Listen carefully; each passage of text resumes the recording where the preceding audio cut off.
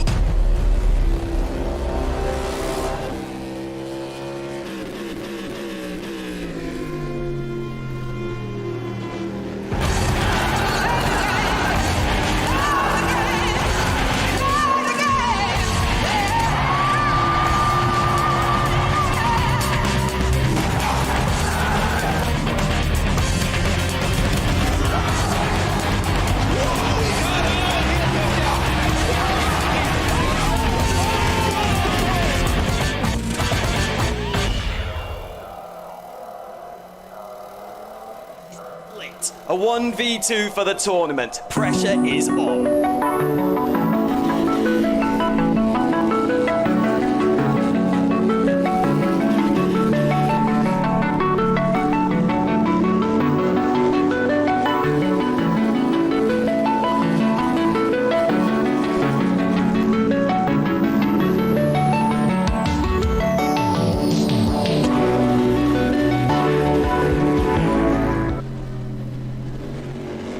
Racing for Green is here to help you carbon neutralize your racing. By planting new trees, Racing for Green offers to make your racing carbon neutral. We already have the calculations, contacts, infrastructure, deals and solutions ready for you to easily buy carbon neutral laps on any racetrack. It doesn't matter if you are a racing fan, team owner, driver, sponsor or partner. Anyone can buy CO2 neutral laps in the Racing for Green webshop and trade CO2 emissions for New Forest. Racing for Green.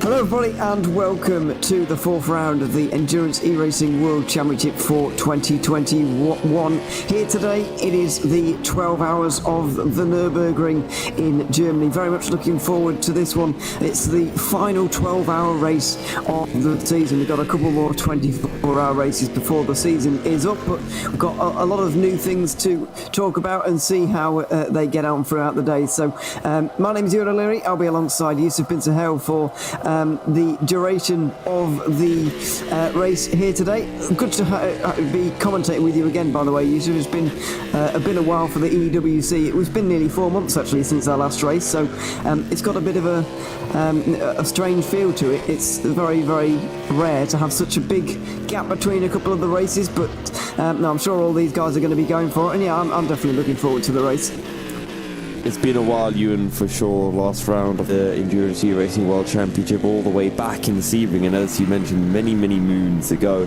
But that being said, we did have the 24 hours of the Nordschleife not too long ago, and we're back in Germany at the Nürburgring. We're not doing the Nordschleife layout, but we do have the Nürburgring Grand Prix circuit ahead of us, and qualifying yesterday was actually a lot of fun.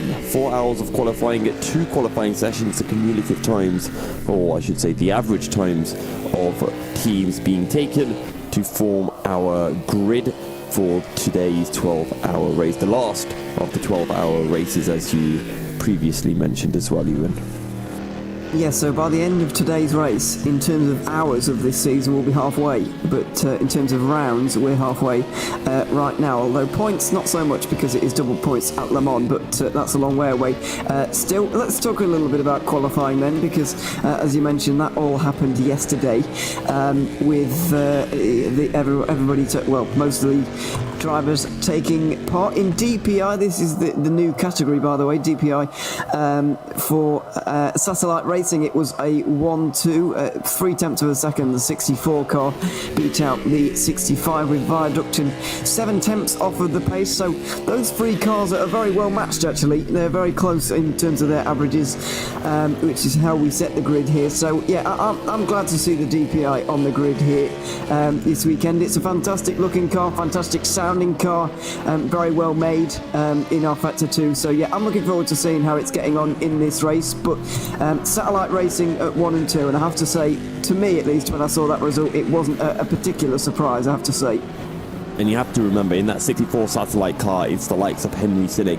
Henry Sinek from Pinsim Drillers. They were the leading hypercar when we had the hypercar class in. Pinsim Drillers disbanded, and it left the likes of Henry Sinek, Timotej Andonovsky, Martin Hemmingsen, Jeroen Kwikel, and actually, even if you go down into the LMP2 class, it left the likes of James Zuber without teams. And Henry Sinek has found a new home in satellite racing, which is fantastic to see.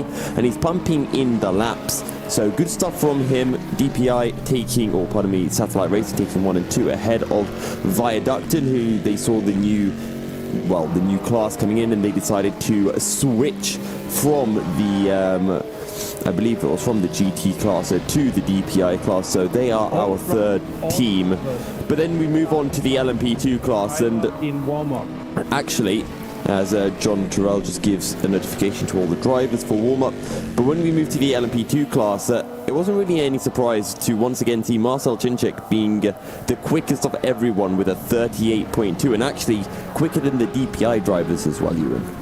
Yeah, absolutely. That was a bit of a surprise to me, really. Just running through the LMP2 results here, by the way, and I'll try and get the LMP2 pole sitters on your screen, although actually they're in the pit lane at the moment, so that might not be the best idea. Oh no, sorry, Czincek did just go out, but anyway, it doesn't really matter. In LMP2 qualifying, it was Varga Sim Racing taking their 4th pole out of 4. They've taken the clean sweep so far, 81 points from a possible 81 in the first 3 races. 6/10 of a second they took pole by ahead of Mugen Sim Racing in their 22. DAC Hackers in 3rd, GC's Motorsport Club ahead of Ramada in 4th and 5th, then DSR Nightmare and DSR Dream Team in 6th and 7th, and then B32 Racing in 8th.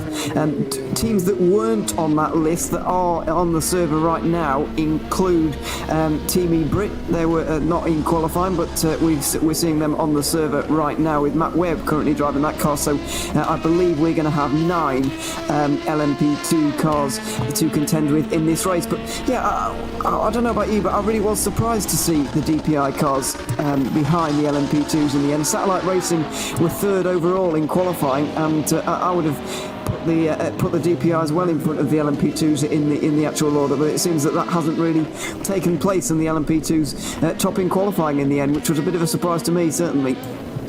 I think there were some changes to the DPI car. I can't remember exactly what Alex Goldschmidt was alluding to it during qualifying. I think some slight changes to the engine just to reduce the power. But the other thing to remember is when you've got the likes of Marcel Czincek in that 117 Varga Racing car, and we know how close he is, and you're also looking at the likes of David Wisner, who was absolutely flying as well, and Yuri Toman. They're so quick. And you're bringing in a brand new car, the DPI, which, let's be honest, it hasn't been announced for a super long time. This has only been announced for, I think, less than a month.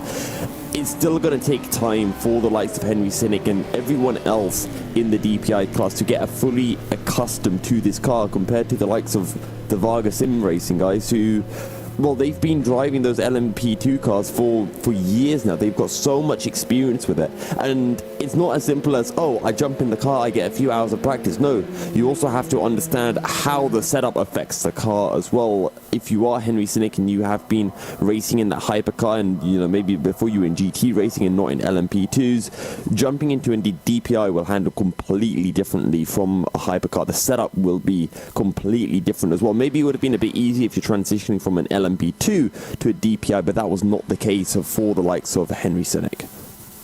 Yeah, absolutely. I think you're right, certainly about the setup part of that it's going to take a little while for the setup to kind of get itself in the right way, if you like. But we're just having a bit of a server restart, I believe, at the moment, just to make sure that everything is okay going into the races. A couple of highlights from qualifying, by the way, on your screens right now. That's Mathieu Ducrot touching the wall through the final chicane. It's we're using the fast chicane here, of course, but yeah, just going down towards GTE, which is the next category for qualifying. And by the way, in the warm-up session there, we had Deuce's Motorsport Club, World of Sim Racing and One Move Esports separated by less than a tenth of a second in warm-up, so that bodes well for the race in a few moments' time. But it must go GD Esports, who took pole position, and that extra point for doing so, which means they're now only 3 points behind the championship leaders. World of Sim Racing at the front, World of Sim Racing second place by 4/10 of a second in that qualifying session. Juice's Motorsport Club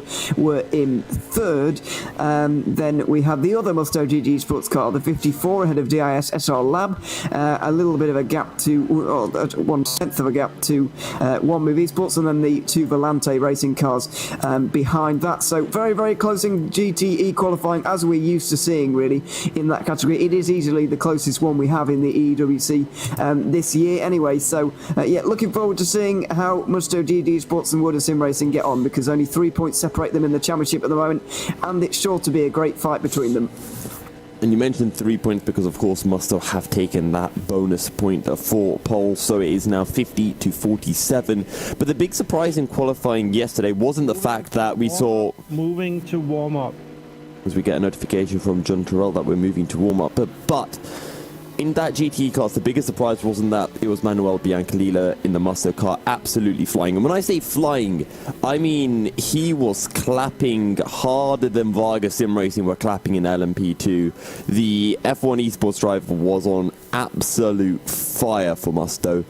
But the biggest surprise is probably Volante Racing, who are sitting fourth in the championship, just 9 points off the championship leaders of WOSR Eisen Performance, being all the way down in, what is that, 6th, 7th place for Volante. They really just could not get the car turned on in the GTE class, and hopefully for them, they can find pace in the race. Hopefully their race pace is good, because otherwise they're really going to be struggling. And at the moment, the GTE looks like a four-way battle, you know. Musto, WOSR, and Uses, all four of them, and by four of them I mean both Musto teams, separated by 6/10 of a second with the cumulative qualifying times.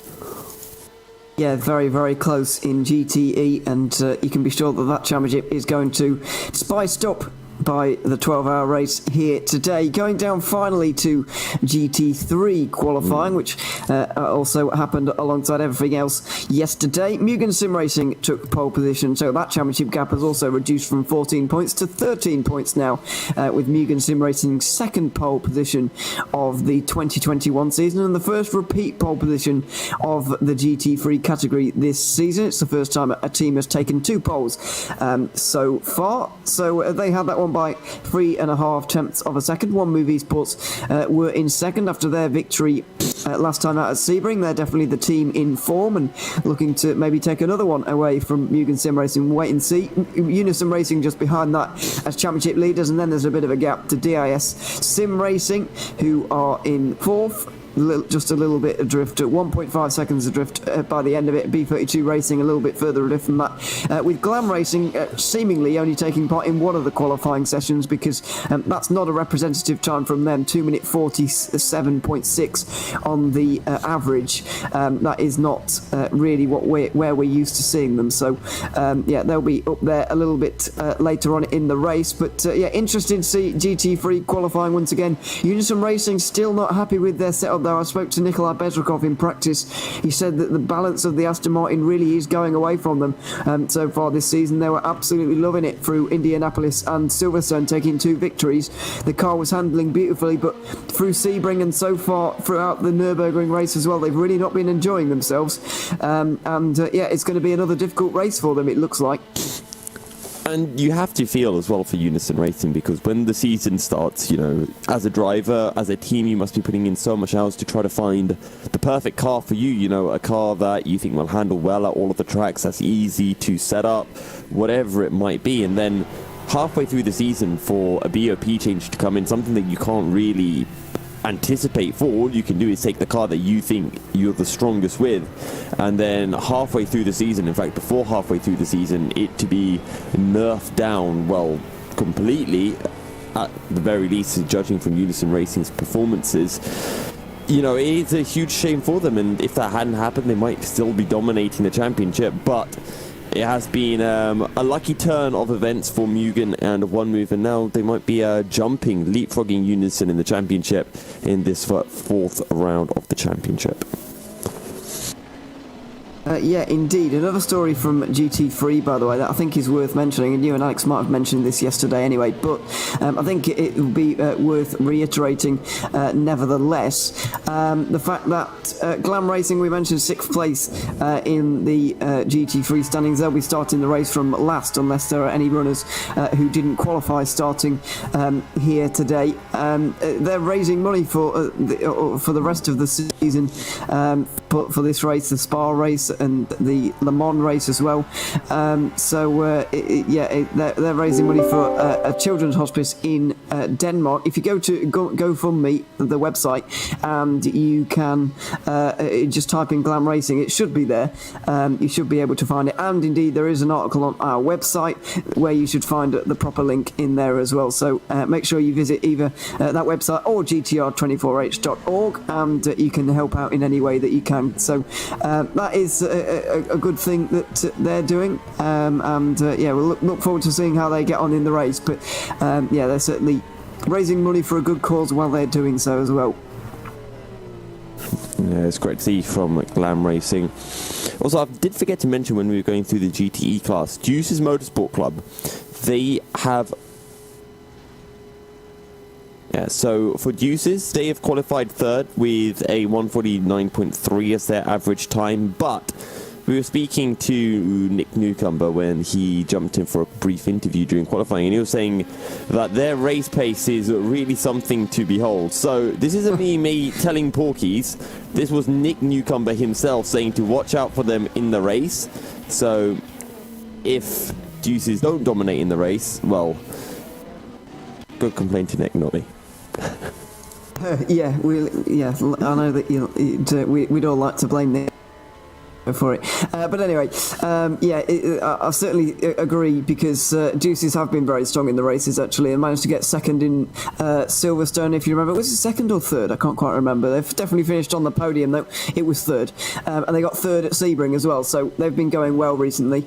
We'll see how they get on in the race. It looks like Toon Lauer is going to be starting their car. Marcel Cintiq will be starting the Vargas Sim Racing LMP2. Matt Webb starting the Team E-Brick car. Ramada Motorsport is being started by Carlos Basto in LMP2, Kim Pedersen will be starting the 766 DSR Dream Team car. David Poloxai will be starting for Mugen Sim Racing. Roland Zux for DAC Hackers. B32 Racing, well, we don't know, because they're all racing together in one location, but Carl Leikegor is going to be starting the DSR Nightmare car. So Toon Lower driving that Juice's Motorsport Club car straight off of the bat. That's going to be one to watch out for. We know how quick he is, but as they mentioned, they are going to be strong in the race, and we'll see where they can get up to, really. I guess it's a really big fight in LMP2 for 2nd place in the championship. Vargas Sim Racing absolutely running away with it, but behind that it's very, very close indeed, and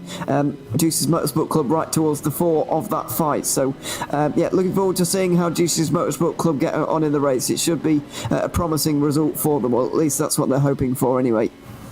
Yeah, they are sitting 2nd in the championship. Just to clarify, Nick Newcomer was saying this about their GT class. I see. I'm sure they will be doing well in the LMP. Oh yeah, sorry, go on. I got confused because Nick's driving the LMP2 this weekend, isn't he? Yeah, exactly. That's why the LMP2 Yeah. are going to do that well. Nick's at the wheel. Yeah, well, fair enough. I hope he's not listening. I said that to him yesterday when he was in the the interview. Yeah.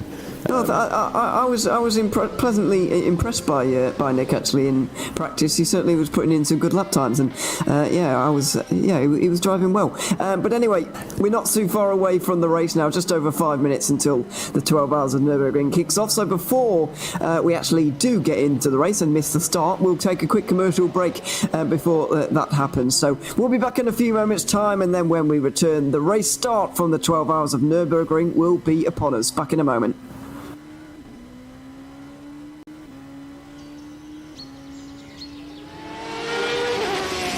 The Endurance E-Racing World Championship 12 Hours of Nürburgring is presented in partnership with Global Flicks, Film Volt, Viper Gaming by Patriot, ESTV, and Motorvision.tv.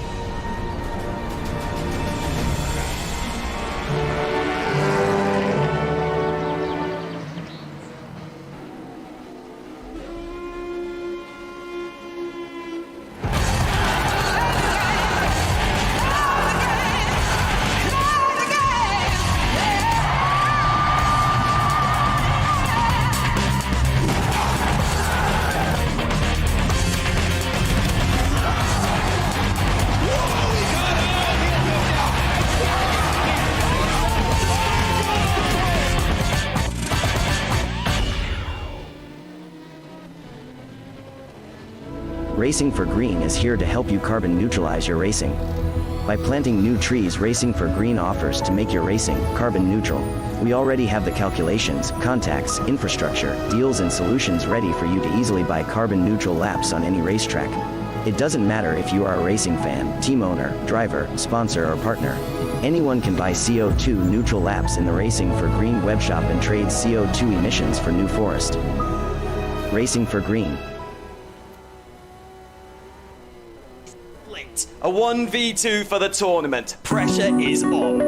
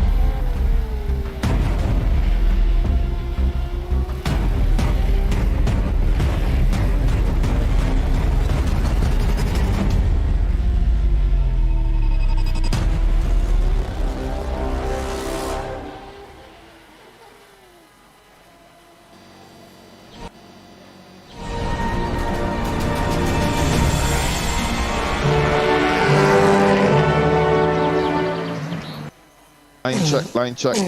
Make sure you can hear my voice for later on. Just a quick note before the race begins. Be following the safety car for one lap. Safety car will pull in at the pit lane entrance. From there, the leader of the DPI class will then dictate the pace of the start, no greater than 120 kph, and You know what he then means. the race will be called green, green, green on the front stretch. That is for all classes. One call for green, green, green for all classes. Reminder, do not cross the pit lane exit safety car line, which is the white line you see to your left as you exit the pits.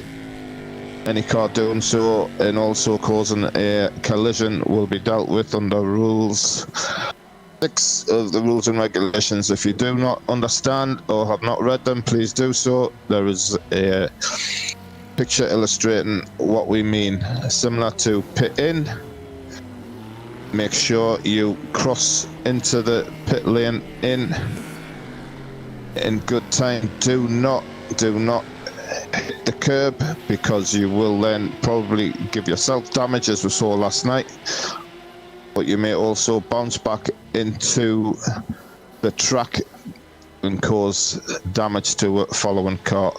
So please, if you're gonna come into the pits, make sure that you get into line quickly after the chicane to make sure you do not do yourself any damage or anybody else. Welcome back to the 12 hours of the Nürburgring. There we go. Nick, you just caught the end of Nick's briefing, which is why we've been silent for the last few moments, but there you are. We're back now with the 12 hours of Nürburgring. The race start is 30 seconds away, well, 2 minutes away. There you go, just a touch word through. Warm-up is going to go on for 2 more minutes, and then the guys are going to be on the grid. They're going to follow the safety car for a lap, and then we're going to be racing. Just an interesting note that we've just had from Nick, you might have heard it, I'm not entirely sure if that was part of the stream or not, or how much of that you will have heard at home, but all right, all of it, there you go. So you will have heard it, but I'll reiterate anyway, that the DPI cars are going to be leading the field around, followed by the LMP2s, and everybody else followed on behind from that. So despite the fact that they didn't actually top the standings in qualifying, DPI are going to take the lead into the first corner at least, and I think that is going to cause for a few sketchy moments in the early part of the race. The DPI cars are going to fall back, and the LMP2s are going to be surging forward, so it's going to be very nerve-wracking for those guys, especially at the front of the LMP2 field. It could be a little bit dangerous early on. Keeping out of trouble going to be very important.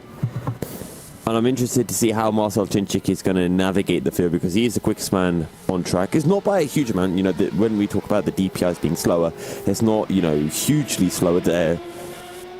Henry Sinek was about a second off the pace of Marcel Czincik. He was right in that LMP2 class. He qualified 4th overall or something like that, or I think it was 3rd. So we'll have to see what he can do and how quickly Marcel Czincik can work his way through the field. We talked about the starting drivers for DPI and LMP2, but we didn't really get a chance to touch on GTE. So for WOSR Eyes on Performance, Boya Milan will be at the wheel of the 51 car. For the 74 of Deuces Motorsport Club, it will be Juha Maki-Jupi, Fabio Liuzzi for Musto, Manuel Biancalila for the Musto A team, and then in DIS it's probably going to be Andy Kurtzen, but we do not know. Luka Frlich in the Volanti Racing 67 car, and that is all of the GTE cars. Oh, we've got Guillaume Mas as well in the 31, which is the One Move Esports car. Yeah, just to round that off, GT3, Wilton Varking is going to start the Mugen Sim Racing 41. Glam Racing are going to be headed by Lee Russell, at least early on. Thibaut Malbron is going to be starting the race for One Move Esports. B32 Racing's number 2 car are going to, well, it's number 420, but number 2, as in their second car, is going to, well, we don't know who's going to be started by once again, because they're all in the same location. Nikolai Bezrukov is going to be starting the Unison Racing car from 3rd, and DISSR Lab are also all in the same location, so we don't know who's going to be starting the race for those guys, but we'll wait and see how they get on. Nevertheless, we're very, very close to getting the race underway now. The guys are going to be on the grid very shortly, and then they'll be able to do their formation lap and get themselves underway for the 12 hours of the Nürburgring. I'm just going to take a quick look now at what the weather may do throughout the race. Hopefully we can get a view on the screen as well as to how the weather may be doing. I'm not entirely sure if we're going to get a radar or not, if we can get a radar or not, but there we go. I'll try and tell you at least if we can't get one.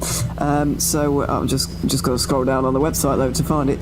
But I'm checking it as well now. Yeah, it's a bit of a race to try and find what the weather. Here we go. Looks go on. Dry. Okay. We got a little bit of rain in practice. I don't think there was any rain in qualifying. It doesn't look like there's going to be any rain in the race either. Yeah, it's looks like it's going to be a dry race from this point, yeah, that's going to be a relief to some, but not such a relief to others. I mean, we haven't actually seen any rain in any of the races so far, which I find almost bizarre at this point. Because surely by this point we're nearly 48 hours into the season. Surely no. We got rain at Silverstone. Yeah, we got rain at Silverstone. In the race. In the race, we definitely had. Do I just not remember it? I think you don't remember it. Oh, I can't remember if we had rain at Indianapolis. I know it definitely rained in part of qualifying, but I don't know if it rained during the race. Silverstone, it definitely rained at some point, because I remember that being a discussion point that we had. Okay. Oh, right. Yeah, okay. Did we not have rain? No, we definitely had rain. Okay. Sebring was dry. Yeah, I thought all the races were dry so far, but apparently not. I clearly got that wrong. Well, I misled everybody in practice then, because I was going on about the fact that we haven't had rain so far this season in a race, and only in practice sessions. You were testing them. I'd like to say that I was, but I wasn't really. But anyway, if we're about to get into the race, we just had to do a little server restart to make sure that everything is in order and everything is okay before we embark on a 12-hour race, because it would be not great to get to the end of the first hour and find out that things have gone wrong, so we're not going to do that. And we're going to have a quick restart before we finally get this race underway. But it's just going to add to the kind of the nerves and all of the pre-race hoo-ha for all of these guys. It's going to not help them out, certainly, that the start has been delayed ever so slightly. So we'll just get the server restarted and then we'll be underway for the race. But I think we're in another practice session at the moment. We'll be able to go into the race in a few moments' time. Hopefully we don't have to reset the grid again, but there is a chance we do need to reset the grid, so that is going to take a little bit of time to do before we get into the race. But these guys are all going to be waiting patiently, and then hopefully we'll be able to get underway. But as I said, not an ideal start for any of these guys. They would have wanted to get underway by this point, but it's just the pre-race is just getting strung out more and more, it's certainly not going to help these guys in any way. But this does mean, Ewan, we've got a chance to remind all of our wonderful viewers who might be tuning in through a variety of different sources, and welcome to you all, as to what the championships are looking like and where the battles are, what the teams to be keeping an eye out on in the GT3 class. Unison Racing, Mugen Sim Racing, One Move Esports, the 717, the 41 and the 26 are in their battle for the championship lead, all separated by 15 points. Mugen Sim Racing and One Move separated by just 1 point. GTE has been, the field that from the get-go, Ewan, that we expected to be the closest, the one with the most action, and it has turned out that way. WOSR is in performance, the 51 car, leading the 53 of Musto GD by just 4 points, and then just 3 points further behind are Mr. Consistent, the consistent team of DIS Sim Racing, that is the 45, and then you've got Volante Racing just a further 2 points behind. You might even be including the second Musto team in that. They're on 34 points, just at 16 behind the championship leaders of WOSR ISIM Performance. Yeah, absolutely. It's all very, very close in GTE, especially. Very much looking forward to seeing how that develops over the race here today, and we'll obviously be doing the calculating and whatever throughout the race to try and work it out. We'll see. As I mentioned a little bit earlier, as we ran through the grid, Musto GD Esports, the number 53, are going to be that 1 point closer because they took pole position. They might be able to take some points away from World of Sim Racing because they're starting in front of them. If they're able to beat them out in this race, then they'll be up there, and retaking the lead, but yeah, it's all been very, very close in GTE, and those top 5 cars haven't really had any off days so far. Maybe the 54 finishing in 8th at Indianapolis could be counted as an off day, but not really so far. A similar thing in GT3 as well, where the top 5 teams have all finished in the top 5 in all 3 races so far, just in different orders. Unfortunately, Danish Racing League aren't here this weekend, I don't believe, so that is a shame. I'm not entirely sure what's happened to them, but they haven't been joining us for any of the practice or qualifying yet. They're not in the server right now, so I presume that they're not going to be taking the start. That's a shame to see for those guys. They were really starting to find their feet in the season. Had a bit of bad luck, of course, but who hasn't at some point throughout this season. But if you remember back to GT3 and the start of the Sebring race, Unison Racing got damage immediately, and they were already almost 2 laps down by the end of half an hour or so. So it really wasn't a very good start for Unison Racing in the Sebring race. Let's hope for a bit of a cleaner start into this in this one. But Nürburgring's Turn 1 is famous for lap 1 incidents, so it's going to be a very, very tricky start for everybody.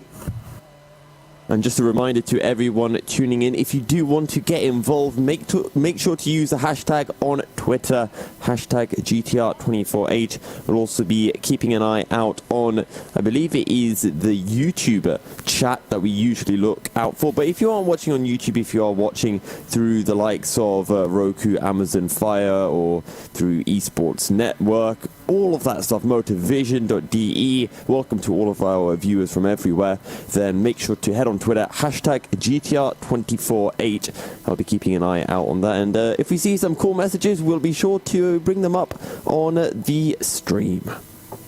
Yeah, absolutely, and I'll keep an eye on the YouTube chat as well, just to have a look at who's there and what's going on.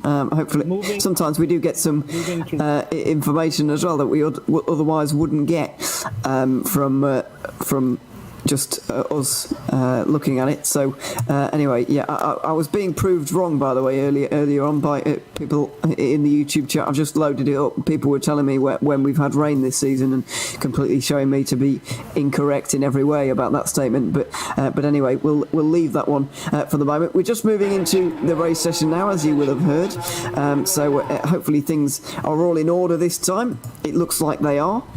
So yeah, we'll be able to get into the race in the not too distant future, and yeah, looking forward to it. It's going to be a good one. Everybody just getting onto the grid now, you can see, and then we will be underway for the 12 hours of Nürburgring. But formation lap coming up, DPI cars in front of the LMP2s, and then the GT cars coming up after that. So yeah, we're ready to go racing here into once around the clock for a 12-hour race, the last 12-hour race of the season. It should be a good race. And yeah, we'll see who ends up coming out on top. I'm sure there'll be many twists and turns along the way. And I'm going to start off this broadcast by saying the same thing that I said in qualifying, which was for those people who don't know how to distinguish between the DPI and the LMP2 cars. The DPI, or I should say the LMP2 cars, look just like the DPIs, but they're the ones with the ugly front end, you know, the box, the bug eyes at the front, whereas the DPIs have more of a sleeker looking front end, the smaller headlights, if you will. Well, it's a controversial opinion there to call out the LMP2s, but the DPI cars certainly do look better. I think throughout the day here today, we are going to try and get an onboard lap with at least a car from all of these classes, just to give you an idea of what these guys are dealing with, and we'll be quiet as well for a couple of minutes while those guys do those onboard laps throughout the day. But that's to worry about a little bit later on. For the start, at the very least, we're going to have some very, very good action indeed. Let's get some predictions in, shall we, Yusuf? Who do you think is going to come out on top in this race? Is it even going to be a DPI car? Is it even going to be an LMP2? What do you think? Well, I was discussing this with Alex Goldschmidt yesterday, because I think in terms of raw pace, it's going to be the 117 of Arga Racing. Marcel Cinchik's going to have the lead by the end of the first stint. But the thing that I don't know yet is how far can that DPI fuel tank go, because the LMP2 fuel tank, we know fairly well now, lasts around 45 minutes. But the DPI, we don't know. It might be more, it might be less, it might be exactly the same. If it's less or exactly the same, then I still think Marcel Chinchik will take the win. But if it can go significantly longer, and I'm talking about 10 minutes longer, then I think it will be Henry Sinnick and the 64 Satellite Racing team that will be able to take the top spot of the overall race. Yes, we'll wait and see. I'm very interested to see what's going to happen here. By the way, that ticker on the left, on the bottom left-hand side of your screen is ticking down from 12 hours. I believe that the time has already started, unless that is incorrect on the bottom left. I'm not entirely sure. But these guys will just be losing about 3 minutes of the race, or maybe 4 when we get to the line. But that is going to skew the fuel times a little bit, so I wouldn't take too much note of the actual the first run through here in terms of the how long they can actually go on fuel. I reckon the second time through is going to be more like what we're used to seeing. But something that I have noticed, which is a bit of a shame to see, the 66 Volante racing car has not been able to get into the race at the moment. It doesn't look like. I'm looking to see if they're on TeamSpeak at the moment. There isn't actually anybody in the TeamSpeak for them, but they qualified, but unfortunately not able to get into the race here in this one. So that is a shame to see, but the field is now lining up 2 by 2, ready to go towards the final chicane and ready to get towards the start here in a few moments' time.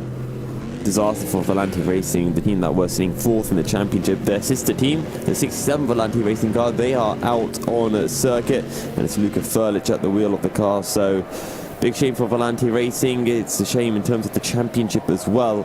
You've got your 3 DPI cars at the front of the field, and that pace car will be coming into the pits at the end of the lap, and the DPI cars will then be setting off. I just want to see if in the background the GTE cars have left a long gap to the LMP2s, as we do see that from time to time. But it is going to be a Satellite Racing 1-2 in the DPI class to kick things off here at Nürburgring.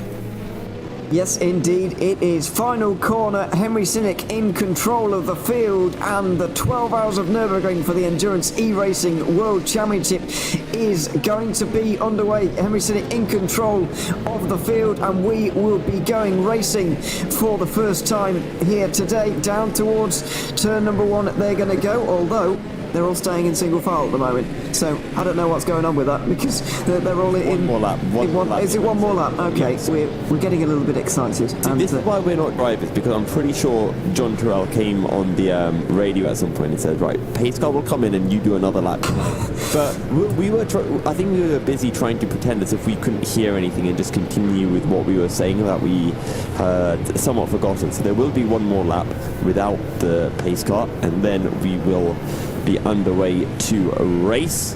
1, 2, 3 for DPI, and then is a long list of LMP2 cars before you make your way to my favourite class anyway, the GT class. I've somewhat embarrassed myself there, going a little bit crazy for the start. I take full blame for that, because I fully led you with, oh yeah, it's a Satellite Racing 1-2 through the final corner, and yeah, I think I take the blame for that one. Did set me up for the open goal, but unfortunately the game hadn't started yet, so it didn't count. But anyway, we're still on the formation lap. Did you have to remind me that the Euros are also running today? I'm going to have like a second screen just checking the scores every now and then. Well, yeah, I'm going to be checking the scores a little bit later on as well. I'm not sure. I hope that Peter and John on football fans, actually, because I know that Denmark are playing today, and that could be a problem. I know that I wouldn't really be concentrating. Wales as well. Yeah. Do you have any Welsh heritage, Ewan? Well, I do actually, but I don't really support them in any way. So yeah, I think if Wales are beating Denmark, we pretend like we have Welsh heritage. If they're losing to Denmark, then, you know, we're just like, yeah, Denmark, you know, Denmark's everyone's second favourite team now. Well, yeah, they are. What happened to Christian Eriksen? That is true. That is very true. So yeah, we'll try and keep the football talk to a minimum, because I know that some people hate it. Yeah, we'll keep quiet for some parts, but we may delve in a little bit later on. Still a long way to go until we get to that point in the stream, and by that point things will be a little bit more spaced out, and we'll be into the rhythm of the race, you might be able to imagine. So yeah, we'll see. But final formation lap is just about to be completed then, and this time Henry Sinnick will be in control of the field. Satellite Racing 1-2 with Viaducton in third place. Marcel Cinsic is going to be in the lead of the LMP2 category, and following on is going to be 9 other Oricas, 8 other Oricas, and then 1 Ligier. To make up the LMP2 field. That's B32 Racing at the back of the field. Musto GT Esports are going to be leading the GTE category through. 7 cars involved in that one, and then 6 cars involved in the GT3 category that will be led by Mugen Sim Racing and Zoltan Varkingi, who's starting that McLaren. But they're coming through the final chicane right now, getting ready to get this race underway. It's going to be a single file start between these guys because it is a very, very dangerous turn 1 indeed. Henry Sinnick in control of the DPI field and indeed the entire race here. He's got Nello Pastoriano just in behind him in the 65, followed by Viaducton.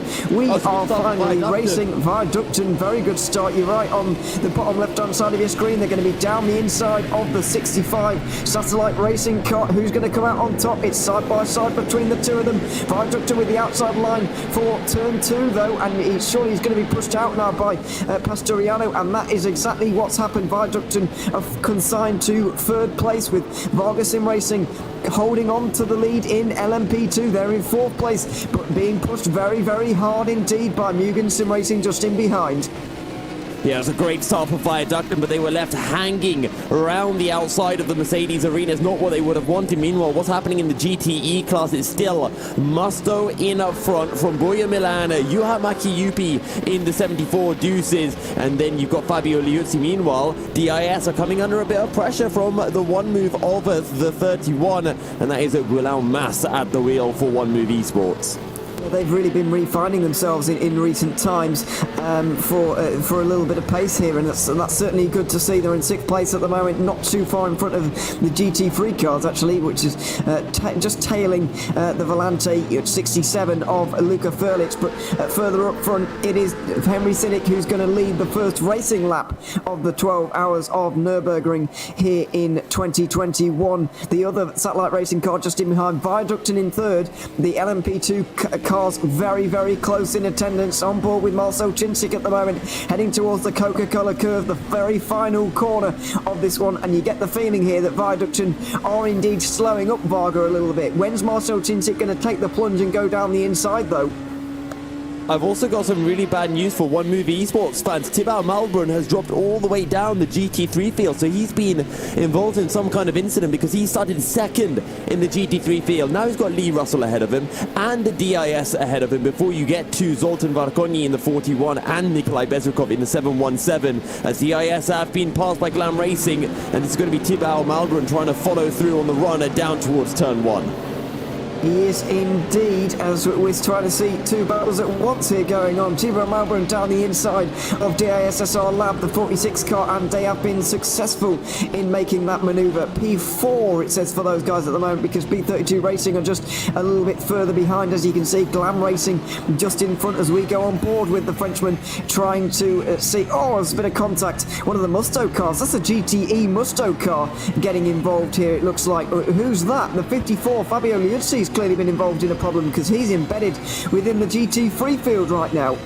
He ran wider through turn 1. It did the muscle. I kind of just caught it from the track side of it, Thibaut Malbrun, so I'm not quite sure what happened, whether he just outbraked himself or whether there was contact with the likes of Juha Mäki-Jypi or Guillaume Mas, as I know Guillaume Mas was on the rear end of the Musto car previously. But as you mentioned, on board with Thibaut Malbrun as he tries to find a way through on Lee Russell, but I think maybe the man to watch on board with is Fabio Liuzzi as he tries to clamber his way through the last few GT3 cars of Nikolai Bezrikov right in front of him in Unison Racing, and then Zoltan Varkonyi before he can make his way back into the GTE class. Yeah, absolutely. That's not a good start at all for them. 45 DASSR lap car, by the way, is also in the GT3 field right now, so that's not good news for them. Vargas Sim Racing have made their way up to second place, by the way, as Nello Pastoriano has also been passed there, so I'll try and find out what has happened with those guys. I don't think it's any particular problem to worry about here, but it's just the pace of that DPI car at the moment. Vargas Sim Racing have got through on Viaducton, who are now down in 5th overall. Mugen Sim Racing have also got through with them, and Mugen are also trying to get through on Pastoriano themselves right now. Good stuff from Marcel Ginchik, and let's see whether Kaluxai can find a way through on Pastorino. He's 1.5 seconds behind for now, so you probably won't be seeing too much action for a second. And I'm going to stick with this battle in the GTE class. If you want to get another battle on your screen, thankfully we've got the tech here at GTR24H to have multiple battles on your screen for extra entertainment for all of you viewers at home. Yeah, indeed. On board with Toon Lower at the top right-hand side of your screen at the moment, as we're on board with Fabio Liuzzi as well, trying to get through on the Unison Racing car, that is, at the moment. They are currently in second in GT3 because of that One Move Esports problem that they had not so long ago. Liuzzi trying to get through and get himself recovered in this race almost, but that's not working out too well at the moment. Toon Lower was having a fantastic start. He was up to third immediately, but he's dropped back just a little bit here. I believe Nick Newcomb will be driving that car very early on in this race for about the first 6 hours. He will be partnering Toon Lower in this one as David Kolotsai gets through on the satellite racing car. Down the inside goes Toon Lower. A bit of a hip check towards Carl Likagor, who just got through in the 777, but that's a fairly easy manoeuvre, and the battles in LMP2 continue because B32 Racing are on the back of the 777 as well. And we saw Fabio Liuzzi making his way through on Nikolai Bezrukov as Tibor Malbrun getting a huge chunk of sideways. For those people who didn't witness qualifying, the hot point for incidents here at Nürburgring is the NGK chicane, the final chicane. You carry so much speed into the corner and it is so easy to get wrong, and if you try to save the car, it ends up even worse. You have to just let it run wide. Meanwhile, Tibor Malbrun won't be letting it run wide. He's going to go down the inside of the Glam Racing car, but I think that would have been Lee Russell maybe getting the switchback. But the issue is off camber through turn 2. If you've got the inside, it's so much extra grip in these GT cars, and that's going to be the job done for Malbrun as he moves up to P22 overall. Does indeed, and that's third place in the GT3 category, just behind Unison Racing. There is an incident. Oh, sorry, that's not an incident report I should be looking at because we're not on lap 43 yet, so that's clearly a bit of a rogue report that we're going to have to ignore for the moment. But in GTE, as you're seeing on your screens right now, it is very, very close indeed, especially between the top 4. Manuel Biancalula has taken the lead off of the start here, or retained the lead, should I say. Boya Milan just behind. We're on board with you, Hamaki Yupi, the Finnish driver, trying to get involved in this one, with Guillaume Mas not too far behind. 3 Porsches trying to take down the 1 BMW at the front of the field right now. It's very, very close in GTE, but it's about to get even more interesting here because we're not too far away from lap traffic. Henry Sinnick is still leading this race, with Vargas Sim Racing in second, Mugen Sim Racing in third, but the back of the GT3 field is about a quarter to a third of a lap away, I believe, at this moment. And one thing that I am scared about is I wonder what the track limits are, because here at the Nürburgring it is very easy to abuse track limits. I'm looking at you, Schumacher S, I'm looking at you, NGK chicane. And if the drivers do just take liberties, they might be finding themselves picking up some drive-through penalties, some stop-go penalties as we get further and further into the race. But as you mentioned, it's a BMW from 3 Porsches in the GTE class. It's the all-German show here at the German Nürburgring.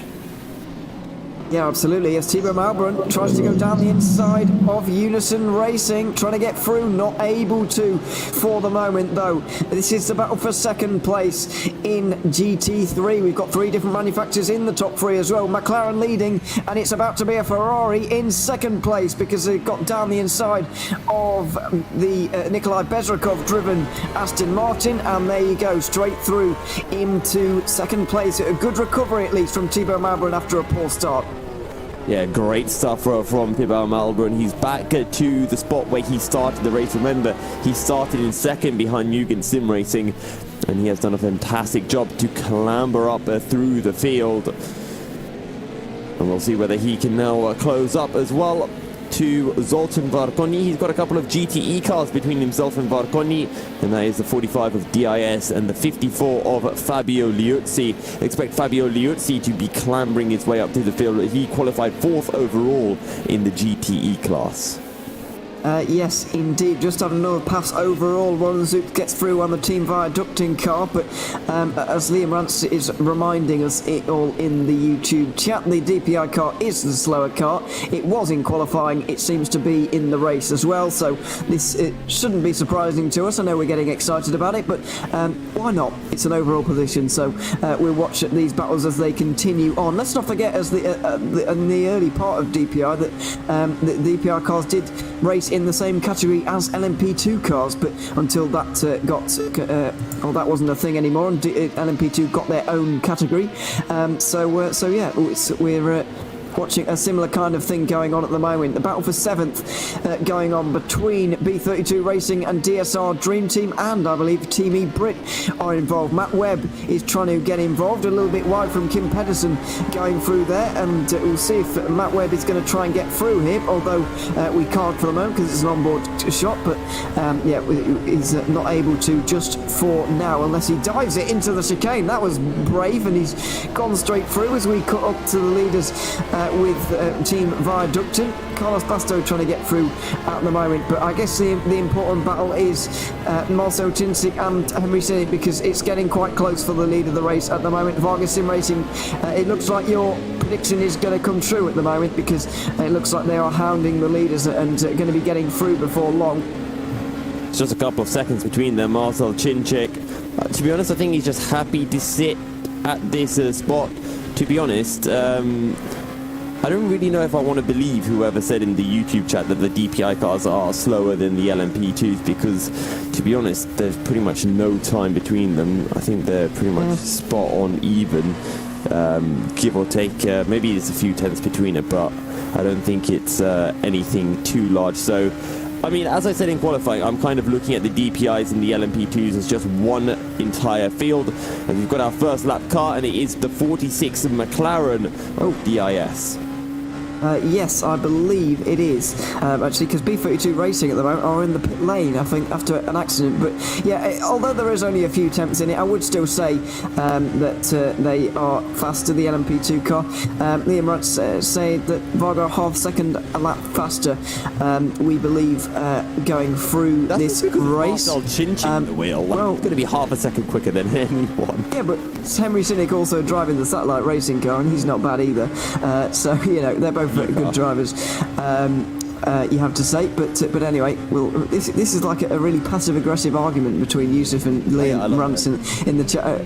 You're just the mediator here, right? I feel a bit nervous. I'm not going to lie, I do feel a bit nervous. But anyway, we're on board with Marcel Cincic.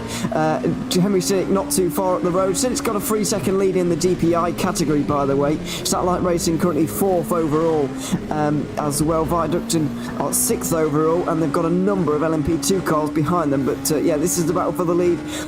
Cincic not too far behind, and the pass may be done in traffic, because look at this now, the GT3 cars are in the windscreens of these guys right now, and things are about to get very interesting now. Oh yes, they are. That's the Glam Racing that we're seeing Henry Sinnick finding his way through, and then he's just going to slot in between Glam and Unison Racing. Unison Racing in the Aston Martin. Marcel Cincic gets a good run coming out of the Dunlop curve, and he's going to try to go around the outside of Unison into the Schumacher S. Oh! As expected, he runs wide as a result of it, because he just can't turn in. You get onto the marbles, and then you just understeer out wide. Carries so much speed into the left-hander, and he drifts all the way through it as well. Good save there, by the way, from Cincic to be able to opposite lock his way through the left-hander, but it has bought Henry Sinnick just a little bit of extra time here to enjoy the lead. Vargas still leading in LMP2, of course. Manuel Biancalula still holding off Boya Milan, Yuhamaki UP, and Guillaume Mas in GTE, by the way, with Zoltan Varkingi even up the road from these guys. He's had an absolutely flying start, by the way, in the Mugen Sim Racing car. Mugen Sim Racing having a good start to things is the 41. And well, Zoltan Varkoni, he is at the moment, well, I'm just looking, he's 10 seconds clear of Thibaut Malbrun. And this is just fantastic from the side of Mugen. Mugen yet to win a race. They got a P3 in the opening round in Indianapolis, followed by a P2 in Silverstone, and then another P2. But they are yet to win a race. And I think they did have some unfortunate issues in Sebring, if I recall correctly. But that is all part of endurance racing. You've got to keep the car clean. Sometimes that comes down to skill, sometimes that comes down to luck, and sometimes it comes down to a mixture of both. Yeah, absolutely. You do need both to be able to take a victory through here. Chinchik is trying to get through on the DSR Lab 45 car as these guys work their way through GT3 traffic. But let's take a look at the start of the race once again here. We can get a replay of it now. It was Henry Sinnick taking the lead through the start of the race. You can see on board with Viaducton we're on board with right now. And they're going to get the jump here on Nello Pastorino. So a good start from them, and there you go, they just react a little bit quicker to the satellite racing car, and now down the inside they're going to go into turn one, trying to make the move here, but in the end it's not going to come off because, as you mentioned earlier on, turn two is off camber. It's very hard to go around the outside through there, and they weren't able to make the pass.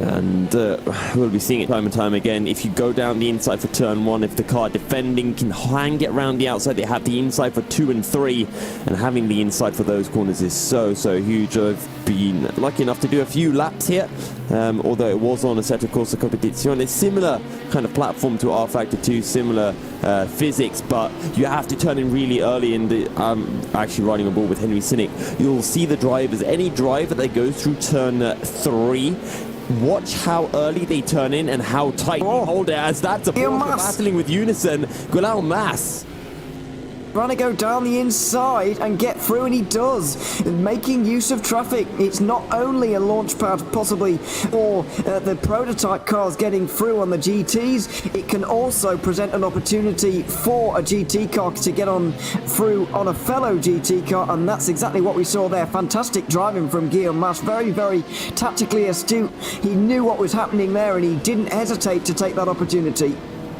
Great stuff from Guillaume Mas. It was some aggressive defending from Juha Mäki-Jypi, who really pushed him all the way to the track limits on the run down into the Ford chicane. But Guillaume Mas now up a position, up to P3. And remember, that 31 car is not sitting very well in the championship. It's all the way down in around P10, having never secured more than I think a top 5 finish. I don't even think they've got a top 6 finish this season. Oh, sorry. I saw a car off. It's just one of those cars that are parked around as part of the furniture. So that was very embarrassing. But no, that's really annoying. That is off-putting. Yeah. Very off-putting. Yeah. I know that it's realism and whatever, but you know it's also confusing all at the very same time. We're on board with Fabio Liuzzi, by the way, and he's struggling to get through on the GT3 McLaren, leading this race. By the way, Zoltan Varkini is a man possessed early on in this race. He's been absolutely flying, and even some of the GTE cars can't get through on him. Zoltan Varkoni was pretty possessed as well. In qualifying, he was dominating affairs. And, well, Fabio Liuzzi is going to have a tough time getting through him, because while Zoltan Varkoni may be in the lower class, he's still bloody quick. And the GT3 cars are not too much slower than the GTEs. You're talking about maybe a second or so, and put Zoltan Varkoni in the car, and, well, it becomes more like half a second. Yeah, absolutely. He's very quick indeed. Two and lower, not too far behind the car in front, by the way. But Fabio Liuzzi is now making a bit of a move on Varkini. I know this is not a position in class, but it is an overall position for 18th overall in the race. And a bit of defending even from Varkini. Or is he letting him through? Not really. It's hard to tell from this onboard shot. Round the outside for Liuzzi now. Varkini on the inside line, and he's going to be on the outside for the Schumacher S, which is not really where you want to be. And some LMP2 2 cars not really liking what they see in front of you. This is the last thing you want really as a prototype driver, is to see battling cars in front of you. That's unfortunately what they've got to deal with right now. Around the outside through the left hand, it looks like everybody's going to be able to get through without issues, although Varking was slowed down ever so slightly by that, and he's been just repassed there by the 45 DAS SR Lab car. Smart from Vargoni. I think he let the Porsche through, to be honest. I think he knows he's just losing time in this battle. It's not a battle that he needs to be in. Just slot him behind, and maybe he can even use the GTE cars ahead just to pull him even further away from Thibaut Malbrun, who is now 6.5 seconds behind him. Yes, indeed. It's a big gap at the front of the field at the moment. Matt Webb is on the right hand side of your screen right now. He's been making some moves here. He's made a move at the very least on Kim Pedersen, who's just dropped a little bit further back right now. He's Matt Webb on the back of B32 Racing as things stand. So the first run through traffic has now been completed for all of the prototypes, and indeed the GT cars have been able to let everybody through fairly nicely in the end. It's been a fairly clean start to this race, but unfortunately, oh no, we don't have any retirements just for the moment. I thought I heard we had news of a retirement early on, but B32 Racing GT3 are still in the race, so that is certainly good news. But yeah, we've still got Henry Sinek leading, coming under increasing pressure though from Marcel Chinzik for the overall lead. I was thinking, does Volante Racing not starting the race count as a retirement? I guess not, because you can't really retire if you never started. So, but either way, in case you didn't get it, Volante Racing not in this race. They qualified pretty much right at the back of the field. It was both Volante Racing cars at the back, and sadly the 66 not able to make the race start. So that's going to be a huge blow for them in the championship. They were trailing the championship leaders in the GTE class by just 9 points, and well, it's going to be a lot more than that come the end of this round. Yes, it is indeed. I'm afraid that could be their championship charge over, although a 24-hour race at Spa and then a double points 24 at the Le Mans circuit may prove to be useful for them in making some points tally at the very least, so we'll wait and see. But yeah, Henry Sinek still coming under pressure right now. Let's not forget that the DPI category in terms of the championship has been reset in terms of the points here, so that's interesting, and it will mean that Henry Sinek, if things were to stay as they are right now, which they're not going to, would be leading the championship, as Team Brett have just had a bit of a problem there, and you see Kim Pedersen trying to go around the outside through turn 3, bit of contact between them, and I believe that might have even been in traffic because they're still making their way through the upper portion of the GTE category. So yeah, interesting moment, a bit of a scary moment as well, you might imagine, for Matt Webb as he was off on the inside onto the grass there. Yuka Makiyupi might have been involved as well. He's dropped back a little bit.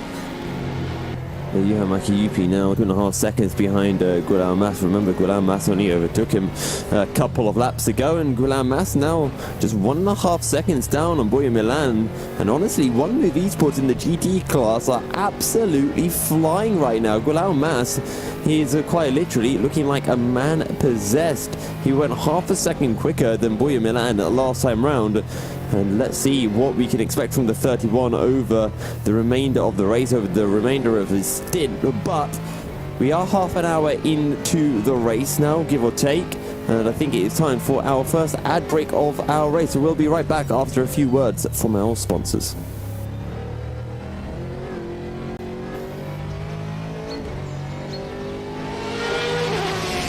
The Endurance E-Racing World Championship 12 Hours of Nürburgring is presented in partnership with Global Flicks, Film Bolt, Viper Gaming by Patriot, ESTV, and Motorvision.tv.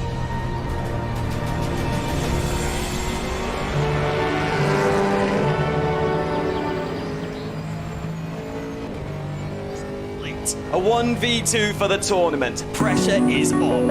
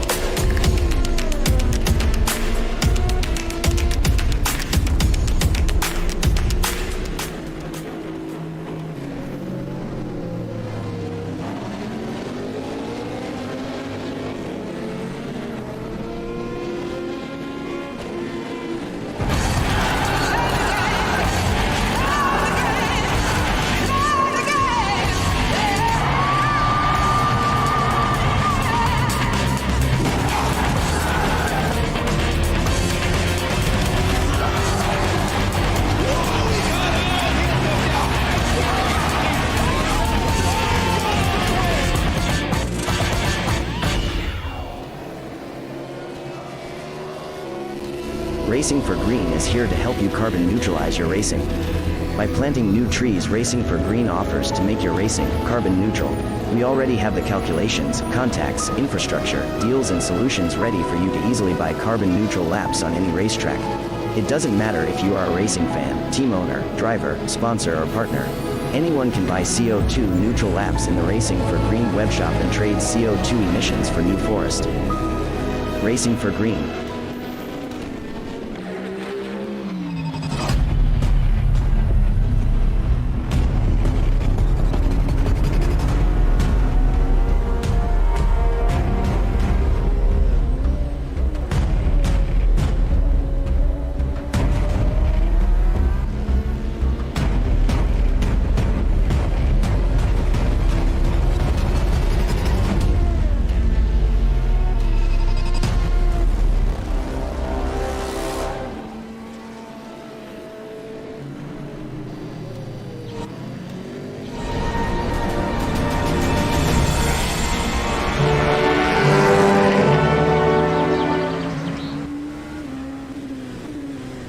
Welcome back to the 12 hours of Nürburgring 2021, the fourth round of the EEWC. This year, we're 35 minutes into the race and Henry Sinnick is still leading. Marcel Cincic, you're on board with right now, or you were a couple of months ago, is very, very close behind. We've just seen a bit of an incident though, Yusuf, between the 45 and Fabio Liuzzi on the screens right now as well.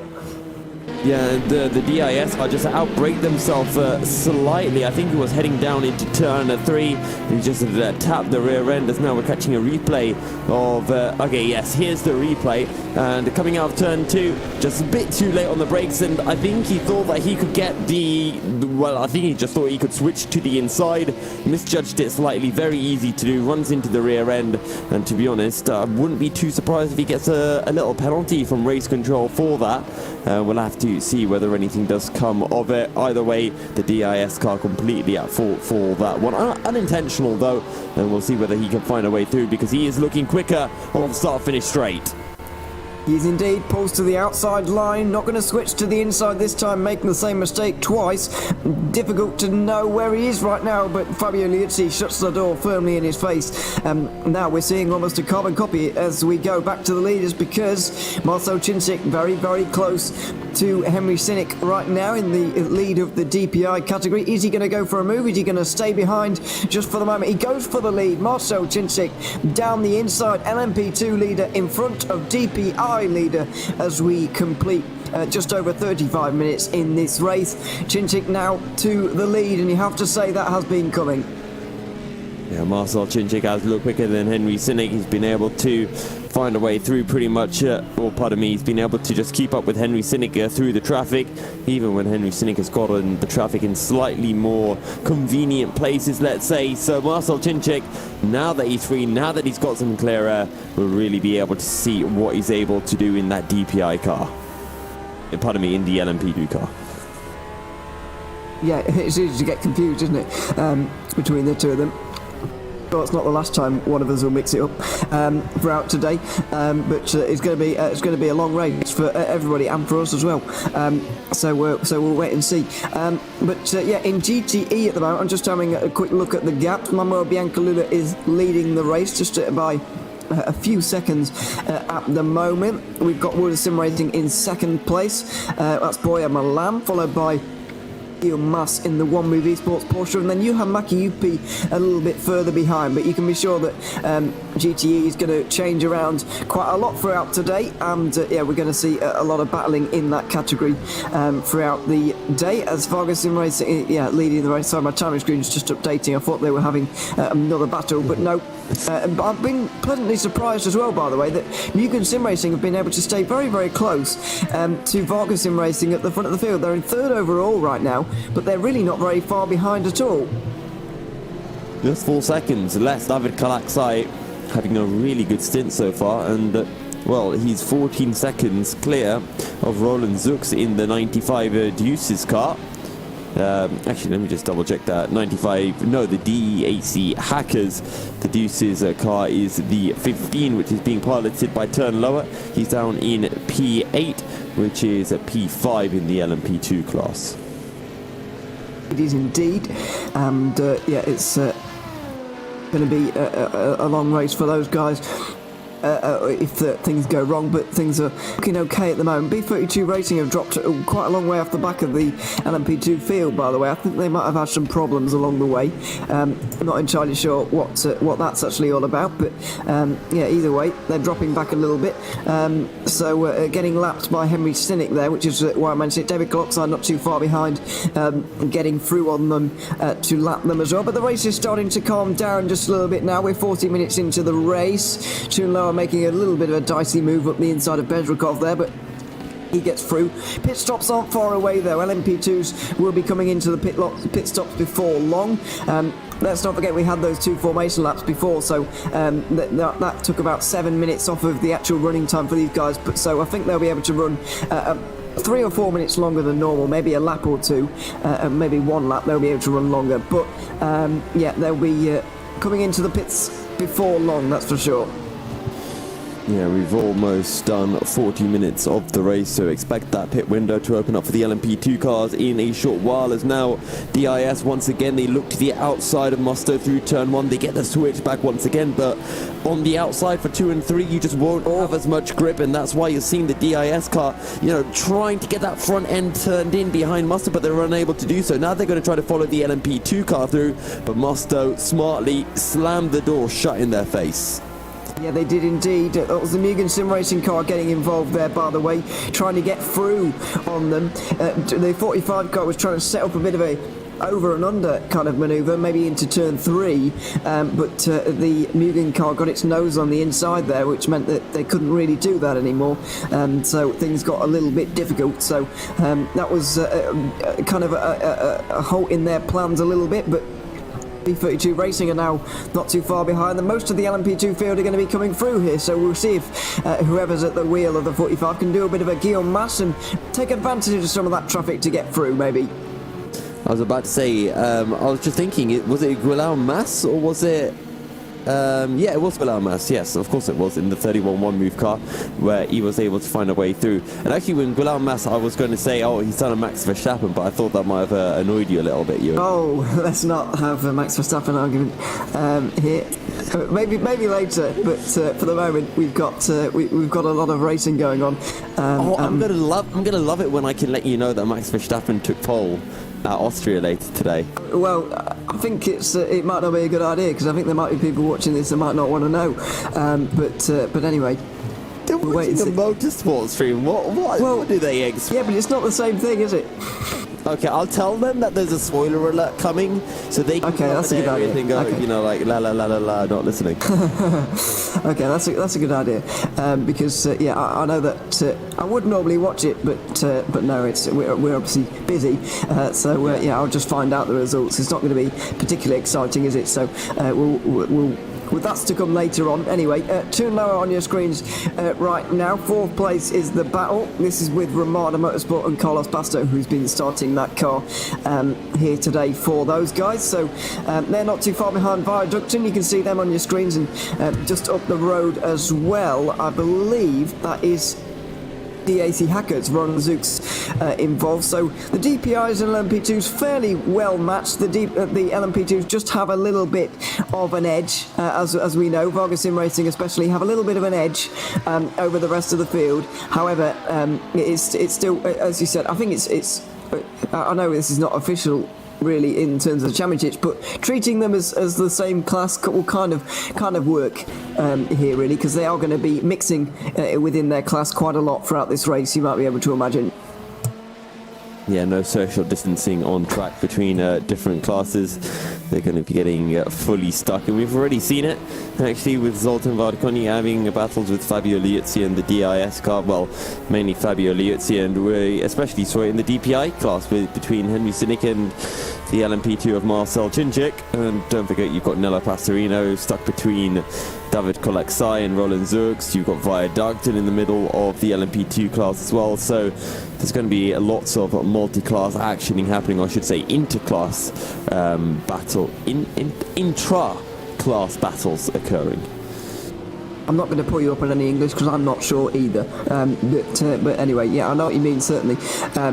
Between these guys, I'll tell you a team I've really been impressed with, though, so far. this season. Now, I said in practice that this team was really waiting to kind of explode onto the scene in terms of the EEWC this season. In GTE, One Move Esports, they've been doing very well in GT3, taking the race victory at Sebring last time out, if you remember. They're currently in second in that category, but they've really not been there in GTE. A very, very strong team, but now they're really starting to show themselves. They're in third place of the GTE category, behind the championship leaders at the moment, and it's been a fantastic showing so far from Guillaume Maus. Let's hope that all of his teammates will be up to the same pace and they can compete for a podium here today. Well, it was really, weird because One Move Esports, we know how good they are of a team, and when you then look, at their driver lineup, you're looking at Mathieu Decaux, Roy de Munk, Guillaume Maus, Ludovic Ferroy, and they're all really, really quick drivers. We saw that in the LMP2 class in 2020. I think they took the race win in Le Mans, or they won the championship. It was one of the two. But now in the GT class, they made the decision to switch from LMP2 to the GT field. It just hasn't been working well for them. They've taken a maximum of 7 points in a race, which was, 6 for the actual race finish, 1 for completing the race, and now they're doing so much better. So I don't know what they've done. I don't know if they finally had some... I don't know what they've had for breakfast, really, but it's all starting to turn around for them, and maybe a late surge up the championship order. Yeah, quite possibly. It's very, very close in GTE, which means everybody could theoretically be in contention. Well, everybody's in contention in all of the classes, theoretically, mathematically, because of the double points at Le Mans. But they do have a chance if they do indeed start ripping this one up. We'll wait and see. Roland Zooks and the Team Viaducting cars both getting through there, by the way, on that GTE battle. But we've gone back to the 45 DISSR lab car because they're having that battle with Fabio Liuzzi. It's hard to keep up with all the battles going on in GTE, to be honest, because there are so many of them. A lot's going on in that class, as we've come to expect, really. But I'm interested to wait and find out here for the LMP2 pit stops, and especially the DPI cars. How far do we reckon that they can go? I bet Liam Rance could probably tell us, actually, how far they can go if he's still watching. That was a spin happening, I think, for Fabio Liuzzi right in front of the 45. I don't know if that actually happened. It did indeed. Fabio Liuzzi did go for a spin there. We just cut away at the very wrong moment, and we didn't see the spin. But Fabio Liuzzi has gone down not only to 7th place in GTE, but he's still 6th, but it looks like DISSR Lab got involved in that. They got involved in an accident, so that's a real shame to see for both of them, with somebody getting caught up in somebody else's incident. I will try to find a replay of this incident, so bear with me for a moment as I try to pull this one up, as I think this one actually might have happened in the Ford chicane. It happened in turns... yeah, you're right. The turns 5 and 6, yeah, you're right. Okay, so if you are ready, I will... So if we're ready, I will bring it up on our screens now from the onboard of DIS. Okay. So heading into the chicane, the Musto loses the rear end. DIS tried to catch their car as they almost make the mistake, and then they get caught by Musto's car that's rolling across the track. And, okay, apparently I need to rewind back a bit, so I shall do that. And then bring it back up onto screen for our viewers. Apologies on that one, Ewan. So yeah, we've heard what happened, but we'll try and see it this time on what happened, because hopefully now we can finally get a view as to what it is. Here we go. On board with the DISSR lab car, Fabio Liuzzi in front, just gets the rear end lost through the middle of the corner. Oh, and in trying to avoid, DIS have a bit of a slide themselves, and then going around the outside they get clipped and spin around as well. So Zoltan Varking, he overtakes them both, by the way, and they stay in the same positions, but not a great moment for Fabio Liuzzi. He's into the pit lane at the moment, though, to maybe repair a bit of damage, maybe get some new tyres on, not entirely sure, but he's into the pit lane nevertheless. Well, one thing that I do want to bring up regarding that incident is, you know, there is effectively a rule or something that all the drivers know is that when you have a spin, you need to jump onto the brakes. But you can understand why Fabio Liuzzi made the decision to let the car roll back. It's because there were so many other cars coming and he didn't want the car to be stopped right on the apex for the right-hander. But DIS thought that he would, you know, get on the brake. Also, I think Fabio Liuzzi was a little bit of a passenger, so the car was kind of pirouetting out of his control. To be honest, I think that one's just a racing incident, and it's a shame for both Fabio Liuzzi and the 45 DIS. Usually, that 45 DIS is so good at staying out of trouble. There's a reason why they've been on the podium in every single round this season, and they're so high up in the championship, despite, well, I'll say it, I don't think, you know, in terms of raw pace, I do not think DIS are the third best team in the GTE cars. I think they're more like the fifth, the sixth best, but they've just been so darn consistent. It's been fantastic, and that's why they're only 7 points off the championship lead currently. Yeah, I think you might be right on that one. By the way, LMP2 pit stops are well upon us right now, and only Matt Webb has decided to stay out in this one.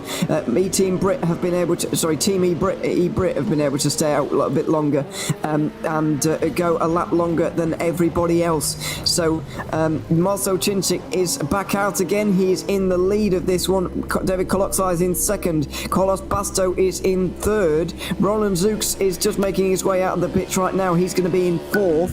Wes Toonlower, he's going to be getting out here soon as well, though he's lost a bit of time to those around him. So LMP2 pit stops have now happened. It's DPI 1, 2, 3, but how far are they going to be able to go in this race?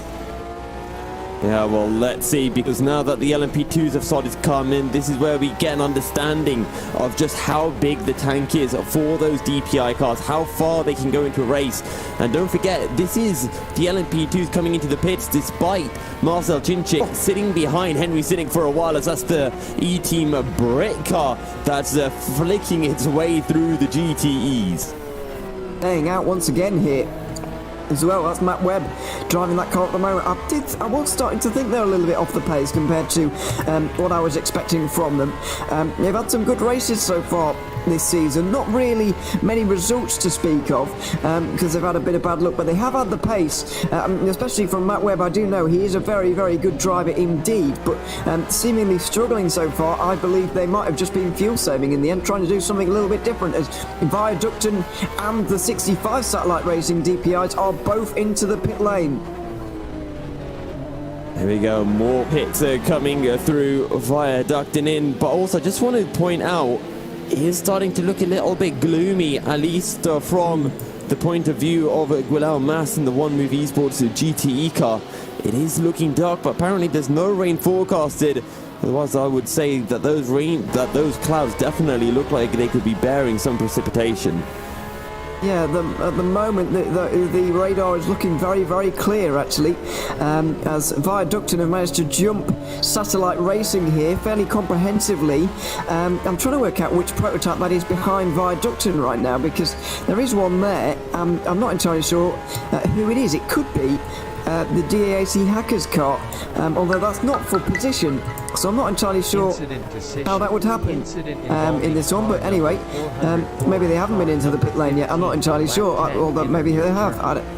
I'm not entirely sure. Stewart's decision, by the way. No further action between Glam Racing and the 15 car of Juice's Motorsport Club on lap 10. Toonlower did drop back a little bit early on in that stint, so I'm not entirely sure what happened, but I think that's kind of a bit of an answer. It seems that they must have had an incident at some point along the way. And actually, Toonlower has just been overtaken by Roland Zux. So Roland Zux has just moved up to P5 overall.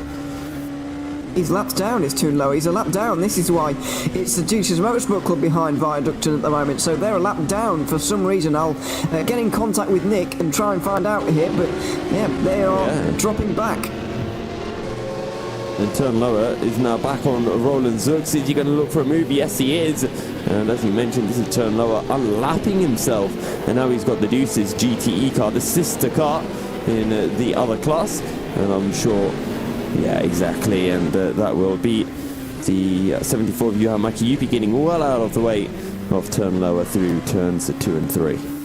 Liam Rance has saved the day in the YouTube chat again, telling us what's happening at the moment. Viaducton are double stinting medium tyres for the moment, which explains an awful lot. Henry Cynic has come in a lap later than Viaducton and the 65, so they were able to stretch it out one more lap, and if they can continue to do that throughout the rest of the race, then they're going to be in a pretty good position fuel-wise, but obviously there's still a very long way to go, and Viaducton have got a big stint coming up right now, if indeed they are to make this strategy work.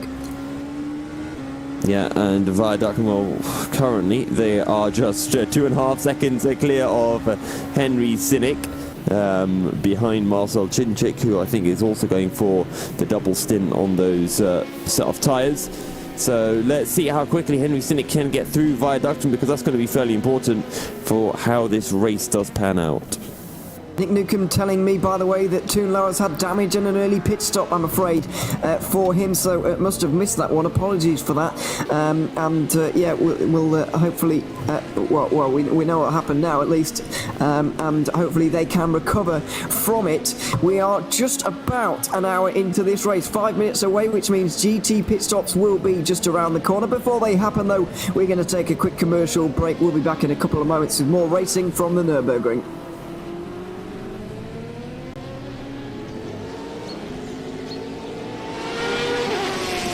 The Endurance E-Racing World Championship 12 Hours of Nürburgring is presented in partnership with Global Flicks, Film Volt, Viper Gaming by Patriot, ESTV, and Motorvision.tv.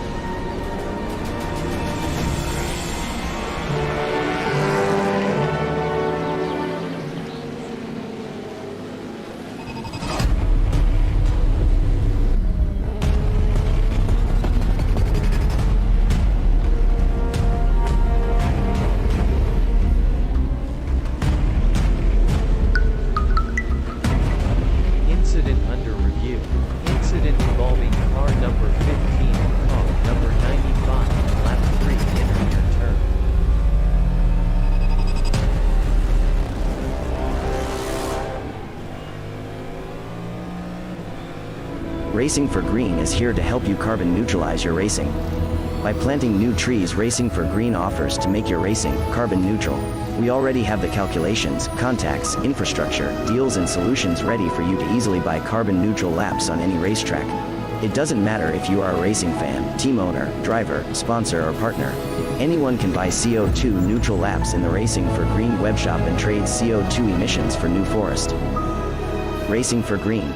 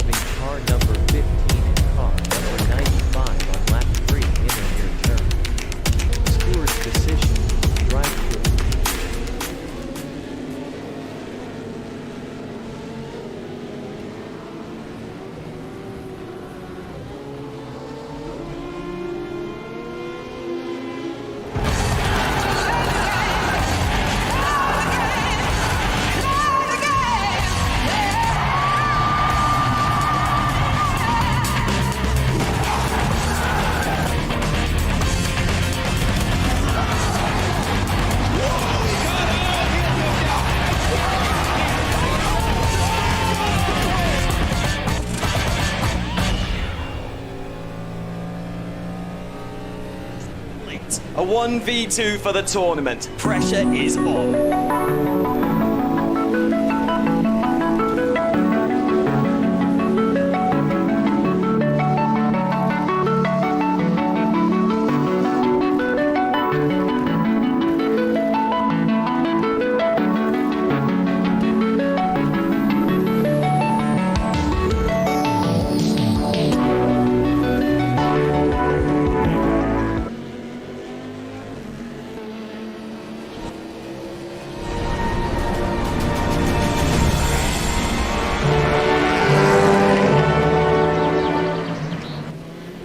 welcome back to the GTR 24H 12 Hours of Nürburgring here in the Endurance E-Racing World Championship. In DPI, we've just had a pass for the lead. Henry Sinnick is now leading that category ahead of Viaducton, who are double stinting their tyres. David Koloksai has followed them through, and Yusuf, you spotted an incident out there while we were on our break as well.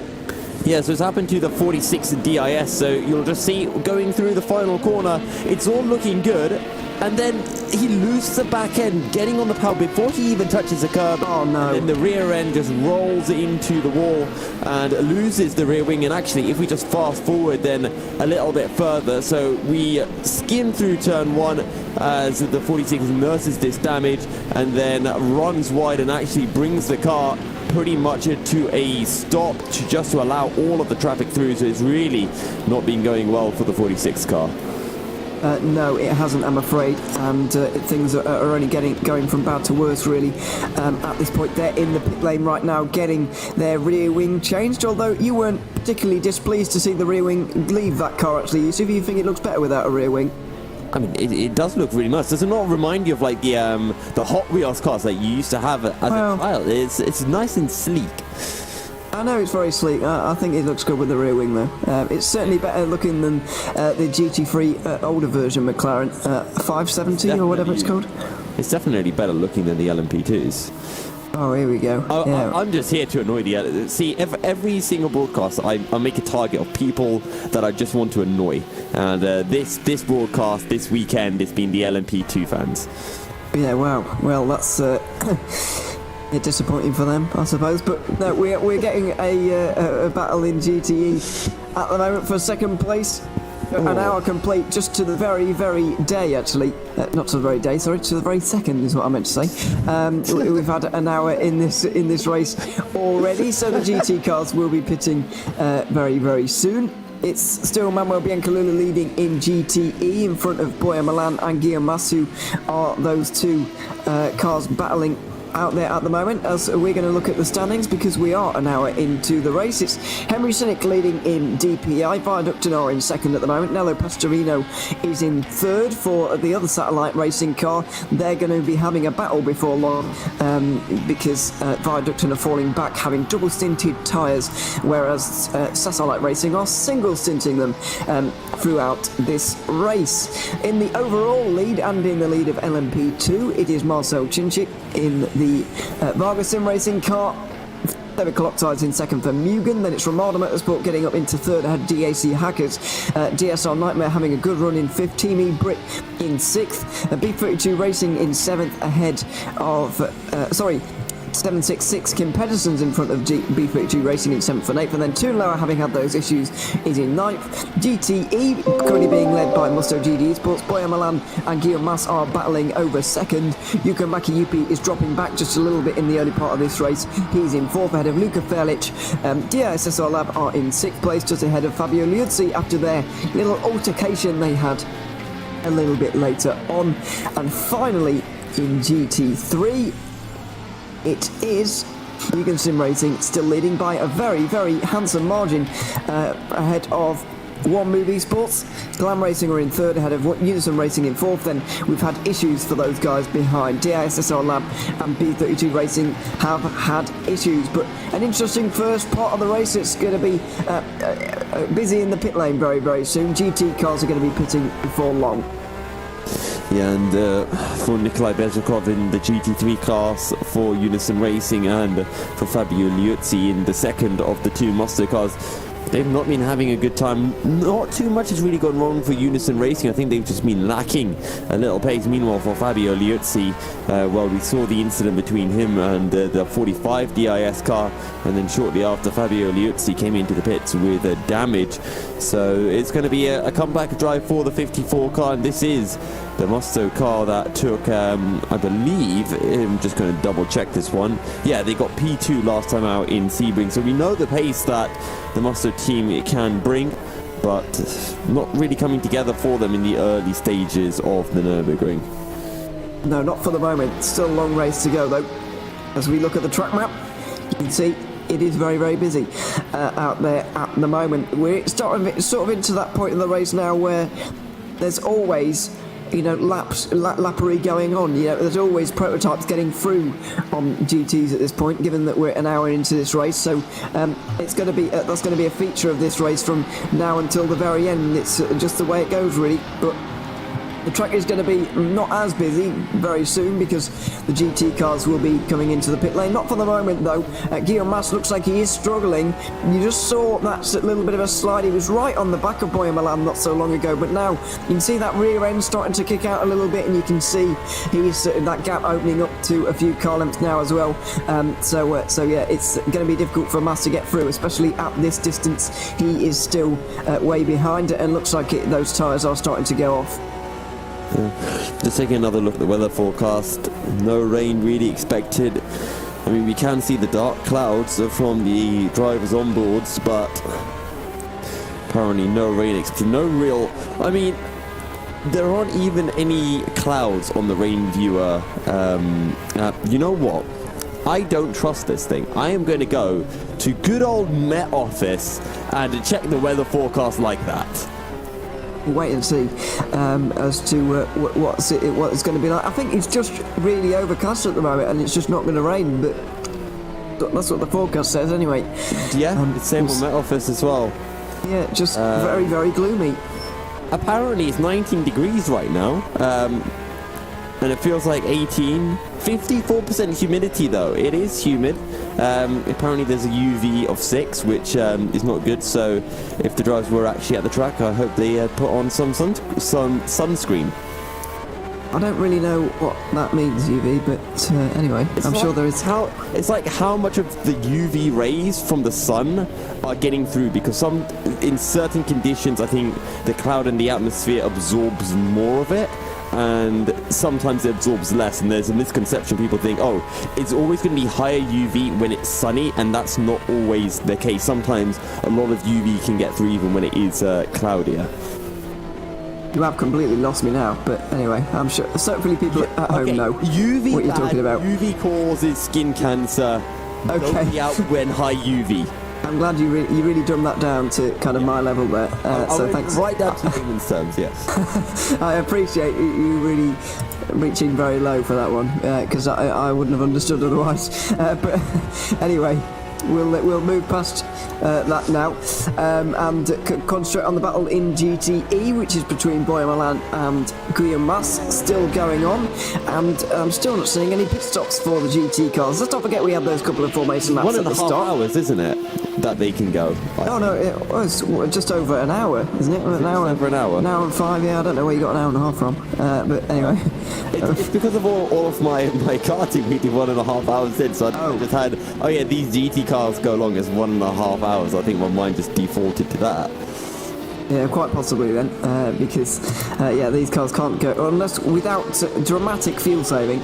Then no, these cars can only do about 65 minutes. Although let's not forget we have those formation lapses into the pit lane again. Deuce's Motorsport Club and the 45 DISSR lab car. This is a drive-through for Toon Lauer, by the way. It's going from bad to worse at the moment for these guys, unfortunately. Well, hopefully for them, they don't have any more issues over the course of the race, and then they could say that they had a relatively clean race. I mean, so far it's been, not great for turn low inducers, but if that's all that they have over the entire race, then it is fine, and it's something that you always hope for as a team. Okay, this incident that we've suffered in the opening hour, hopefully it's our last, but it kind of never turns out that way, does it? No, it can be a bit difficult, different than that. Yeah, you're right. Anyway, we'll wait and see. As I'm looking at Mugen Sim Racing are not too far from the back of Henry Sinick at the moment. That will be for an overall podium, by the way. That battle, but that will focus on GTs for now, because they are surely not too far away from the pit stops and staying out one more time, but it's certainly been kicked off now by the 45 team going into the pit lane after 32 laps in this race. So these guys are going a somewhat surprising length, but it's not out of the realms of possibility at the moment. They've got to be very, very soon into the pit. Deuces Motorsport Club just coming through the final corner right now and onto the front straight again. They bypass the pits once more, but the fuel loads are going to be very, very low at this point, and the cars are going to be at their lightest. They're going to be a little bit slidey as well, because the new tyres and the lack of weight as well is going to make them particularly oversteery, I reckon. I tell you what as well, the top three in the GTE class separated by 6 seconds, by less than 6 seconds. Manuel Biancalila leading from us. Then you've got Boya Milan in the 51W OSR iZone Performance Car, the coffee car as I like to call it, because the livery just reminds me of a pot of coffee for some reason. Well, not a pot, you know, the pot with the coffee granules in it. And Gulam Mas a further second behind for the 31 One Move esports car. Yeah, he is indeed. So it's Porsche 2 and 3 at the moment, with BMW in first, Aston Martin in fifth, after another Porsche in fourth, and then we've got another Porsche in fifth. Sixth place, and Fabio Liuzzi in the BMW is in seventh at the moment. None of the other cars really represented, like the Corvette or others. So yeah, it's a little bit of a shame to see those guys not there, but either way, we've still got 7 GTE cars, and all running fairly well at the moment. Let's see if there's going to be some pit stops this time around, maybe for Manuel Biancalila, and there isn't. It's just him slowing down for the final corner. He's going to go around again. Guillaume Mas isn't going to go around again though, so finally GTE have commenced with some pit stops, and that is good for us, certainly. Bit of strategic intrigue to look into now, and yeah, we'll see if this pit stop will give Guillaume Mas the position in front of Boya Milan, because he wasn't able to do it on the circuit. Maybe he'll be able to do it in the pit lane. Yep, well, we've got our Mas in the pits, and well, it doesn't mean that he's gone a little bit shorter than the likes of Boya Milan and Manuel Biancalila, but maybe he can pull off the undercut. I kind of doubt it, because he'll be back out on track with a full tank of fuel, and that just means that your car's a little bit heavier and you'll be carrying a little bit less pace. WOSR though does have to navigate getting passed by a couple of the LMP2s, which is I think Varga, and is that the B32 racing car that's also passed it? Quite possibly, although B32 just come out of turn 6 at the moment, so they're actually coming up onto the back of Boya Milan to lap them. It was the 766 getting through. They're in a battle, they were in a battle with B32 Racing, although that has just spaced out in the last couple of moments. The closest one in LMP2 is between the 57 and the 95. DAC Hackers versus Romana Motorsport for third place in that class and 6th place overall. That is going on at the moment, so that's the closest LMP2 battle. David Coloxide not too far behind Henry Cynic at the moment, I think that is, or is that Nello Pastorino? It's no, I was right the first time, it is Henry Cynic, but Marcel Cinčić right now is just about to cross the line. He's coming through the final corner. He has got quite the lead at the moment, and I don't quite know how many seconds it is exactly, but it's a big lead at this point to have over Henry Cynic and David Coloxide. Your prediction is going well so far. It's certainly it's certainly going to plan for those guys, and yeah, they've got a very deserved and big lead. When you say prediction, to be honest, I was just reading the script. Well, it looks like it. I just saw David Coloxide having a rather big lockup, and his entire car was just wiggling under the braking as it got closer and closer to the rear end of Henry Cynic's satellite DPI down into turn 1, but he managed to get it stopped, and to be honest, it was rather impressive to witness, really, from David Coloxide. Yeah, we've got a number of drivers in the pit lane, by the way. The 67 involved in them, both Porsches as well, are into the pit lane right now. I believe they're... oh no, they're not back out just yet though. Tyres being taken on by Volante, and that was to be expected. Musto DD Esports able to carry on for another lap though, so we'll wait and see now where One Move are going to come out. They're stuck behind Glam Racing at the moment, down the inside into the final corner, which can't have helped Guillaume Mas in his attempts to get into the lead of the... well, it's certainly in front of Boya Milan. He was in front of Juhan Makiyupi before, but what about Boya Milan? Milan comes out of the pit lane right now. Oh, they're out, yeah, and they're going to retain that second place.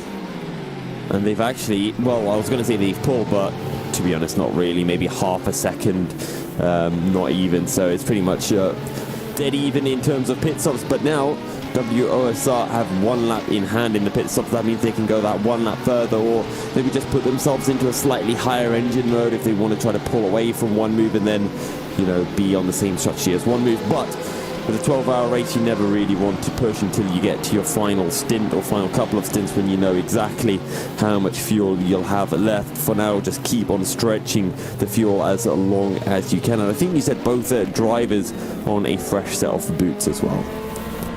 I believe so. I saw Volante taking tyres, certainly, and they've come out at a similar distance to the rest of the field, so I'm presuming that everybody have taken tyres in this race. Ron and Zooks on board with him at the moment because he is not too far behind Carlos Basto. This is a battle for third place in LMP2 right now, and 6th place overall as well, because they're behind all 3 of the DPI cars as things stand. Into turn 1 they go, but what about Musto GTE Esports? Is Manuel Biancalula in? Not just yet, not in. So he's not only able to go 1 lap longer, he's actually gone 2 laps longer, and if he even continues on with this, then he's going to be both the fastest driver on the circuit and the one with the best strategy. It's very difficult if that continues on. It would be very, very hard to see anybody else winning at that rate, but obviously long way to go. Maybe this kind of explains it somewhat, because I was getting quite surprised that Biancalila was only 5 seconds clear, but maybe if he's saving up some fuel, then, well, that would kind of explain why he hasn't been able to fully convert that qualifying pace he has had. And, you know, we make jokes from time to time about how unrealistic F1 is as a simulator, but Manuel Biancalila exceptionally fast in F1, and he's bringing that through to GT racing here on our Factor 2 and dominating the GTE class right now.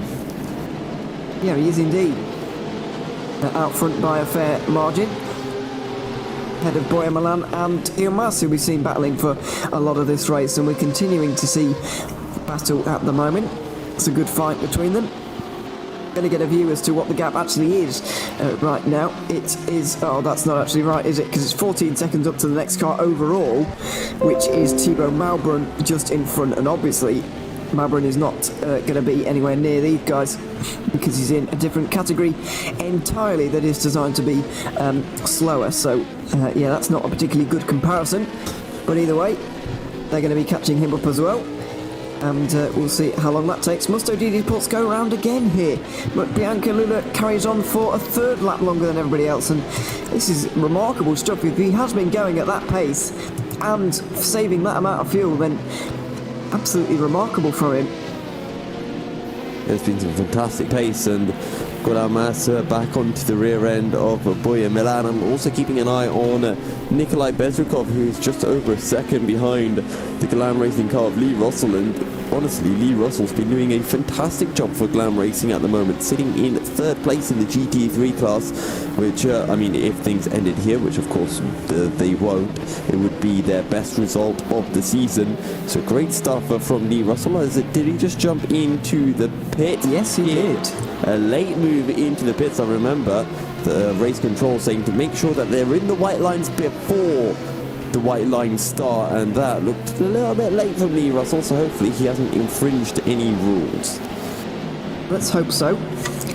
But Lee Russell goes in on lap 37, as did... Wait, one move have overtaken. They've done the move. I'm going to replay and see if I can find out if that move they have. It's turn 1. You're right, they have. I think it might have been down into turn 1. We were looking at the GT3 battling going on. Yeah, so it looked like a very, very fierce battle, actually. Ooh. Okay, so, right. I've got the replay ready whenever we want to watch it. Yeah, here we go. Because what's the LMP do? Because they all go for the inside here. That's the leader, the race leader, trying to get through very, very close. Boya Milan defending for his life right back down to the pit wall on the right hand side. round the outside goes Guillaume Mas. Is he going to be able to pull this off? That's fantastic, actually. A bit of contact, but aggressive move. Made sure there was no right of reply for Boya Milan. Squeezed him very, very tightly so that he had trouble defending, and that was a very, very good move indeed from Guillaume Mas. He's through into the lead of the race as Manuel Biancalula, into second place. The leader of the GTE race is into the pit lane now after 3 extra laps. You know what, Ewan? I'm going to see if I can get one of the guys from One Move Esports to come and join us, because they're having a really good time right now. Yeah, we'll hopefully get some people in, certainly, for an interview, as the GT3 pit stops are also upon us right now, and the battle in DPI for second place is also happening. It's all happening at the moment, and it's very, very difficult to keep up with it all. But Mugen Sim Racing's Zoltan Varkingi's opening stint has been absolutely fantastic. 38 laps in the books for him, and he is also into the pit lane, 1 lap after Glam Racing and One Move Esports, who came in 1 lap earlier. It's been good stuff so far. Thibaut Malbrun is now half a second behind Lee Russell. Actually, he's got the move done on Lee. Has he got the move done on Lee Russell? Russell's into the pit lane. Ah, that would explain it. I think my timing sheet keeps lagging like a minute behind. So it says, oh, close battle. Then you go and you realise one of them's actually in the pits.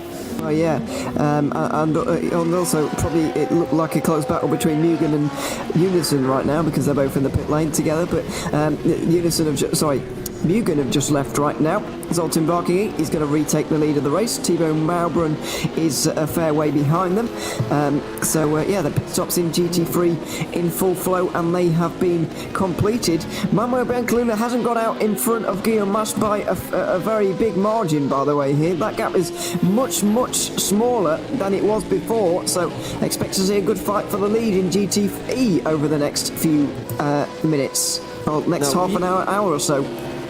We've got 2 battles going on, Ewan, so I think we need to get both of them up, because Nello Pastorino is only 6/10 clear of Viaduct in this battle for P2 in the DPI class. And then, of course, we've got our 3-way battle for the lead in the GTE class, with Manuel Biancalila, Guillaume Mas and Boya Milan all separated by less than 2 seconds. Well, I think that Nello Pastorino has just got through, because let's not forget Viaduct started this battle in front. They're on the double stinting of tyres here, so I think that pass has actually just happened, and we might have just missed it while we were looking at all those GT pit stops. It might have been on the stream, but we certainly weren't looking at it, because there's been so much tactical whatever it's called, in the pit lane. Yeah, there's been a lot of tactical tactics. Yeah, there's been some tactical tactics, and we weren't looking at it. So anyway, we didn't see that. But Toon Lower is seeing right now is actually made up a place. B32 Racing, he's got through on. He's in 8th place on a bit of a recovery drive right now.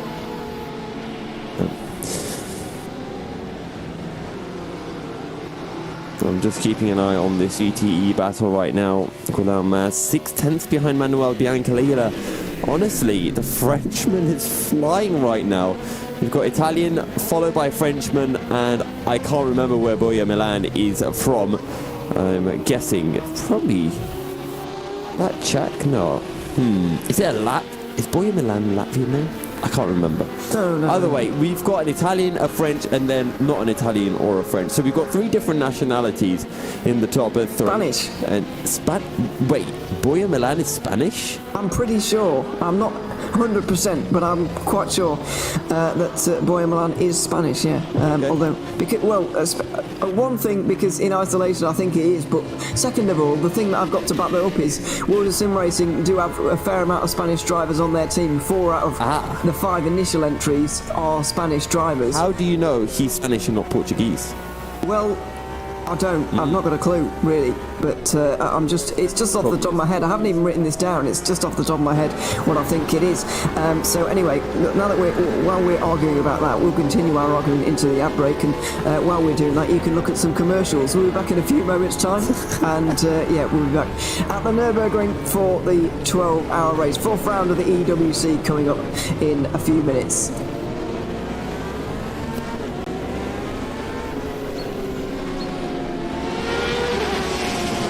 Endurance Racing World Championship 12 Hours of Nürburgring is presented in partnership with Global Flicks, Film Bolt, Viper Gaming by Patriot, ESTB, and Motorvision.tv.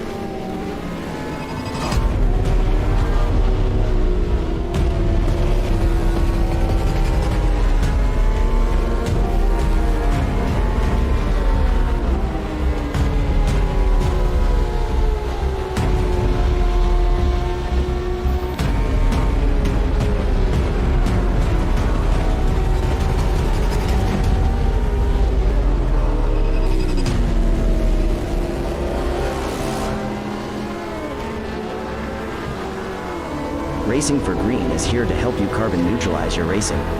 By planting new trees, Racing for Green offers to make your racing carbon neutral.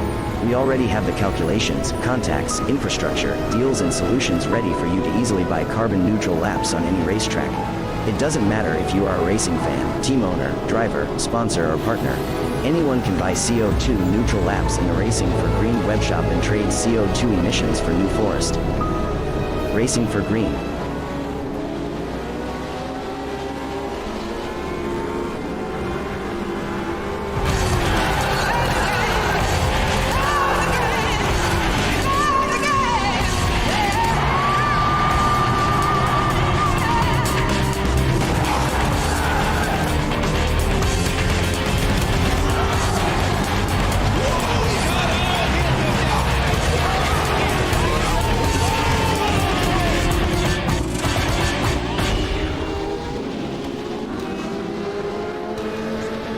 A 1v2 for the tournament. Pressure is on.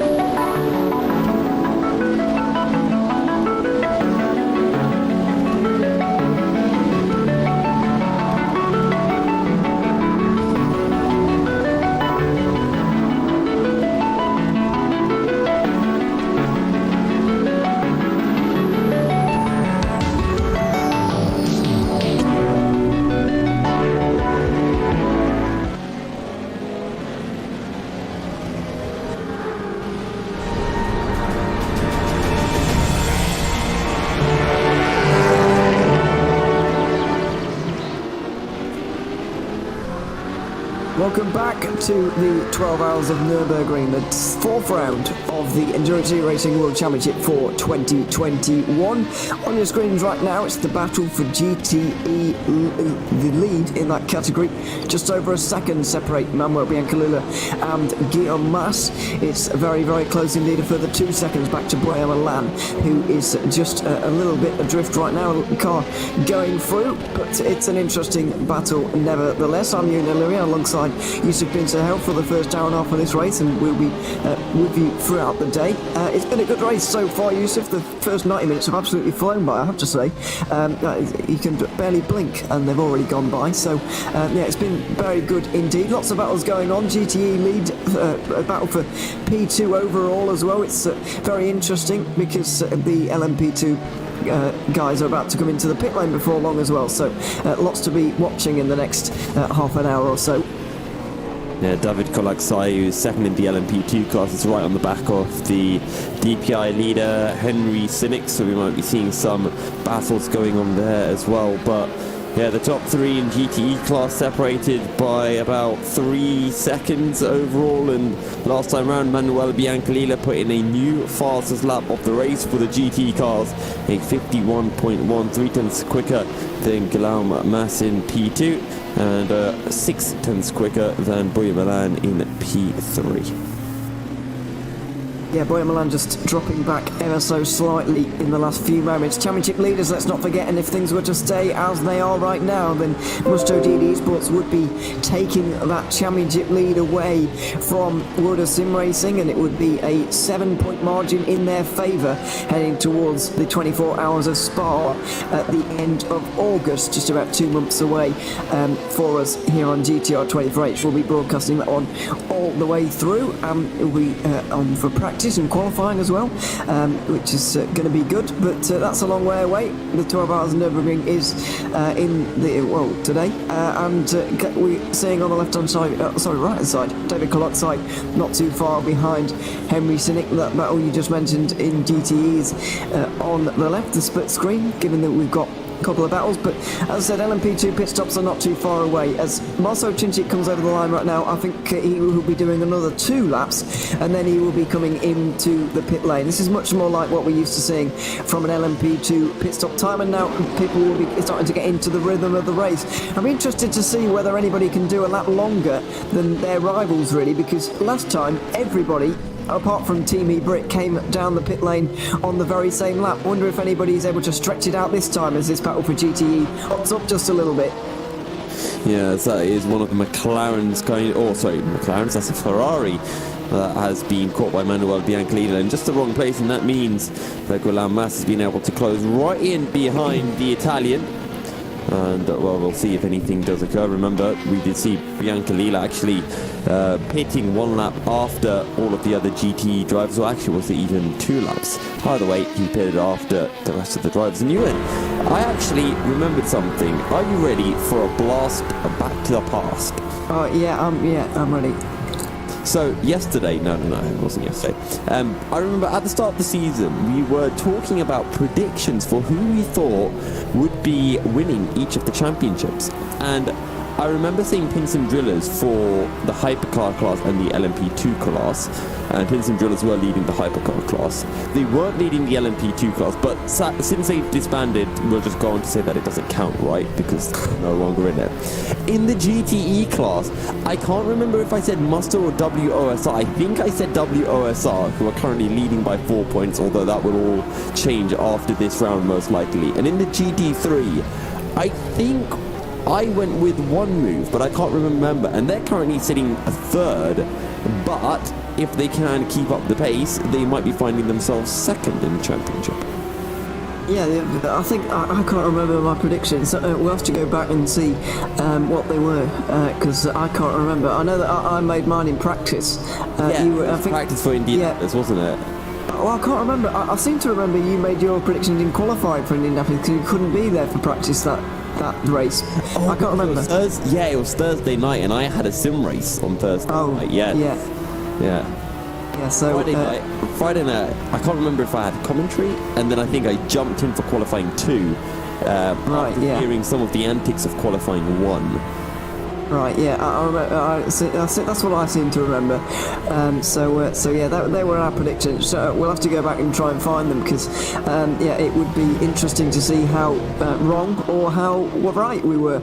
Obviously, we can't be right about drillers if we indeed predicted them because they've disbanded. So since they've disbanded, I think we have to redo our prediction. So for the LMP2 class, I'm going to go out on a limb and I'm going to say Vargas Sim Racing are going to win. Don't quote me on it, but yeah. Well, that's a risky one, that, isn't it? It looks like they are going to win the championship at this point. It's going to be very difficult for anybody to take it off of them. The battle for 2nd is going to be very interesting, though, in that category. That's what we should do our prediction for. Yeah, maybe. It feels kind of cheating, though, now that we've done it 4 rounds in. But maybe we'll have to sort that out at some point. Anyway. This battle in GTE has been going on while we've been blabbering on about whatever it is. LMP2 pit stops are just about to happen as well. Perfect timing. Marcel Cincic just comes into the pit lane right now. I believe David Koloksai, has he been in or has he just dropped back a little bit? I think he's actually been into the pit lane while we were just talking there. So Koloksai wasn't able to quite do 25 laps on that occasion. It had to be 24. Cincic looks like he's one of the only teams to have been able to do 25 laps again, apart from Team eBrit, of course, who are going really, really quite long. Just keeping an eye on Henry Sinek, who's making his way past, I think that is Nello Pastorino in the other DPI car. He's currently sitting actually third overall. And honestly, I'm proud of my method of distinguishing the DPI and the LMP2 cars, because it's actually working for me. I was like, who's that? And then I was like, wait, that's not an LMP2 car. It looks nice. So then I realized, it must be the DPI car, because... Well, I realised it must be Nello Pastorino, because Viaductin are ironically white for this race when they have been in bright orange, luminous orange for every single other round of the season. Yeah, they have. They've been a really, really quite striking livery. Although I quite liked it, but unfortunately it's gone now. Some new as well. Some news from LMP2, by the way. Ramada Motorsport have had some problems, I do believe, because they're now behind Toon Lauer, who is a lap down on the rest of the field, I believe. Anyway, let's just check that just before I say that. No, actually, he's not a lap down on the rest of the field. However, he's yet to make a stop, quite possibly. Well, I don't know, but anyway, he's in is in 5th place in LMP2, 6th place for Ramada Motorsport, and I feel like they've just dropped back just a little bit compared to where they were. Maybe not, but yeah, there's been a couple of changes going on in LMP2. It looks like that pit stop cycle for them, though, is pretty much over, and at the end of the next lap, Henry Sinek will be coming in from the lead of the race in DPI. So they are able to go a little bit longer, and if DPI's cars can save a pit stop, then maybe they've got a chance in this one, but I still feel like the pure pace of Vargasim Racing might still be enough to win them this race. Yeah, and well, let's see how it all pans out for Varga, because at the moment they are pulling from Henry Sinek in terms of pure pace, so even if they do have one extra stop over the course of the race, I think they'll be far enough ahead that they still take the race win, or, well, at the very least they'll get their class win, but the overall race might be a bit tighter, and it might go down to the wire, as I think the 117 is only a little bit quicker than the DPI of Henry Sinek, because now it's Daniel Wisner at the wheel, and Daniel Wisner in qualifying, well, was he really taking some liberties? That guy's car was all over the place, and I mean all over the place in a good way. He was sliding through the NGK chicane like nobody's business. Yeah, managed to get pole position, let's not forget, and they've converted that into a race lead right now. Toon Lauer did have to make a pit stop, that's what, by the way, that's why he was in front of Pedro Ramada. I don't think there's anything to worry about for Ramada, although they were battling with DAC hackers not so long ago, but now they are not anymore, and I'm not entirely sure why at this point. I'm not entirely sure why they've dropped back so much, but surely somebody who's listening will know and will be cringing at my every word right now. But anyway, that's we'll move past that. Toon Lauer looks like that was actually on schedule for him, but because he's a little bit further behind, that makes it seem like he is making an unscheduled pit stop. Things have spaced out in GT a little bit as well. It seems that Manuel Biancalula is a little bit faster, but Guillaume Masters gained a little bit of time in the pit stop cycle there for whatever reason. But you know, if Biancalula continues on getting 3 laps more out of his fuel than everybody else, then he's going to be in a great place for this race. Yeah, and remember, Biancalila went a little bit further in his first stint than Guillaume Mas, and if he's just running in a lower engine mode than the Porsche behind him, or maybe that BMW is just a little bit better with its fuel, then, you know, if he's going 3 laps further after 5 or so stints, that's, you know, almost going to be, well, to be honest, by the end of the race, that is going to be an entire pit stop. So, you know, while it might be looking like a 1 second gap, come the end of the race, it's going to be a 1 second gap plus a pit stop, however long that is, which is nearly an entire lap here at the Nürburgring. DPI leaders DPI cars into the pit lane as a whole at the moment. Henry Sinek has given up that lead now to Daniel Wisner, who is back into the lead for Vargasim Racing. David Coloxai might well be able to get into 2nd place as well. Oh no, he's not, because Henry Sinek's already out of the pit lane.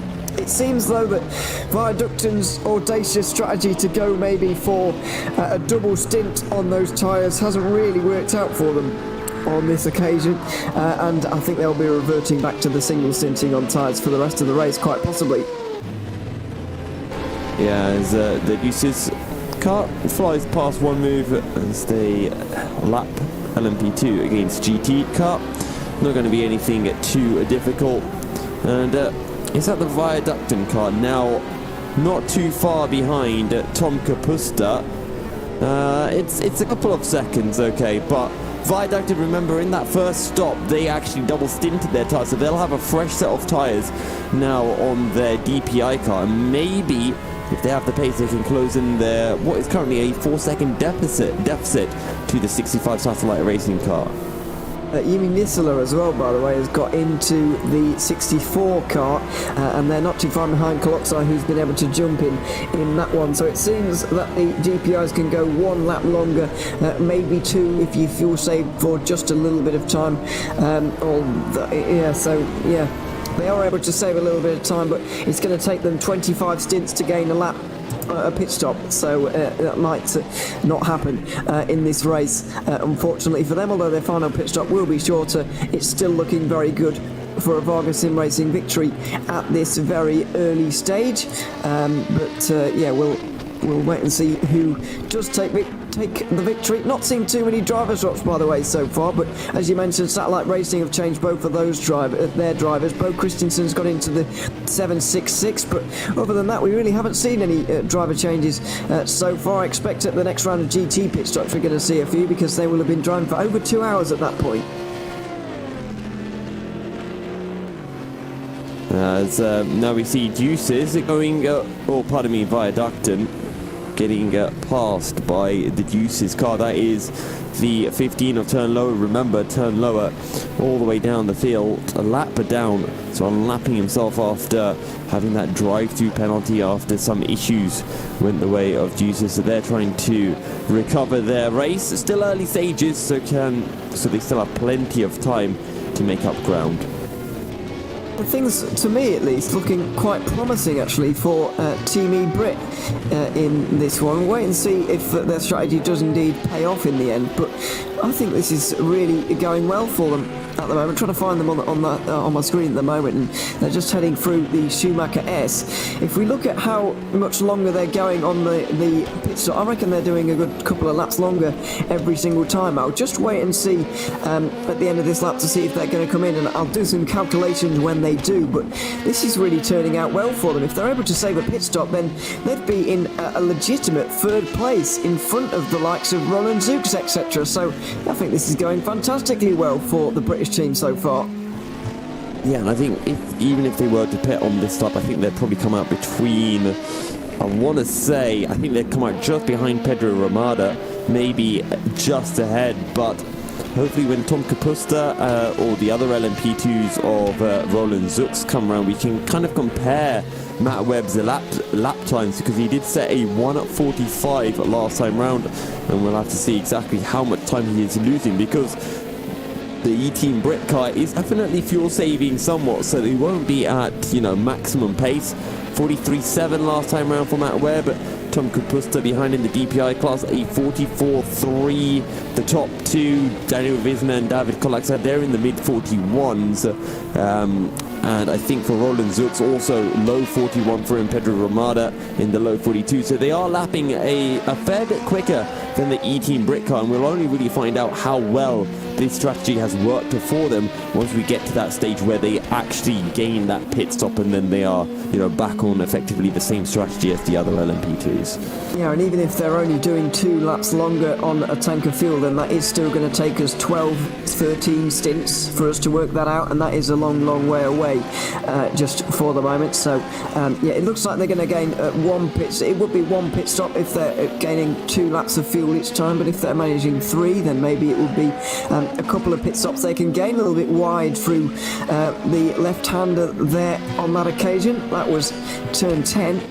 But they're back on the road with the little bit of tarmac on the right hand side there, just helping them out a little bit, and that's useful for them so that they can carry on their way into the final chicane. They go at the moment. Got the One Move Esports GT3 in front of them, but they're not going to have to pass them because they're into the pit lane right now. Let's have a look at what lap that is then. They're just coming to the end of lap 55 right now, so they've gone 5 laps longer, sometimes actually 6 laps on some of them, so yeah, this is going pretty well. I hope this is going to plan for Team eBrit, because it's certainly paying them off pretty well as things stand, and it could do even more so a little bit later on. Yeah, so if you think that they're going to get 3 laps longer each stint, essentially they're going to need about 7 stints to be able to, be an entire pit stop clear. So 7 stints of 3 laps, right? So, well, we're talking about 21 laps times by however 8. much time. Yeah, 8. So however many, so 8 threes, 24 laps. So 24 laps, if they're losing 2-3 seconds a lap, then they're going to lose about 50 seconds. So the question is 50 seconds less than a pit stop? If it is, then good job at E-Team Brit. If it's more, then bad job E-Team Brit. We'll wait and see if it turns out. That is the view, by the way, from the DSSR Lab team on the pit wall at the moment. And that's on the left-hand side is the onboard view from their Porsche. Currently driving around in 6th place in the GTE category. It's not been a good start for those guys, has it, at all, in this race, but I think they're catching Luka Felix a little bit, and hopefully they can start to get into this race now. I had a little bit of bad luck with that crash a little bit earlier on, if you remember, Musto GD Esports, but they're very consistent, and they're going to be getting involved a little bit later on in this race. Hopefully they'll be getting some more points for themselves as well. So Ben Corbin has come out of the pits, and he is 13 seconds behind Kyle Lukagor. So, to be honest with you, I don't think this strategy is going to work for E-Team Brit. I don't think they are gaining. I think they're losing too much time with the fuel saving. I think those 2 to 3 seconds a lap slower that they are is too much, and over the course of their stints, I think they're going to lose way too much time. Yellow flag in Sector 2 at the moment. Rollins, oh no, sorry, he's just going through Sector 1, so it can't be him. Can't see. Don't think anybody's stopped to the moment. It's cleared fairly quickly, so I think that any issue that anybody's been having there has gone away fairly quickly. Close battles that are going on at the moment. Probably Yimi Nisela and the Coloxai at the moment. They're running nose to tail. Well, I don't say nose to tail. Oh, yeah, they are pretty much nose to tail, actually. Coming up towards the MGK chicane, the final chicane. It's the faster version, of course. And of course, in the top right-hand side of your screen is the onboard from Guillaume Mas, who's trying to chase down Manuel Biancalina at the moment, but not really successful in doing so, because that gap is just extending out a little bit. But this DPI car has been fairly impressive so far. 3rd place overall. I think a podium overall will be a good result for them if they manage to keep that. For the first race of this car in the EEWC, it will be a good result. Yep. As I just realised, Ewan, that the maths that I did regarding E-Team Brit was a complete and utter load of hogwash. If they're going to do 8 stints to gain essentially a stint or a pit stop over the teams around them, that's 8 stints of 22 laps. You're talking about 160 laps, if we round up, it's actually about 170 laps. So 170 laps of them running 2 seconds a lap slower is, 340 seconds, which means that they're going to be losing 5 minutes, and a pit stop is nowhere near 5 minutes long, so they are losing way too much time to make that strategy work. Yeah, I'm not sure. I'm really not sure, because every time it cycles through, they do end up in the lead, but sorry, not in the lead, they come up in second, but I just wonder if that's going to continue on, or whether they're going to find a bit of pace and be a little bit closer to those up front, or how it's going to develop. I'm not entirely sure. It's difficult to work out at this stage. I think we're better to just watch it play out, really, and see where it goes. So anyway, on board with Yimi Nisela at the moment, just in behind David Coloxai. A bit of a chase down going on between these guys, a little bit ragged across the curve, but they've been able to get through nicely. And here's the final corner, the Coca-Cola curve, and out onto the front straight again. About an hour and 45 complete in this race, just over. and GT pit stops. GT3 pit stops will be about half an hour away at this point. GTE a little bit less, but we're still a fair amount away from the next pit stop cycle. But it's that cycle where GT and LMP pit stops happen all at the same time, so it's going to be very, very busy pit lane next time that all happens. I remember we saw back at, I think it was Indianapolis, the LMP2 cars having to wait for their pit box to clear up, and as a result losing a whole chunk of time, and it was really unfortunate circumstances. But the pit lanes are just not long enough, they're just not big enough to be able to accommodate 40 different garages. So as a result, teams have to share their pit boxes with teams from the other classes, and sometimes that cross communication between sometimes you need to have that cross communication with other teams who are sharing a pit box, being like, yo, we kind of want to pit in a couple of laps, do you mind not pitting, or when you guys got to pit, so we can make sure that we're not both in the pit box at the same time. Yeah, it does take a bit of communication, but that's only all well and good as long as you know who you're sharing a pit box with. You might not know at this point. You've got to really keep a very beady eye on the pit lane to make sure. So, yeah, it's a difficult conundrum for these guys to work out, and we'll see who is able to. But the battle for second overall is still going on here. David Koloksai is managing to get his way into second, but Nisula not too far behind. I've not seen Nisula drive very many prototypes. He's been at satellite racing for a very long time, but really not seen him driving prototypes very often. It's more likely, more often GT cars that he is accustomed to. He drove in the Le Mans 24 Hours, the EEWC last season, and I can't remember where they finished in the end, actually, in that race, but he was definitely there, because I remember him being there. And yeah, I'm actually trying to find those results right now, because he was driving for satellite on that day as well. They actually dropped back towards the end and finished down in 8th place, which is a bit of a shame. But no, he's certainly up there. I remember throughout the night he was driving well. But yeah, a lot of traffic to deal with right now. Unison Racing have just been overtaken by those two prototypes, and there's some more GTs in the near future as well for these guys to negotiate. We'll see if they can do so. Going up the Schumacher S, there's the World of Sim Racing car getting passed by another one of the prototypes. I can't quite see which one that is. It might be Team E-Brit, actually. We were just talking about them, and it is indeed. Guillaume Mas not too far in front, so the fact that they are going to be lapped here by Mugen Sim Racing and so on doesn't bode too well for Team E-Brit, but we'll wait and see how their strategy pans out. There'll certainly be an interesting point in this battle, because they'll both have to get through here, and that could present an opportunity for Nisula. Yeah, Jimmy Nisula sitting right on the back of David Koloksai. And we'll see what he can pull out. Jimmy Nisula taking over for Henry Sinek. And this is the battle for P2 overall, even when you include strategies into play.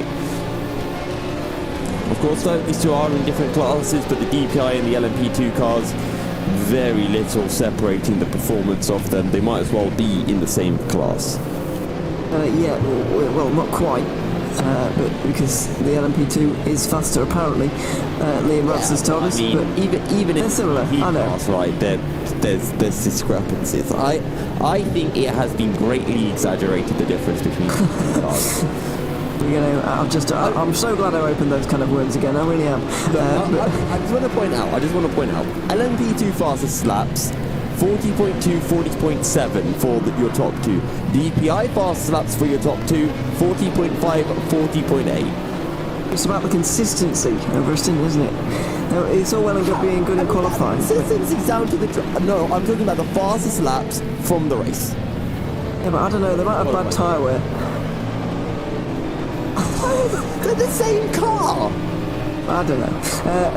Why do I feel that we've turned into like Jeremy Clarkson and Richard Hamill or something like that? Because I'm feeling a Clarkson vibe coming on from me right now. I don't know. Yeah, I know you certainly think that LMP2 and DPI are similar. I'm siding with the DPI drivers who think the LMP2 is faster a little bit. But look, you're talking about a driver who's going slow, whose team is going slower than another car. Obviously, they're going to say the other car's faster. Come on, these are racing drivers we're talking about. Next thing you're going to say is they actually take blame for incidents that were their own fault. Well, you might be right. In that, I certainly see what you're saying. But anyway, yeah, I'm really glad I opened those kind of worms again. I'm not going to do that again for the remaining 10 hours. But anyway, we are nearly 2 hours into this race right now, so we're going to take another quick commercial break right now. We'll be back in a couple of moments' time with more racing from the 12 hours of Nürburgring.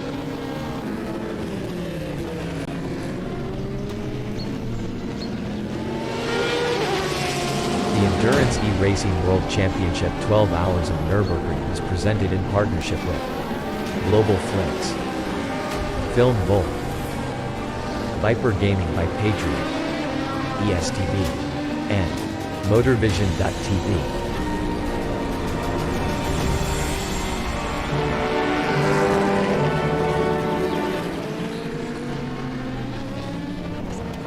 A 1v2 for the tournament. Pressure is on.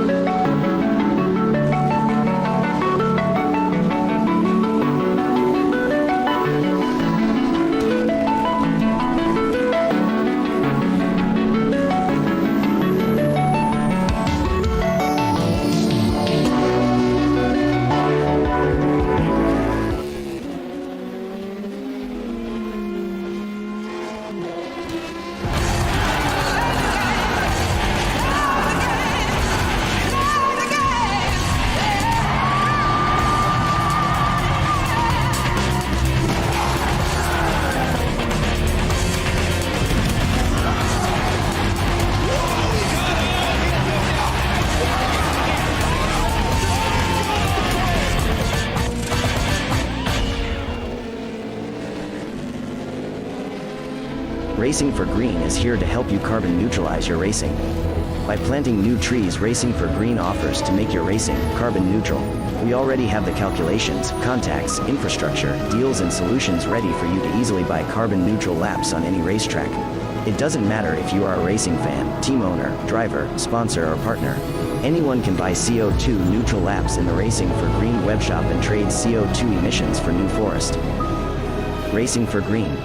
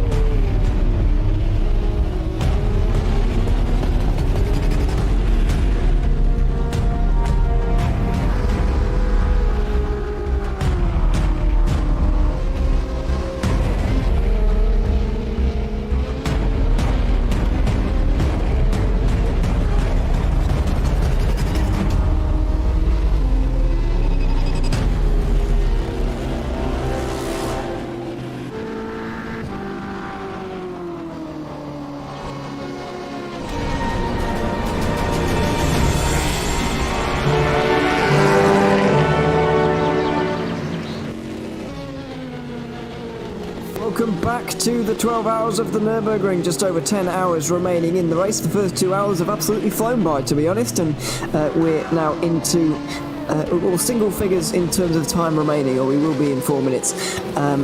Time, Boya Milan is catching Guillaume Mas, so we're focusing on GTE just for a few moments time, because the battle between Yemi Nistola and David Koloksai is starting to spread out just a little bit. The DPI car was able to stay with the LMP2 for a little bit, but not for very much longer, I'm afraid, so that battle has petered out ever so slightly, but thankfully GT is heating up a little bit, and I get the feeling that I'll say this to you in the break, Yusuf, Guillaume Mas might have just overdone it ever so slightly in the early part of his stint. Long stints for these GT cars, 1 hour 10, and if you do over push those tyres at the start of your stint, it will come back to bite you later on, and maybe things are starting to look good for Boya Milan now. Maybe he also saved a bit of fuel, and he might just have a ability to use a slightly higher engine mode for the remainder of his stint compared to Guillaume Mas. But if Guillaume Mas can hold on to track position at the end of the day, that is what counts, and you'll take that as a successful stint, as I think that was the Viaduct in DPI flying past into the Schumacher S around the outside. There's another one of the LMP2s that go through as well. Yeah, trying to work out when these next pit stops are going to be. Just over 10 laps, I believe, for World of Sim Racing. Also, One Move Esports, although One Move came in a lap earlier than everybody else, so it might be a little bit sooner than that. We'll wait and see. Yeah, let's not forget about the stint length for Musto GD Esports, a good 3 laps longer on that last occasion. Trying to see what's going on in the bottom right-hand side of the screen, by the way. It looks like an LMP2 battle could be going on here, but I can't see any battles for position, at least, in LMP2 at the moment, so I'm not entirely sure. Is that going to be David Polaksa and Jimmy Nisler in the LMP2 DPI battle for P2 overall, potentially? I've heard that it is Viaductin and DAC Hackers for 5th overall, and yeah, it looks like Vronzix has just got through, actually. I didn't see that coming at all, but certainly as the stint wears on, LMP2 seem to be getting a little bit better than DPI in terms of the pace, but it could, well, I don't know what it could be down to, but anyway, we're not having that discussion again. It's for 5th overall anyway. Viaduct have just fallen out of that position. I thought they were catching Tonka Booster actually a little bit in the other satellite racing car, but it doesn't seem like that has actually happened. And Ronan Zook's able to get through now. He's also pulling away from Pedro Armada, who's now driving the 57. So yeah, that's sort of battle that was going on, but it seems that as they're off into the gravel slightly, it seems that Viaduct are starting to struggle a little bit in this stint, and they'll be wishing they can get some new tyres on, most likely in about just over 10 laps time as well.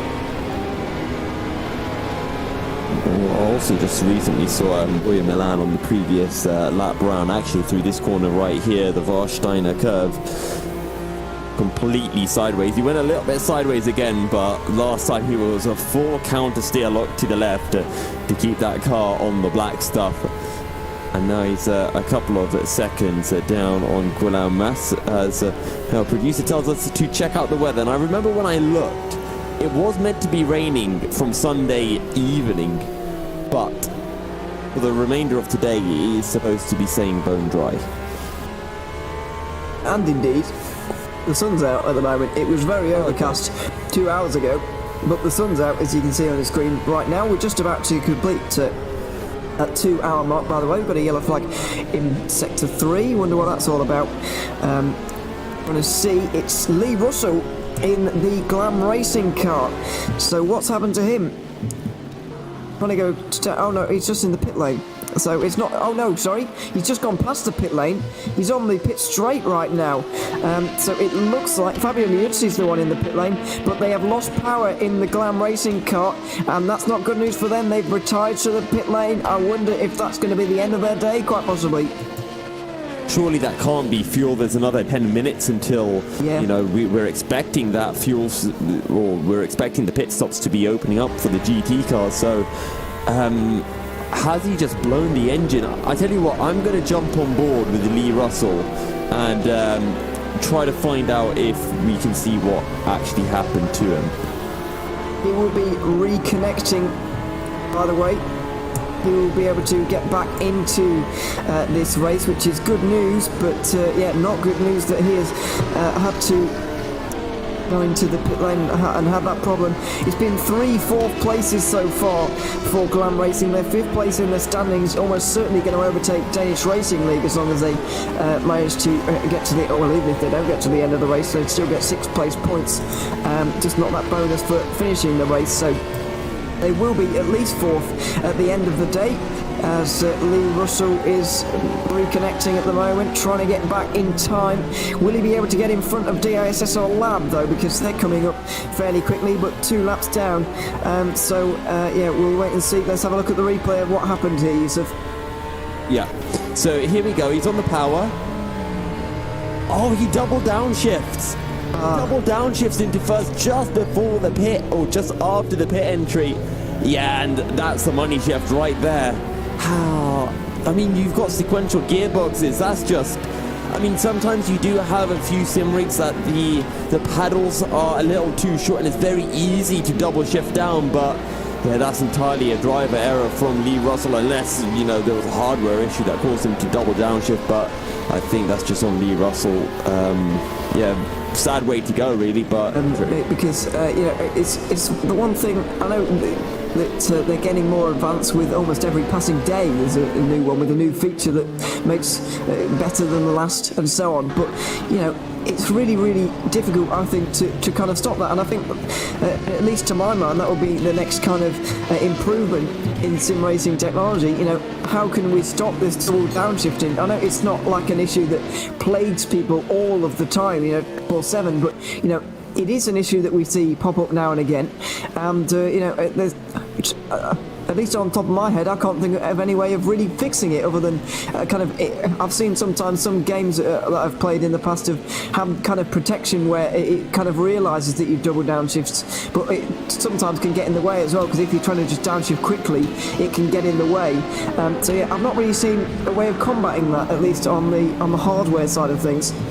I mean, the only thing that I can really think of that you could implement is either from a game side or from your sim rig side, being able to put in something that essentially means that if you downshift more than once in half a second, it does not downshift. So it forces there to be like a half a second gap between each downshift. But from game to game, that does vary. I mean, you and I know we do plenty of F1 sim racing related stuff, and on that you downshift very, very quickly through the gears, whereas on GT racing usually you need more time. So probably better if it was a game related thing, because I know double downshifts don't really matter on the F1 game, but yeah, here on GT racing, R Factor 2 and ACC, where realism is definitely more prominent, the double downshift definitely affects you more. Especially, it's mainly that third down to first downshift that really causes the engine and gearbox harm.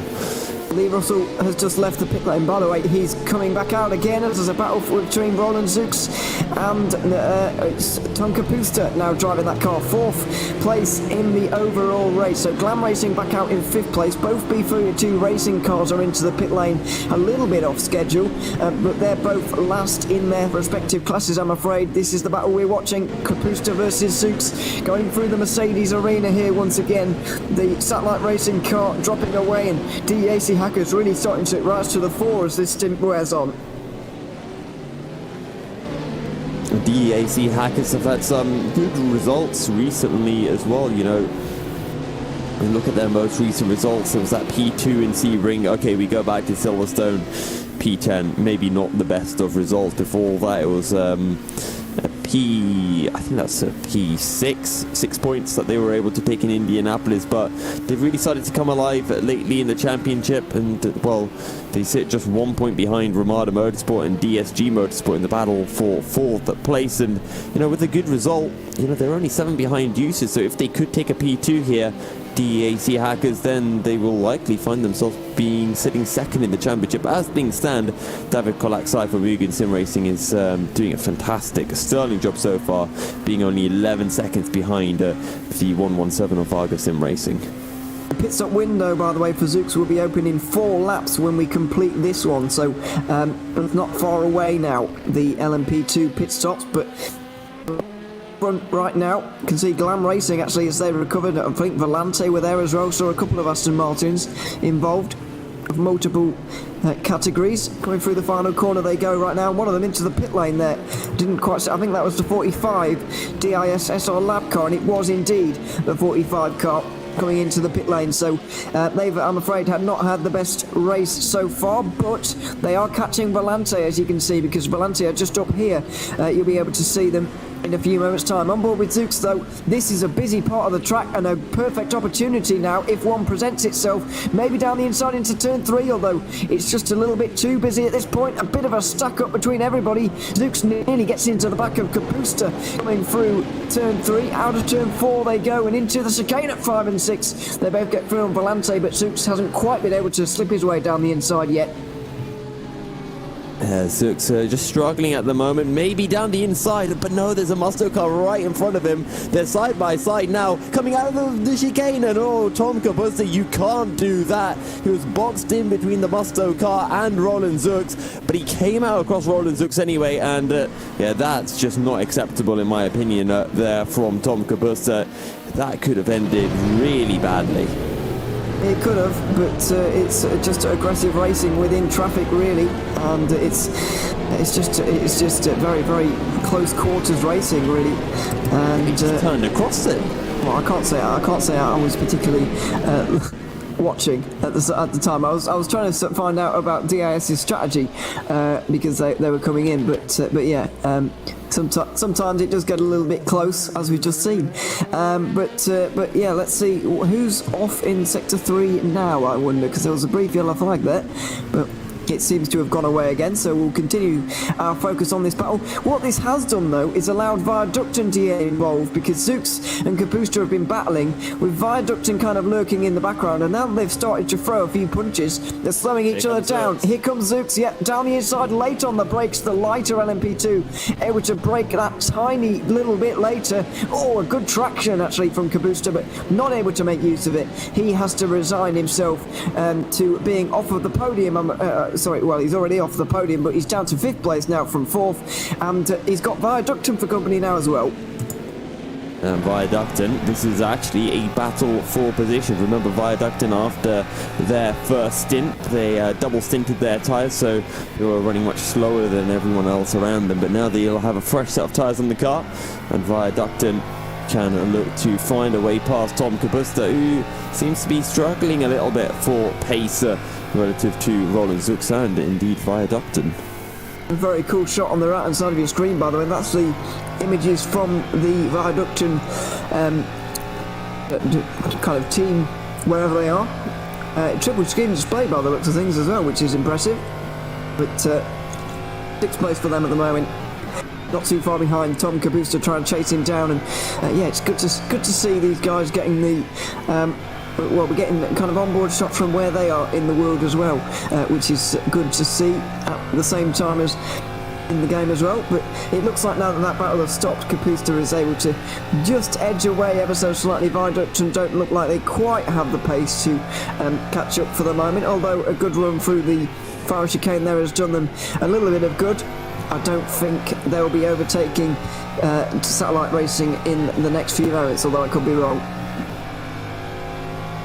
There's a Ferrari, just dived into the pits, and I'm not quite sure who that was actually. Was that the B32 Racing? Yes, it was B32 Racing car. I always forget that there's a B32 Racing car in the GT class, because usually they're in the LMP2 field, and indeed they still are in the LMP2 field, but they have also entered a team into the GT3 class as well. Yeah, I have indeed, and they're currently last in both, I'm afraid. The LMP2 car is 12th overall, with the GT3 25th and last at the moment. But they'll be hoping to at least get to the end of this race with both of their cars. B32 had a fantastic Sebring, by the way. For a long time they were running right up there, and in the end they managed 6th place. They were knocking on the door of a top 5 for a long time as well, having a good race. But anyway, Viaducton versus Satellite looks like it's on here, and we can see right now Kapusta having to take a couple of defensive lines maybe into a couple of these corners. Viaducton starting to apply the pressure just a little bit now. This is going to allow Roland Zooks to get away, but this doesn't really matter to them. Battling for a 5th place overall, and indeed a 2nd place in class as well, so important battle for both of these guys. Oh, that rear end really skittering for Viaducton as they take a cone hostage with them through the NGK chicane. viaduct and certainly searching for a way through. He's right in the slipstream. I think he's too far back. Have a go down into turn 1. And when you are thinking about overtaking opportunities here at the Nürburgring, turn 1, the biggest overtaking opportunity. And then the other is probably up into the MGK chicane. If you can get a good run coming out of the Warsteiner curve, you can pull alongside and have it go through the penultimate corners of the circuit. Yeah, indeed. Unfortunately, that hasn't happened for Viaducton just yet. David Coloxai just been into the pit lane, by the way. That was at the end of lap 72, a little bit early. Pedro Ramada also into the pit lane at the end of lap 72. But Coloxai was out even before Ramada could even get into his box. To see if that is still Coloxai, so just refresh my timing. It is indeed still the Hungarian driver. He's not handed over to any of his teammates just yet. This is his 4th stint in the car. May well be getting out at the end of this one, but we'll wait and see. So pit stops underway in LMP2. A little bit early again for Mugen Sim Racing, though. That was only a 23 lap stint, especially when you compare that to the 25 they did earlier on. That's not great news for their fuel consumption, whatever they've been doing. Yeah, as well, we'll see how it all does pan out. But for David Coloxai, I think that's a little bit early for him to be making his stop. We'll see when Daniel Wisner pits for the 117 Varga Racing car. By the way, there's a rather large gap between the two of them, as it is now. If I just see where, actually, where are they? They have dropped all the way down to P6 currently, and they are 91 seconds behind Daniel Wisner. Yeah, that's P6 overall, by the way, and not in class. DAC Hackers now into the pit lane from 2nd in class and 5th overall. Oh, they are 5th overall now. Tonka Buster and Viaducton able to get through fairly easily. They're still on your screens as we're in the pit stop cycle. That's a little bit more what we come to expect from DAC Hackers. 24 laps seems to be the norm for those guys. But DSR Nightmare at the moment have been promoted because of those couple of pit stops for these guys. It is going to mean, by the way, that Toonloa is going to be a little bit further up the order, but he will have to make a pit stop. He will probably fool me in the next few moments because that's often what happens with the pit stop cycle here at the moment. Kyle Lycagor into the pit lane. Ben Corbin, though, is going to stay out, and I think you might have been right about the strategic games being played by Team Ebrit here because Coloxai has made his pit stop, yet he is really quite a long way away in front of Ben Corbin in this one, and actually Ronan Zooks might even be he's just behind him in the end. So Corbin is going to be 3rd place in LMP2, but I think you might have been right about their strategy not paying off quite possibly. Yeah, and actually we have got someone joining us for an interview as well. The team boss from 404 Glam Racing have joined us. How you doing? Can you hear me? Yes, we can hear you. Perfect. Just saying good, despite what just happened, so. I mean, you guys were running pretty well. Lee Russell was doing a fantastic job. I think you were running P3, P4 for quite a while. What was the issue? Was it just that double downshift into the corner, or was there something else happening?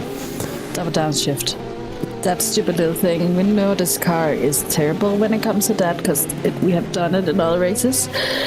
And like he said himself, this is the first time he does it in a race. Normally it's practice, but yeah, he's pretty sad right now. I mean, I can imagine. I mean, you guys have dropped down. You're not last. B32 are behind you.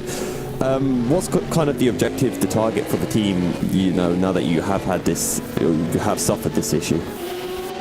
Well, the target now is just to run a clean race of the rest of the race. Henrik is getting ready to go in the car in the next 15-20 minutes and just go up there and, sorry I'm saying this, hopefully someone else fucks up. So I apologise on broadcast for the language, but no, we do get that, you know. I mean, very often once you have that issue, you kind of hope that everyone else has the same issue to put you back on the level playing field.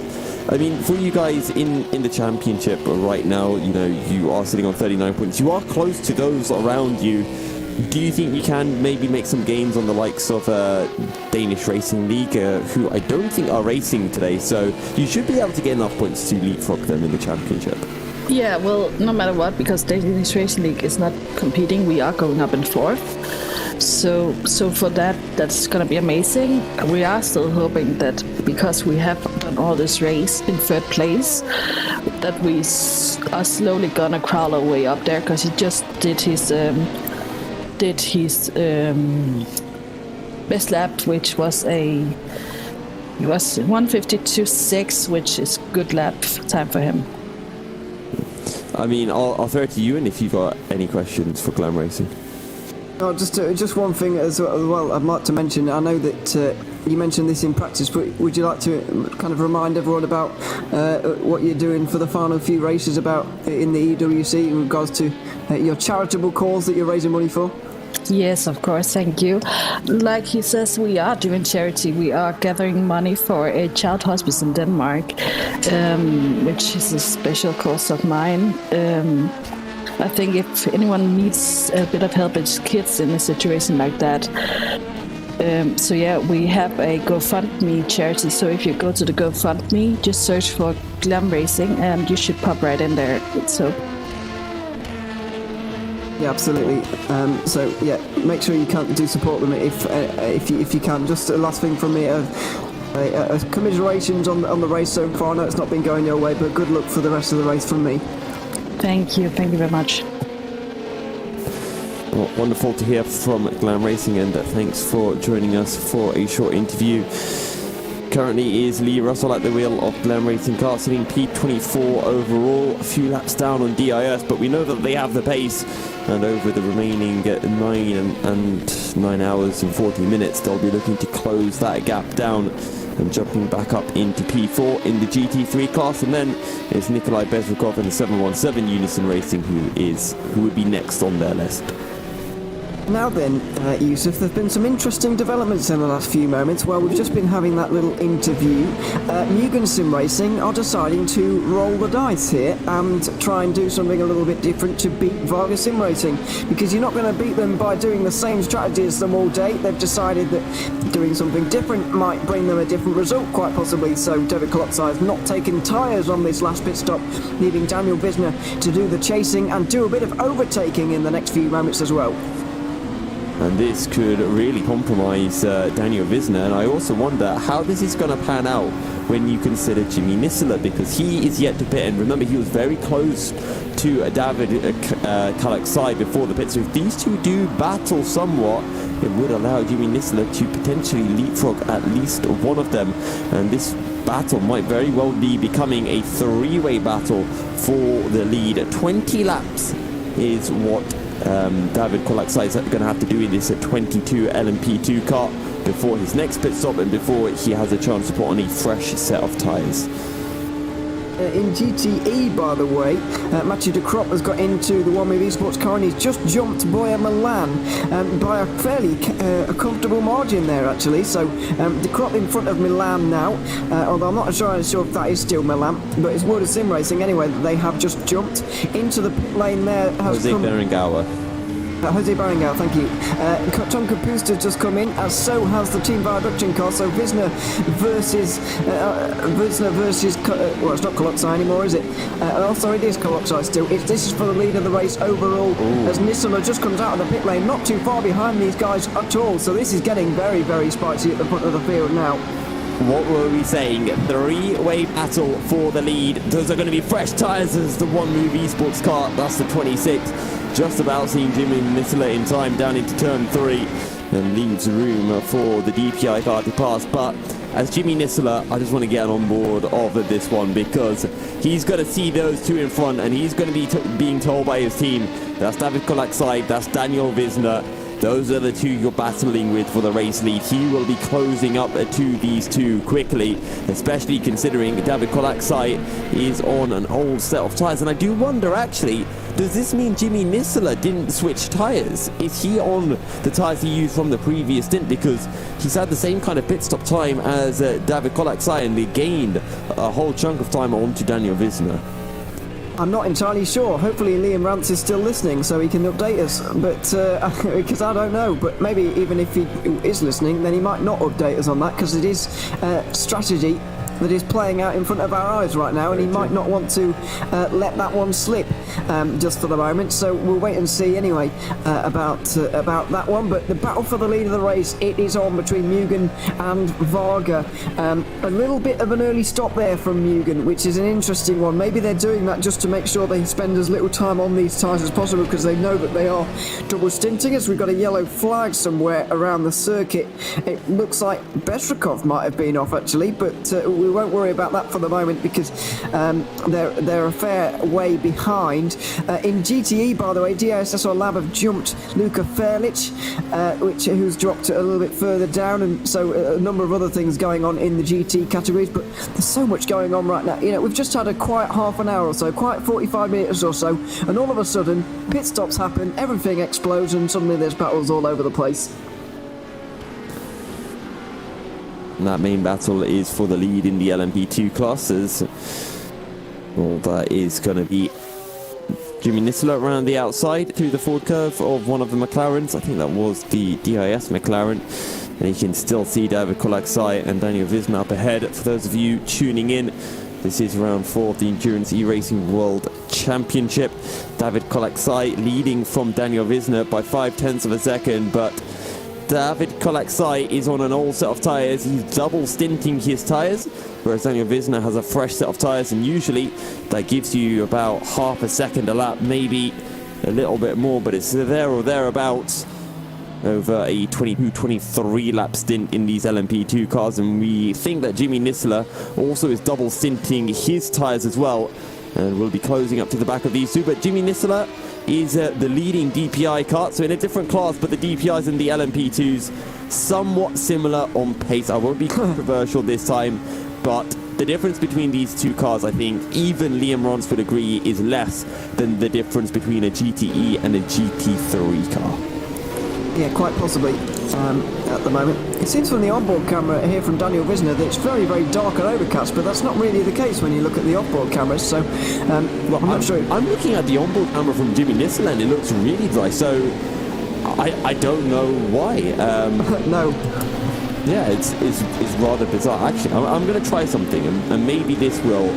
No, I tried to switch to the same onboard camera as David Kolaksai, and yeah, it's different. So, yeah, maybe Daniel Visma, maybe the camera on that has, a darkening lens on it, because for Jimmy Nisler, it looks nice and sunny in Germany. Very strange, very, very strange indeed. But meanwhile, also a little bit further behind, Patrick Attila Lucas has just got into the top 5. He's got through on Ben Corbin, who's still out there at the moment on that alternate strategy, and it really doesn't look like paying off for Team Ebrit at the moment, which is a bit of a shame. Tom Kapusta has taken tyres once again. He's taking tyres every time here, and so he has now dropped himself right into the LMP2 fight. DAC Hackers, Team Ebrit, Satellite Racing and Ramada Motorsport are very, very close together, but so are the two leaders. We're going to focus on them at the moment. It's David Kolaksai versus Daniel Visner going up towards the chicane. Is there going to be a dive? If not a chicane, you really do dive normally, but he might go for it anyway. Daniel Visner around the outside of Kolaksai, not for the moment. He stays behind for now. I tell you what, Jimmy Nisler's watching all of this unfold. Oh, he goes sideways on the old tyres. He doesn't have the grip, the four-wheel drift, and it just opens up the door, and that is Daniel Visner back up into the lead of the race. Wow. Wasn't expecting that. I don't think there was contact. I don't think there was contact, was there? There was contact. I think he lost the rear end and tried to carry too much speed. We've seen it previously in this race. Let's have another look. Here's a replay from Daniel Visner's perspective. Was there contact? Oh, nope. Just rear end locks up, too much rear brake bias, gets hard on the brakes, rear end locks up, and once the rear tyres have locked up, they essentially can't follow the front through, so the only way for the rears to follow the front is essentially by stepping out, and that's why you see that essentially a drift from Daniel Visner. Great job from him, though, to be able to catch the car, sorry, not Daniel Visner, David Kolaksai. Yeah, very well held indeed. But Kolaksai's lost the lead now. Daniel Visner retakes it for Varga Sim Racing out front here once again, as we're used to seeing them. back out front once again, and now Jimmy Nisler right behind them. So we do have a freeway battle for the lead. This is very, very interesting indeed. Now, Coloxai, how are those tyres going to develop? You said about the rear brake bias there. Maybe as the tyres wear down in an LMP2, you need to move them forward, and that might not be what Mugen Sim Racing did. That you do often have to change your brake bias throughout a stint, even if you're not feeling anything. You do kind of need to be proactive with it. Maybe they weren't on that occasion, but just lock the rears going around this time last lap, going into the final corner. See if it happens again. It shouldn't do. I'd imagine he'd make a change or two, really, but he stays in front. Now Jimmy Nisler right in behind, might make a move of his own down into turn 1. And he's right on the tail. We'll go back into that brake bias talk as Nisler looks for the outside. And remember, you want to go around the outside of turn 1, so you've got the inside for 2. That's where there's more grip. But Jimmy Nisler can't hang it around the outside. And Daniel Visner, or pardon me, David Colaxai, holds on to that P2 spot. Jimmy Nisler will have to wait one more lap. All the while, Daniel Visner is just going to be pulling further and further away in the lead of this race. And Jimmy Nisler, judging by his pace, there we go, David Colaxai going to let him through. David Colaxai knows that he's not battling with Nisler, and he knows that he needs to try to lose as little time as possible to Daniel Visner. So David Colaxai allows Jimmy Nisler through into second position. He just didn't want the trouble at all there, did he? He just didn't want the trouble of battling with someone else for a position that he didn't need to battle for. You could say it's smart, yeah, but also sad. Well, yeah. Sad for us. It's certainly sad for us, yeah. It might turn out to be smart for him, certainly, in this one. We've got to wait and see. But just because we've been... it's off the road. Visner's just... Was it Visner? It was Coloxai, wasn't it? We got running a little bit wide because... Oh, no, sorry, you're right, because Nisler's just got through on Coloxai. Visner's run wide. You're absolutely right. And now we've got a battle for the lead going on. Jimmy Nisler right on the back of Daniel Visner going through the high-speed chicane. They're going to be going through the final corner right now, and they might be having another battle for the lead right now. Yeah, they are indeed, and honestly, I think Liam Rance is going to be most impressed because the DTI is just so much slower than the LMP2. I can't believe he's making this work, but he's got the slipstream as we go down into T1. Will he go for the inside? No, he's just going to slot in behind for now and wait for that opportunity to present itself. He will indeed. A little bit of a different line through turns 1 and 2. They're trying to make a run, but no way through. Visner stays in front into turn 3. The Unison Racing car is just in front right now as well.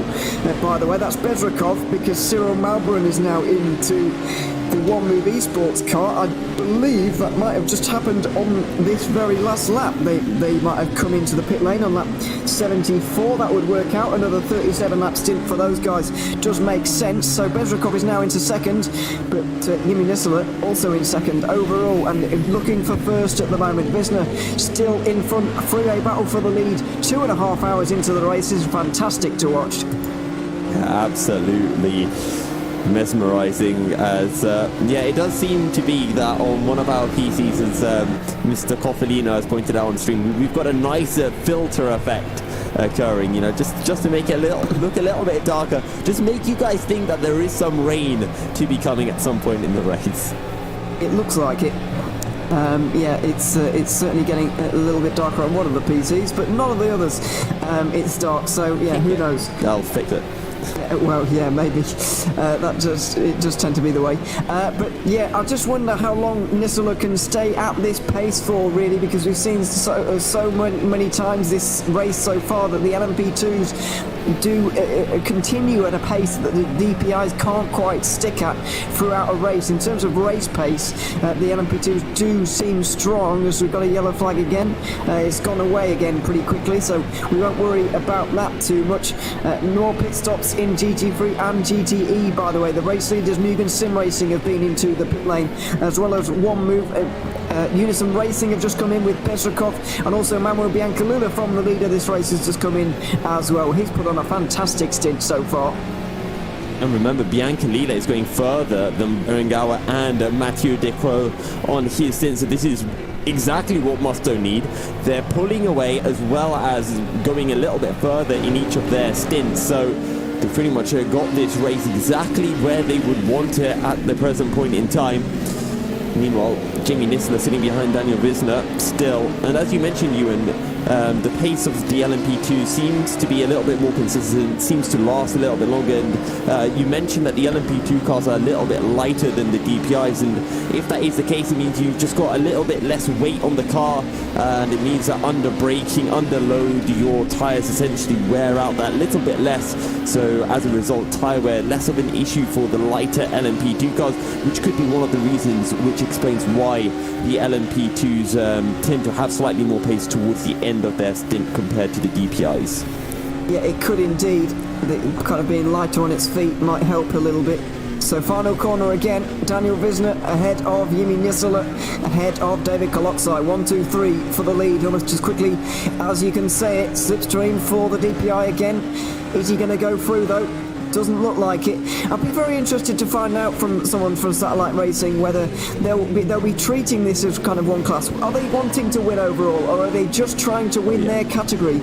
Are they just sitting behind here now, saving fuel and just kind of waiting around and consolidating their DPI lead, or are they going for the overall lead? I wouldn't be so sure as to find as to know really what their aims are for this.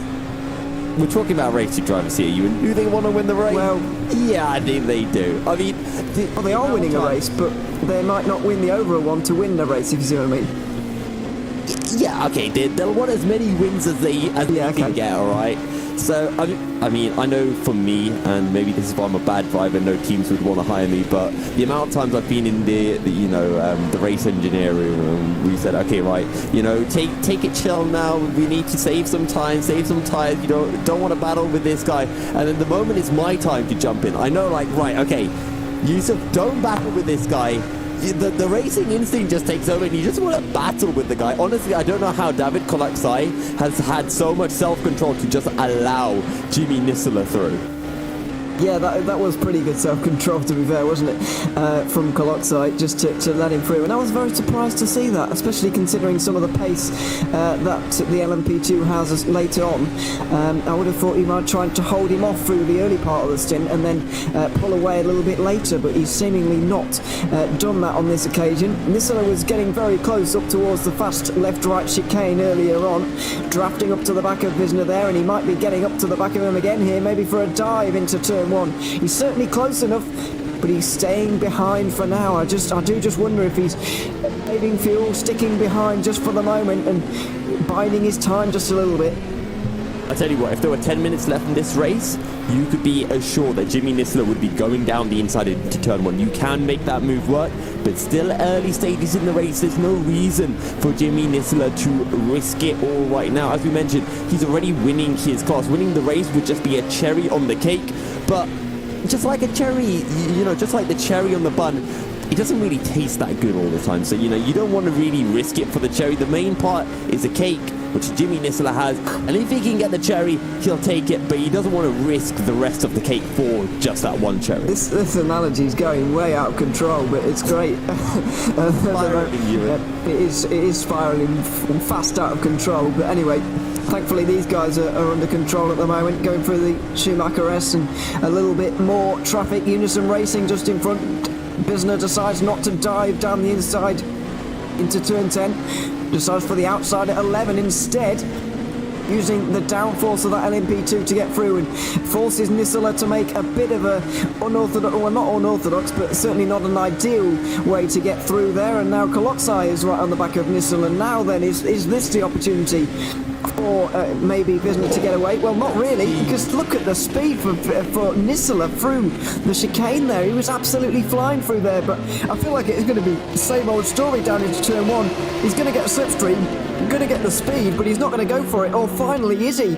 No, he stays behind and he sticks to the left. He's going to the left-hand side now, Jimmy Nisler, but I don't think he really wants to take the lead at the moment. Yeah, I don't know. He's going to look at the outside. He's going to look for the switchback through turn 2 into the Mercedes arena. He just drifts a little bit wide, and now he's on the outside for 3. Surely not. No, he's going to slot in behind. He looks for the switchback. He has to be careful because David Kolotsai can throw his nose in at any time. The top 3 after just a few hours into the race, 2.5 hours into this race, and they are nose to tail. Yeah, they are absolutely nose to tail and don't seem like they're going to be separated anytime soon. I'm just going to take a look at when their next pit stop is likely to be. It's going to be for Mugen Sim Racing, first of all, possibly around lap 95 or so. We're currently completing lap 87, so 8 laps at the end of this one, and I think we might, at least the pit window for Mugen Sim Racing is open at the very least, and then we might start to see a little bit of a battle going on, but or at least in the pit lane, but we're seeing one on the circuit as things stand. It's Varga, Satellite and Mugen, all 1, 2, 3 at the moment. This is the first time all season really we've seen Varga under any kind of pressure. We've not seen them battling at any point throughout this season, almost all year long, but now finally we are seeing a bit of a battle for the lead. Yeah, and I'm actually wondering something now as well, Ewan. Remember we were saying that Daniel Visner is on fresh tyres, David Colexai is on old tyres, but Colexai is holding with these two really well, so I'm wondering, is Daniel Visner actually on fresh tyres, or is David Colexai just putting in the stint of his life? As here comes Jimmy Nisler once again. Daniel Visner goes defensive. Nisler looks to the outside. Can he hold it round the long way? Yes, he can, and now he's going to have the inside down into turn 2. That's where there's more grip. Colexai, Visner lets him through. Bang! Bodywork side to side, and Daniel Visner regains the lead. Aggressive driving, and driving that, to be honest, Ewan, we would not be expecting just 2.5 hours into the race, but you can see that Daniel Visner wants this lead.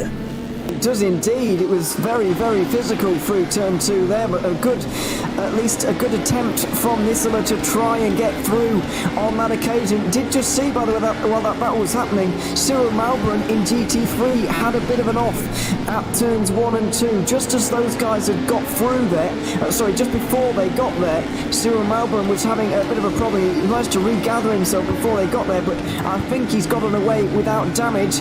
So far, all of these guys have as well, but what must Colexai be thinking at the moment? Seeing these two nutters going at it in front of him, he must be wondering if there's going to be an accident around the corner here. I tell you what, he's got a smile on his face, because, again, if our intel is correct, and if indeed David Colexai is on an old set of tyres, he's going to be loving seeing this, because it just means that, his stint's working out well. And for Daniel Visner, you do wonder if, I say, the smart decision would be to allow Jimmy Nisler through, because he clearly has more pace, and then try to stick with Jimmy Nisler to pull away from David Colexai, because at the end of the day, David Colexai is Daniel Visner's rival in this race. It is not Jimmy Nisler.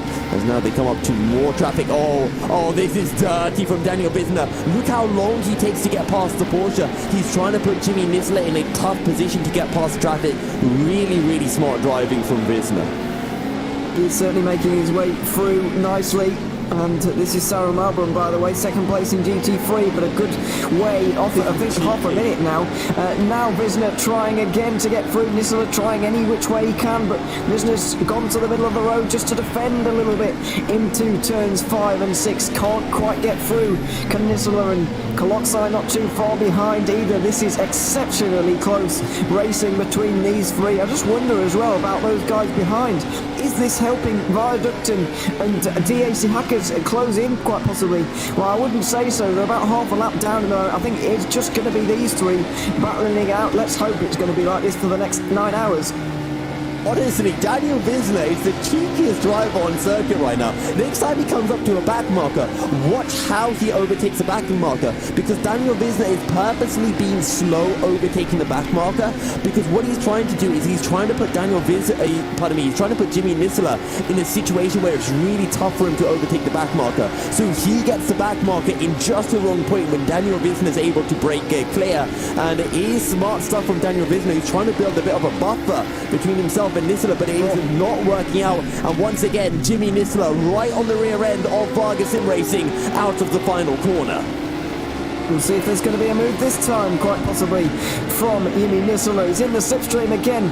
Visner defends the inside line, but Nisler goes further to the inside. Now through turn 1. Can he get it stopped? Not really. There's contact. Visner gets into the back of the satellite racing car. They go side by side through turn 2. Colexai's getting involved. Side by side again. A bit of a slide from the DPI. Can he get down the inside into 3? No, he can't. And Colexai heads around the outside of Nisler. He wants a piece of this now. He let the Finnish driver through earlier on, but he's certainly not playing nicely anymore. He wants to get through all at the same time. Jimmy Nisler, that was the first time Nisler went down the inside into turn 1. And Daniel Visner, what does he do? He looks for the cutback on corner exit. Then he's got the outside heading into turn 2. And he's able to actually get the move done round the outside because Jimmy Nisler was smart. Jimmy Nisler tried to hold it tight on the apex of 2 because last time round he let it out and Daniel Visner was able to find the cutback.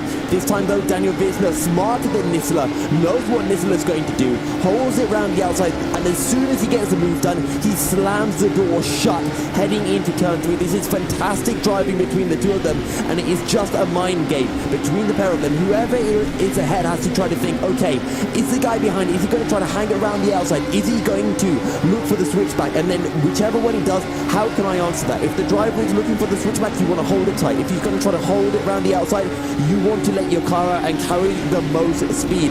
And so far, it's Daniel Visner who has been the smarter of these two drivers. He has indeed. He's been very, very good indeed so far in this race. More defending down to turn 1, quite possibly coming up for Visner. Is there going to be not really a move this time for Jimmy Nisler? He's stuck behind just for the moment. Oh, it's wide. Visner wide. Slide through turn 1, and now Nisler gets the opportunity. A mistake, a rare mistake from the Varga Sim Racing driver. Side by side through turn 2. Outside line for 3 as well for Satellite Racing. Can he hang it round there? Because the inside is the next corner, but that was aggressive. No! He's gone for a half spin. Nisler goes for a half spin. He gathers it up nicely, but that was a fierce, fierce battle. And finally Visner is able to shake off Nisler. And now what can he do? Now that there's no pressure from behind, can he get away? And honestly, I just want to show on the replay because again, so cheeky from Visner. Look at how aggressively he slammed the door shut. And Jimmy Nisler, he wanted to get on the brakes. As a result, gets on the brake a little bit harder, locks up the rear end. Daniel Visner has been right on the line between great aggressive defending and just being a little bit dirty. And honestly, I don't really know what side of the line he is on. That one will be investigated by race control. You can be assured of that. But Daniel Visner playing it cheeky every time he has the opportunity, getting right in front of Jimmy Nisler, not giving him space to go down the inside. It's been a great tactical defending from Visner, and I think he even parked it on the apex a little after getting in front of Nisler. I think he went on the brakes a bit early as well. But either way, Nisler down to P3. Visner holds on to the lead. A great battling between these three prototypes. Yeah, it's a great battling between them. Kalotsai able to get into second again then, with Nisler now in third, watching on from behind as things stand. Visner taking the lead through again. Let's just try and work out how far away Mugen are from a possible pit stop in this one. I reckon another 4 laps, including this one, and Mugen will be into the pit lane. So we're very, very close to another round of pit stops here. Visner's going to be defending here once again. Musto, both Musto cars just actually in front. Visner goes one side, Kalotsai goes to the other. So this battle's starting to just quiet down for the moment, but you get the feeling that Visner's going to be under pressure again in a few moments' time. Be interested to see what happens with Kalotsai now, really. Not entirely sure how to call it, because Visner hasn't gained any time on his new tyres here, but Kalotsai is not losing any on old tyres. It's very strange how these guys are both doing the same pace right now, even with their tyre difference. So I'm not really sure if Mugen are going to try this again, or whether Varga try a double stint next time. I'm not sure. Well, I'm just wondering, maybe it's a case of, again, maybe our friend in the chat, Liam Rance, can clarify, but maybe we are seeing actual double stints coming through, and maybe Daniel Visner was going for a triple stint, perhaps, instead of going for the standard double stint, and maybe that's why he's not losing too much time. But one thing that I am curious about is when Jimmy Nisler closes in onto David Kalotsai once again, will Kalotsai let him through like he did before? I don't know if Nisler is going to get there at all, because look at the gap opening. The gap is opening behind. That's because of the contact. Well, I think he's going to close this. It wasn't that close when the contact was made, I don't think. I think Kalotsai was a little bit more under pressure from Nisler, but maybe not. I'm not entirely sure, really. But anyway, we're not too far away from pit stops anyway for Mugen Sim Racing. They should be in any time from the next 3 laps. They started this race out with a 25 lap stint, then they did a 24, now they've done a 23, so, or on the last one they did a 23, so is it going to be 22 this time? I don't know, but it might even be sooner than I was mentioning when they come into the pits. Just any time from now, really. Just got to wait around and wait and see for them. But they're certainly closing in on Steven Salsgaard at the moment, who's currently in 10th place overall, 7th place in the LMP2 category, and they're about to put a lap on him, so that could present an opportunity, maybe, getting through on an LMP2. We don't need another prototype to add into this battle, but we're going to get one 4 in a row, it's going to look like at the end of this lap, probably.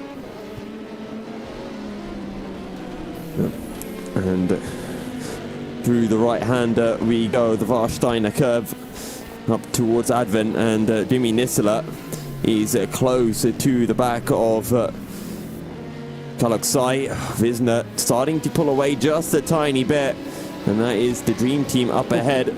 Fellow LMP2 gets well out of the way of these 3. But you can see Jimmy Nisler. Let's actually see this time around what a laps the top 3 are setting. So, for Daniel Visner, it's a 41.9, a 42.3 for David Koloksai, and a 41.6 for Jimmy Nisler. He's back onto the pace after that incident. The question is, can he get through on David Koloksai? Previously, Koloksai let Nisler through, and then Nisler was able to battle with Daniel Visner, but this time round, David Koloksai might not be as nice to Nisler. Yeah, I wouldn't imagine so, because the situation was a little bit different now. And also, it's not really worth letting Nisler through, even if they were in the same situation, because it's so close to another pit stop window. Well, I don't think it's worth it. I mean, if you're David Koloksai, you lose half a second if you let Nisler through. You also remove the chance of yourself being involved in an incident. And if you are Koloksai and the team of 22, you would have seen how hard Daniel Visner and Jimmy Nisler were battling. And to be honest, if you were a betting man, you'd be a little bit tempted to put money and say, if those 2 are battling again, there'll be contact, and maybe one of them ends up in the wall. And if it is Daniel Visner as David Koloksai, you're laughing, really. Yeah, I hope that that doesn't happen, but you're right, it may well do at some point. Let's see though. Nisler on the back of Koloksai again. We're about to, well, I've lost count of how many laps we're about to commit. I think that Koloksai might do one more after this, and then come in quite possibly. But we'll wait and see anyway. Nisler might not give him the chance, he might be able to get through into 2nd place. Down into turn 1, slipstream again. I don't think he's quite close enough though. It's going to be a little bit audacious, so he's not going for it at the moment. And yeah, stays behind. Late on the brakes. I am somewhat surprised, given what we saw earlier on. The LMP2s were braking so much deeper into the corners, because, as I mentioned, because they're lighter, they can brake a little bit later. But Nisler has been able to make some moves even on the brakes in that DPI. He's been very, very impressive. Yeah, it's not a huge weight difference between them, and also it could just be a fact of tyre wear. We also saw from David Koloksai, remember that lock-up going into the final hairpin, which cost him the position to Daniel Visner and the race lead, which he since hasn't been able to regain, and maybe that's just sitting in the back of his mind and he doesn't want to make that same mistake again, so he's just maybe slowly rebuilding his confidence after that previous incident. Yeah, quite possibly. But he is very, very quick indeed. Often doesn't need too much time to get up to speed, as we saw earlier on in this stint. Actually, he was up to speed pretty much immediately in this one. All the DPIs on that last time did pit a little bit early, by the way, to my mind. Anyway, they were doing 26, 27 lap stints before. It was 25 laps last time, so I don't quite know what was up with that, but I'm sure it was all to plan for satellite racing. On that occasion. Let's see then, just in front, David Koloksai is just there, as you can see. Is there going to be a dive into the pit lane on this occasion, or is there going to be another lap here for the Hungarian? It looks like it's pit stop time for David Koloksai, so into the pit lane he comes at the end of lap 95, I believe that is, as down the inside goes Toon Lauer here. We're straight into another battle already in LMP2. Toon Lauer looks like he's battling with Ben Corbin for 5th place in LMP2. Yeah, and I do wonder how this undercut is going to pan out for David Kalokzai. Expect Daniel Wisner to be pitting at the end of this lap, and then Jimmy Nisler should be able to go maybe 4 laps more. And when he pits, he should come out about 7-8 seconds behind these guys, and then look to close them in with a fresh set of tyres. But for now, Jimmy Nisler will just be looking to hunt down Daniel Wisner and maybe just cause them a little bit more grief before their pit stops do come through, because Jimmy Nisler will not be happy with how Daniel Wisner defended against them. You can be certain of that. Well, I think it was all fair in the end, really. It was just a little bit aggressive, and I don't think there was anything wrong with it, really.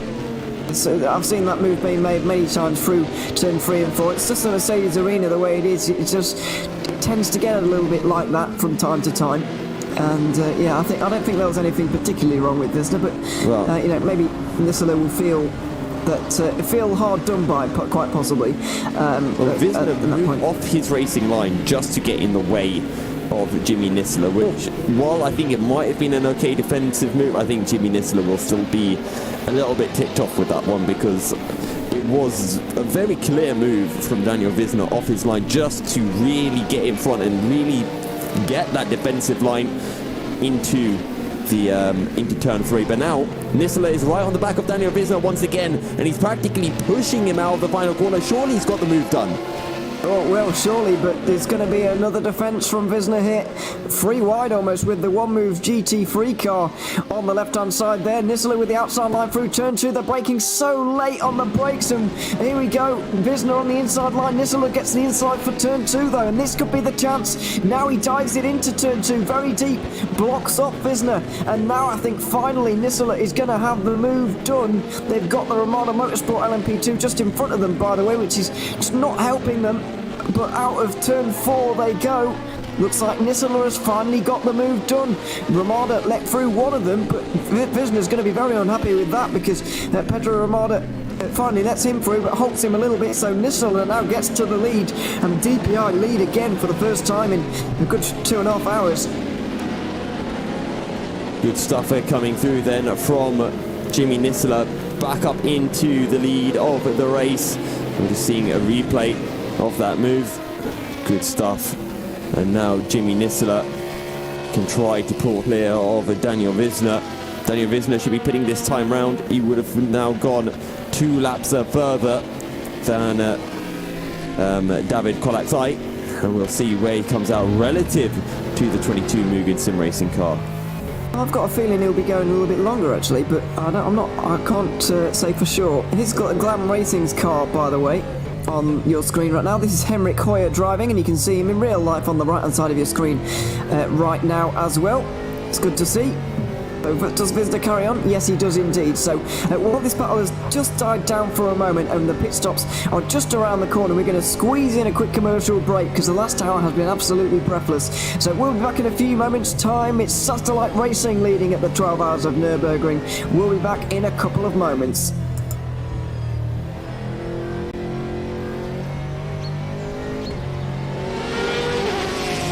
The Endurance E-Racing World Championship 12 Hours of Nürburgring is presented in partnership with Global Flicks, Film Volt, Viper Gaming by Patriot, ESTV, and MotorVision.tv.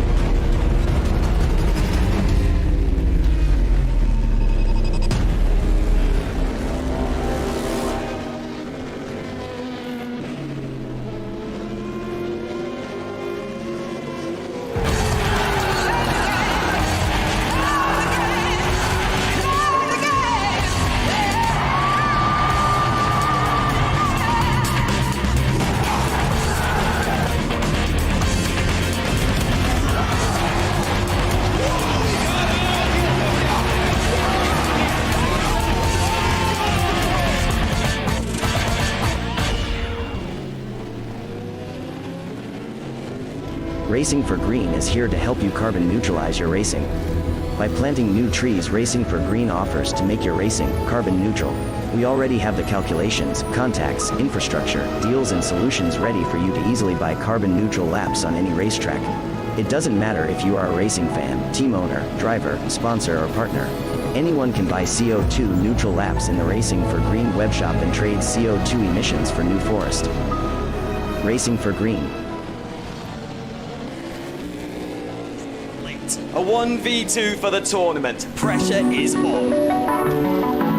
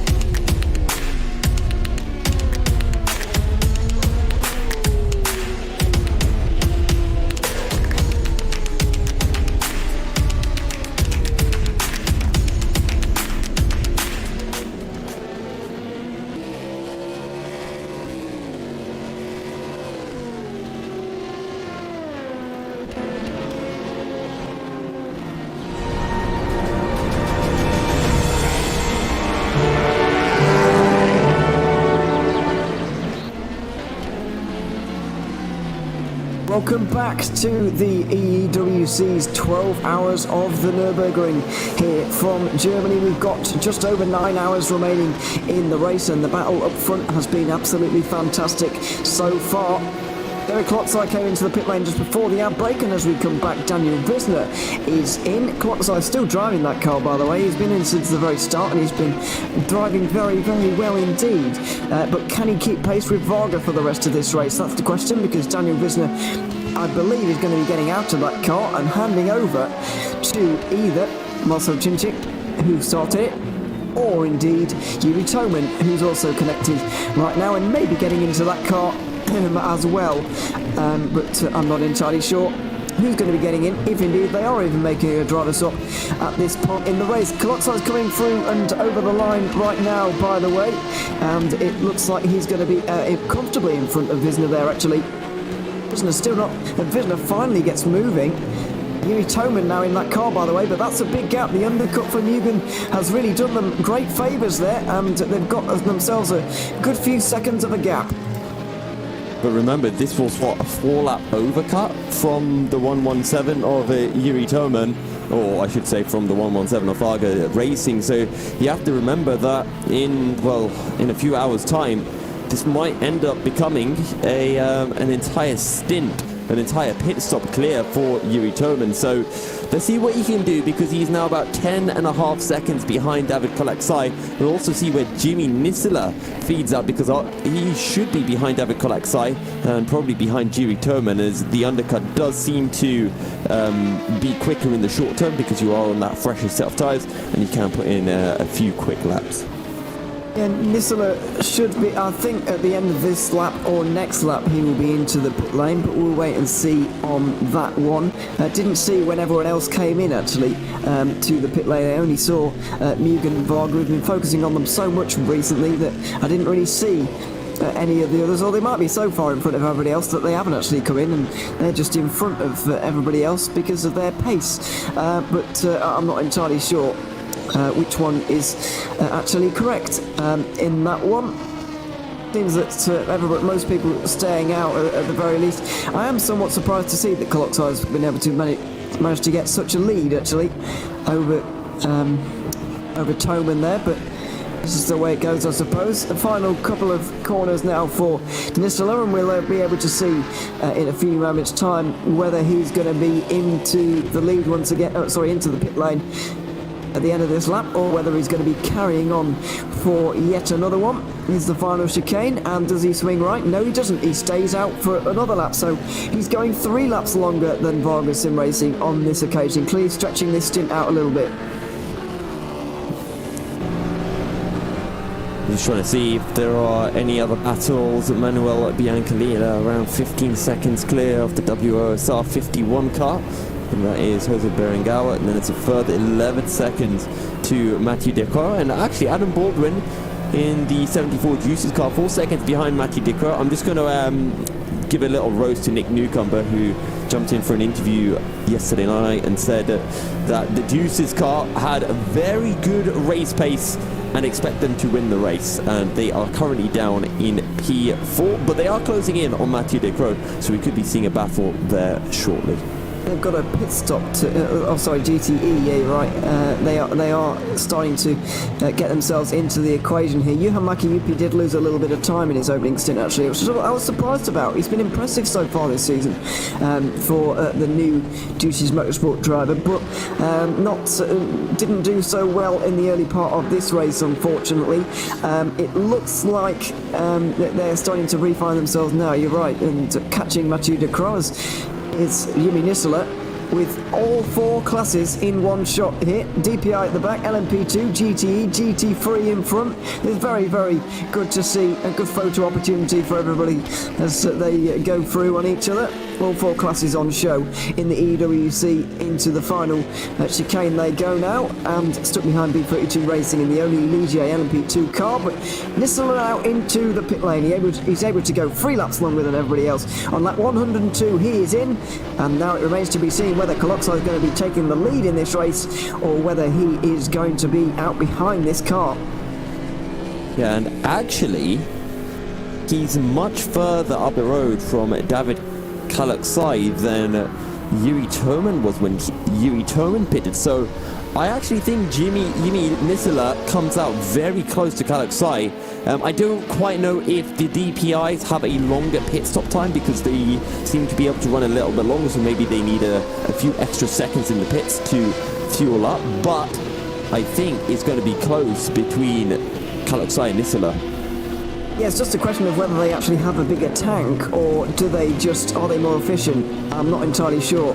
As one of the LMP2s just leaving there, I think that is Toon Lower in the Juices Motorsport Club car. It is indeed leaving the pit lane as normal, so that's lap 100 completely on schedule for those guys.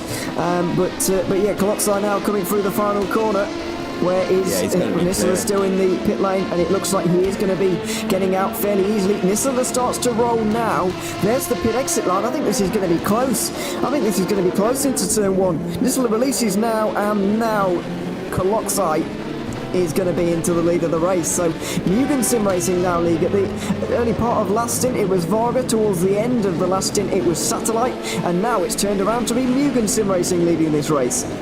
Yeah, but remember Mugen pitted a fair chunk of time before Varga. Remember, it was somewhat similar after the last stint when Varga came out behind the 22 Mugen Sim Racing car, but they weren't this far behind. They were able to close in fairly rapidly and find a way through, and now I honestly think Jimmy Nisseler will be able to make somewhat quick work of Coloxai and be able to work his way up, because I honestly don't think Coloxai is going to fight Nisseler. You know, we saw it in the previous stint. Coloxai let Nisseler through, and when your actual rival Yuri Toman is 7.5 seconds behind you, why would you battle? Let Nisseler through, sit in the tow and try to pull yourself clear of the 117 Varga. I'm not entirely sure really what Coloxai is going to do here. Well, he's not even been caught yet, so let's not get ahead of ourselves, but Nisseler does seem to be catching, you're right, at the moment. And yeah, it's a good moment to see these 3 out front once again. Very close. Toman is a little bit further behind, and Varga just seemed to be struggling for the last few moments. Comparatively, compared to what they're normally like anyway. Viaducton and the other Satellite Racing car are both in as well, by the way. They're so far behind that is actually on the same lap for those guys, but yeah, it didn't seem like it because they're pitting a little bit, because they're a little bit further behind, but yeah, DAC Hackers and Viaducton look like they're actually having a little bit of a battle there. I'll try and find it, see if there is something going on between them. It looked like Viaducton just getting out of the pit lane there, side by side briefly with DAC Hackers, but they got through fairly easily in the end. I'm just here taking a look at Jimmy Nisler, just still a couple of seconds behind Viaductin, a few seconds behind Tom Kapusta, or did they just drop the position? No, never mind. I think Tom Kapusta just recently pitted, if I'm not mistaken. Yes, he is just coming out of the pit lane. I'll tell you where he is on in the order. 6th place overall, just in front of Team eBrit, who are in 7th and falling back with every stint, it seems, at the moment. Their strategy not quite paying off on this occasion. Another battle that is continuing on at the moment, or will be getting on soon, is the battle between Mathieu Decroix and Adam Baldwin. That's the battle between One Movie Sports and Juicy's Motorsport Club, so that's another thing to watch out for. But at the moment, we've got a battle for the lead going on, Koloksai versus Nisolo again. Right, I think you need to keep an eye on that battle. There's also a battle in the GTE cars because Valeriano is on the rear end of the 67 Volante racing car. And I have a feeling that the battle for the overall lead is going to be Kaloksai allowing Nisler through. But here comes Nisler. He's close, but not quite close enough to have ascend into T1. He is indeed. Oh, he's so close, especially on the traction there, but not quite able. He's almost pushing that Mugen Sim Racing car in front through the corners, although not sticking his nose down the inside just for the moment, staying there just in behind, applying the pressure. But I think you're right, it would be smart for Koloksai to let Nisler through at this point and then try and pull away from Toman kind of together. I think for Kaloksai, it's about how he lets Nisler through. He doesn't want to, pull over to the side, lift off like he did previously. He wants to wait for Nisler to get to a point where he's going to make an overtake and then just not make the move difficult for him. And all Kaloksai wants to do is essentially, rather than letting Nisler through, what he's doing is he doesn't want to defend against Nisler, and that's the key kind of difference.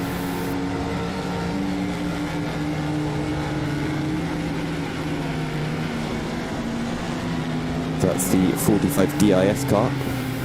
Got the pair lap as into the pits actually goes Giordano Valeriano. So that's one of the 3 battles that we now no longer have to watch for the time being.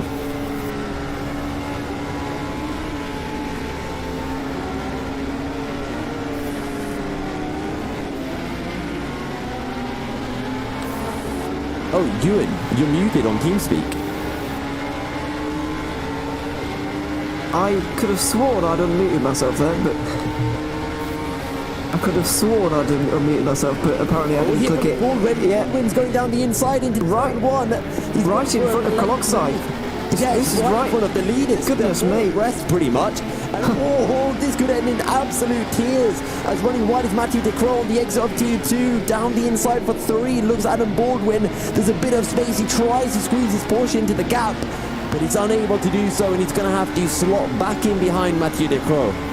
Wow, that was very close. The 2 battles out there as a slow LMP2 there. Oh, sorry, no, he was just letting a couple of cars through there. That was Patrick Garcia Lucas letting people through. So that's nothing to worry about. But yeah, Adam Baldwin starting to apply the pressure now on Mathieu Decroix. And given the way that Baldwin has closed in on the Frenchman in front, I can't see that move taking too much time, although they are in the same car and their strengths and weaknesses are going to be very similar. There goes Varda Sim Racing through on them both, as the leader in GT3 is actually into the pit lane right now, or is he? No, sorry. He's just, I don't know what that must have been a timing thing going on, because I was seeing Zakharov behind Valeriano and not behind the actual leader, because the GTE and GT3 battles are a little bit mingled down at the bottom and the top of those classes. But anyway, Decroix goes a little bit wide through turn 11. And Adam Baldwin starts to get into the slipstream once again. There's not going to be a move into the high-speed chicane, or unless he's being very brave indeed. He might actually go for this. Oh no, not quite. He doesn't decide to go for it on this occasion, but in the main part of the screen, Koloksai is now under pressure himself. It's all going on there at the moment. Yeah, and just to let everyone know what last, so previous lap, Yuri Toman 3/10 quicker than Kaloksai and Nisler, the pair of them, and I'm going to hold, actually, and this time around a second quicker, a 41.2 for Yuri Toman, 43 for Kalaksai, and Nisela's down the inside goes Adam Baldwin. And will we see Matthew Decroix getting the cutback? He's going to be on the outside for 2. No, he's going to slide, and you can see that in the rear view camera from the cockpit cam. And Adam Baldwin moves up a position. Matthew Decroix drops down, but he runs a little bit wide. Is that going to be allowing Matthew Decroix to get the run out of the corner? It was a DPI car, sorry, going around the outside that confused me slightly, but Crow is so close to the back, he might have actually got into the back of the car in front there. That might have been the slide going through turn 3. Here is Mathieu Decroix on board. I think this is going to be away now for Adam Baldwin, though, because let's not forget, he is in P3 now. He was closing in before, and now that he's got in front, I don't think there's going to be anything stopping him from getting away completely. So, yeah, I think that battle might just be over for the next few moments, with Decroix struggling a little bit, especially compared to what Guillaume Mas was able to do a little bit earlier on. Mas was absolutely flying. Decroix, unfortunately, not quite able to match the pace, and Baldwin certainly quicker than him at this stage in the race. Yeah, good stuff from Adam Baldwin. Up into P3 for Juices Motorsport Club. Next up for him is Jose Berengawa, 16 seconds up the road. Let's see what he can pull off. Also, we might be getting other battles happening as Alexander Palmgata in the 57, that's the Ramada Motorsport car, is not too far off the back of the 68, that's the E-Team Brit, currently piloted by Ben Corbin, who hears that we want to see a battle, so decides to jump into the pits. Nello Pastorino has just got through on the viaducting car, by the way. The number 1 got in front of the 65 briefly, but that has since been reversed, and now Pastorino is out in front again. That's the back for 5th place in the overall standings. They can't quite get on terms with the DAC Hackers car at the moment, but still up to 5th place. It is all going on at the moment. I mentioned a little bit earlier on, about an hour or 2 ago, we did have a quiet half an hour or 40 minutes or so just to compose ourselves a little bit, and I don't think I was ready for this. But it's complete. For the last hour and a half, it has been action from the last hour and a half. It's been really on all of the time, and it's not really showing any signs of slowing down because the battle for the lead is still going on now. Also, I've just gone and taken a look at the Q1 times in Formula 1. From first, well, I won't say who it was at the end of Q1, all the way down to apparently 17th, separated by 0.8 of a second, but somehow, here in the 24 hours, here at the EEWC 12 hours from Nürburgring, it's actually been closer. So, we've had some really hectic close racing so far, and it's been courtesy of these two on your screen, David Kolaksai, Jimmy Nisela, and then further 5 seconds back, Yuri Toman. Yeah, absolutely. It's been very close so far. There's the One Move Esports Ferrari, by the way. That's the GT3 car, currently being driven by Cyril Malbrun, giving them a very wide berth. And I'm afraid Malbrun has not been driving particularly well in this particular race so far. He has been struggling as things stand. He's dropping back as we speak, really. He was second, and One Move were not very far behind Mugen at all. But now, since he's got into the car, I'm afraid they've been dropping back a little bit. Malbrun has been off the pace ever so slightly compared to where we're normally used to seeing him, and he's dropped down to 3rd now for One Move. It's not been a good couple of hours for those guys, but they might be able to recover a little bit later on. Either way, they're still on the podium, which is the good news for them. And just trying to see where new battles are. Nello Pastorino starting to pull from Viaducton after he pulled that move off. 2.5 seconds clear now. Adam Baldwin, is he closing in onto Jose Berengawa and Bianca Lila? Well, pretty much all of them are running in the high 52s. Adam Baldwin, 52.7, 2/10 quicker than those ahead. It's a small advantage, but not really enough to close in, at least not in the short term. No, not just yet. It's still very close. Lead of the race still happening, still going on. Still battling between these two, Nisela and Koloksai. Battling it out once again. About 10-15 minutes and they'll be into the pit lane. Here once again, Koloksai will be kicking us off as he normally does. Nisela very close behind now though, in the slipstream. Is there going to be a move down into turn 1? No, there is not. He's staying behind for now. I think maybe Nisela has taken the opinion that staying behind is the best idea for the race. He said that Kalotza might want to let him through here if the opportunity presents itself, but he really hasn't, and Nisela might be taking the initiative here to save a bit of fuel himself and stick behind just a little bit himself right now. Yeah, and well, let's just see, because for Jimmy Nisela, he doesn't really care, right?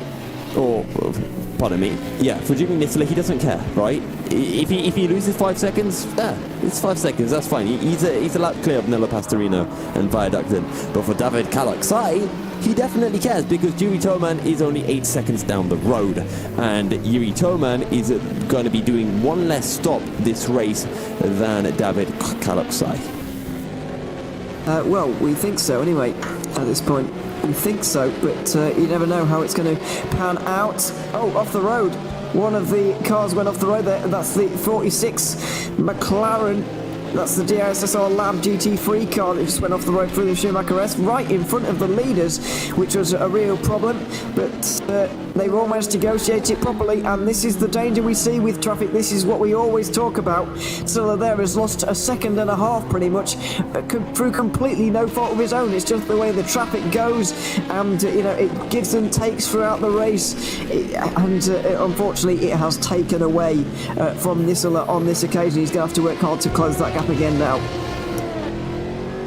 Yeah, let's see if he can close that gap. Yuri Toman has been struggling recently. Before he was closing in on Kalaksai and Nisela, but the last couple of laps round, well, before he lost a second, and on this most recent lap actually, he was 4 tenths slower than Kalaksai, 1 second quicker than Nisela, who had that issue. And well, for Nisela, he's gonna have to close back in onto Kalaksai after this drop, now pretty much a second down. Yeah, he has indeed. We're not too far away from GTE pit stops here once again right now, so we're going to take a quick commercial break now, get that out of the way, and then we'll be back with more GT pit stops and a bit of a leading battle going on as well. You're watching the EEWC's 12 Hours of the Nürburgring right now, and we'll be back in a couple of moments.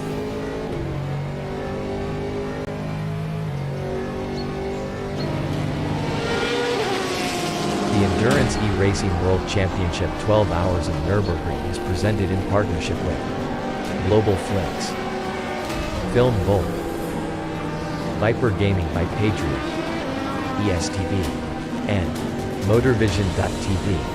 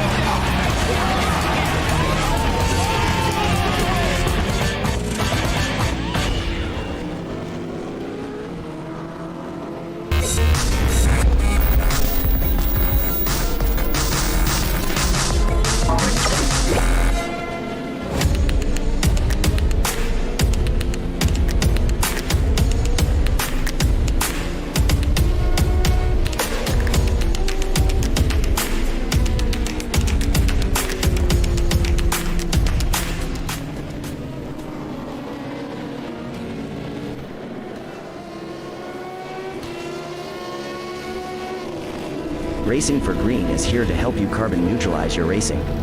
By planting new trees, Racing for Green offers to make your racing carbon neutral. We already have the calculations, contacts, infrastructure, deals and solutions ready for you to easily buy carbon neutral laps on any racetrack. It doesn't matter if you are a racing fan, team owner, driver, sponsor or partner.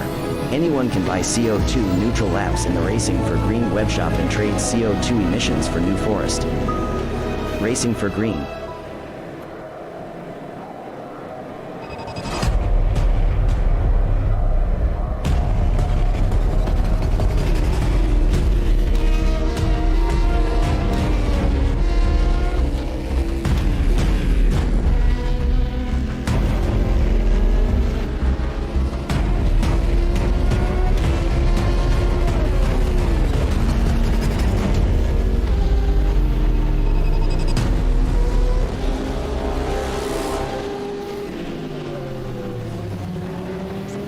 tournament. A 1v2 for the tournament. Pressure is on.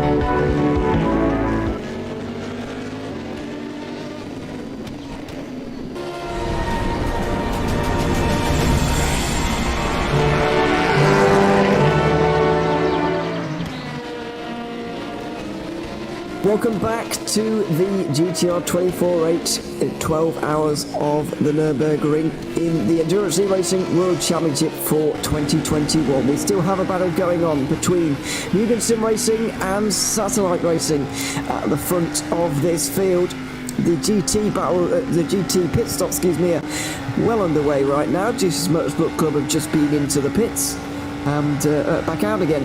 Indeed, it won't be too much longer. 3 or 4 laps or so, and the rest of them will be in as well, apart from Musto, of course, who are running this one exceptionally long while also going exceptionally quickly, all at the very same time.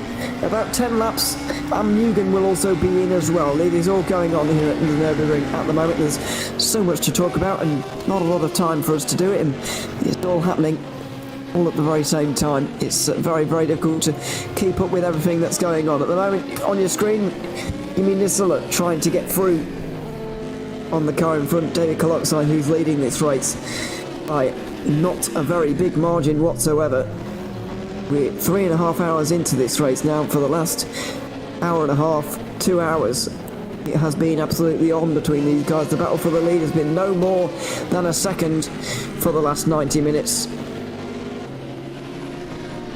Coloxide's come out on top so far. Toman just a little bit further behind right now. He gets about 3 seconds between himself and Nisula. Here's the standings with 3.5 hours complete in the race. Nisula is leading DPI by more than a lap at this point, ahead of Nello Pastorino, his teammate. Viaductum in third after their battle that was not so long ago. Viaductum really starting to fall away though from Satellite Racing now. And Pastorino, who is starting to put the pace down just a little bit. In LMP2, David Coloxide is leading that category ahead of Yuri Toman by about 4 seconds. Then it is Patrick Attila-Lucas for DAC Hackers, Alexander Palmgarten for Ramada Motorsport, and Juice's Motorsport called Nick Newcomb now driving that car. He's in 5th. Alexander Ballesteros and Carl Likegor, who's in 7th, B32 Racing in 8th, and Kim Pedersen for DSR Dream Team, who have fallen back to 9th in the last few moments. In GTE, it's not the best time to do this because the pit stops are underway. Manuel Biancalula is leading, but Wood Sim Racing and One Move are both into the pit lane, and we'll see where they come out in relation to Juice's Motorsport Club. DIS SR Labor in 5th, ahead of Luca Fairlich in 6th, and Giordano Valeriano rounds up the top 7, and the cars from the GTE category. And then in GT3, Donat Diesner's leading for Mugen Sim Racing by a very long way, ahead of Unison Racing, who have got fairly handsome margin over One Move Esports. DISSR Labor in 4th, ahead of Glam Racing for now, but Glam Racing are charging them down with B32 Racing in 6th, and they are your standings as we complete 3.5 hours in the 12-hour race. As I mentioned, Wood Sim Racing and One Move Esports both into the pit lane. 3 laps longer they've been able to go than Juice's, but where is Adam Bowman going to be? He's going to be 3rd place, not ahead of Jose Berenguer, but he is in front of Maciej de Krop. Right now, no driver changes in GTE for the moment. It's all remaining the same in that category. So, pit stop for Mugen Sim Racing, happening in about 4 laps, I'd imagine. 118, lap 118, they'll be in from the lead of the race and might even be going for another double stint on the tyres. Oh, that was close. Final corner, GT3 leader just in front, and this might be the opportunity for Yumi Nisula to try and get through. let's not forget, that's the Mugen Sim Racing car leading GT3, halting the Mugen LMP2 leading the overall race. The two teammates nearly coming into contact. Through turn 1. And into the Mercedes arena, Coloxai still leading though. Don't forget, GT3 pit stops are not too far away either. Mugen Sim Racing will be in around lap 110. They're about 5 laps away, just over 5 laps away. So GT3 and LMP2 are going to be pitting at a very, very similar time to each other. But the battle is still on. Mugen Sim Racing nearly clattering into the other Mugen Sim Racing car in GT3 there. Coloxai versus Nisula still going on. And yeah, the battle doesn't show any signs of slowing down. Yeah, it doesn't, and well, I'm just taking a look as I come back, and as you may be able to see, the sun is kind of shining on me. We don't like that. We're going to turn things down a notch. That's a little bit better. You know, I've got power to control the sun. Actually, you know what, guys? I think it's still too bright. There we go.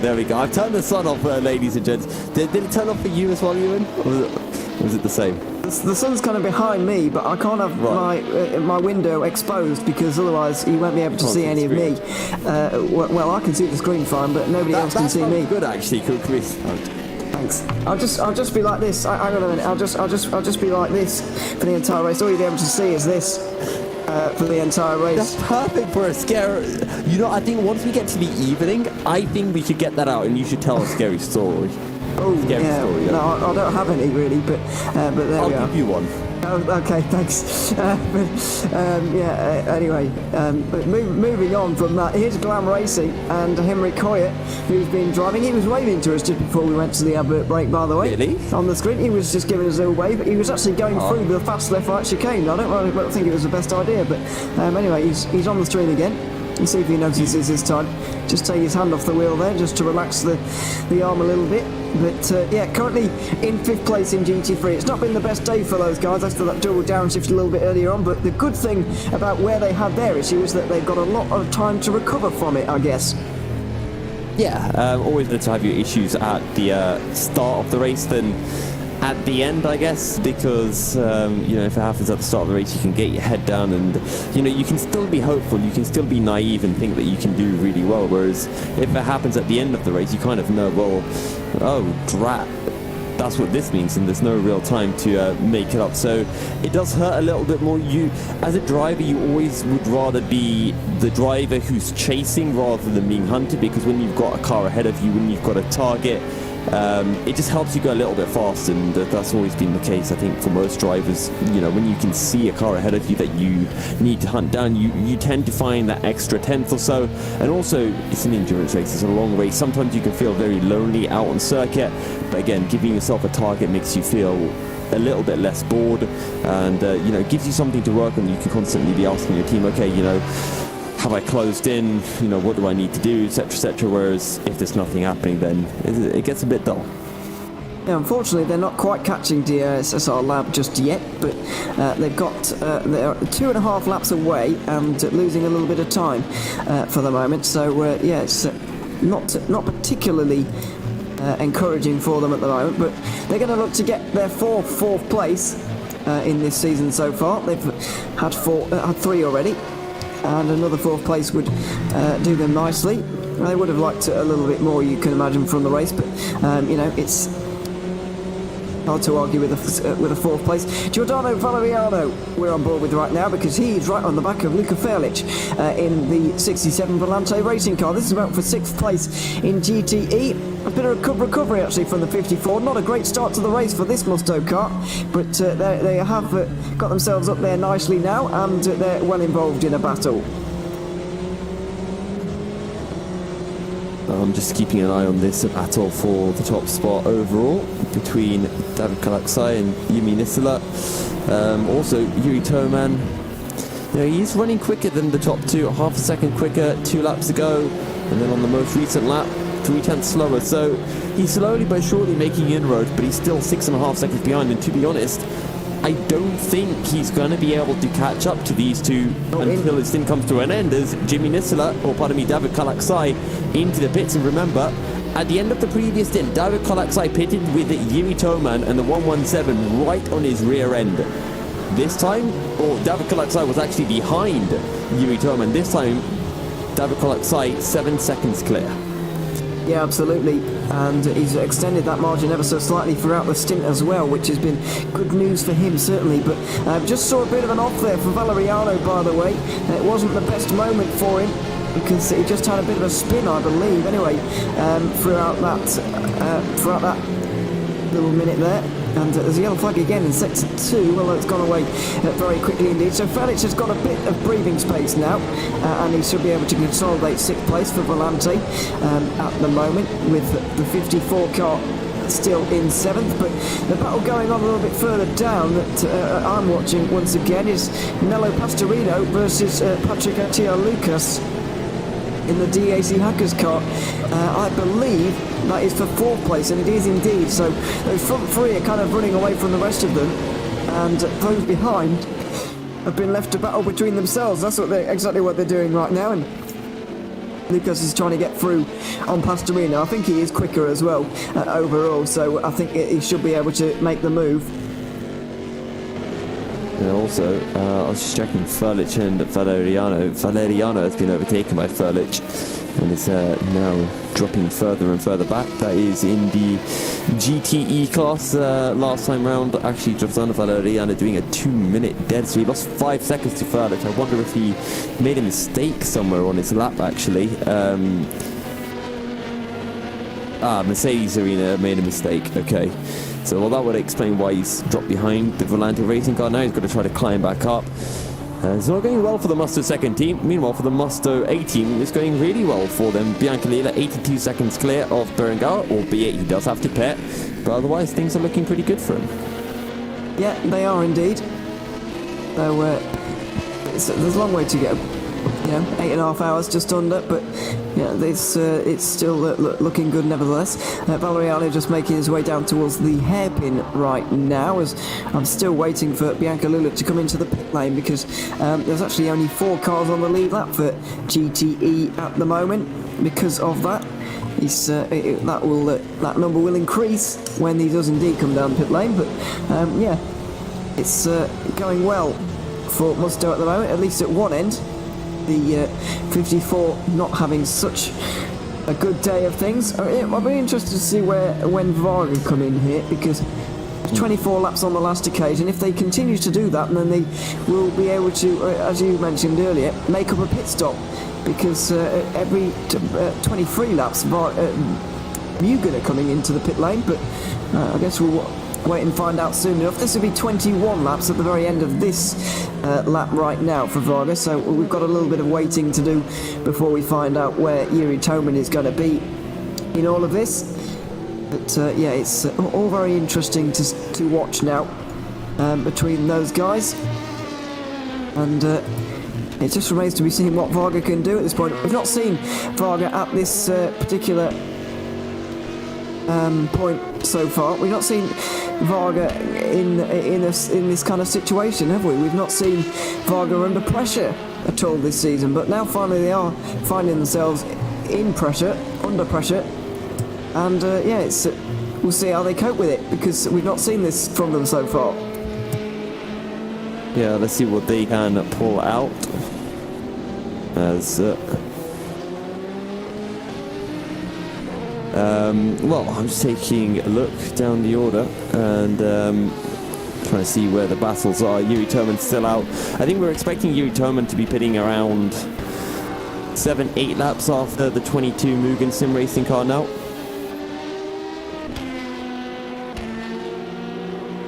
Gabriel Hevesy, by the way, is into the Mugen Sim Racing car in place of David Koloksai. So that's a bit of a change for Mugen, and we'll see if Hevesy has got the same pace. Let's hope that he does, especially because we want this leading battle to continue on for the remaining 8 hours and 25 minutes that are on this race still. There's still a long way to go. We're not even halfway through this race yet. And just waiting for Yumi Nisila, Yuri Toman to pit. I think Did Nisila pit before Yuri Toman last time round? No, Nisila came in 3 laps afterwards, and I think this time it's going to be 4 laps. I think it's going to continue on in that direction, but I'm not entirely sure. Varga carrying on for 2 more laps, I think. Essentially, the 64 of Satellite Racing is going 1 lap longer every stint than the 117 Varga, and the 117 Varga is going 1 to 2 laps longer every stint than the 22 Mugen Sim Racing car. And I can't be bothered to do the maths with how that runs out at the end, but to be honest, essentially, Yuri Toman is probably going to be doing 2 less stops, or 1 less stop than Gabor Hevesi, and Yumi Nisler will do 2 less stops than Gabor Hevesi at the end of this race.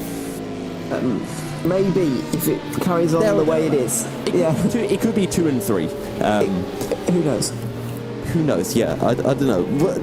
Guys, remind us in 10 hours' time and we'll let you... Well, actually, no, 8 hours' time. Oh, not 10 hours, yeah. That'll be a bit too late then. Definitely know in 10 hours. Yeah, we will, yeah. We will definitely know the outcome. I'll be asleep in 10 of hours. This one. Oh, I won't. But anyway, that's another story for another day, a little bit later on. Is that what it is? University's over now, you know, late nights, all of that? No. It doesn't. We'll talk about it later. Anyway. In 10 hours, right? In 10 hours. In 10 hours we'll talk about it, yeah. Anyway, Sector 3 has a yellow flag within it right now. I'm wondering who that's for. It could be DISSR Lab, the 45 car. Seems to be stopped. I'm going to cycle through right now to find them. Although I've gone past them. Where are they? And what's happened to them? They're going again now. I think they're okay, but they look like they've been for a spin at least somewhere out there on the circuit. Not what you want to really be seeing. We'll see whether they can recuperate that time. I'm just keeping an eye actually on Giordano Valeriano, because he, after that mistake through the Mercedes arena, is closing back in on Luka Furlich, and actually last time around he went 1.5 seconds quicker. He's now 3 seconds behind Furlich as he makes his way down into turn 1 in that Musto BMW, which does look pretty good. I know we previously had a disagreement, I think, where I said one of the Musto liveries didn't look good. I think it was because it was on the Mercedes, it just didn't fit. But on that BMW, that Musto livery does look gorgeous. It's a pretty good livery, yeah, I would say so.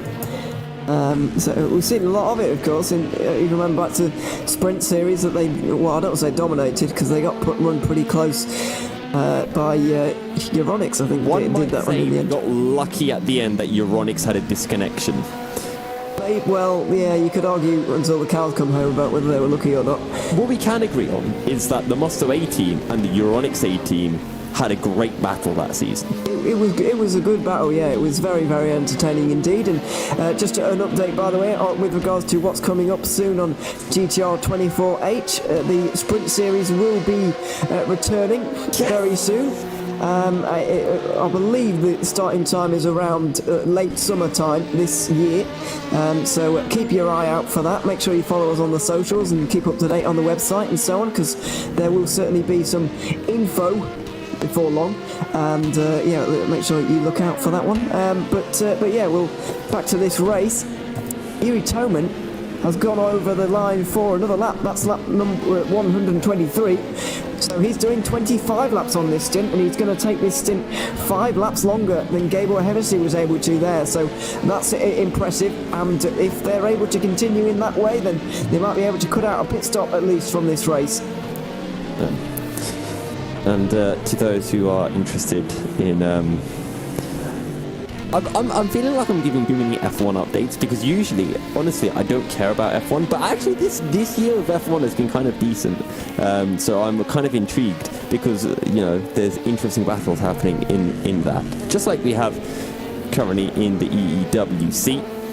So keeping an eye, Giordano Valeriano, you can now actually see Luka Furlich in the same shot. Luka Furlich in that dark black and blue Aston Martin, and Giordano Valeriano in the red and yellow Musto BMW. Yes, indeed. It is very close. So Yuri Toman is about to come into the pit lane, I believe, anyway. We're through turn 11 right now. He's going to head up towards the final chicane. Still away behind Yuri Nisela. And that gap continues to increase, but it's still well up for grabs, this race. Toman does indeed come in then. Lap 123, and Yuri Toman is into the pit lane, which is very, very interesting to see, and seems to be on schedule. So, where's David Koloksai going to... Well, David Koloksai's in the pit lane because he's handed over to Gabor Hevesi. Where's Gabor Hevesi going to be in relation to these guys? That is now the question that we are going to need to answer. Well, I can tell you, he's in an absolute knot of traffic at the moment, or I believe that's him anyway, going through there. Oh no, it's not. It's Valeriano off the road. Juicy's Motorsport Club. Adam Baldwin trying to put a lap on that Busto GT sports car. Went for a movement to final chicane, and it clearly didn't quite pay off there. That's very, very naughty. Well, not naughty, but certainly not what you want to see. Baldwin's going to get down the inside into turn 1, is he? Because Valeriano weaves to show his displeasure with that move, and now Baldwin's going to get to the inside, and he's not going to let him have that one easily, but finally Baldwin gets through. Not good to see for those guys. And from us though, I mean, at the end of the day, playing second fiddle really to Manuel Biancalillo, who's still at the cockpit of the GTE car. He's been driving for them throughout all of qualifying and from the start of this race. I wonder if he's starting to get a bit tired, but Biancalila's real rivals in this race, Jose Berengawa and Adam Baldwin. Manuel Biancalila still yet to stop. But don't forget, for Biancalila, he's been running extra long in each of his stints, so he's in a similar situation to when you look at like Yuri Toman, who is going to be stopping one less time than those around him. As actually, speaking of those guys up ahead, Gabor Hevesi has pitted and he's come out 12 seconds up the road from Yuri Toman. Where is Mr. Yimi Nisela? He's just gone through turn 1, so he still does have his pit stop to make. Yes, he does. Lap 125 have just been completed by him. So at the moment this is a 23 lap stint. He's normally doing 25 laps at 26 if he can stretch it out, but given the pace he's going, I'll be surprised if he can indeed go that one lap longer. On your screens as well right now is another battle in LMP2 between DAC Hackers and Ramada Motorsport. Is for the final spot on the podium. Alexander Poundgarten has been doing some good driving, and he's got himself onto the podium and inside the top 5 overall as well. So, sorry, not quite inside the top 5 overall, but that's because the DPI cars have to pit just yet. So we're waiting for that. Very close. Lukas nearly getting into the back of Poundgarten. And don't forget, these two teams in the championship separated by just 1 point. They are 4th and 6th. DSG Motorsport sandwiched in between the two of them. So this is a big battle as well for the championship, and it might even see one of them jumping ahead of Deuces Motorsport after Deuces have had a rather torrid start to this 12-hour race of Nürburgring. And can Patrick Attila Lukas find a way through? You're going to be looking for a move down into turn 1, so it's important to get a nice clean run through the NGK chicane and get a nice late apex through the final corner so you can get on the power as early as possible. Yeah, it looks like that's exactly what he's doing right now, trying to take a wider line in, straighten off his exit and get a better one, although it's a pretty good exit for Poundgarten as well. Is there going to be a move into turn 1? Slipstream for Lukas, defence from Poundgarten, outside line for the DAC Hackers car. He's going to try and hang it around there, give the space to the Ramada car, and he returns on the exit, side by side, inside line for turn 2, and Poundgarten has to give up the space, although he goes for the cutback and goes for a dive into turn 3. DAC Hackers give them the space, but not quite able to do it. Poundgarten has to relinquish that position, and into 3rd place goes Lukas just in front. Is Valeriano and Baldwin actually on a replay. That's how Baldwin lapped Valeriano, but yeah, a good move there. Lukas able to get through, Poundgarten not able to hold on, and given the difference in the strategies between them, I'm not surprised. Good stuff coming through from Lukas. Now he's got Viaducton next up the road. The Lukas now running P3 in the LMP2 class. and that's exactly what the team would have wanted from him. Meanwhile, Manuel Biancalila, after being at the wheel of the car for nearly 4 hours, 3 hours and 40 minutes, and remember, you know, we're talking about 1 hour 10 each stint, usually maybe 1 hour 5 for the GTE cars. He's done 3 hours 45 minutes, give or take. So that means he's been doing 1 hour 15 in each of his stints, really stretching out that BMW in every stint. So Jimmy Nisler into the pits, but what I was going to go on and say regarding the GTE class, Greco has pitted. He's 4 seconds ahead of Berengawa, who is a further 8 seconds clear of Adam Baldwin in third. Now, I don't know if you saw, but has Greco just come out of the pit lane, or has he been out there for one lap? I don't know. I've only just noticed it now because my timing sheet's weird, so I refresh it and then it jumps 5 minutes into the future. Okay, because if indeed he has just come out of the pit lane, then that was 39 laps on a stint, whereas everybody else is doing 35, 36, etc. 34 sometimes, so yeah, either way, it doesn't really matter whether it was 38 or 9, it's just a really, really long time compared to everybody else. You know, while also being the fastest team on the grid right now, Musto GV Esports are also being the most fuel efficient. Yeah, and I do wonder if this is a BMW versus a Porsche thing, if the BMWs can just run a little bit longer, because the Porsches are all doing pretty much the exact same thing. So I do wonder how much of this is Manuel Biancalila being very good at saving the fuel, lifting and coasting into corners, maybe short shifting on corner exits as well, or if this is just purely a BMW versus Porsche aspect. Yeah, I couldn't give you an answer to that. I'm sure we'll try and figure it out, but where's Jimmy Nisler now? Come out of the pit lane? Oh, just in front. By about 2 seconds. Okay, yes, you're absolutely correct. Oh, big slides coming out of the pit lane. Cold tyres, you might imagine. New tyres, I think. James Zuber is now into that car. It's the first time we've seen him today. Henry Sinnick started the car. Jimmy Nisler has been in there for a couple of stints, and now it's the time for James Zuber from Great Britain. One of the transfers from Drillers Esports, if you remember, the team that disbanded about 2.5 months ago. James Zuber now is going to get his chance to lead the race overall, though, and that's will be very nice for him. And Hevesy second, Toman third, all very close still at the front of the race. It's been a fascinating race so far, and we're no closer to knowing really who's going to win. Yeah, and honestly, I'm starting to think that we should just wait, what was that? I kind of lost track of my thought. I was just going to say, I think we should just call Satellite Racing Pinson Drillers 2.0 at this point, but Yuri Toman was, oh, pardon me, as actually, yeah, who's been out? James Zuber, Henry Sinnick, and who else has been out for them? Is that it?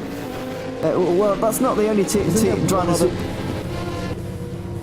I thought there was a third driver that they've had out so far. Not to Satellite Racing, I wouldn't. No, I don't think to Satellite Racing.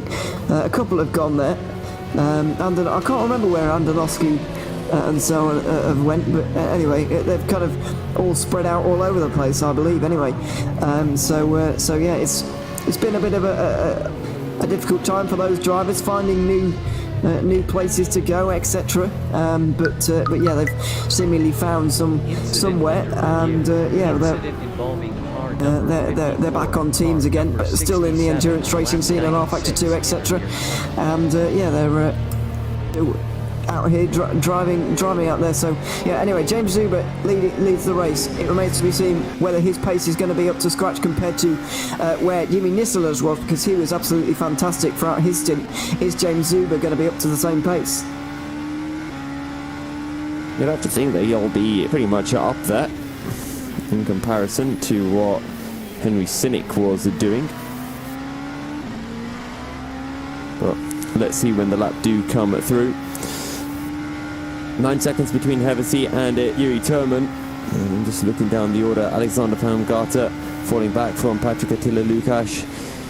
And the only other battle, Jose Berengawa is kind of matching David Greco's pace. Adam Baldwin closing in on the pair of them, but Giordano Valeriano within a couple of seconds of Luka Frlic, and he has been closing in by a reasonable amount per lap.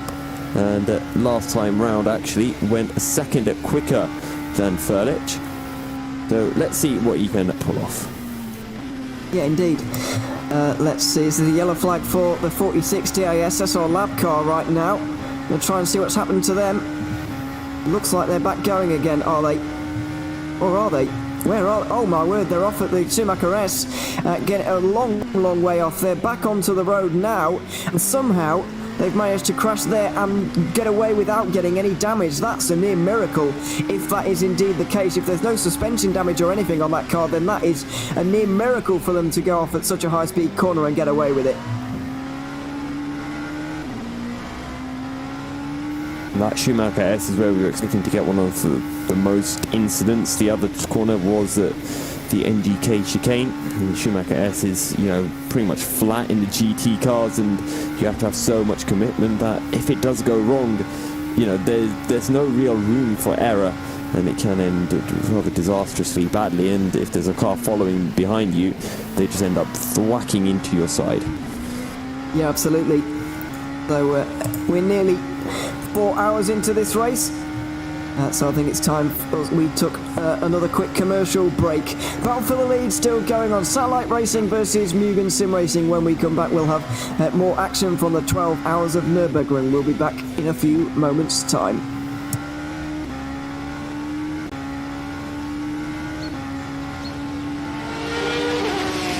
The Endurance E-Racing World Championship 12 Hours of Nürburgring is presented in partnership with Global Flicks, Film Volt, Viper Gaming by Patriot, ESTV, and Motorvision.tv.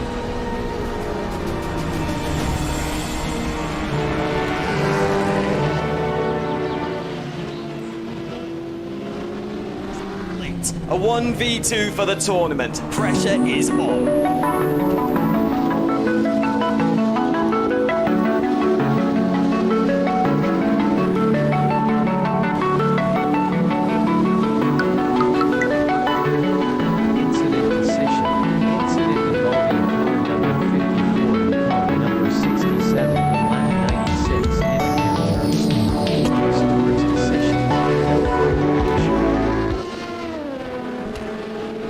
Racing for Green is here to help you carbon neutralize your racing.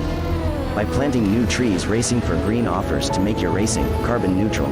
We already have the calculations, contacts, infrastructure, deals and solutions ready for you to easily buy carbon neutral laps on any racetrack.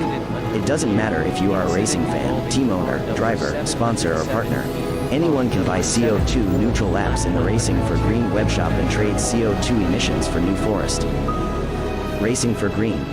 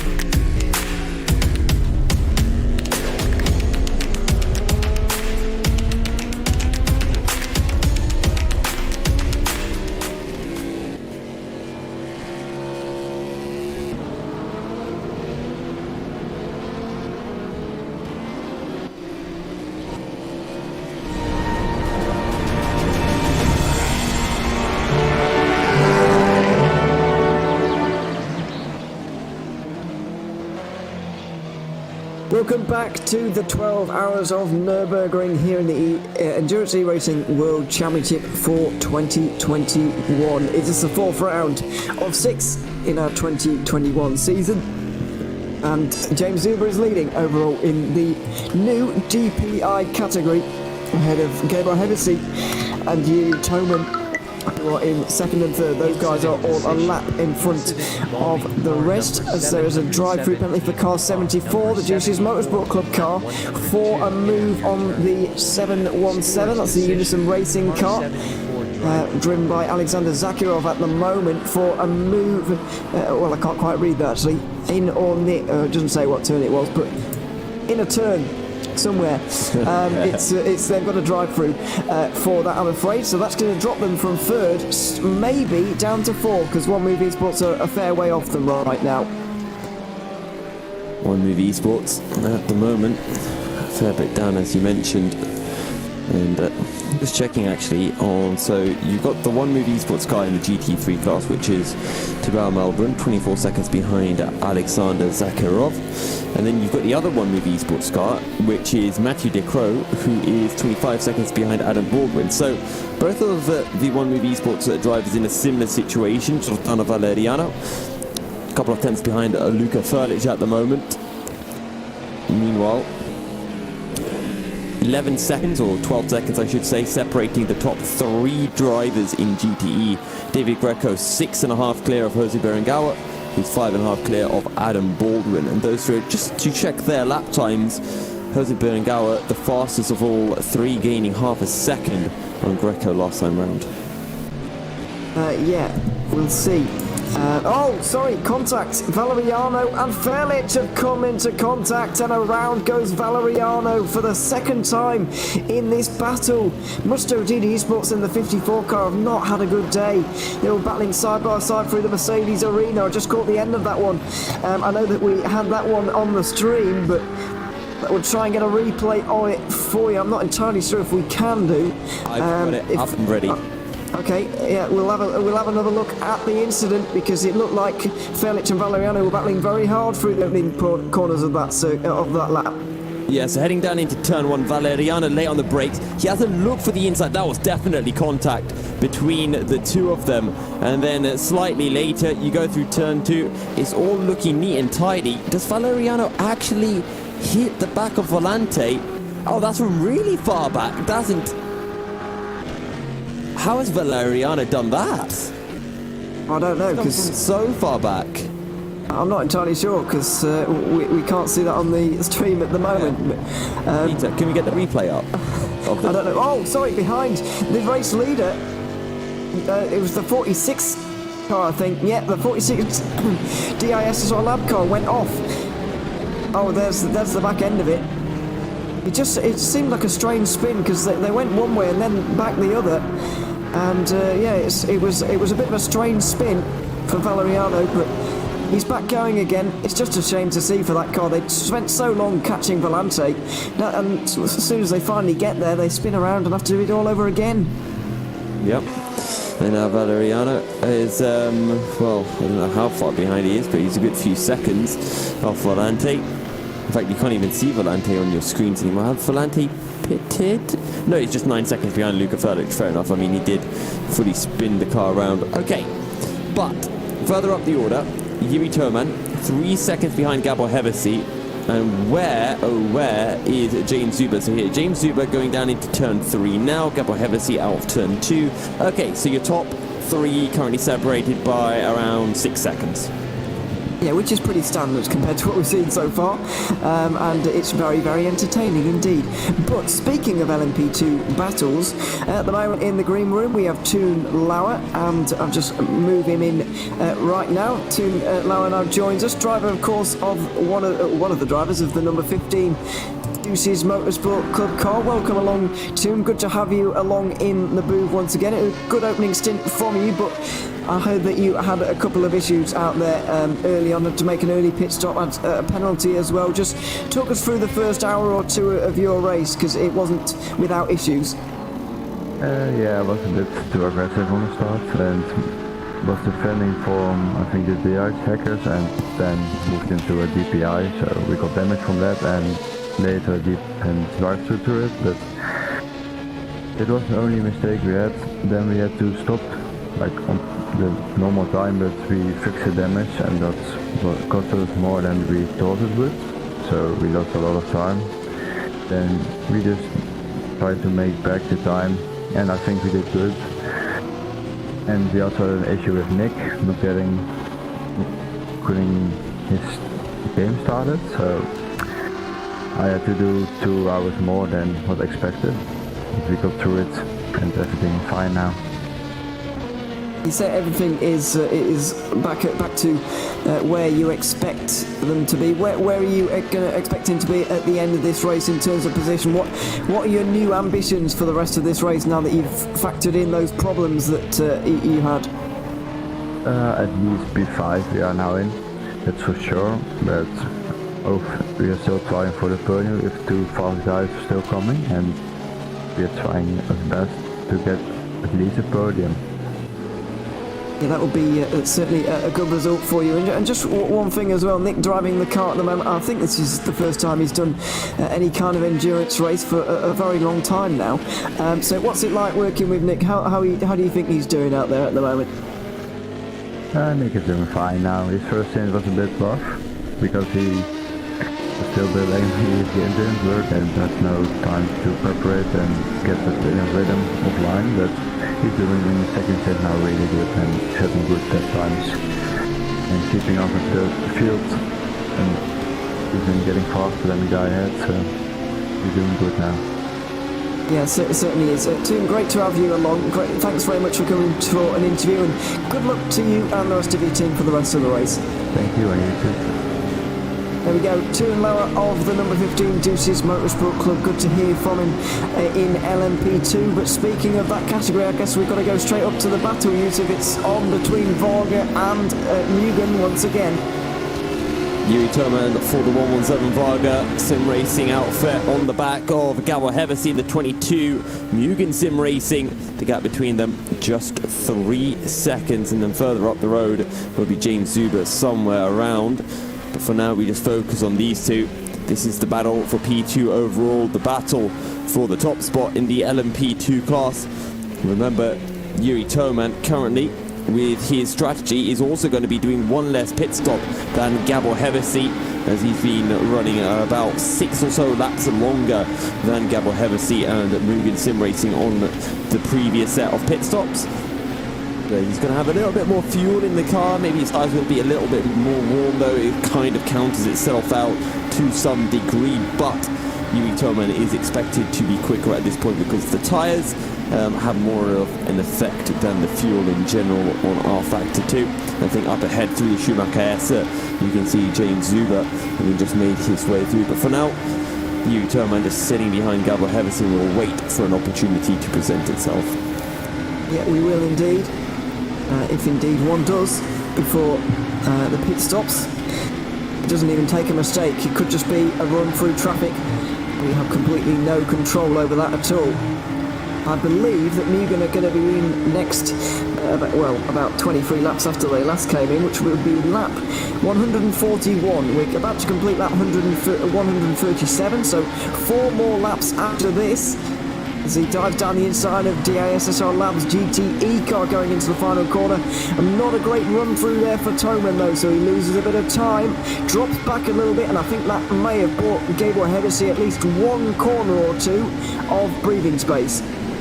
Yeah, and I think we were somewhat surprised at the end of the previous stint that when they did make their pit stops, Yuri Toman was about 11 seconds down the road from Gabor Hevesi when he was, on the tail of him before the pit stop. So I think Yuri Toman has a fresh set of tyres on his LMP2 car, and Gabor Hevesi has an old set of tyres. So I don't know whether Yuri Toman will be putting on a fresh set of tyres on his next stop. We don't know if drivers are double stinting or triple stinting. We know in the GT cars the standard is to single stint. Sometimes people will try to double stint, but in the LMP2 cars it might be a case of even triple stinting coming through, because the stints are much shorter. You know, we're talking 45 minutes as opposed to 1 hour 10, and these are lighter cars as well, the LMP2, so they tend to have less tyre wear anyway. Yeah, I'm not entirely sure really what the situation is going to be and what the situation is right now. It's all difficult to work out and so on, but what we do know for 100% sure is that they're battling once again out there on the circuit. I think Valeriano and Verlich might be battling again. Oh no, sorry, they're in the pit lane. I've done the same thing again of seeing two people in the pit lane and thinking that they're battling, but they're not quite. They're just having a pit stop on the same lap. That's lap 123 for both of those guys, and I'm not well, I think it's a little bit early for Volante Racing. Certainly some way along the way Volante have had an early stop, which has put them in the same kind of category for making pit stops.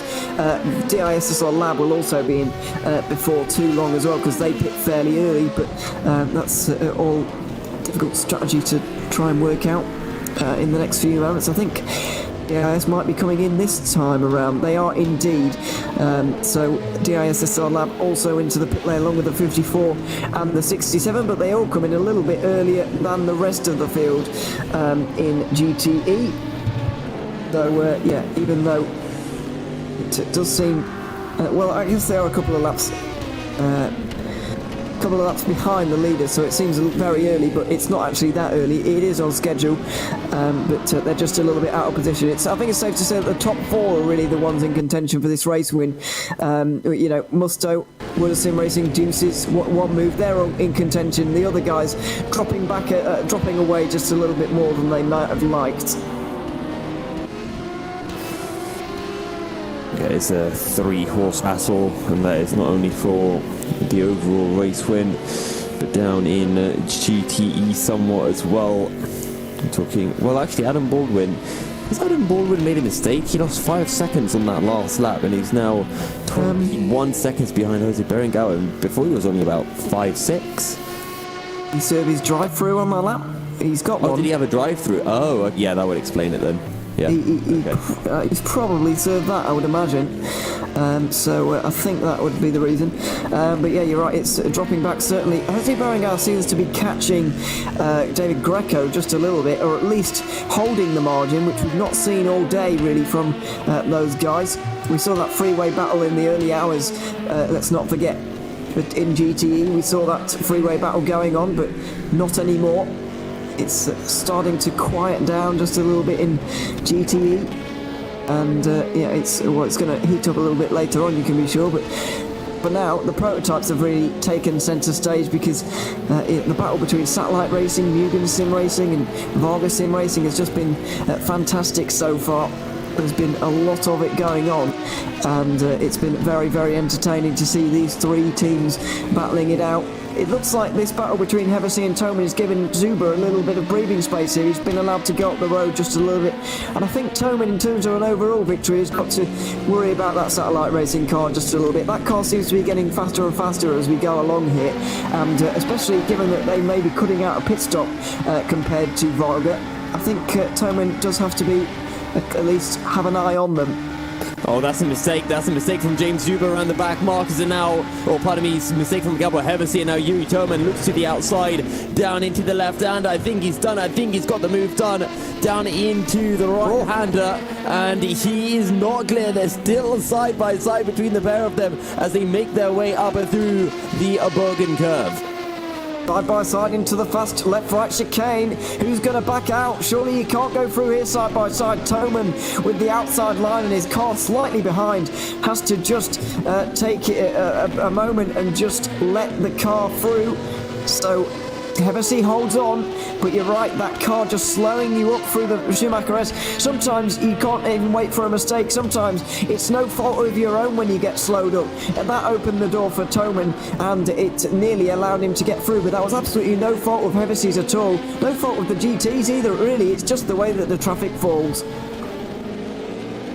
pure coincidence, and yeah, there's not really much Hevesy can do. You can kind of see it coming before, but you know, you run the risk of it. If you try to lift off before the corner to get the car on exit, then Yuri Toman might try to get the move on you into the previous corner. So yeah, when you're coming up to back markers, you always rather be the car behind in that sense, because you know, it can open up something for you as a bit of contact between Gabo Hevesy and the 45 DIS car. And Gabo Hevesy, I think we were expecting him to pit at the end of this lap. And he has it, Yuri Toman, all over his rear end. Does indeed. Toman has caught Hevesy on this stint, let's not forget. He started a good 5 seconds behind or so. And Hevesy has just been slowly reeled in all of this time. Battle continues. This is for the lead in LMP2, let's not forget, and second place overall in the race, with James Zuber still leading for Satellite Racing. Been a good fight so far, a good race between all of these guys. They go up towards the fast left-right chicane, and it looks a little bit wide from Hevesy, over the grass, and he's into the pit lane. So that was coming at this point. He did need to make a pit stop at some point. Hevesy now has decided to take it, and now in about 5 or 6 laps time, maybe 7 laps time, we'll see Toman come in, and we'll see if the undercut has worked out, because often it seems that Mugen do get a bit of a benefit from pitting that little bit early. We can expect Yuri Toman to pit in about 6-7 laps time, so that is about 14 minutes or so, or 13 minutes really, and we'll see where he's come out relative to Gabo Hevesy once that pit stop comes through. Jose Berenguer has been closing in on David Greco in the battle for the GTE lead. Currently last time round, Berenguer second quicker this lap round. Let's see what the gap is, and again 1.3 seconds quicker from Berenguer. The gap now less than 3 seconds. You can see both cars in your shot as we are 4 hours and 10 minutes into the race, and if you're considering that the GT cars are doing 1 hour 10 per stint, then you're expecting at around the 4 hour 40 mark for the GT cars to be making their next stop, maybe 4 hours 30. So we're waiting about 18 minutes, 17-18 minutes for the GT pit window to open. Yes, it's I think you might be right. Yeah, I'll have a look. I feel like the GT, most of the Porsches have been doing 1 hour 5, and the Bianca Lila in the BMW has been doing 1 hour 10. So maybe 10 minutes for the pit stops for the Porsches, and then another 20 on top for the BMWs. I think it could be 10 minutes or less for the Porsches actually, and then more, and then a little bit more for Musto, who are still leading this race. I think you're right though. We might be denied of a leading battle here in GTE, which is going to be a little bit disappointing for us, but I'm sure it will close up again a little bit later on. The 51 and 74 have been kind of in the region of 32 to 34 laps in terms of their stints, which would mean that anywhere from lap 132 onwards would be acceptable for a pit stop. We're about to complete lap 30, so the pit not lap 30, I think about the north side, lap 130, it will be going a little bit further in this one. So a few more laps to go, and then we'll see Berenguer and so on into the pit lane. Baldwin and also One Move Esports will be into the pit lane at that point as well. Not too long to go until those pit stops do happen, but it was a bit of a shorter pit stint, on the last time for Deuces Motorsport Club, which is interesting to note. We'll see what the reason was behind that, and if they continue to do that. But it's all about strategy at this point in the game, and it's all about trying to beat Musto. Nobody has seemed to be able to do that so far. They've had the pace and the fuel consumption to beat out everybody as things stand, which is we don't often see such domination in the EEWC, but they really have been on top throughout the entire race so far. Master Sister Team, the 54 car, just came out of the pits.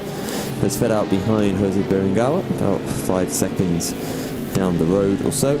So I think that is now 2 laps down for 54 car. Indeed it is. Actually, wait, no. It's a 4 laps down on his teammate David Greco. So Yeah, the 54 car's not been having a good time. They are currently sitting, 1, 2, 3, 4, 5, 6th in class. It's 45 DIS, who are 2 laps ahead of them. Maybe over the remainder of the race they can catch it, but for now, really, that P5 spot is the most realistic target that they can really hope to achieve. Yeah, that seems to be the limit for them. But you never know. Issues later on. I say it quietly, but we've not really seen any issues for anybody recently. So surely somebody's due some problems. Was that commentator curse I just heard? Well, yeah, it wasn't an attempt at a commentator curse, really. We don't really need any more action out there because it has been all happening for the last 3 hours or so, especially the last 2 or 3 hours. There's been a lot of battling going on. Remember that 3-way leading battle we've seen, and so on. Excuse me. Yeah, we've just need that little bit of time to cool off a little bit. The race needs to cool off for a moment, and I'm sure the battles will recommence before long. But yeah, LMP2 pit stops, GTE pit stops, very, very close to actually getting towards us. So yeah, we'll see. Here is Yuri Toman leading the LMP2 category at the moment, expecting him to go to lap 147. He's currently just about to complete lap 144, so 3 more laps for Yuri Toman, and he will be into the pit lane. 3 more laps in for Yuri Toman, and when he does pit, we'll see where he comes out relative to Gabor Hevesi. Remember, Yuri Toman was right on the rear end of Hevesi before their pits, but Hevesi will have a fresh set of tyres most likely, and should be able to pull, you'd expect around 4 seconds or so to Yuri Toman. But then Yuri Toman will have fresh tyres and should be able to pull that gap then back in his favour.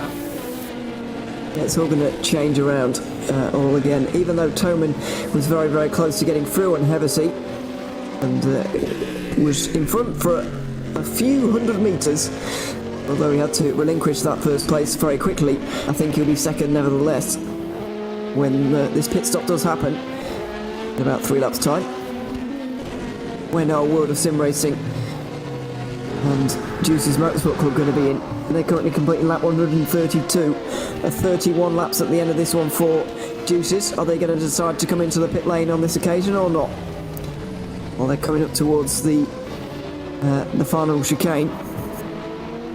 Then we'll find out soon enough, but the gap at the front of the race in GTE is 2.2 to 2.4 seconds. It's hovering around that kind of margin, depending on the traffic, depending on a number of things, as Juice's Motorsport Club carry on for another lap. It certainly seems to be the trend, though, that Jose Berenguer is catching David Greco. Maybe Greco's not quite as quick as Manuel Biancalula, but still holding a very, very good pace, holding his own, more than holding his own against Jose Berenguer. And yeah, this is good to see for the battle in the lead of the race. We may see these two get nose to tail right before the pit stop cycle, but Berenguer is due a pit stop soon. Yeah, that's the Mugen Sim Racing car diving up the inside of Jose Berenguer, who's still sitting at that 2.3 seconds behind David Greco. Unable in the last couple of laps to really close in onto the Italian. Don't forget, Musto and WOSR first and second in the Drivers' Championship as well.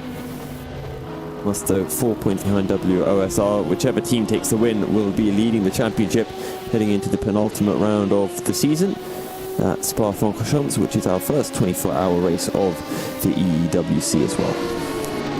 Yes, it is indeed. Here's a replay of that close moment down into the hairpin. Hevesi down the inside. Berenguer didn't really want to let him through there.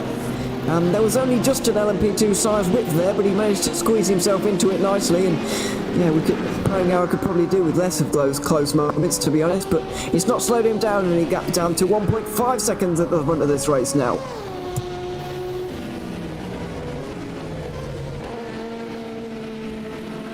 Berenguer down into turn 1. You can see he's visibly getting closer and closer to David Greco.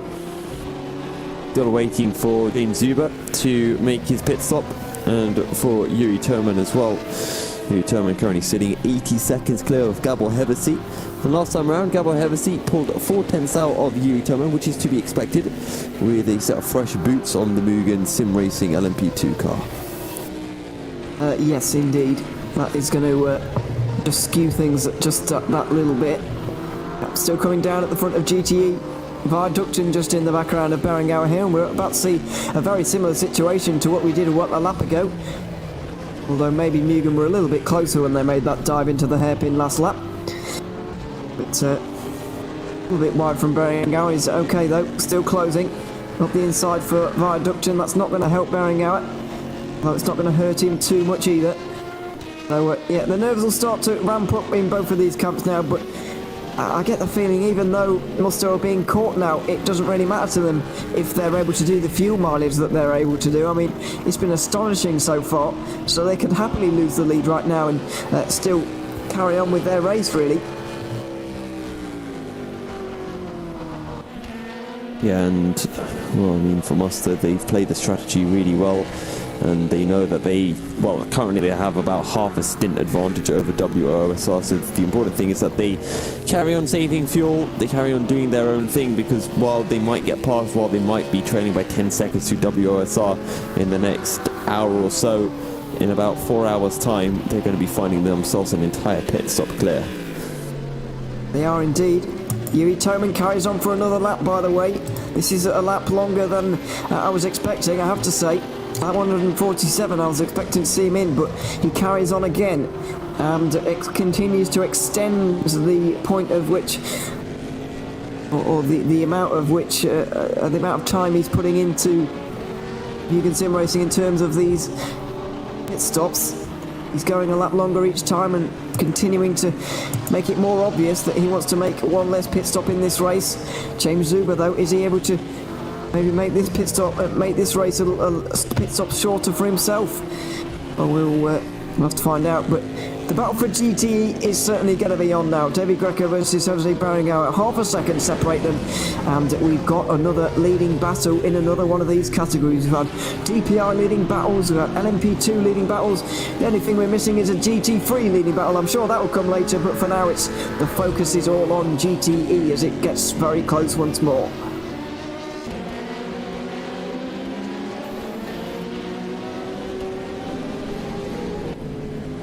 Greco forced wide there. Beringauer has to go through. Well, doesn't have to go through, but had a look at going through. That's the kind of opportunity that he's hoping for. Greco flashes the lights at the DPI car that just went through there. So Zuber, I think that was Zuber anyway, goes through, and Greco now under pressure. Beringauer close in attendance, and Greco has to do some defending. He's on board with Beringauer, maybe making a move into turn one. He seems a little bit far back though. And how hard does David Greco want to fight this? I feel that he does want to fight this, but no, he's going to leave the door open, and Beringauer looks to the inside. This does mean that Greco will have the inside for turn two, so sometimes leaving the door open into one is the best defensive action that you can take. And as you see, David Greco holds on to the lead as an LMP2 car comes flying past. Greco might be taking advantage of contact between the two of them. Beringauer now with the outside into four. Oh, he's just going to get squeezed out, but that was very opportunistic driving from the Spaniard, trying to follow that LMP2 car through on David Greco. It did end up in a little bit of contact, but it was certainly all opportunistic driving from Beringauer. Let's have another look at it again, on board with him. You can see him going for this second cutback in two corners here. The Vargas Sim Racing car gets down the inside. He sneaks down the inside, bit of contact, but I think that was all fair and square in the end, really. It was just close racing between them. Yeah, as you said, opportunistic move, and to be honest, if you're Jose Beringauer, you have to use that. You know, when someone's coming to lap you, you have to try to slot in behind, follow them through, do as I would call it, the Max Verstappen from Monaco, where I think he sat behind, I think it was Sebastian Vettel who was lapping them in the Ferrari, and he just tucked behind them in the Toro Rosso, tried to follow everyone through until he met Romain Grosjean, who very sneakily got the tip from his engineer that Verstappen would try to follow Seb through, and then there eventually was an accident between the pair of them down into turn 1, if I recall correctly, for Beringauer. Still has to sit behind a Muster for now. Yeah, absolutely. Greco just pulls away ever so slightly. Vargas Sim Racing back into the pit lane, by the way. So they are now in as expected. Let's see what lap that was for those guys. Lap 149. They are starting to do 25 lap stints now, as opposed to the 24 that we had not so long ago. Toman, as you can see, top right hand side of your screen, now into the pit lane. Juice's Motorsport Club have also been in recently as well. I didn't quite see what lap that was, but Yuhamaki Yupi back into that car. Jose Beringauer is going to be following suit, and he will be let's have a look here. 3 laps time Beringauer will be in, but I think he'd want the bragging rights of getting through on Greco anyway. You always want the bragging rights. Every time I've ever done an endurance race, whether that's in real life or virtual, you always get really annoyed when you catch up to someone, you're about to make the move, or you're getting ready to make the move, and then they pit, and you just think, well, why would you do that? That's just evil. It's just taking all the fun out of the battle. Of course, you understand why it's done, because it's pointless to have, to battle over these positions when you are in a very long race, but at the same time, the racing instinct in you wants to have that battle. Obviously gets out just in front of Toman, by the way. That was very close. Obviously just gets out in front of those guys. So while this GT battle has slightly extended out, and while the LMP2 battle is just heating up, we're going to take a very quick commercial break, and when we come back, I'm sure we will have battles for you from the 12 hours of Nürburgring.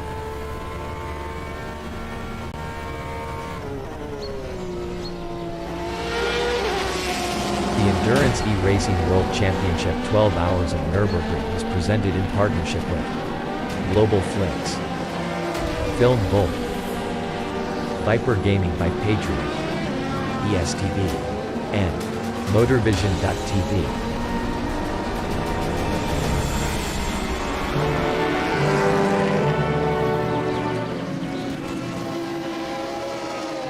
Racing for Green is here to help you carbon neutralize your racing. By planting new trees, Racing for Green offers to make your racing carbon neutral. We already have the calculations, contacts, infrastructure, deals and solutions ready for you to easily buy carbon neutral laps on any racetrack. It doesn't matter if you are a racing fan, team owner, driver, sponsor or partner. Anyone can buy CO2 neutral laps in the Racing for Green webshop and trade CO2 emissions for New Forest. Racing for Green.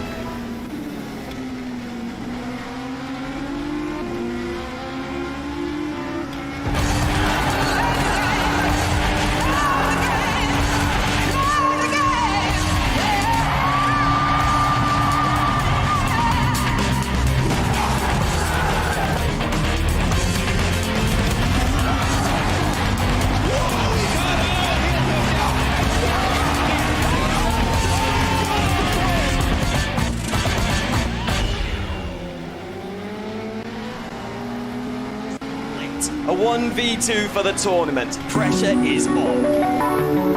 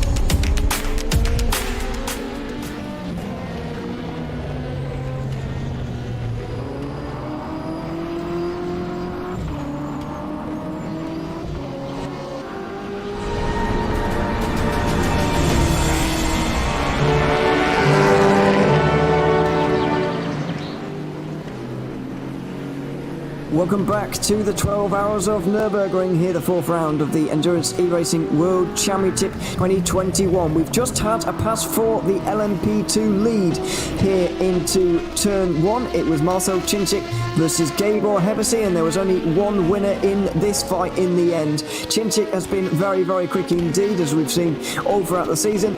Dived straight down the inside of Hevesi, and the Mugen Sim Racing car put up a good fight, got shuffled out just ever so slightly, a bit of contact, but an all fair and square move in the end.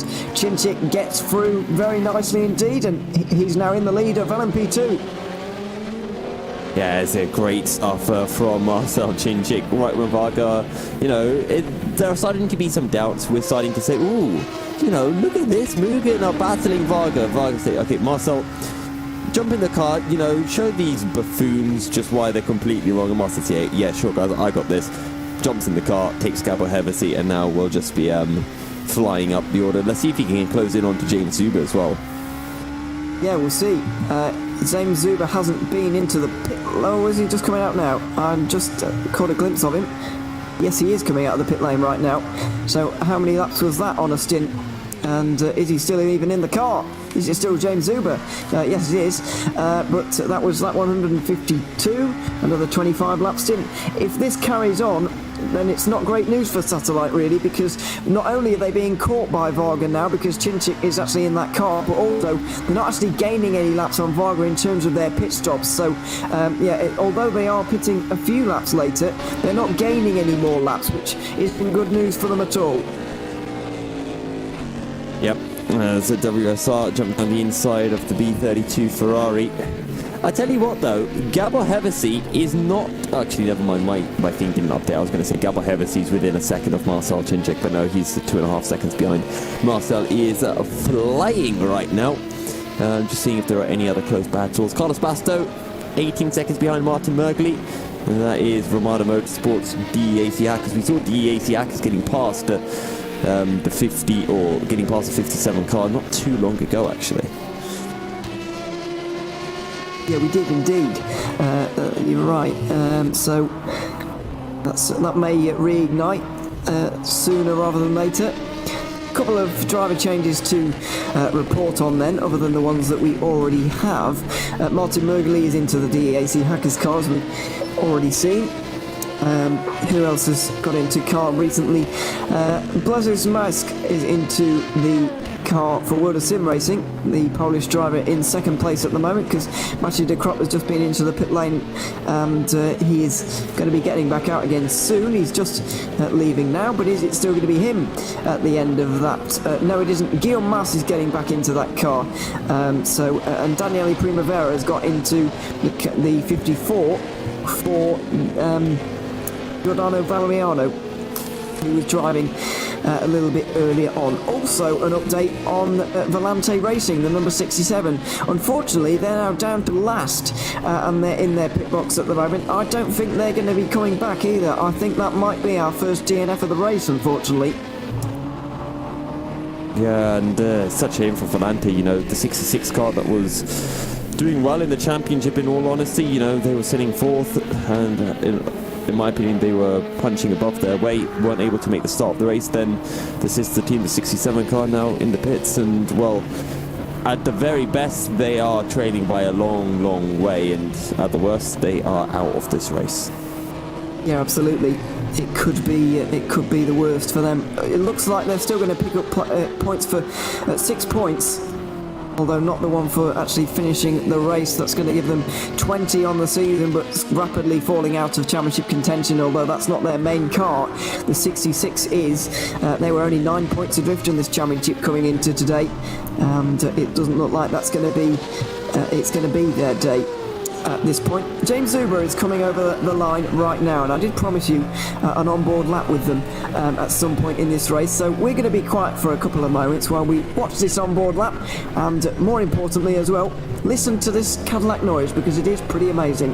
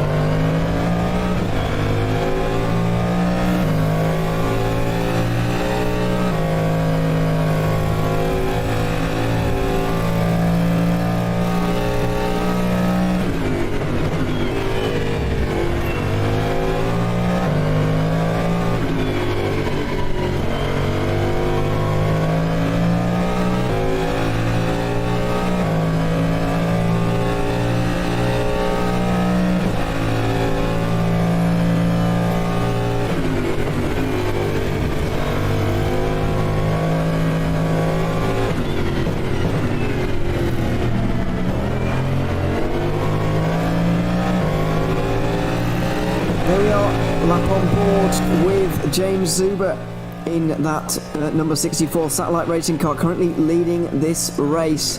But for how much longer? Marcel Cinčić is certainly catching, or certainly trying to catch anyway, that car in front. So the battle is definitely going to be on between those guys, as Nello Pastorino is just making his way out of pit lane right now. That should be a scheduled pit stop for him. He seems to be going a little bit longer actually than some of those around, and Tom Capusta has got into that car anyway. 26 laps for him on that occasion. Definitely leaving behind Viaducton, who I think have had a couple of problems along the way. A fair amount of these drivers have had a couple of problems, but James Zuber is still leading here. You can see in the background, Varga Sim Racing is starting to gain. I'm not entirely sure if there is, going back to that discussion we had earlier, what the difference is between DPI and LMP2 are. Marcel Cinčić certainly seems to be a little bit faster than Toman, and especially Visner as well in that car. So maybe it is something to do with the drivers. Varga Sim Racing, Marcel Cinčić just being exceptionally quick. Maybe that DPI is a little bit slower, but certainly it is changing around with almost every different driver that we see in the car, every different stint that we see. It is often changing around. The gap is now 1.5 seconds between them.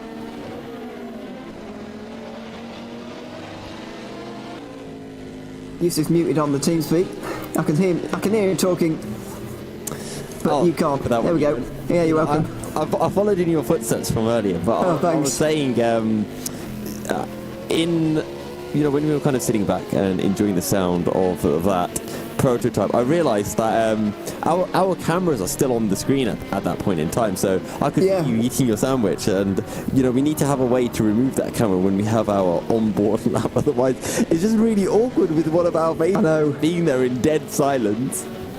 Yeah, I know. I was eating a chocolate bar actually, but anyway, it doesn't matter. I want a chocolate bar now. Oh, sorry. Anyway. I was just having a nibble, and unfortunately I was on the stream for everyone to see. But anyway, what chocolate bar was it? I don't even know. It's unwrapped. But anyway, the battle for the lead is about to commence, I get the feeling. James Zuber and Yuri Toman. It's all very close actually up front. There's a lot of traffic in front here. So Toman might be able to, Cinčić might be able to use this to his advantage. It's the Mugen Sim Racing GT3 leader. I think I saw the Team E Brick car, Viaducton, and their DPI are certainly in front of these guys on the road anyway. That is Team E Brick. Around the outside for Zuber through turn 11. Nice move on the GT3. But now actually lapping one of these LMP2s or DPIs, this is a lot more difficult, and this, thankfully Viaducton made it easy there for Zuber, but this might present an opportunity for Varga Sim Racing if indeed Zuber gets tripped up by one of these guys. And let's see, because James Zuber currently on the start-finish straight. Marcel Cinčić just a little bit behind, and Marcel is closing in. This is the battle we wanted to see. We saw Marcel Cinčić against Henry Sinnick not too long ago. Well, I say not too long ago, it was at the start of the race, and now we're going to get James Zuber against Marcel Cinčić. And let's see how this one pans out. Yes, indeed. It's going to be a good fight between them. Less than a second now. Zuber versus Cinčić have been in the series for all season long. Let's not forget, Zuber was there for the HyperCar effort from Drillers Esports, was able to take 3 victories out of 3 in that one in Indianapolis. Silverstone and Sebring, they won them all.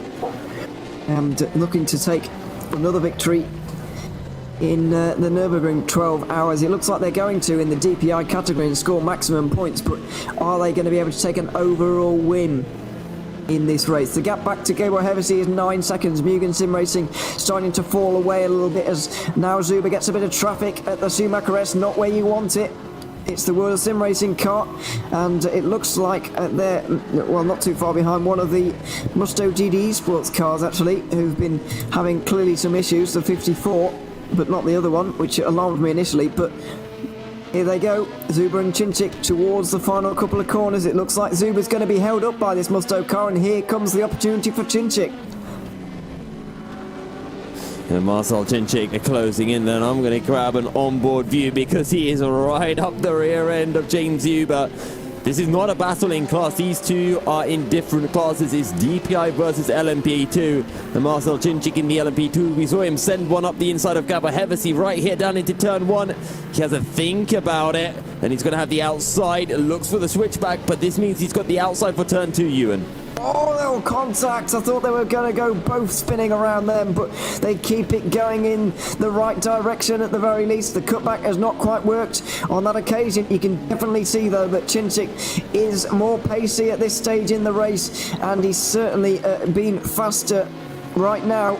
Sector 2 has a yellow flag within it right now, by the way. I wonder what that's for at the moment. I can't quite tell. It looks like the number 46 car has gone off again, I'm afraid, but hopefully it's cleared by the time these guys get there. Zuber might be defending into the hairpin, although Chinchik is not quite close enough. They're going to go up towards the Schumacher S again, and if there's any traffic at the wrong point here for Zuber, then he could be in second place before he knows it. And actually, I don't know if anyone saw, but James Huber through the Dunlop hairpin. He's just kind of squaring off the corner, whereas Marcel Chinchik taking a much more usual line, you know, in apex, back out. Whereas James Huber, early apex, lets it out, late apex, so he can get back on the power earlier. And that has, in part, allowed him to pull this gap over Marcel Chinchik onto the back straight as they make their way through the Advenbogen. And now up towards the NGK chicane. And Marcel Chinchik, I think he's too far behind to really have it go into turn 1 this time round. He's going to have to wait one more lap. Yeah, he is indeed. He's going to have to wait here because he's too far behind for the moment. Slipstream still, but no real way of getting through here. Into turn 1 they go, and it's not going to be this time for Chinchik. This is going to be a battle that resumes and carries on for a very long time, I get the feeling. Varga Sim Racing are going to have to come in on lap 174, but that's still 15 laps away. We're going to enjoy a 15-lap fight, I get the feeling, between Zuber and Chinchik. That is going to be tiring for these guys, but very entertaining for us, certainly. Well, don't forget, this battle has been going on for a while. It was these two and Gabo Hevesi in that awesome three-way battle just a couple of hours ago, and it has continued to this point. Yes, Marcel Chinchik and Varga Sim Racing fell back for a bit, but it was how it all played out with, you know, the difference in strategies and tyres, and we think the 117 might have had slightly older tyres as well. Again, you see it happening once again from the Satellite Racing 64 of James Zuber. He tries to box off that hairpin so much so that he can get the exit speed, but if he does it a little bit too much, it means that Marcel Chinchik can throw his nose down the inside in what would be a similar situation to the Hamilton Albon incident back in Brazil 2019, I want to say. Oh yeah, I remember. I was just thinking, I was just racking my brain, and I've remembered. But yeah, final chicane again, and then the final corner. Chinchik versus a bit of a dive across the curbs there from the Hungarian just in behind. Maybe there'll be a move now into turn 1, although the exit from that final corner seems very, very good for that Satellite Racing car. It does seem to propel itself onto the front straight very well, and it's the best opportunity for Chinchik to make a move, and if he's kind of covering that one off, then I guess he's going to have to get a little bit adventurous and try something a little bit different, and that'll, you know, make him a little bit less comfortable with it, and that's when you kind of see accidents happen. But yeah, for the moment, Zuber has done a good job of spotting the strength of the Satellite Racing car and then trying to negate that as much as he possibly can. And if James Zuber can continue to get these good runs off the exit of corners, well, it's going to be absolutely fantastic and really difficult for Marcel to find a way through.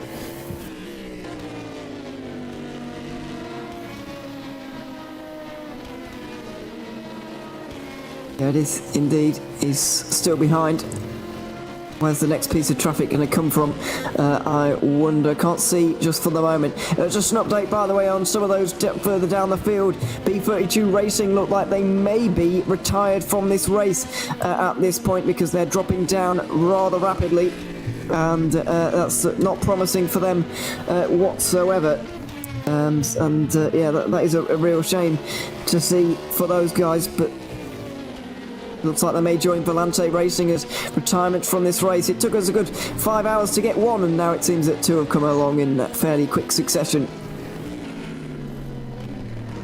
Yeah, and I also just got an update as well from 404, their team boss Maria. Henry Coya is up ahead of DIS, as I think DIS recently pitted. So 404, Glam Racing back up into the top 4 in the GT3 class. So good stuff for them after that double downshift on the exit of the final corner. Saw them drop 3 laps down the field, maybe a little bit more. And good to see them recovering well. There he is on the screen, Henrik Coya back out there. He's been driving there for a while, hasn't he now? Been out there on the circuit for a fair amount of time now, but still going. The Aston Martin misses the apex of the hairpin, but I won't pick him up on it too much. Still going. Through the Schumacher. Yeah, it looks like it.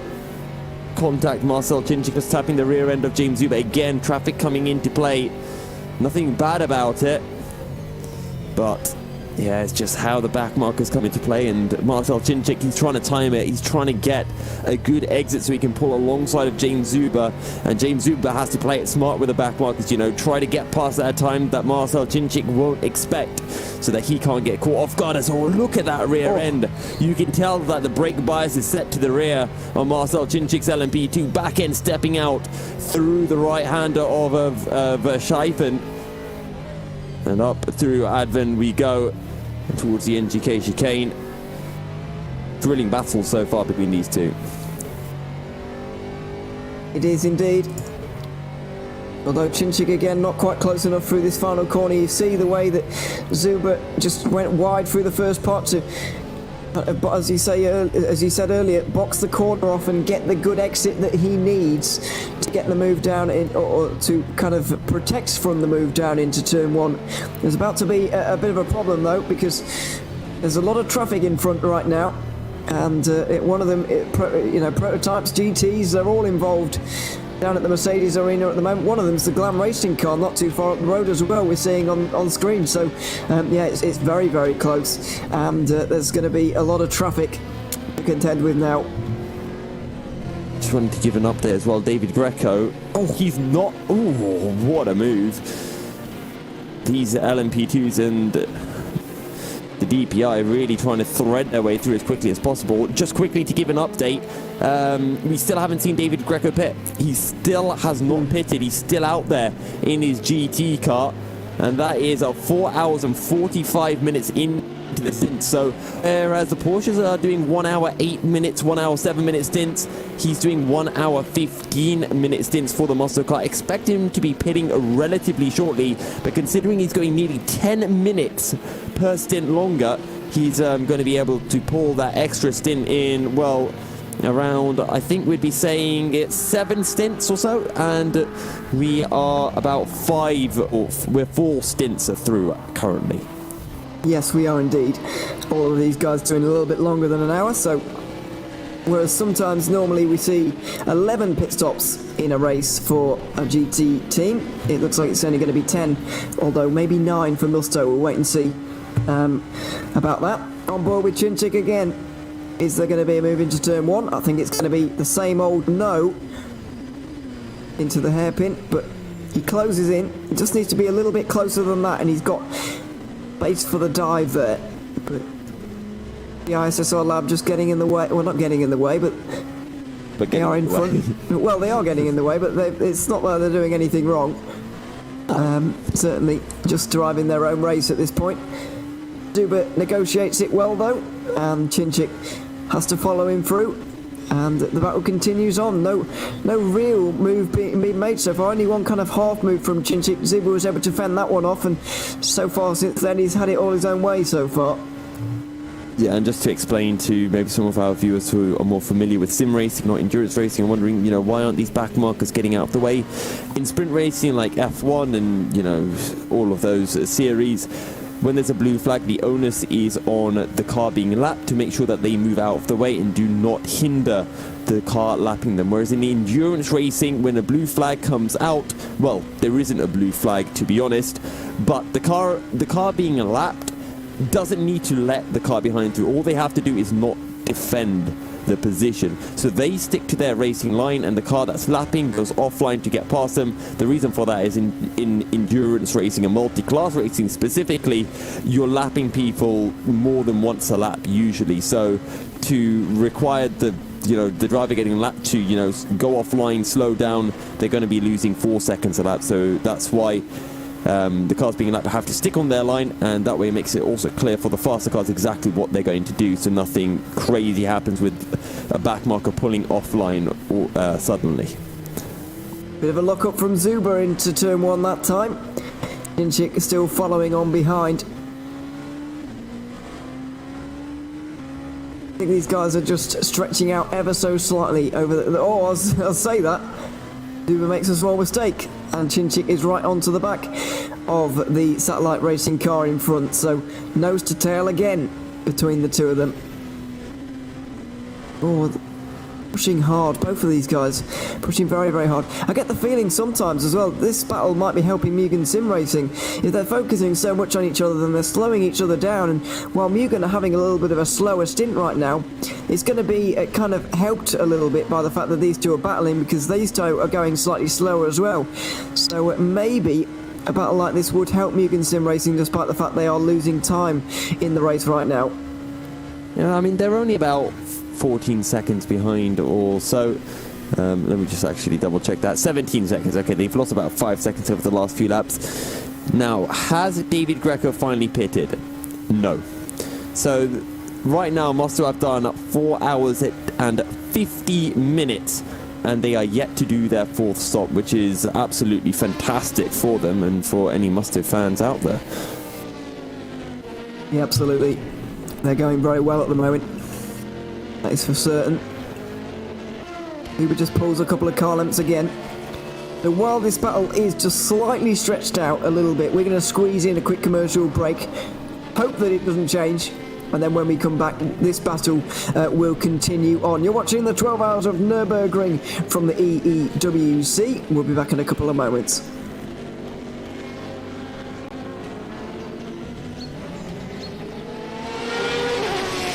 The Endurance E-Racing World Championship 12 Hours of Nürburgring is presented in partnership with Global Flicks, Film Volt, Viper Gaming by Patriot, ESTV, and Motorvision.tv.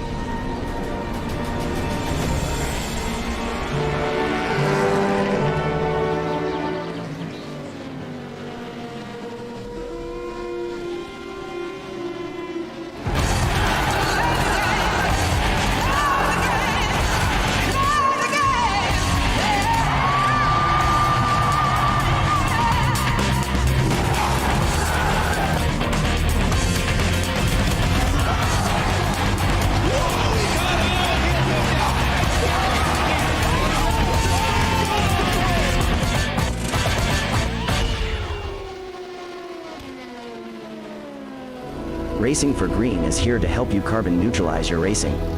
By planting new trees, Racing for Green offers to make your racing carbon neutral.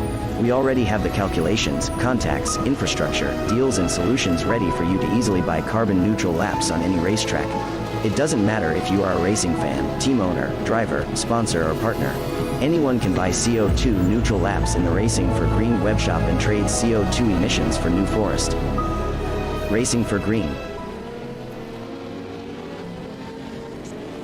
A 1v2 for the tournament. Pressure is on.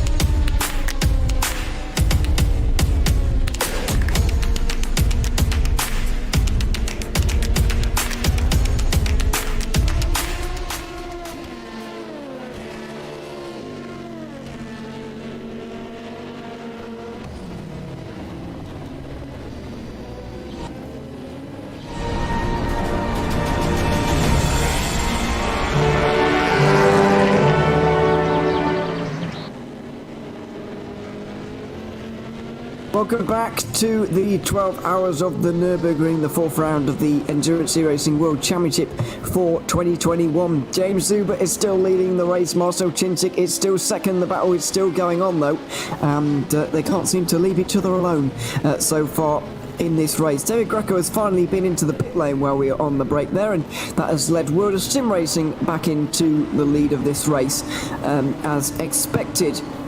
Bit of traffic to deal with for Zuber and Cinczyk at the moment, but they've negotiated that all fine. We're going to welcome in Nick Newcomb into the box right now. He's just got out of the number 15 Juice's Motorsport Club car. Welcome along, Nick. I believe that was your first stint in an endurance race for a very, very long time, if I'm not wrong. So how was it? How did you find it? Yeah, it was a bit worrying at the start because obviously I couldn't get in the car for some reason. So I got in finally, but my first stint was steady. Not my best, but I made up for it in the second stint and pulled a further 20 seconds on the car behind, so that was good. And I took over the car, P5, and then obviously P6 on pit stop, and then back in at 5, and then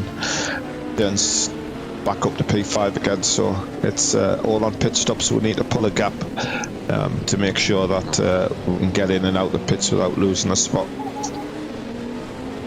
As I mentioned, you've had a fairly long break away from endurance racing. Yeah. So does it feel good to be back driving again?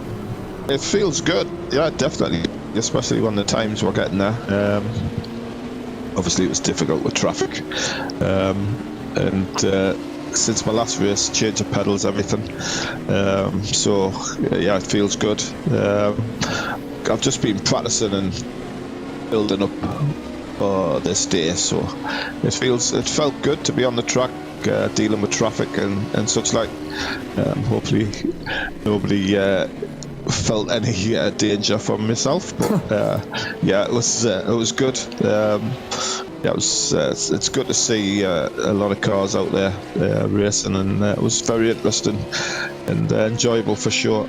I enjoyed it a lot, and it just feels good to be back because obviously it's been a long time and a bit too long, I think, but I'm pleased that I got that one under my belt. So it's even though I've been doing this a long time, you still, after you've been out for a while in a major series, you feel the pressure trying to do well for your team. Yes, certainly. Especially when you run it. Well, yeah, that is a good point. Are you going to be getting back into the car again today, or is that going to be it for you now? Are you going to leave it over to Toon and Saba and everybody else, and Dylan as well? Dylan's here. So I think Tian will do a couple of stints, and Dylan will get in. We'll see how it goes from there. But we've got lots of options. Saba will be over. What time is it now? UK time 4. So he'll be around the 7 p.m. UK time, 8 p.m. your time at the race. So we'll see. We've got plenty of options going on. I'm always here just in case there's an issue with hardware or whatever. But it's all good at the minute. I'm really pleased. We're doing all right. Fifth place will be good.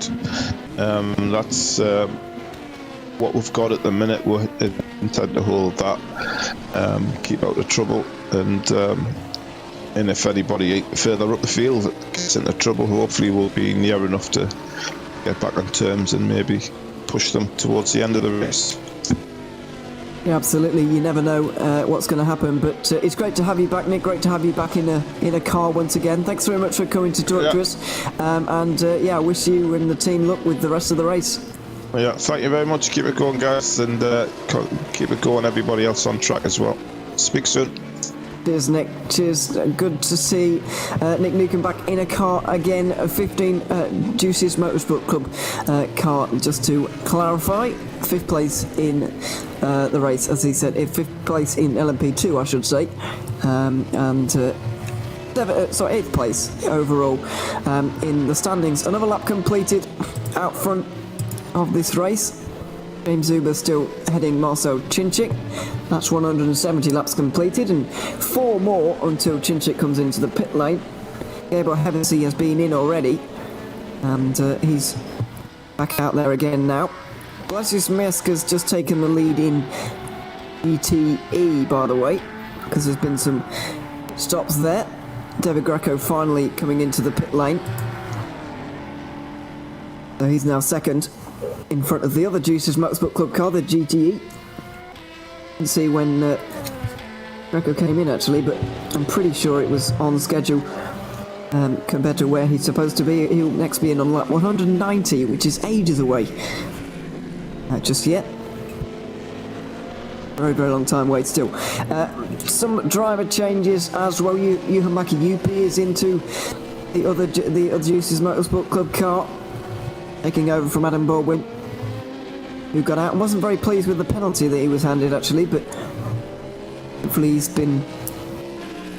calmed down a bit now.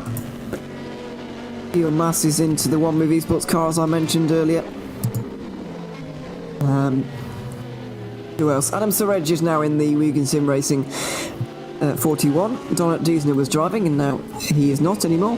Max Budovic is driving for One Move, for Unison Racing, in place of Alexander Zakharov, who took the middle couple of stints, or the last couple of stints, should I say, of that car. So lots of driver changes going on, as now Cinczyk is 4 laps away from a pit stop. Going to go on board with him in the cockpit with the Hungarian.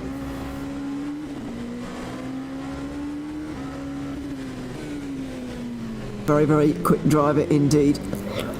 Won a race in the recent Indy Pro Series, FSR Indy Pro Series on R Factor 2.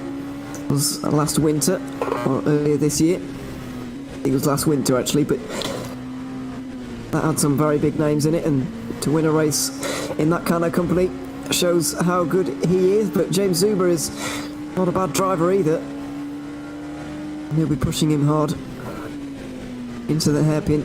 There they go again. I think Cincyk's going to be carrying on after this stint, but I'm not sure about Zuber. Maybe Stinik or Nisolo will be getting into that car again. That Light Racing have got all of their team in one place on TeamSpeak. They've decided to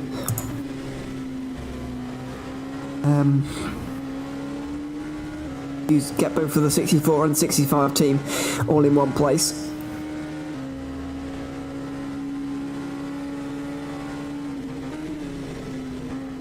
They've got the option of Stinik, Nisola, Liam Rance maybe as well. With Tom Capusta driving in that other car at the moment, Pastorino could get back into that one next time, although Capusta has just recently got back into that car for Pastorino. Ryan Nash we might see a little bit later on as well.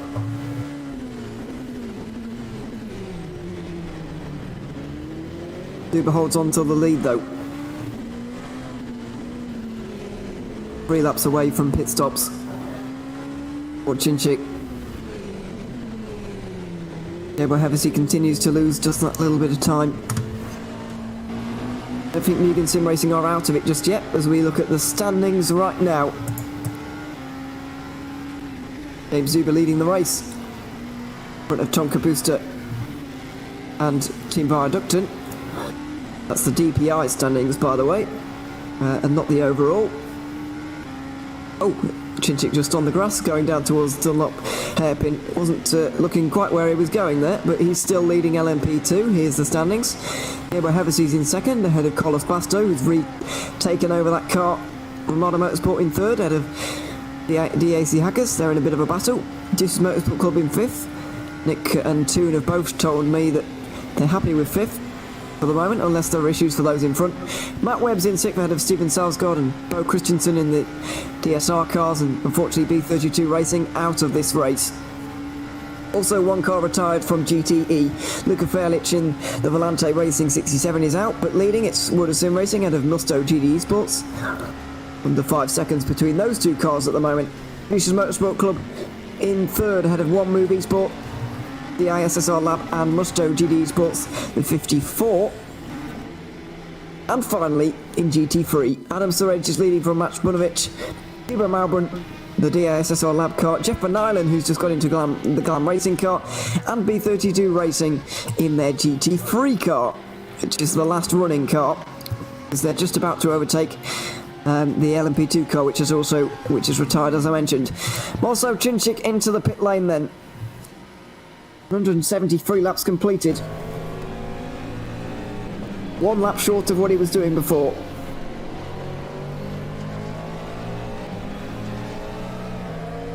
And that's interesting to see. Here's another shot on board, by the way. In Viaducton. That's them live in real life on the right hand side, and the game on the left. Where Hevesy is in relation to Chinchik. When this all shakes out.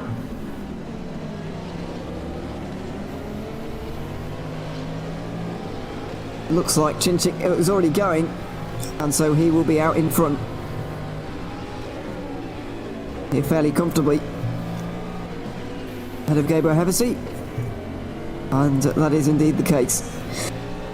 Chinchik just coming out of turn 1 now as Hevesy crosses the line now. So a fair margin between them. It is still Marcel Chinchik as well, who's in that car.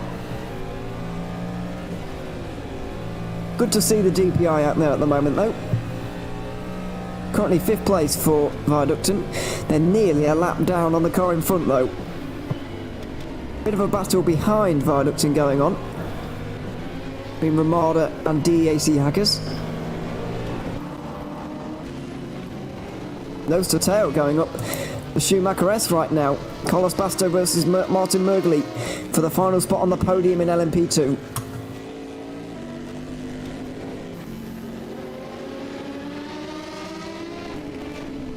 Go through turn 10 and 11.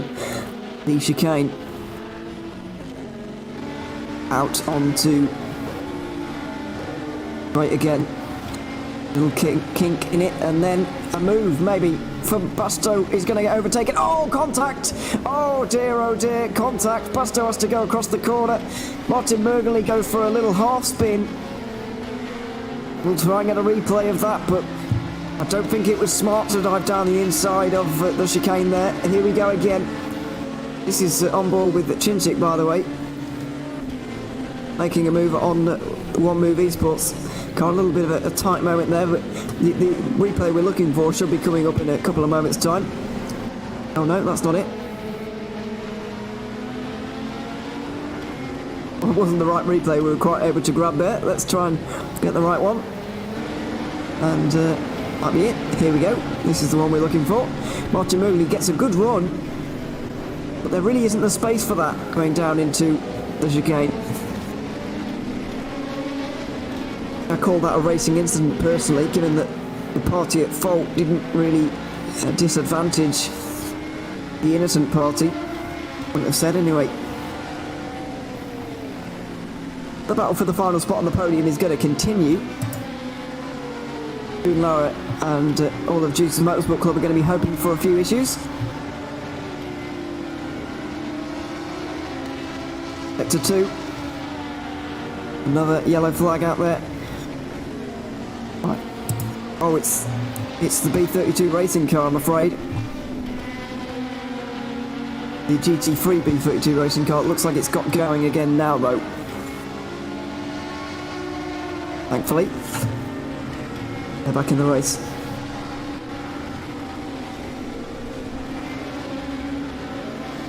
Oh, not a good run for Carlos Basto. Into the final corner they go. Martin Mergley is going to get a good run now. He's really straightened off that exit. Going to get the slipstream. And go to the inside. This should be a good move and an easy move for DAC hackers to get back into 3rd place in LMP2. That's exactly what's happened. Carlos Basto swings wide and lets him through. Not too much of an argument about that between the two of them. Carlos Basto forced to move down to P4 in LMP2. Martin Mergley is going to move up the order now.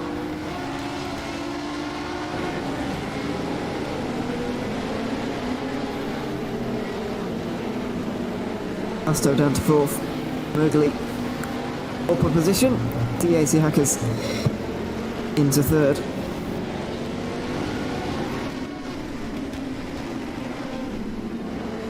That's not an overall position, by the way. That's in the class. 6th place overall.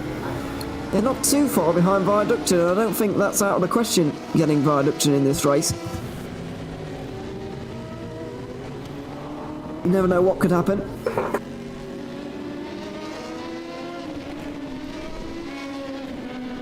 Mergley's going to go now without Basto and leave him behind. 1.5, 1.6 seconds is the gap now. Starting to stretch it out. Gap between Hevesy and Chinchik continues to increase as well.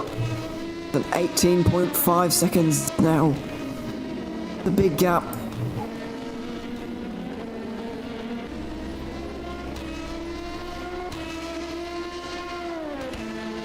If there are any battles maybe to have a look at in GT, either of the GT categories, the battle for the lead in GTE might be going on. One of the LMP2s in the pit lane at the moment. Doing lower in the Jesus Motorsport Club car. Running very consistently and fairly solidly long stints actually.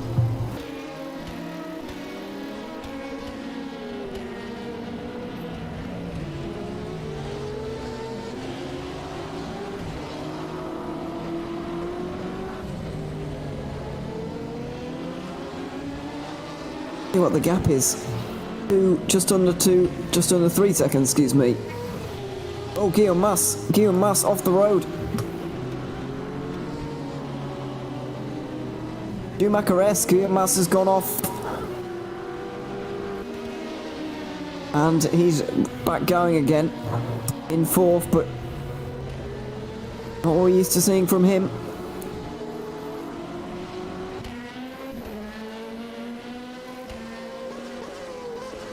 At all what we're used to seeing. He's been very, very good this race so far.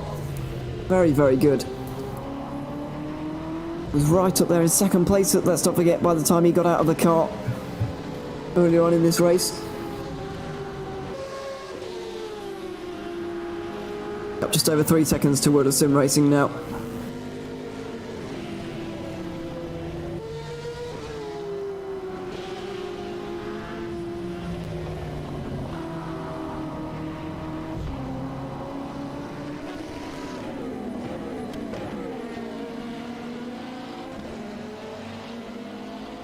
Oh, Jimmy Nisler, by the way, is back into the DPI because also Chinchik has just got in front.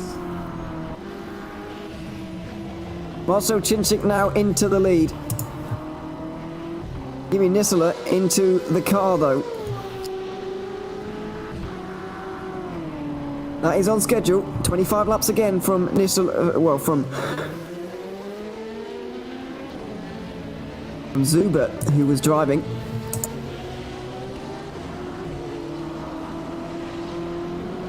Nisler now in the car. But chasing down... Oh, no rear wing. Vargas Sim Racing have got no rear wing.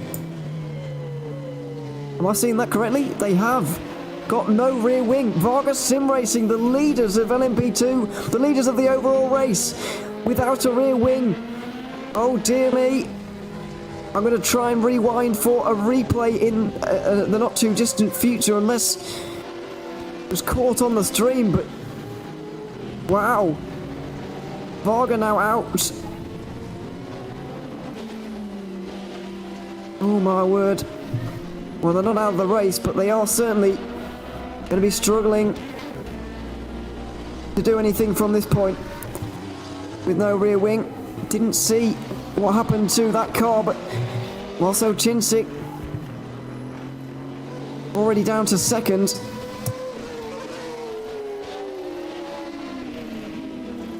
We're getting a replay here in a few moments' time, so we'll try and get a view as to what happened.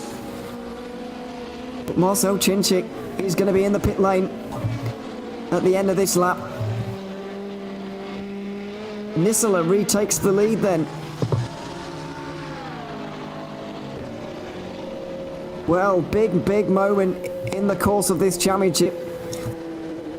And the course of this race, more importantly. He pulls to a stop. How long for, though? How long will he be there for?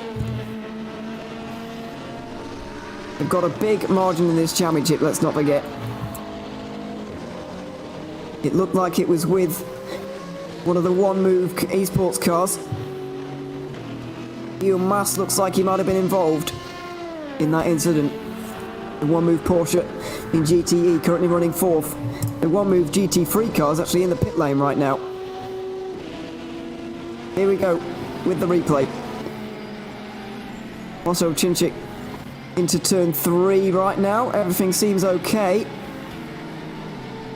He dives down the inside of turn 4. This still all looks fine. Oh, he loses it on the rear end. Spins out in front of the one-move car, and then the GT3 comes and hits him. Oh dear. Guillaume Mas gets caught up in the incident, and it couldn't be avoided.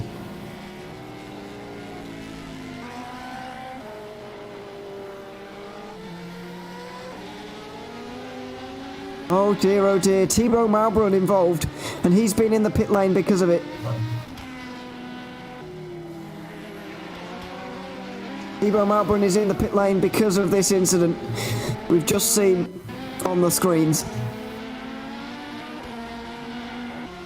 Oh dear, Malbrun is still in the pit lane actually.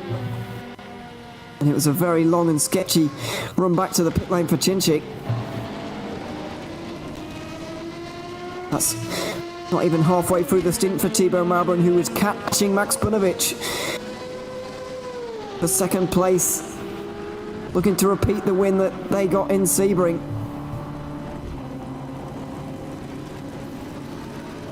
Oh dear, what a shame to see.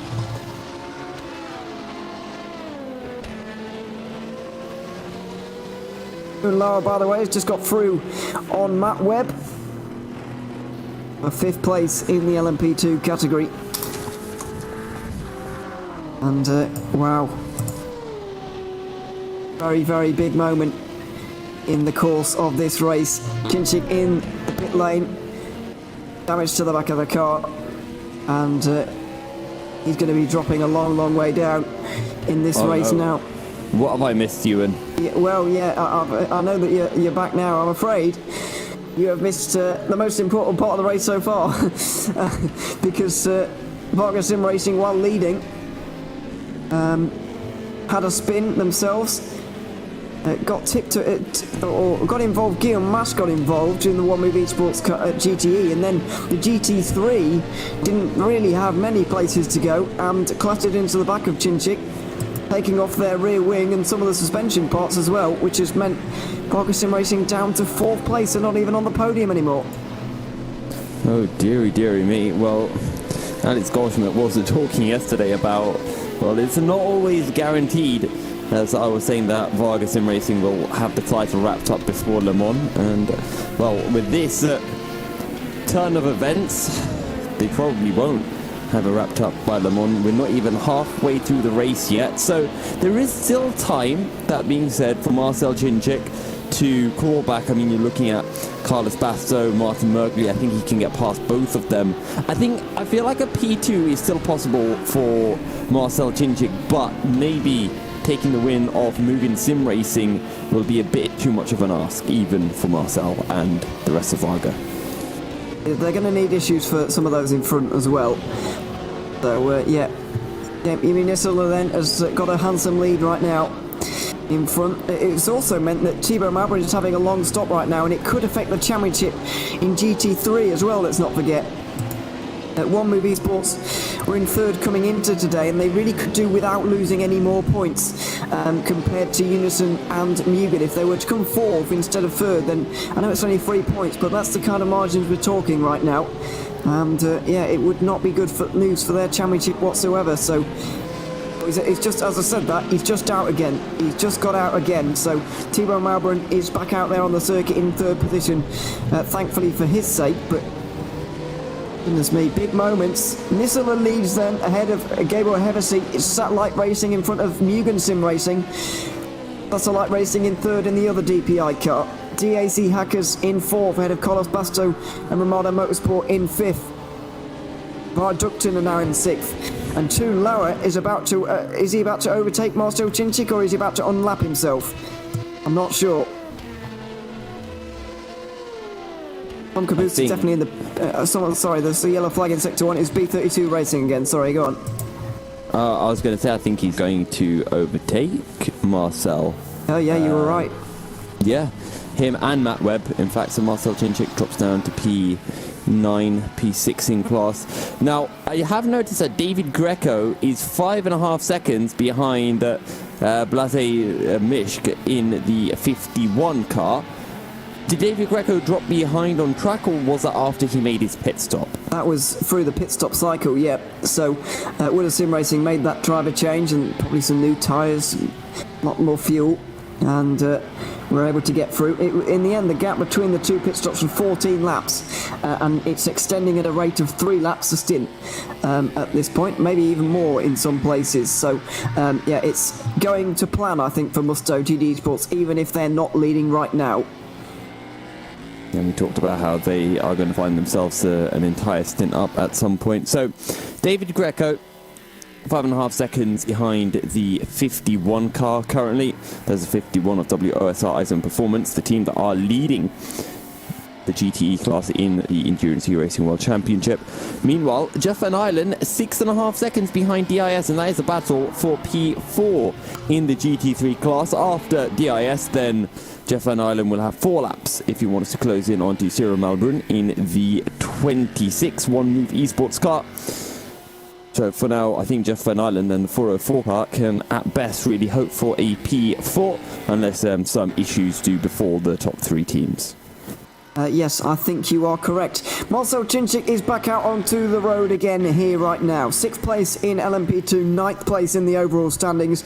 We'll see where they can get up to. They're about half a lap behind Deuces Motorsport Club and Team eBrit, and then they've got a lap to find to get up to any of the other cars. We'll wait and see, though, as to where they're going to end up in this race. Well, a very, very dramatic half an hour indeed. We're going to take a quick commercial break now, and when we return, we will have more racing from the EEWC's 12 Hours of the Nürburgring.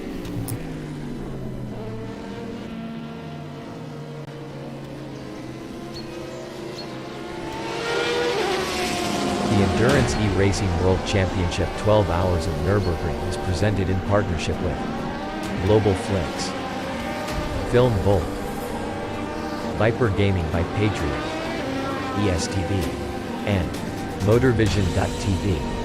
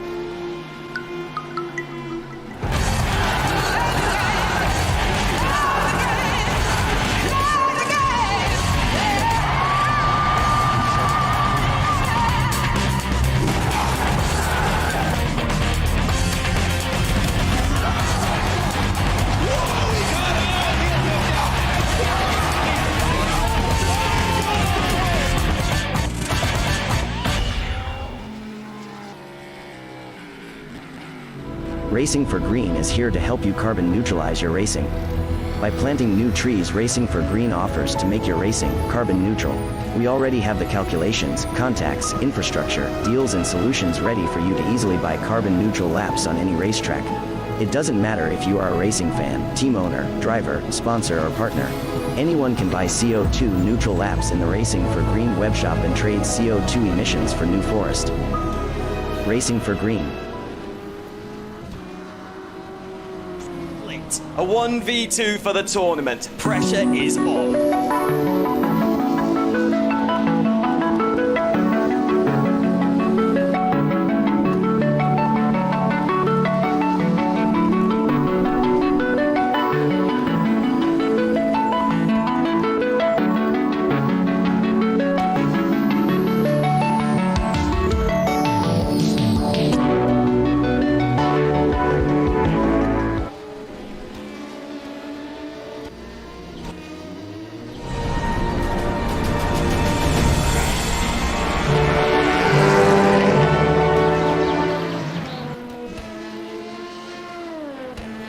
Welcome back to the GTR 24H's broadcast of the 12 Hours of the Nürburgring for the EEWC 2021, and we return with drama for Martin Mörgli. He stopped in Sector 2 and at the moment not moving at all.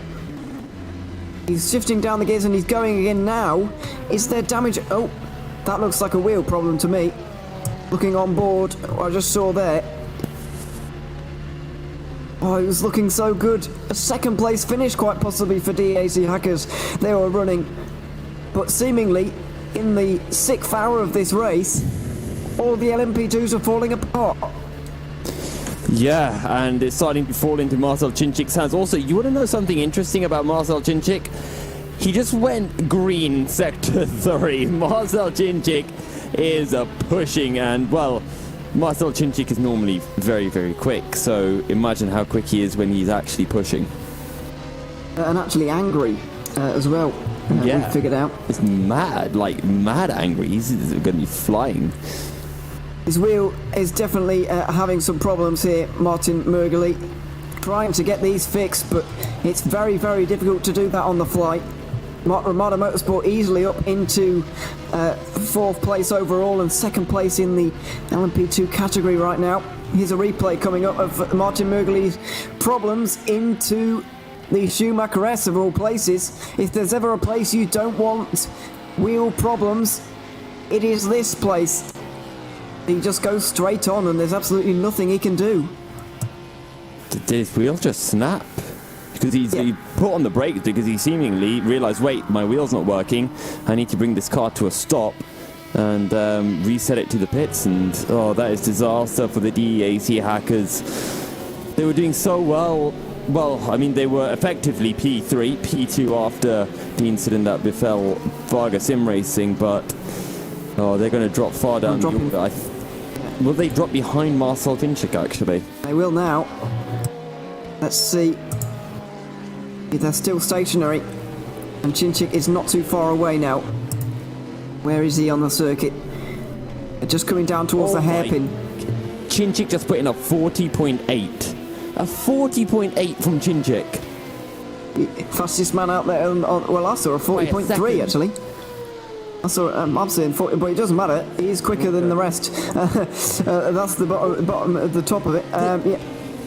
I just think for a second, sorry to cut across you, I think I saw some smoke coming from the gearbox of Martin Mörgli.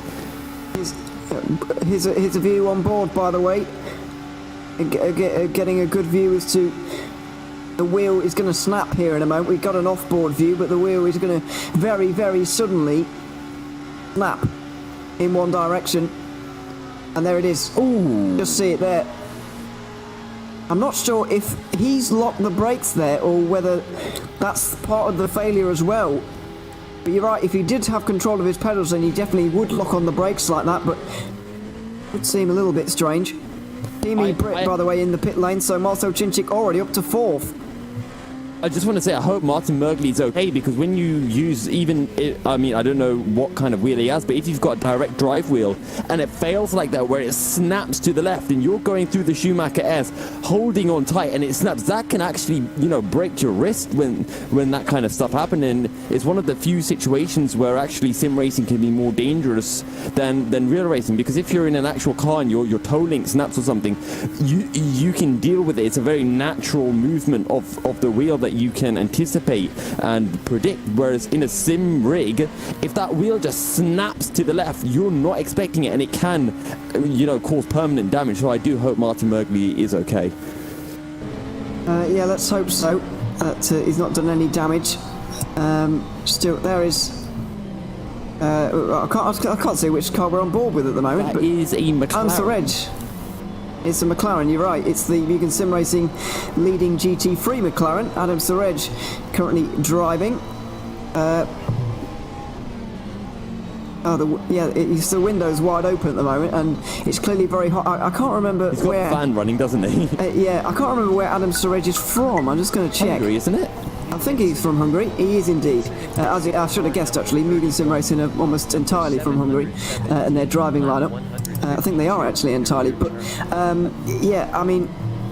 it's clearly very warm there today, and he's working hard in the lead of the race, driving very well as well, but obviously getting a little bit hot under the collar as well, if he had one.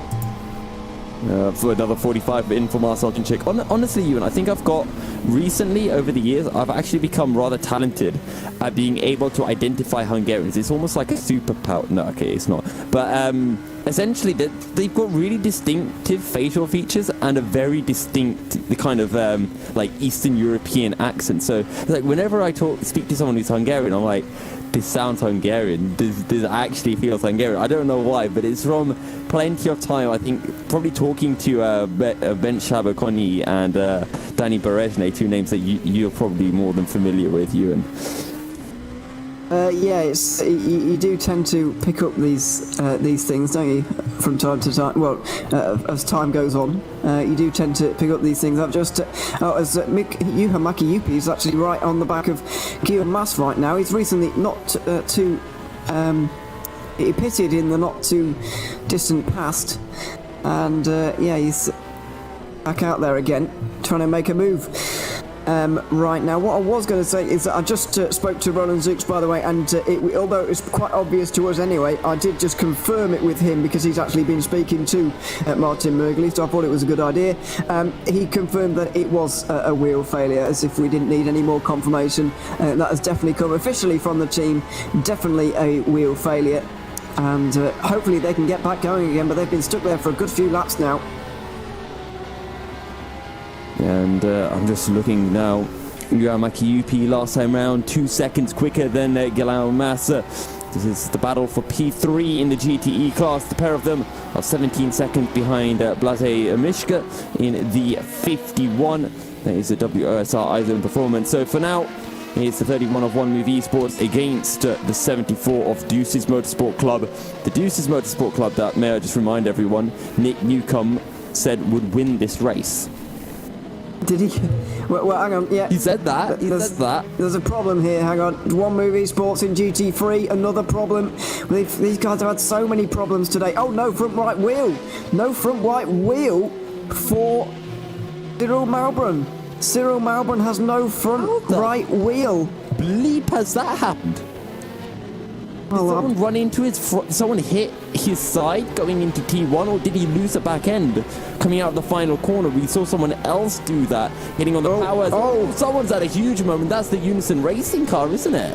Yeah, Unison Racing having a big slide right in front of Guillaume Mas and Juha Mäki-Juppi battling very, very hard in GTE at the moment. These two on different strategies, let's not forget. It looks like, I'm not really sure when these guys are going to be coming. I think 2 or 3 laps and Guillaume Mas will be into the pit lane, but their strategies have converged for the moment.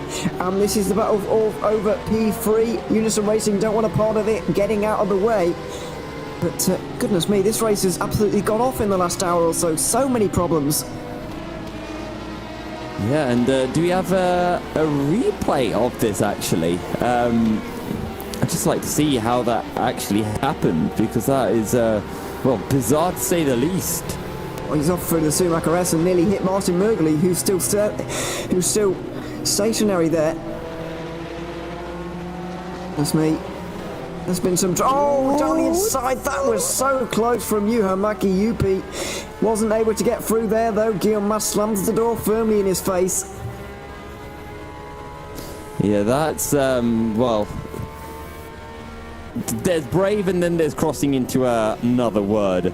Because you throw your nose in like that, and the driver ahead, he's not looking behind him, he's focusing on the track ahead, and if you put in your nose there, he's just going to slam the door shut, and usually that can end badly for either of you, and then that's just going to be a drive-through penalty, and it's a silly way to pick up a penalty if it did occur. But here we go, this time it might be a clean dive down into turn 1, but Juha-Matti Juppi will once again slotting behind the One Move Esports car of Guillaume Mas.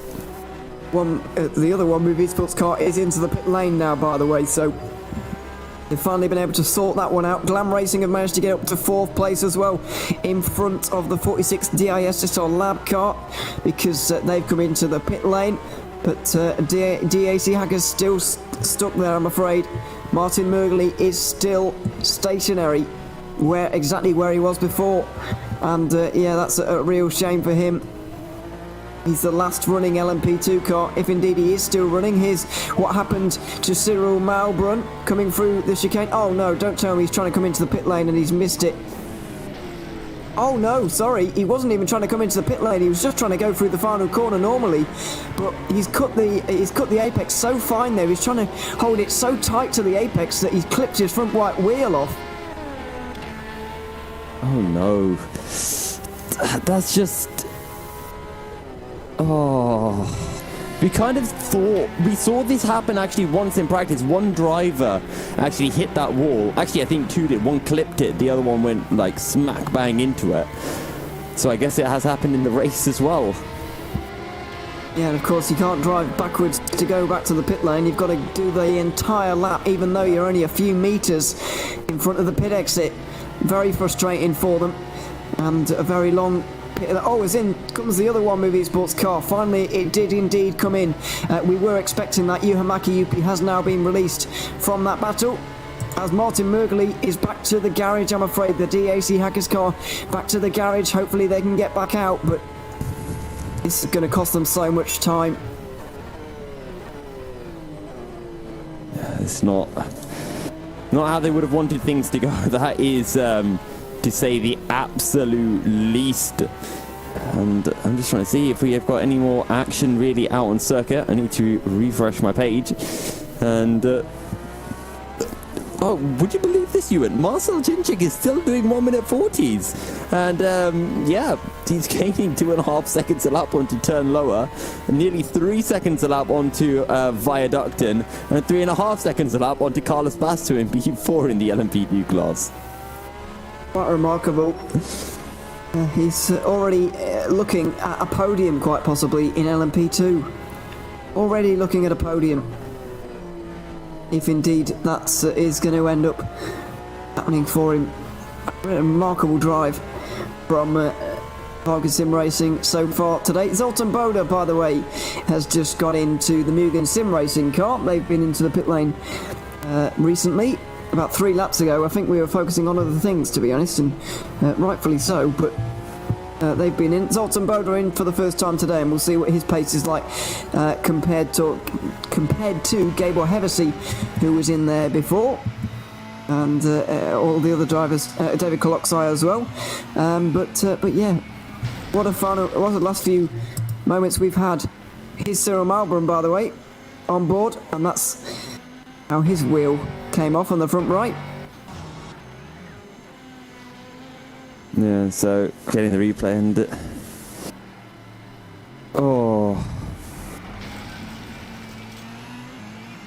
and then one of the cars actually hits as well. Yeah, the one of the cars actually just hit. Oh, I'm not so sure that he wasn't trying to get to pit lane then.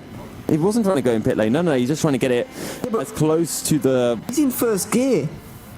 Yeah, you take that one in first gear. First gear, really, that final one. think so. I'm going to get on board with the GT3 and try and work this one out. Sorry for cycling through the cameras, by the way, for everybody who's just been given a headache. I'm going to go on board with Glam Racing, and when we get down to the final corner, we'll see what gear I might be completely wrong here, but I thought it was at least second gear, maybe third. we'll see who's right. Definitely do use first gear from time to time, like... Well, yeah, it's, for things like pulling off, yeah. I mean, turn 1, first gear, isn't it? Oh, I'd reckon turn one's gear 1, yeah. Also, let's see how many revs they're pulling as well, because if they're second gear and low revs, then maybe it's possible to take it in first gear as well. Okay. But I don't want to believe that Cyril Malbran, well, beat up so hard. Oh, it's very low, isn't it? That's quite low. Low second gear. It is. The thing is, I don't want to believe that he messed up that badly, because, like, imagine you're Cyril Malbran, right? Even if you got a late call to go into the pits, you wouldn't expect him to hit it with his front right tyre. It'd be his front left side of the car that he'd hit the pit wall with. I mean, at some point he must have realised, yeah, I'm not actually going to make it into the pits, and let me pull out of this. So I just think he messed up the corner. I don't think he was trying to come into the pits. I do not believe, because that would have just been... I'll say, that would have been atrocious driving if he was trying to come into the pits and hits the pit wall with the right-hand side of the car, because he's missed it by an entire car's width. So I think he just, you know, got the corner wrong, which is actually something I once did in a karting race. I was running in P4 going through the final corner at a track called Wilton Mill, back when they used to have a tyre stack, and I just took a little bit too much curb. But the only time in my life I've done that, clipped the tyre wall, spun the car around, and because it's direct drive, it stalled the kart, and my race went down the gutter. Well, it shows you how easily it can be done, I suppose. I don't know. But yeah, I know that it is a problem at the Hungaroring as well, isn't it, really? Because that pit wall is very similar to this one. The final corner, I don't want to say the final corner is very similar, but it's fairly similar in that you do need to take a fairly tight line through the final turn, and that's exactly where the entry to the pit wall is, so it can create problems. And let's not forget, in the Nürburgring 24 Hours a few years ago, I think it must have been 2019, the driver hit the pit wall coming into the pit lane because the bonnet had flown up and they couldn't see where they were going anymore. Tried to do it by pure... I'm sure everybody's seen that, watching along. That was a BMW, wasn't it? It was a BMW, yeah. Trying to get back to the pit lane. It's one of the small cup kind of BMW cars. Or it might have been a GT4 one, but anyway, it was a smaller BMW. The bonnet was up, crashed straight into the pit wall. Sometimes surprising that we don't see it happen more often, really, but especially on ovals where it's very dangerous from time to time. In fairness, by him crashing into the pit wall, it got the bonnet down, didn't it? It did get the bonnet down as well, but yeah, he got stuck then on the wall and couldn't reverse out. So. It was a whole comedy of errors, I'm afraid. But recently, while we've just been talking about the last few incidents, Cyril Malbran, etc., Toon Lauer has been able to get in front of the team via Ducton car. That was for 5th place overall in the race. And yeah, now they're Toon Lauer 3rd place in LMP2, 5th place overall in the standings as well. So things have gone from pretty good to great for Juices Motorsport Club after a poor start to the race. Yeah, just looking through the order, seeing if there's any updates. Oh yes, in this minute's episode of What is Marcel Chinchik Doing, a 141.6, so not quite as fast, but still taking 3 seconds out of Viaduct, and he's past Matt Webb, who's jumped on into the pits. And in about 10 laps, maybe less, 8 laps, he'll probably be on the back of Viaduct and move up to P6 overall. Yeah, let's see. How far away is he? Not too far.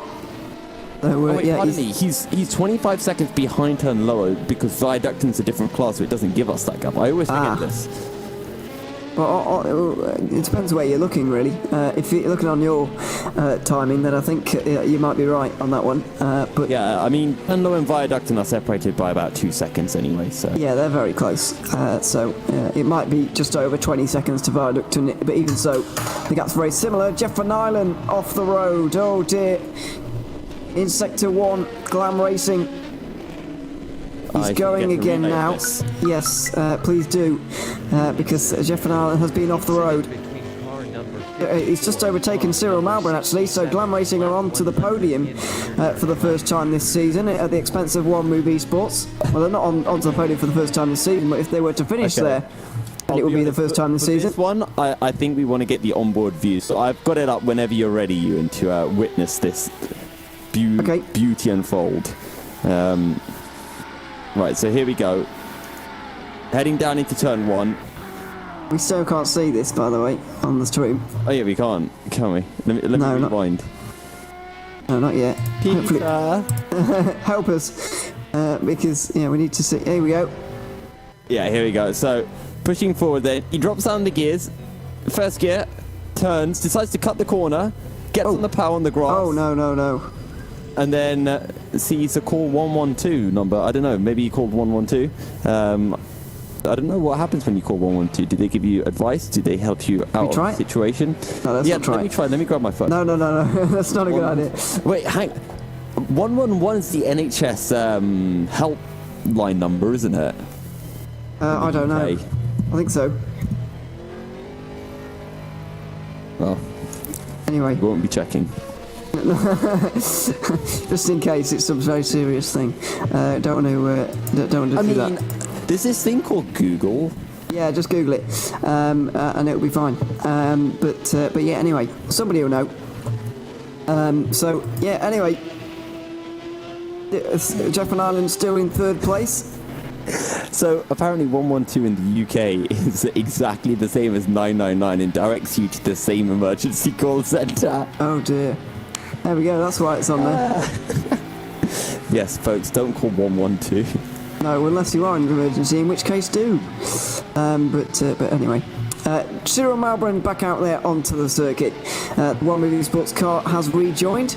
They're about 2/3 of a lap behind the DAS SR Lab 46 car, currently in 4th and on course for their best result of the season, because they've had 3 6th places so far, so a 4th place would be fantastic for those guys. Yeah, it's been a chaotic race for some of these guys. One Move Esports, one of those, and Glam Racing, after their early issues, I really thought that it wasn't going to be a good one for them, but in the end it's turned out pretty good, really, because they're on the podium here once again, so I guess they can't complain too much about the issues for others that has helped them to get up the order a little bit.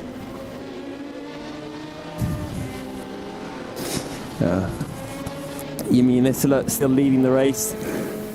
Marcel Chinchik, 23 seconds down. He's gained another 2 seconds last time round. 40.8, so taking 2 seconds out of Dunlower and the Viaducton car. Here's Marcel Chinchik, 21 seconds behind right now. And let's just see how everything does develop over the remaining... Well, we're almost halfway through this race, actually, Ewan. It's actually flown by, and the main reason it's flown by is because of the acts of the 64 Satellite Racing car, the 22 Mugen Sim Racing, and Marcel Chinchik in the 117 Varga Sim Racing car. That three-way battle was, well, quite cool, really. Yeah, it was very cool, that battle. So, yeah, that's... shame that's no longer part of the race, but yeah, we have just seen a pass, by the way, with Jimmy Nisela getting through on Mugen Sim Racing's Zoltan Boda to get a lap on the entire field. So Satellite Racing leading now by an entire lap in this race. That's a pretty important moment in this race, really a very symbolic moment for them as they continue to dominate now. The DPI car supposedly slower than the LMP2. Well, the jury's still out on that one, but certainly Satellite Racing have been stronger than Mugen Sim Racing for the first 6 hours of this race. And I think the main reason why that lap has come through is not because the DPI is faster than the LMP2 or vice versa. It's just because the DPI seems to go about 3 laps longer per stint. So I think they've already gained an entire stint over the 22 Mugen sim racing car just due to the fuel saving ability of the car. They will be doing, at some point throughout this race, they will be able to get that pit stop advantage as well as the pace advantage that they seem to have at the moment. They're about to complete another lap, but we look at the DIS SR Lab car, the 45, not spoken about them for a little while. 5th place at the moment for them, I'm afraid, not even beating the leading GT3 car. It's not been a dream race for them so far, but they've been without issues for a good while now. But I think it's time now. We're nearly half distance in this race. We should take another commercial break, so we'll be back in a couple of moments' time. Satellite Racing still leading at the Nürburgring, and yeah, we'll be returning in a couple of minutes.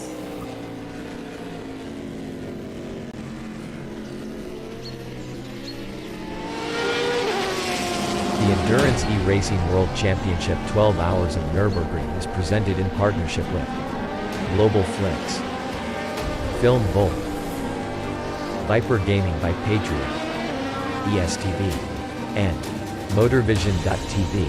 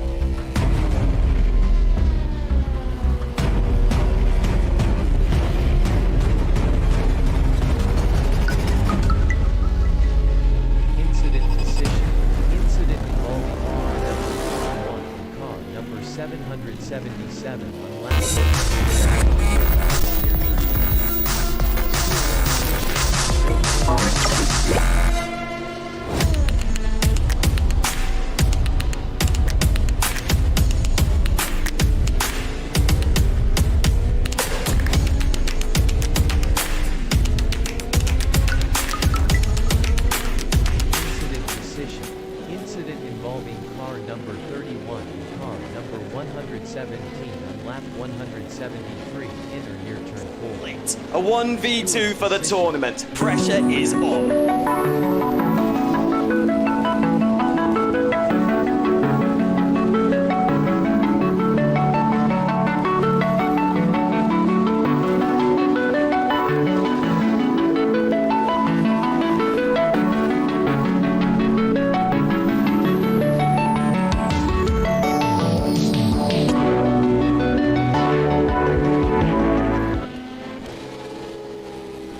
Racing for Green is here to help you carbon neutralize your racing.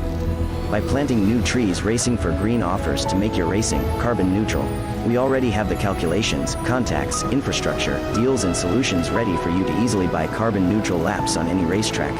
It doesn't matter if you are a racing fan, team owner, driver, sponsor or partner. Anyone can buy CO2 neutral laps in the Racing for Green webshop and trade CO2 emissions for New Forest. Racing for Green.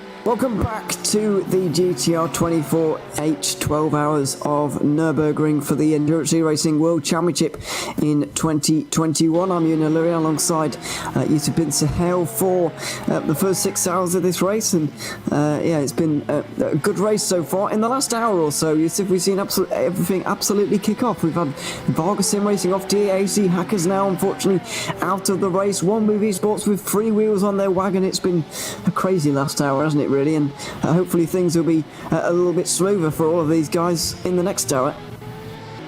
Yeah, it's been a bit crazy to be honest. Varga Sim Racing, well, it hasn't been, it was going really well for them. Now Marcel Chinchik closing in on turn lower, and he's closing in at a fast rate of knots as well. That was until he had to pit, and now he's 72 seconds behind again, but he's still bumping in at 140, so Marcel Chinchik still flying out there, and we'll see what he's able to do. Actually, turn low has come out of the pits at 3 seconds behind Marcel, so Marcel Chinchik has gained 1 position on the list already.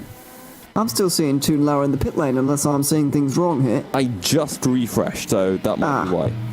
Okay, yeah, I'm still seeing Toon Lower in the pit lane. Also seeing the race leader, Yumi Nisela, into the pit lane.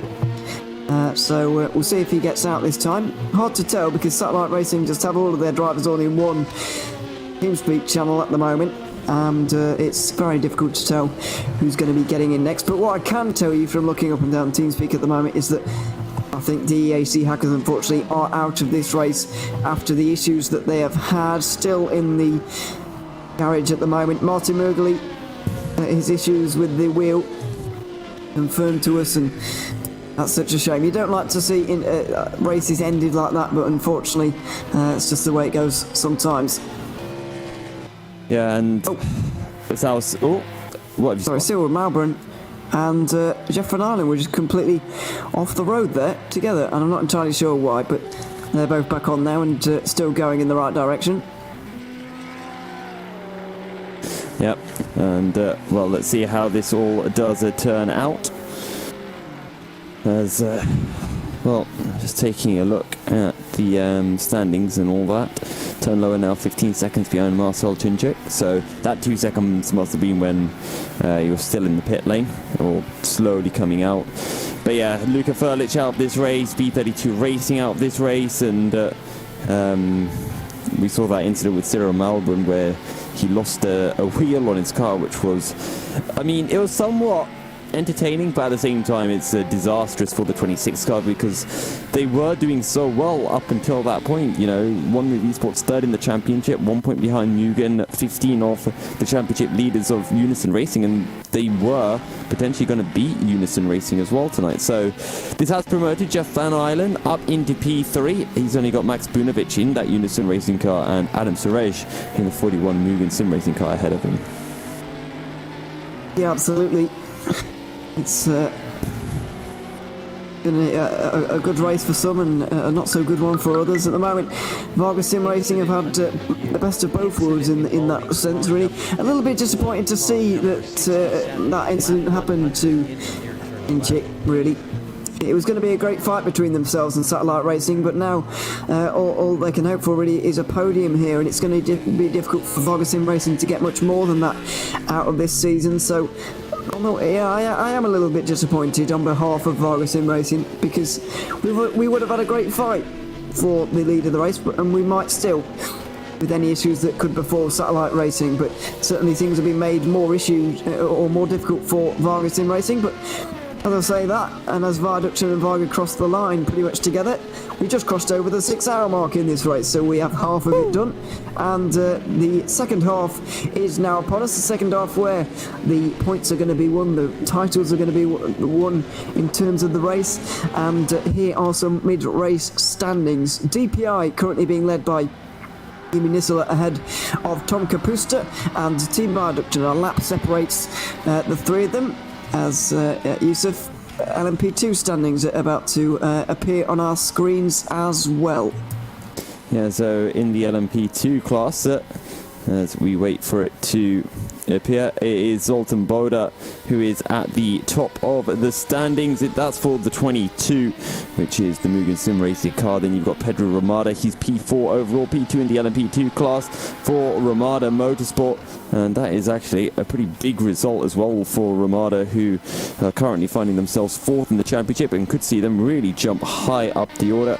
Then you've got Marcel Cinchik in the 117 Varga Sim Racing car.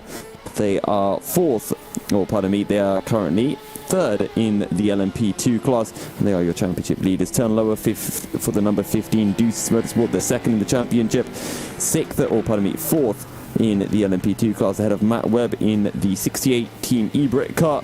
And then you have got Steven Salscore in the 777 DSR Nightmare, ahead of Kim Pedersen in the 766 DSR Dream Team. The GT categories at the moment being led by Musto GT Esports for GTE, Wood Sim Racing and Juice's Motorsport Club just behind them, and Adam Surridge from Mugen Sim Racing is leading GT3 ahead of Unison Racing and Glam Racing, who are looking to get their first podium of the season. Today might be their day, which is certainly good news for them. But in terms of battles going on out there at the moment, Viaducton versus Varga seems to be one of the closest, although Marcel Cinchik is into the pit lane right now, so he's going to be... Again? Yeah, that's... let's have a look if that's on schedule. I'm pretty sure that's on schedule. Time has just been flying for us, I think. The last pit stop for them was on lap 177, and this pit stop was on lap 201, so it was a 24 lap stint, and I don't think there's anything wrong with that. I think time's just flying. Yeah, that's fine. Yeah, time's just flying, because I remember we were just saying before how Marcel Cinchik and Turn Lower had both kind of pitted, and Marcel had jumped Turn Lower, so wow, the time's really... Has it really been 45 minutes already? What? Well, not 45, more like 40 minutes, but wow. Gunar's got back in front of Cinchik, by the way, and when that incident happened for the Hungarian, Team E-Brit were in front, but due to the pace of Cinchik, he's been able to get through and out in front of him, even without really doing anything. In this one, just going to refresh the timing, because I don't know if Cinchik's still driving here. No, he is. So he's going for a 3rd stint in this car in a row now. I think Varga just said, right, we need max pace. Cinchik, you're driving until the end of the race. Sorry. Well, he has been the fastest so far. Yuri Toman's a very quick driver, as well as is Daniel Visner. They're all very quick in their own right, of course. That's how they've got such a big lead in the championship, no doubt. But that's... To be honest, I think so far this season, if you had like a driver of the season, it is pretty much undoubtedly Marcel Cinchik. If you include this, today's race, Marcel Cinchik, I think also the driver for Mugen Sim Racing, I'm trying to remember his name. Wait, pardon? David Koloksai. Yes, David Koloksai has been absolutely fantastic, and I'd also give a huge shout out to Manuel Biancalila, because he's been great for Musto in his opening few stints and in qualifying as well. Yeah, hard to argue with any of those really, in the end. So yeah, I would agree really with those, because there's been some great drives up and down the field here today. Right, let's see then, because Team Viaducton were being caught quite quickly there by Varga Sim Racing, and they can't be far away from a pit stop here, Viaducton. I didn't see... they normally come in not so long after Nisala in the lead of the race, and it's been a little while now. So yeah, anyway, that could have been a battle that we were going to watch there between Cinchik and Viaducton, but it doesn't look like that's going to happen anymore, unfortunately. But that's just the way it goes, really. Can't have battles all the time, I suppose. Which look like they are now going into the pit lane, though. We can all have battles all the time. Yeah, well, it would be a bit mad if we did. But that's basically what we've had so far. There's not been many points in this race where we've not had any battles to talk about in this race, so yeah, it's been very good so far. Viaducton are into the pit lane though. They have come to a halt, and we'll see where Cinchik gets up to. See if he can pass Viaducton or not. I'm just taking a look. Fabio Liuzzi's DNF for Mustard, I just realised that now. That happened a while back, but yeah, Fabio Liuzzi's just in the pits, so I'm not sure what's happened to Musto, but the second Musto team, the 54 car, not having a good time. Martin Mergeli still in the pits awaiting recovery essentially, and they're soon-ish going to drop behind the likes of Jeff Van Island and the 46 DIS car. Oh, another retirement then, but Viaducton do get out in front of Marcel Chinchik, so it's about the length of the front straight between himself and and actually Toon Lauer is very close to the back of the Viaducton car. Viaducton have jumped Deuces Motorsport Club, a bit of a faster pit stop for the DPI to get them out in front. Toon Lauer now down the inside into turn 3, quite possibly. Viaducton give them the space, and it looks like Lauer's going to be through, is he? Yes, he is. You can see from the view of the Viaducton car, that wasn't too difficult for Toon Lauer in the end. Getting up to speed is very, very difficult on your own, never mind while battling with another car. Yeah, precisely. So, and Marcel Chinchik, 9.5 seconds behind Turn Lower and Viaducton. So give it 3 laps. He's going to be on the back of those two. Marcel Chinchik. Oh, Ewan, would you believe this? Last time around, Marcel Chinchik, fastest man on track. Oh, what's this? New fast lap. Oh, it's a 39.8. Marcel Chinchik is flying, as per usual. Yes, he is. Still going very, very quickly indeed, even with the call around and so on. He's not finding it any less difficult to go quickly, certainly. Going through turns 10 and 11 right now, going to be looking to pick off Viaducton and Toon Lauer in this stint. And you get the feeling that he's going to be able to. It will be a great recovery for him, though. He came out of the pits, let's not forget, just in front of Salsgaard in what will be 9th place at the time, because DAZ Hackers were there. So there was 6th place in LMP2 when they had their issue, just over an hour ago now, around about an hour ago, almost to the minute. And No, it's been about 45 minutes, hasn't it? Because he's just made his first pit stop since that problem. So, yeah, it's not even been an hour yet, and he's still gone from 6th place to 4th, and within the hour, I think he'll be in 3rd by the time we get there. So, yeah, he's been driving very, very well indeed, even in the face of that problem that he did have. Marcel Chinchik now 9 seconds behind Viaducton, and well, last time around he gained 2 seconds on Turn Lower, and we should be seeing him close in very shortly. Oh, contact with the one move car as Marcel Chinchik gets down his inside into the right hand of the Ford chicane fairly late on. Can't really blame either driver for that. Marcel Chinchik just getting through the traffic as quickly as he can. The time for, taking his time over back markers is gone, and the time for throwing his car at every opportunity has arisen. And I think you can see Viaducton in the corner of your shot. It's about 4 seconds between the two of them. So give it a couple of laps, and Marcel Chinchik will be on their rear end. Yeah, you can see them in the same shot now. Toon Lauer's been skipping on up the road just a little bit, but it's not too far away. Chinchik definitely faster than both of them as things stand, and as you saw down there through turns 5 and 6. He's certainly not hanging about. Oh, so sorry to cut off you. I just took a look at YouTube chat. Martin Mergeli dropping in. Apparently his wheel just disconnected and the engine burnt out. So when I did say that, I thought I saw some smoke. Yes, that was the engine burning out after the incident. So if his wheel disconnected, I do wonder if the wheel did snap to one side, or whether it just disconnected, so on the game it snapped fully to the left, whereas for Martin Mergeli at home there might have been no actual movement on his wheel. Yes, you could be right. I honestly don't know the answer to that, or which one's more likely, really. But yeah, you're correct in posing the question, certainly. Chinchik and Viaducton getting close together here once again. Let's not forget, Viaducton are one of those teams who all go to the same venue to race in the EEWC, and that is actually positively encouraged, and will be the case for everybody at the Le Mans race in October. But you can't imagine this overtake is going to take very, very long for the Hungarian driver to make. It's not going to take much time. He's on the rear end, and to be honest, I think he's going to get that move done. I'm actually going to say up into the NGK chicane. I don't even think he's going to wait for the start-finish straight.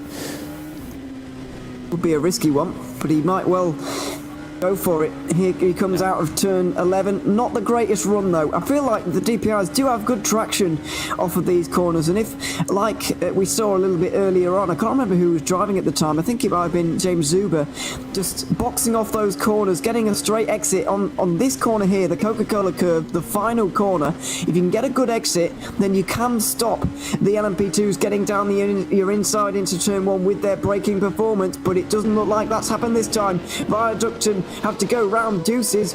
Chinchik 3 wide down the inside into turn 1. Later on the brakes, can they hang it around the outside in the Cadillac and get the inside for turn 2? Not quite, just went a little bit too wide in the end. There wasn't enough grip, and they can't hold Marcel Chinchik back. He is up another position. He's into 6th place overall.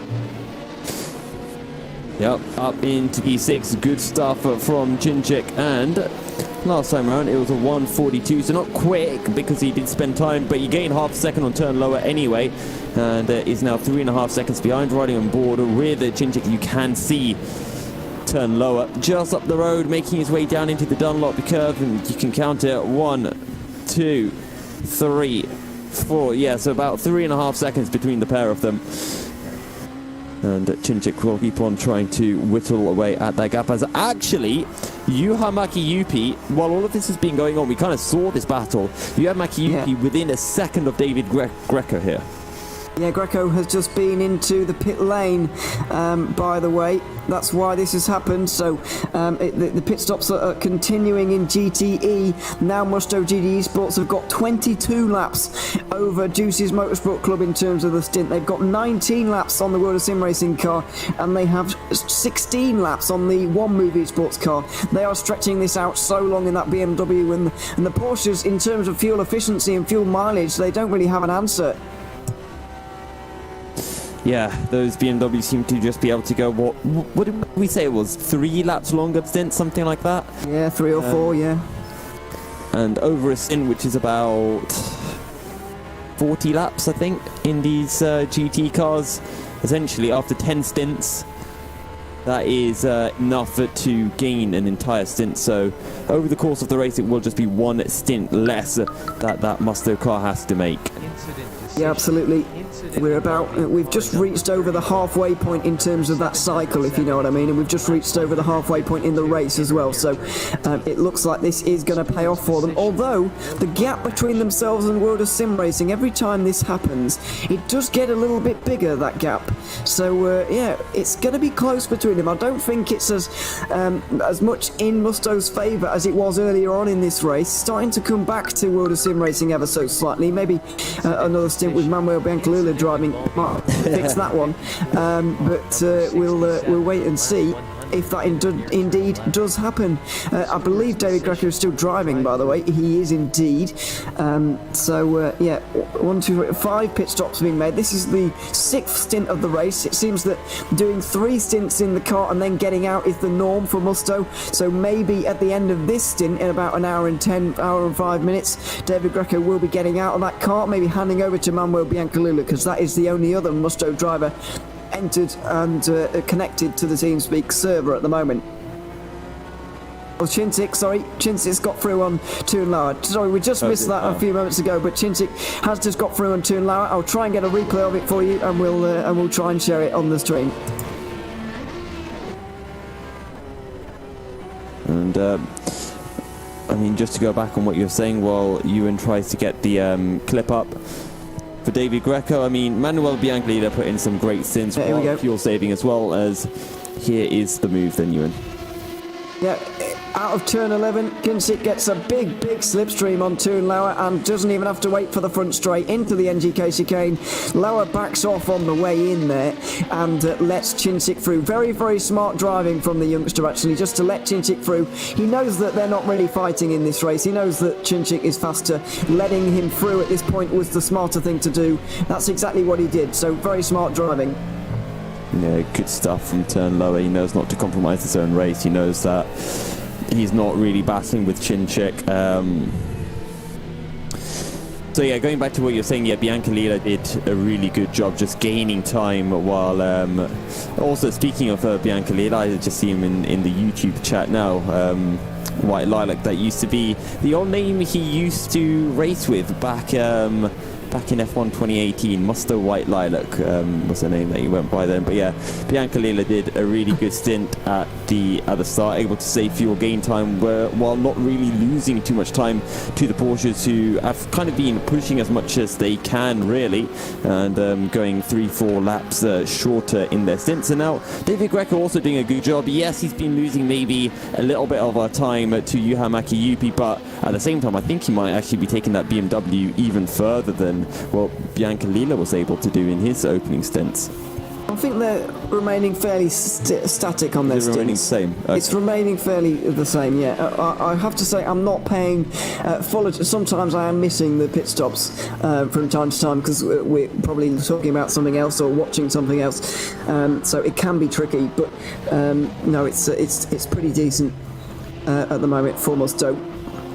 Things going fairly well. They're still in P2.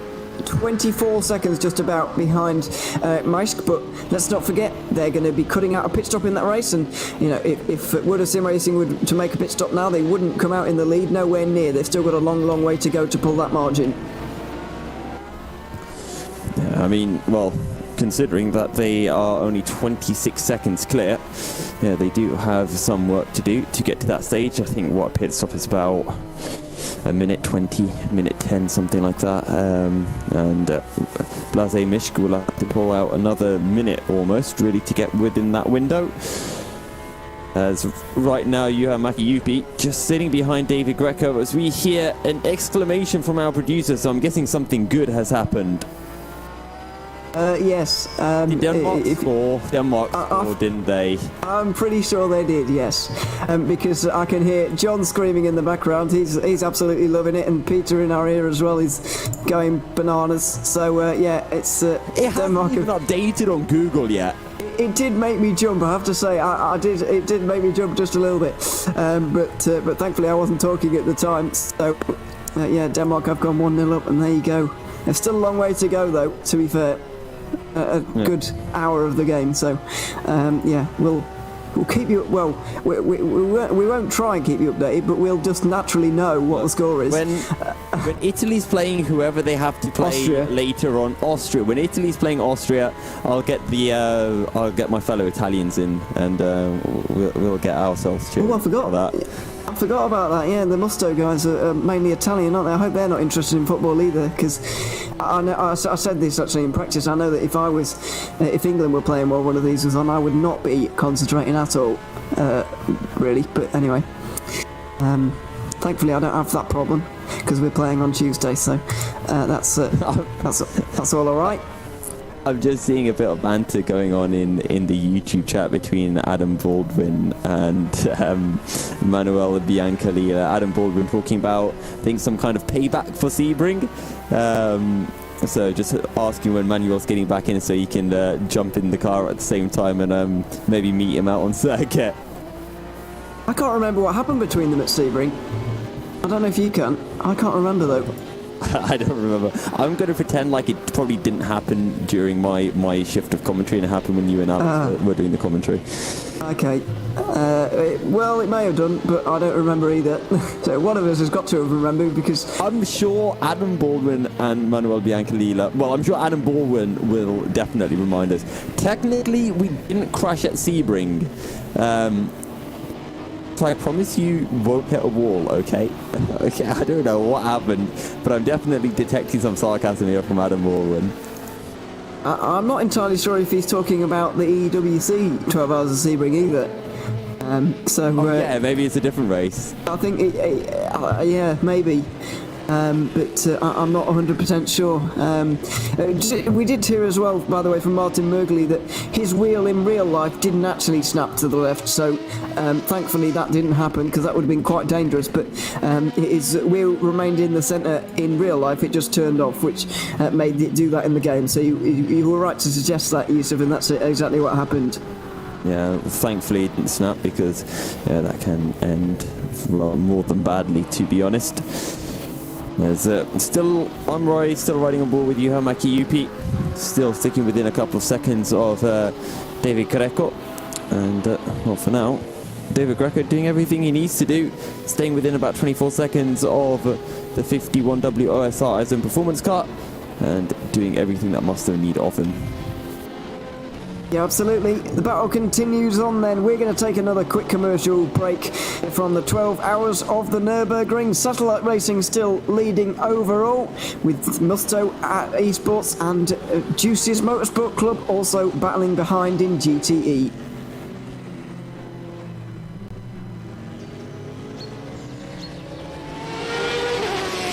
The Endurance E-Racing World Championship 12 Hours of Nürburgring is presented in partnership with Global Flicks, Film Bolt, Viper Gaming by Patriot, ESTV, and Motorvision.tv.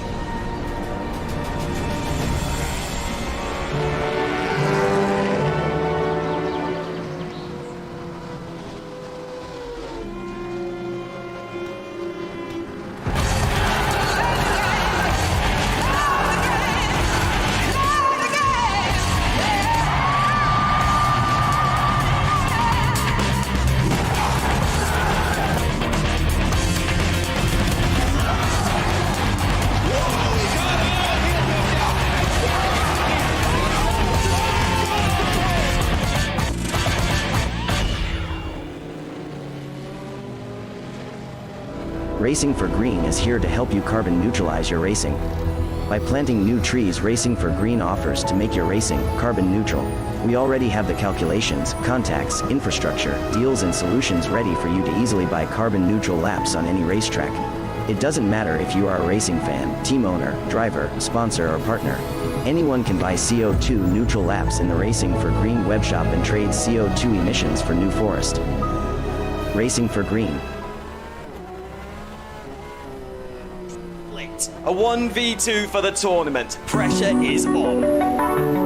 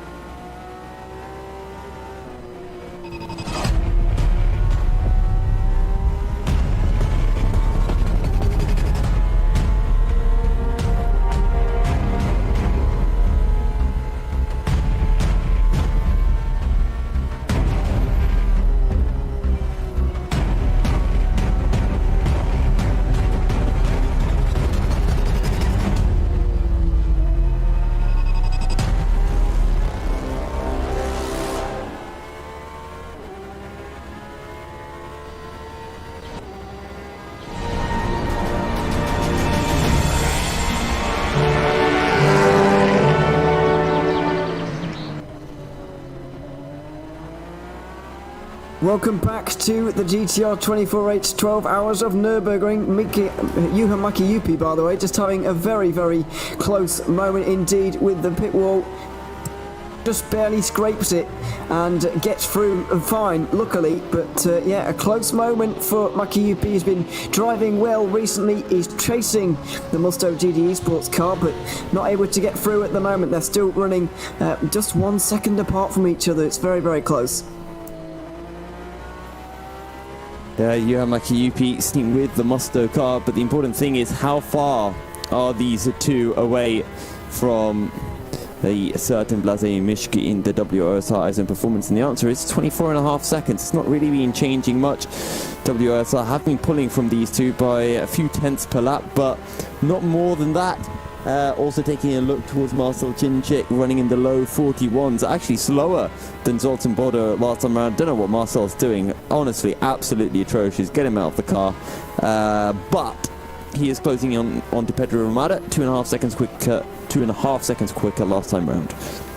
I think, though, he's a lap down, isn't he, on Ramada? Yeah, so even though he is actually very near to Ramada on the road, and if they were on the same lap, then we'd be looking at it as a potential battle in the next few moments. But yeah, that's not going to be the case, unfortunately, for us on this occasion. Although maybe by the end of the race he'll be there. Surely he'll be able to make up a lap on Ramada by the end of this one, especially the way he's driving right now. 5.5 hours to go. Yeah, to be honest, I think things are going pretty well for them at the moment. And I'm just seeing, actually, there's trading of secrets between Bianca Lila and Adam Baldwin in the chat. They're discussing strategies, and apparently Adam Baldwin's strategy is, our strategy is push. That's about it. So, yeah, there you go. That's exactly what Adam Baldwin is up to for the team, and we'll see if that does work out for them. Yeah, he won't be in this time, Maki UP, but he'll be in next time into the pit lane. They're doing 33 lap stints quite a lot, or mainly, as there is they have a Ferris wheel at the Nürburgring, didn't realise that, but they do. They've got a roller coaster to the left-hand side of this shot as well, if you just pan left. There's a roller coaster there, but I don't know if they use it anymore still, do they? I don't know. I mean, I don't know why you'd want a roller coaster when you can go on the track, like track roller coaster. Well, the track. Apparently it's illegal to use it anymore, but well, that's a pretty bad roller coaster then, isn't it? If it's illegal to use. It's just for decoration, I suppose. Yeah, it's a shame they can't use it really, but I suppose they got the Nordschleife as a bit of a roller coaster, haven't they? So yeah, I don't know. But yeah, apparently it's a theme park, the Nürburgring, at the same time as being a racetrack. But anyway, Maki Yupi is going to go past the pit lane one more time, and then he will be in the pit lane to kick off a bit of what do you call it? A bit of GTE pit stop cycle action. The 51 will be in 3 laps after that, also doing 33/34 lap stints depending on how they feel, and then One Move Esports are going a little bit further than that, actually 35 lap stints each time for them, so they're running it a little bit longer, but they're slipping further and further out of contention really. Guillaume Mas is kind of almost single-handedly dragging them back into contention just a little bit, but still he is a fair amount adrift at the moment and struggling to keep pace with the front 3. Yeah, struggling. I just want to actually check for a second. So Pedro Ramada is making his way through the NGK chicane. Where is Marcel Cinczyk? Marcel Cinczyk making his way up towards the chicane. Oh no, he's going down to Dunlop. So Marcel's just pitted. About 1.5 laps behind, and he's just pitted, as you mentioned. So I don't think he's doing too badly. Actually, he's 55 seconds behind Ramada, who, as you mentioned, pitted. So yeah, he's a pit stop in 55 seconds behind. That's not bad for Marcel Cinczyk. I think within a couple of hours, he will actually be legitimately within a minute. Yes, I think you could be right. Where's that yellow flag coming from? I wonder. It's hard to tell. DISSR Lab are in the pit lane. That's fooled me for a moment. I can't tell just as things stand. But it's gone again now, so that's all right. There's some of the spectators. They look very... what's the word for it? They look very cardboard. That's the word I was looking for, actually. Yeah, they do look very cardboard. Deuces Motorsport Club going to be into the pit lane now. I'm sure they'll be loving that in a minute. Here we go. Into the pit lane comes Juha Mäki-Jypi from 3rd place in the overall... well, sorry, not in the overall, in the GTE standings, and outside of the top 10 overall right now, but that's not going to be bothering him. He is going... Oh, well... Is he going to be able to do this on 5 more stints to the end of the race? There's 5.5 hours to go, and the way they're going, I wouldn't be so sure that they're going to be able to make this on 5 more stints. I think they're going to have to splash and dash here in later on in this race. Yeah, well, the splash and dashes will definitely come into play come the final, since maybe some people... I mean, there's 2 things you can do, right? You can splash and dash at the end, or you can instead half or shorten both of your final few stints and go a little bit less time. Personally, I like splash and dash. They're much cooler because splash and dash sounds fun. Doing a slightly shorter stint doesn't sound as cool. Oh no, oh, that could be a problem. Could there be contact? Yes, there was contact. The 46 DISSR lab car goes around, and it did indeed hit the Unison Racing car there. I'm going to have a quick look to see if I can find a replay, as long as my camera's on the screen. I can't do that yet, but it will get the 46 car clattered into the side of the Unison Racing car. I'll find a replay, and we'll try and get a view as to what the issue is. But they've just driven off the road again at the door.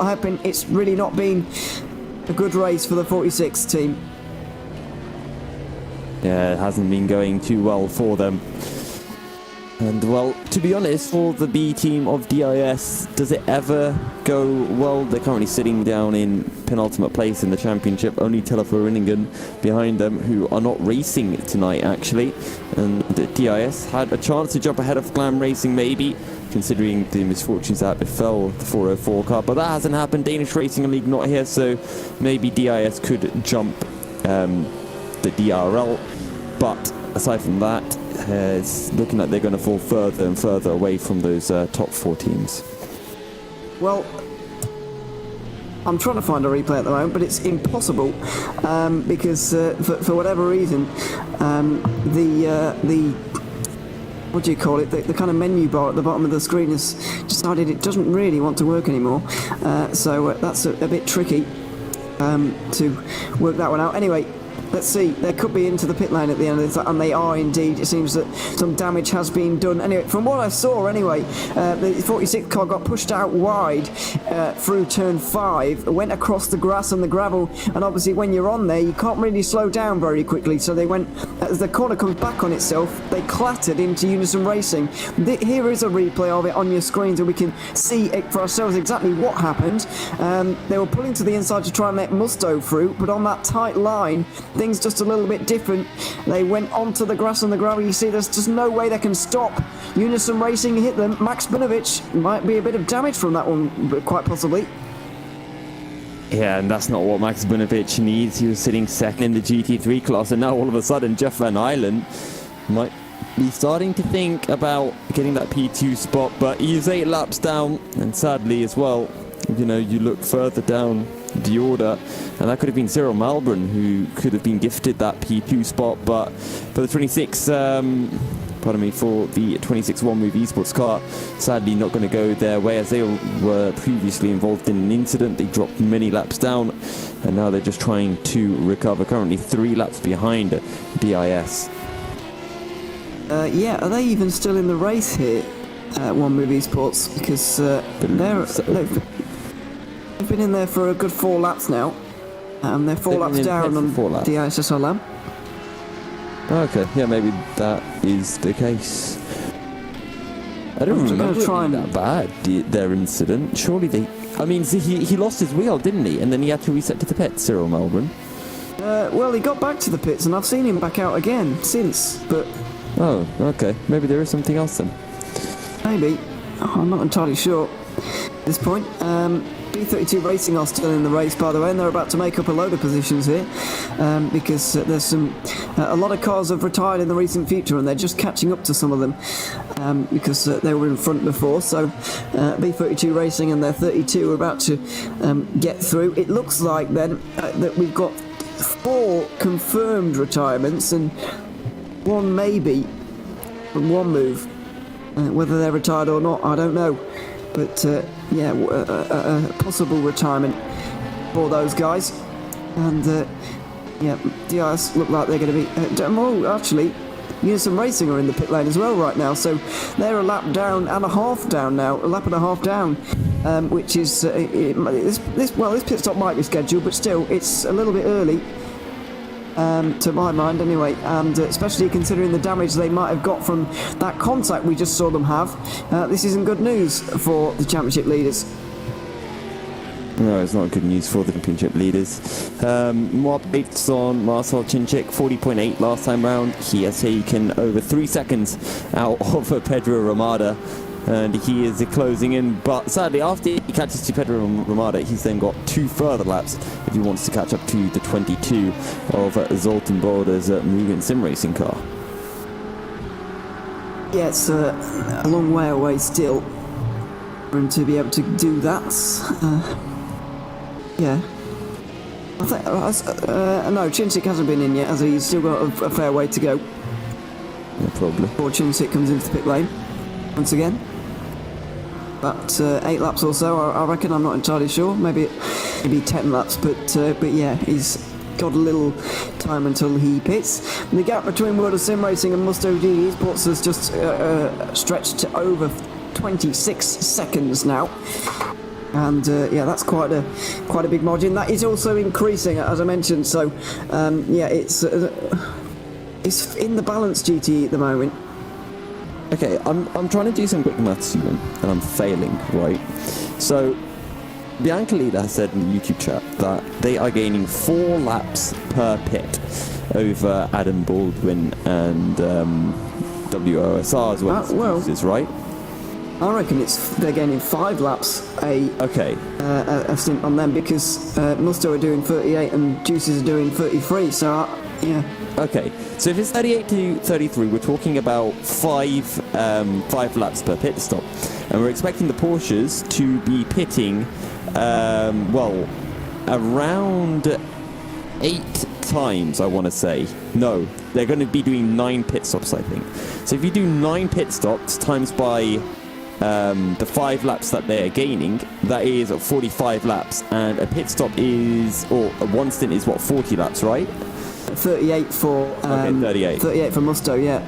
You can see where I was going with this, because if it was only gaining 4 laps, that would mean that they were just shy of that 38 mark, so they wouldn't actually gain an entire stop, or at least so I feared. But if they are gaining 5 laps, or at least gain 2 5-lap stints, then they just save 1 pit stop. Otherwise, they've got to do the shortest of splash and dashes at the end of the race. Yeah, we're going to get a view now with World of Sim Racing, because they're in the pit lane. We're going to get a view as to how far behind they're going to be here. How much time do they still have to make up? Because if we reckon that they're making 1 less pit stop, as you suspect here, Yusuf, then this is effectively, they've got the same amount of pit stops to go as we're looking at it right now, if you know what I mean. So yeah, we're just going to wait for Marish to come out of the pit lane, and then we'll see where he is in relation to Musto GTE Esports and David Greco. He leaves the pit lane now, does the World of Sim Racing car, releasing the pit limiter sooner rather than later. It's going to be about 50 seconds that he's still got to make up. 50 seconds, 5 hours and 20 to do so. 5.5 hours remaining. What can the likes of Marcel Chinchik do? How will the GTE battle develop? And, well, all of that will become clear in the next few hours or so. And right now, Blazej Mishka is at 34 seconds behind David Greco. But don't forget, with all of the upcoming stints, we are expecting that Porsche to be closing in on the BMW, just because they are pushing slightly more. Sorry, they're 50 seconds behind. So they're going to be looking to close in, and you can expect them to be catching up by, you know, I'd say at least 5 seconds per stint, if drives are equal. Maybe even 10 seconds per stint. Units of Racing have just exited the pit lane, but, well, no, they've not exited the pit lane at all, have they? They're still there, and you've got to say that that's damage from the incident that we saw a little bit earlier on. Not good news for them at all. Jordi San Andreas, by the way, has just got into the World of Sim Racing car, and that was a little bit of a longer stint, actually, 34 laps, as opposed to the 33 that we've been seeing occasionally, well, most of all from them. Wojtek Polesny has gone into the Juices Motorsport Club car as well, so driver change, the penultimate driver change is starting to happen in GTE a fair amount of the time. So yeah, it's starting to happen now. The The race strategy is starting to form. This is the point of the race where we start to realise the strategies and drivers starting to deal with where they are. But yeah, it seems that in GT, one move are definitely out of it, and in GT3, I'm afraid I can confirm that one move is brought are indeed a retirement from this race. So we have 20 remaining with 5 retirements from this race so far. How many retirements did we say? 5, right? Or 5 so far. 5. That would be 32, yeah. Oh, wait, no, Cyril Melbourne, yeah, of course. And technically, if you can count the 66 team, but they didn't actually join us for the start of the race, it would make a whopping 7 retirements. But here we are then, 5 hours 20 minutes remaining in the race. To be honest, the first kind of 4.5 hours have kind of flown by. The last hour's been a bit stagnant, really, not too much action happening, especially after Marcel Cinčic's pit stop has seen him really drop down the order. I just want to see actually how far Mugen are behind from Jimmy Nissela's 64 satellite DPI. So Zoltan Bodder's just come out of the Mercedes arena and Jimmy Nissela is in the pits, and never mind. Let's see, are they even on the same lap here? No. No, they're not. Well, yes, they are now, because Boda's just, because Nissela's in the pit lane, as you mentioned. So, yeah, that's they are on the same lap now. And Boda's going to be trying to catch up to Nissela. Will it still be the Finnish driver? It will indeed. Ryan Nash, by the way, is into the other satellite rating car. The British driver into the DPI for the first time this season. But yeah, I think when we come back, when we go for our next ad break, Yusuf, in about 10 minutes time, I'm going to do some maths for GT3. Oh, no. Because, well, it's not particularly difficult maths. It's championship order maths, because in GT3 the gaps are fairly big between all of the guys, and I want to see where everybody's going to end up in relation to everybody else in this championship. So particularly because of one move, really, because let's not forget they were the real team in form coming into today. 5th place in the first race, steadily improving, 3rd in the second, and then at the Sebring 12 hours. Now, I was really expecting big things from them this weekend. Unfortunately, they've retired from the race now. They're going to get 6th place. No bonus point for completing the race in this one. So how is that going to affect their championship? Because I reckon, realistically, they might be out of it because of the result here today. Okay, well, that will come during the ad break, and I guess we look forward to seeing that. However,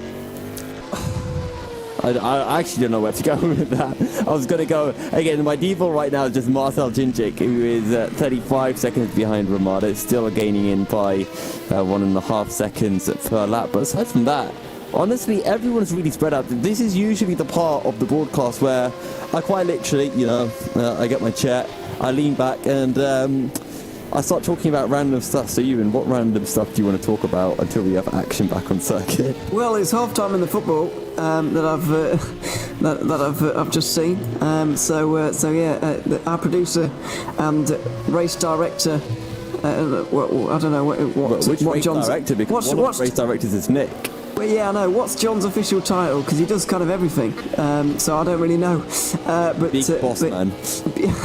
Okay. Well, anyway, people behind the scenes, anyway, are going to be very pleased with the results so far, and certain parts of my family are not. But we can deal with that later. But anyway, yeah, it's yeah, and we were just speaking in the break actually that.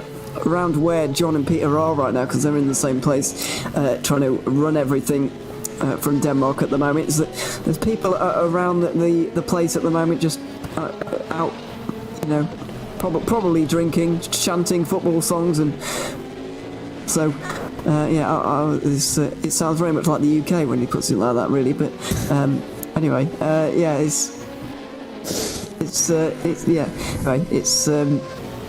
it's all going on in Denmark, apparently, and yeah, we're not there, but it doesn't matter. Yeah, actually, when we were in the previous article, I was saying why I don't want England to win the Euros. Another reason why I don't want England to win is because if England win the Euros, England and the streets around me are just going to be full of very loud, drunk, and sometimes racist people. And to be honest, I'd rather another country have to deal with that, to be honest. Wouldn't it be great if we won, though? Wouldn't it be great? Yeah, it'd be kind of cool. But then, as I mentioned, all of the loud drunk people. Yeah, I know, but it'd be great. Yeah. The thing is, though, right, like, if a team, like, who's a real underdog for this? If, like, I don't want to say Denmark, because this will then get to our producer's head. Yeah, if Switzerland, right, if Switzerland won the Euros, they'd be really happy, right? Everyone would kind of be really happy for them, apart from whoever lost to them in the final. Yeah. They'd be like, oh my god, Switzerland won. But the thing is, the Swiss people, it wouldn't get to their head. They wouldn't then be going on and on for the next 20 years about how they won a Euros. They'd be like, yeah, we won this Euros once. It's like the Greeks, right? They won the Euros in, when was it? 2004. So they won the Euros. But you don't hear people harping on about, yo, we won it in 2004. But I feel like if England won it, they'd just be going on and on about it, like Man United fans talking about how they used to win the Premier League or something back when dinosaurs existed. Well, yeah, you've made your case, I suppose. Peter just informing us as well that Denmark won the Euros in 1992, which is actually. Yeah, they did. Yeah, that's a surprise to me as well when I found that out the other week. But hang on. Euros 92, that was like golden generation for England with like Lineker and Paul Gascoigne. Oh, that was proper golden generation. Yeah. The actual golden generation. How on earth did Denmark win the Euros back then? I don't know. I don't think we didn't do very well in that Euros. I don't think. It was 96 where we got to the semi-finals. There was one really good player that Denmark had back then. Oh, I have actually heard wait, of... Was Dennis Bergkamp Danish or German? No, Dennis Bergkamp wasn't Danish, no. Definitely not. I don't even know, but I don't know, to be honest. He's not Danish. Yeah. I don't know where to go from there, because we just talk about football. Anyway, let's not get ahead of ourselves. Anyway, that's the point I was going to make. I've just remembered. Let's not get ahead of ourselves. Only the round of 16. We've not even played yet. Just calm down. Just a minute. But anyway, wait, Tiziana's in the chat. Tiziana's saying interesting things in the chat. What is Tiziana going on about? He's saying that you're crying because he doesn't see. You don't see him in the 53 yet. Yeah, it's sad. I'm looking forward to Tiziana Brioni being out in the 53. We were saying kind of earlier, weren't we, when Marcel Chinchik had his issues and he's dropped down the order. Are we going to see a Marcel Chinchik with redder eyes driving faster around the Nürburgring than Tiziana Brioni did back in the sprint series last year here at the Nürburgring as well? So, yeah, those two are going to be, I kind of remember I'll be remembering both of them as the Nürburgring maestros, really. Well, the thing for Brioni is that it didn't actually turn out that well in the end. In the sprint series, that was one. So of him his and Marcel might be having something in common here. Both I think driving the socks off their cars. But I'm pretty sure they did end up winning the championship, didn't they? That was one of the bad races for them at the Nürburgring. It rained and it was dark and there was all sorts of things going wrong on the Nürburgring around the Nürburgring on that day. So yeah, but Chinchik certainly will be driving very, very quickly indeed. You did mention a little bit earlier on that we should get an onboard lap with Marcel Chinchik where we'd be quiet for a minute and watch him do his thing while he's kind of driving a little bit angry. But we're going to do that after the ad break because it's coming up in a couple of moments' time. But yeah, when we come back, we'll do that. We've got about 5 hours and 10 minutes remaining in this race. Simi Nisula is still leading in DPI. In LMP2, it's Zoltan Boda, who's about half a lap behind Satellite Racing at the moment. Those two fairly spaced out, and the other Satellite Racing car is a fair way behind that as well. Just see, I think Pedro Amado's also a lap behind Ryan Nash. Yes, they are indeed, even though they are nearly nose to tail at the moment. Viaducton currently in fifth ahead of Chinchik in sixth. Then Dylan Claver, who's driving for the first time today. Ben Corbin back in the car for Team E. Brits, Stephen Sarsgaard and Kim Pedersen rounding out the top 10 before we get to the GTE guides. Yeah, things getting more spaced out in the prototype category for sure. We're going to take a quick commercial break then from the Nürburgring. When we return, we will be having that onboard lap with Marcel Chinchik. But for now, enjoy these commercials. We'll be back in a few moments' time.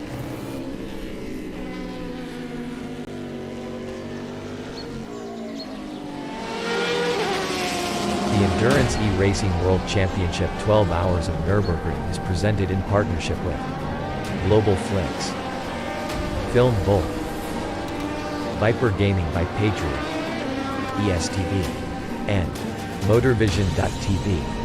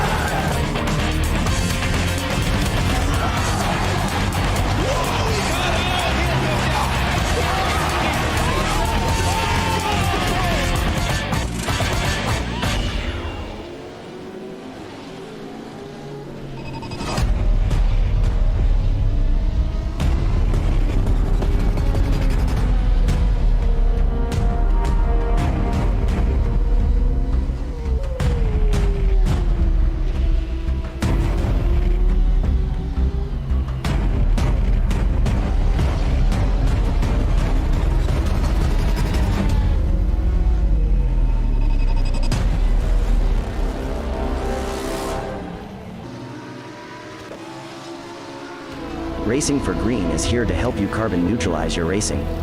By planting new trees, Racing for Green offers to make your racing carbon neutral. We already have the calculations, contacts, infrastructure, deals and solutions ready for you to easily buy carbon neutral laps on any racetrack. It doesn't matter if you are a racing fan, team owner, driver, sponsor or partner. Anyone can buy CO2 neutral laps in the Racing for Green webshop and trade CO2 emissions for New Forest. Racing for Green. A 1v2 for the tournament. Pressure is on.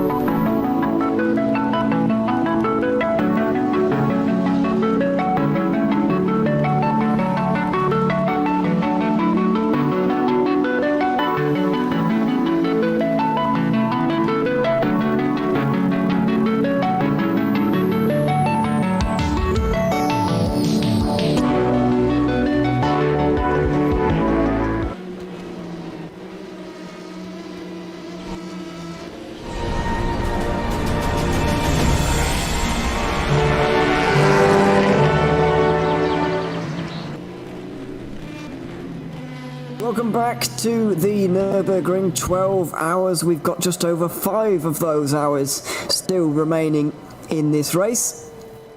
And it's still Jimmy Nisseler leading ahead of Zoltan Boda by about half a lap, although Boda is not too far away from a pit stop, I believe, anyway. And if not, then we've got a closer race on our hands than I initially thought. Really? In other places, we've still got Musto GT Esports leading in GTE. Their pit stop will be coming up on lap 228, which is still 15 laps away. So we've got a fair amount of time to work out until we've got World of Sim Racing and Musto GT Esports switched around again. The gap's now 42 seconds here, Yusuf. We've got Yuri San Andres on an absolute mission at the moment. He's taken 8 seconds out of David Greco so far this stint. It's going to be a close race. It is, and I just saw Tiziano Brioni using the call an ambulance, but not for me joke, but we might need to call one for David Greco in a second because Jordi San Andres is pushing, and we'll see if he can bring that 42 second gap down even further. Wojtek Polesny at the wheel for the Juices Motorsport car in the 74 is also trying his best to close in, 24 seconds down on Jordi San Andres at the present point in time. Well, I was going to read the YouTube chat actually, what you were going to say, but you've actually written it not in a language I understand, so I can't read.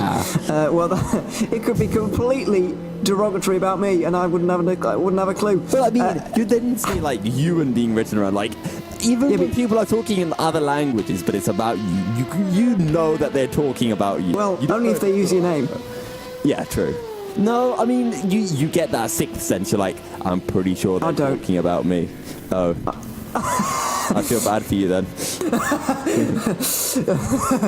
Yeah, maybe it's better that way.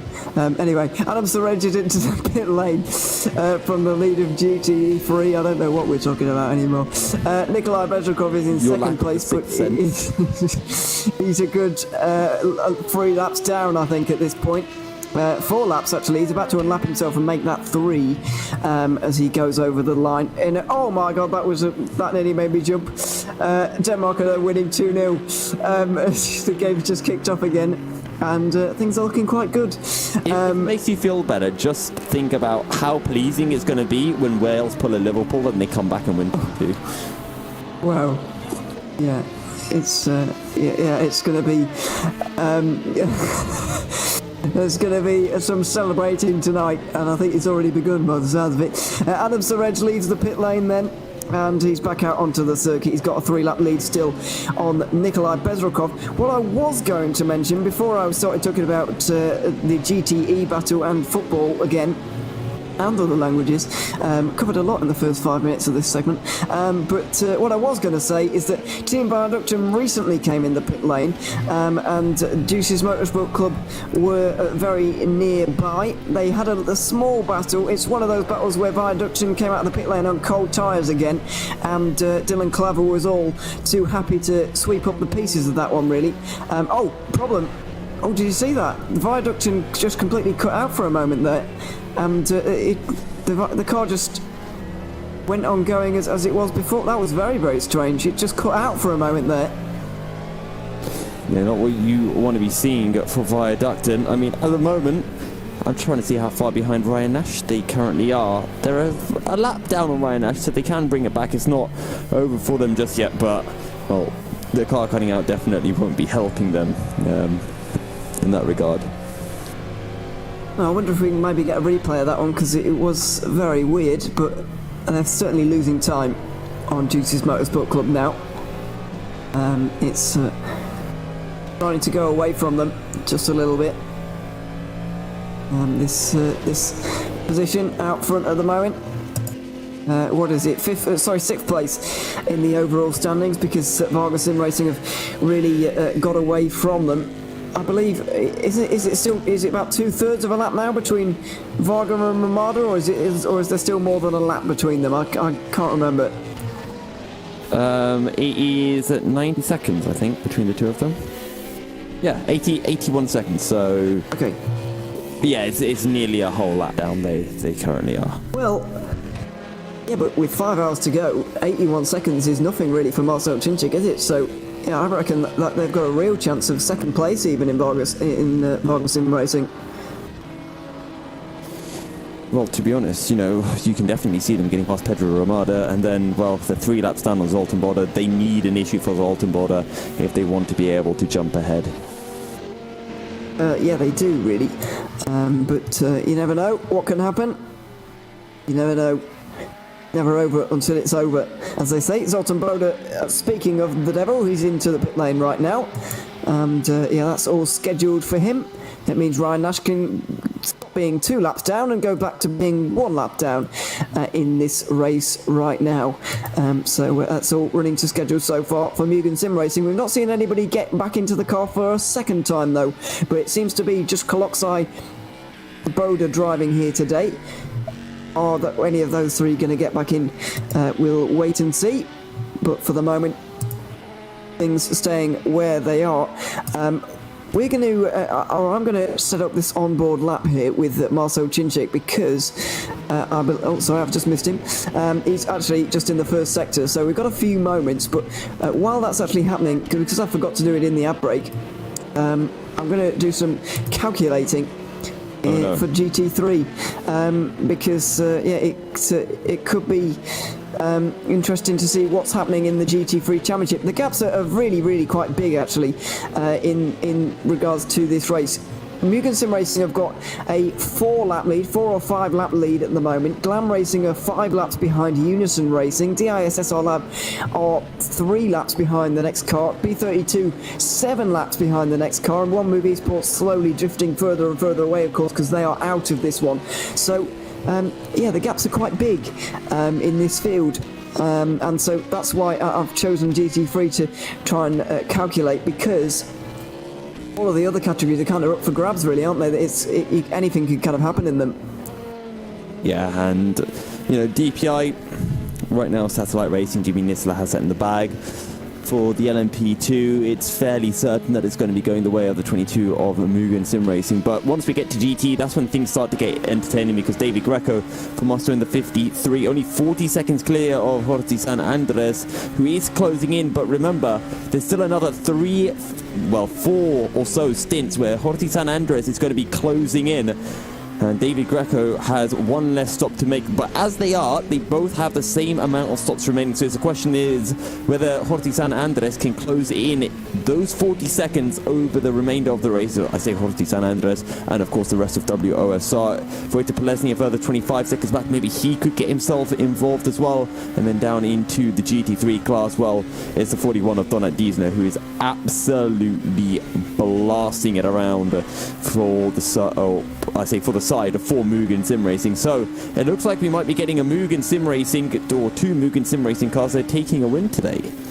Yeah, maybe, quite possibly, but at the Dunlop hairpin at the moment, Marcel Cinczyk going through the Schumacher S as well. We've been on board for a lap, but we haven't been quiet. So for the next lap, we'll shut up and we'll let you enjoy the engine this time around with Cinczyk, because he is driving very quickly at the moment, and I'll do some calculating as well while we're at it for the championship, which is taking another twist here today in the EEWC, as you might expect. A little bit of traffic here for the 3-time EEWC race winner so far this season, Cinczyk, as he is of course with all of his teammates. Here's the final chicane, bounces across those curbs as he has been all race long, and here's the final turn as well. Marcel Cinczyk on board lap then around the Nürburgring GP circuit here at the 12 Hours of Nürburgring.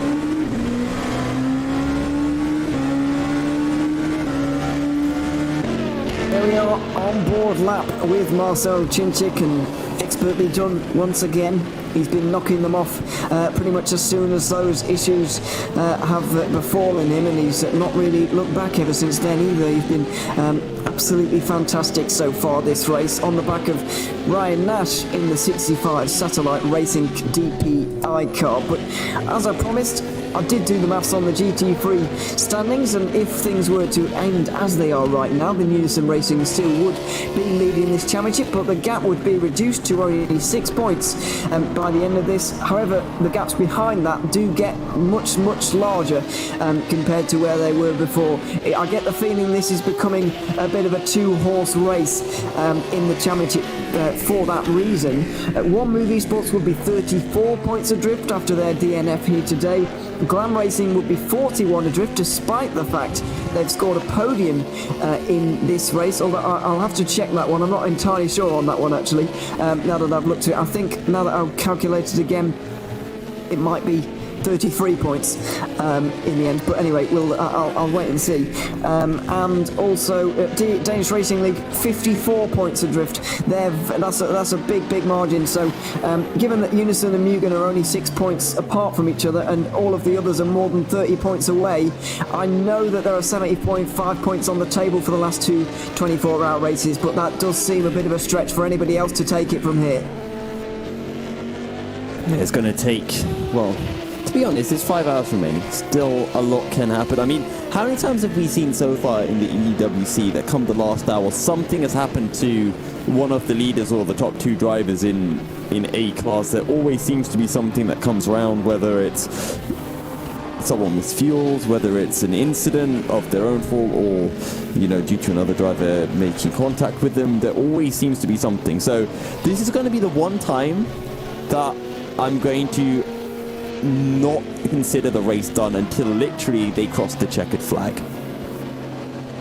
Yeah, I mean, we always do have to do that, really, because of, I mean, as you mentioned, how many times have we seen last hour drama in the EEWC? We can think back to examples of that in all 3 races so far this season. Indianapolis, the battle for GTE, all came to a head down at turn number 1, and it was a battle between the old Corvette and the new that was eventually settled in the very final hour. Silverstone, Toon Lower was holding off DSG Motorsport for a famous 3rd place in that race, and it was a fantastic fight between the two of them. And then in Sebring, the GT3 battle between Mugen and One Move. Finally, Mugen Sim Racing came unstuck at turn 1 and lost a whole load of time. Into the wall they went, and they managed to finish second still, but they lost out in the final hour. So yeah, it's been remarkable for final hour drama so far this season, and you can never say it's over until we do finally get there. So yeah, it's going to be one to watch right to the very end. Just give an update in the GT class. Jordi San Andres 38 seconds behind David Greco now. He's been gaining about a second a lap. Marcel Cinchik gained nearly 2 seconds on Pedro Ramada last time around. He's 64 seconds behind the Ramada Motorsport driver, and I should say owner, and should be continuing to close that gap. Reuter Plesny kind of sticking with Jordi San Andres, staying about 25 seconds behind in the GT3 class. Donat Diesner still leads by 3 laps over Nikolai Bezrukov, who is a further 5 laps clear of Jeff Van Islen in the 404 Glam Racing car. Gap in GTE is continuing to close. 38 seconds between Musto GD Esports and World of Sim Racing. That gap was 50 seconds as Jordi San Andres came out of the pit lane. 12 seconds have been taken off that in this stint alone. Is this down to these two drivers being a little bit mismatched? Is this down to the cars? Is this down to the strategy? Those questions remain, and yeah, we're not going to find out the answer until in about 5 hours' time, really. But yeah, we're a long way from the finish still, and Musto are being caught at a fair rate here. And I don't think it's a time to get worried yet at Musto, but certainly they're being caught a little bit more than they would have liked. It was looking so good for them earlier on, but now they're starting to get caught just ever so slightly. Just looking around, Zoltan Boda is just trying to see, actually, where is Zoltan Bode? He's making his way down into the Schumacher S right now. Oh, sorry, no, that's the Ford chicane. Meanwhile, for Jimmy Nisela, he is making his way slightly further up the order. I don't know if they're on the same lap, though, because if they are, that means Zoltan Bode is only about 10 seconds behind Jimmy Nisela. No, they're not on the same lap, so sorry to disappoint, but they're not.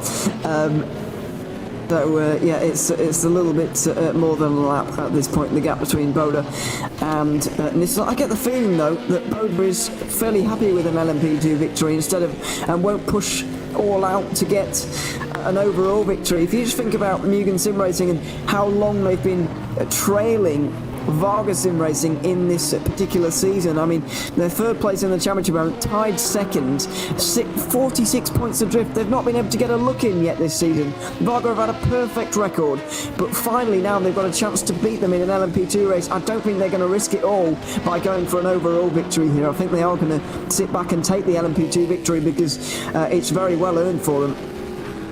I think this is the first time, really, there's been a huge issue that has affected Varga. Yeah. No, there was one time, wasn't there, where they had a drive-through. Yeah, and they fell behind Pinson Drillers momentarily, and then they got back ahead anyway. So, I mean, every time something has happened, Varga have seemingly had the race under control, but today has been the only time where they felt matched. You know, Mugen have been on their rear end pretty much all race long. You know, there's never been more than 20 seconds between the two teams. You know, okay, sure, when one of them pits, there's more than 20 seconds, but realistically, there's always been at most 20 seconds between the two drivers, and well, an issue has befallen Varga, and it means that Zoltan Bode in that 22 Mugen Sim Racing car is in prime position really right now to take the win. But 4 minutes 53 seconds, or 4 minutes 53, 4 hours 53 minutes remaining, and still plenty of time for Marcel Chinchik to drag this one back. Still plenty of time for any potential issues to fall Zoltan Bode's way. Yeah, absolutely. As Alexander Palmgarten's now into that Ramada Motorsport car, by the way, which means Varga are in front of Ramada for the first time in a while. First time since the issue for Varga. So now this gets particularly interesting.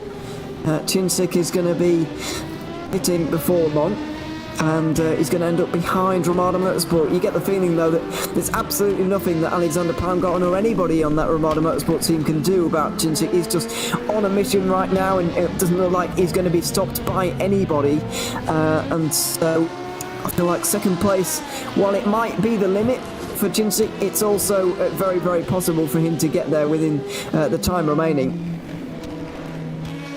Chinchik 2 laps down, so when you consider that what each lap is 1 hour 40, let's say it's a little bit longer, but for argument's sake we'll say that, so we'll say 2 minutes plus 2 minutes, and then you consider an extra 40 seconds because that's might be how much further he's behind. So he's got to gain about he's got to gain 240 seconds in 4 hours and something. It's, well, I don't know how many laps that's good. You know, I don't even know why I try to do this maths. I'm too tired to try to get the mental brain power to work out how many laps are probably remaining. Either way, he's got to gain 240 seconds in 4.5 hours, which it's a big ask.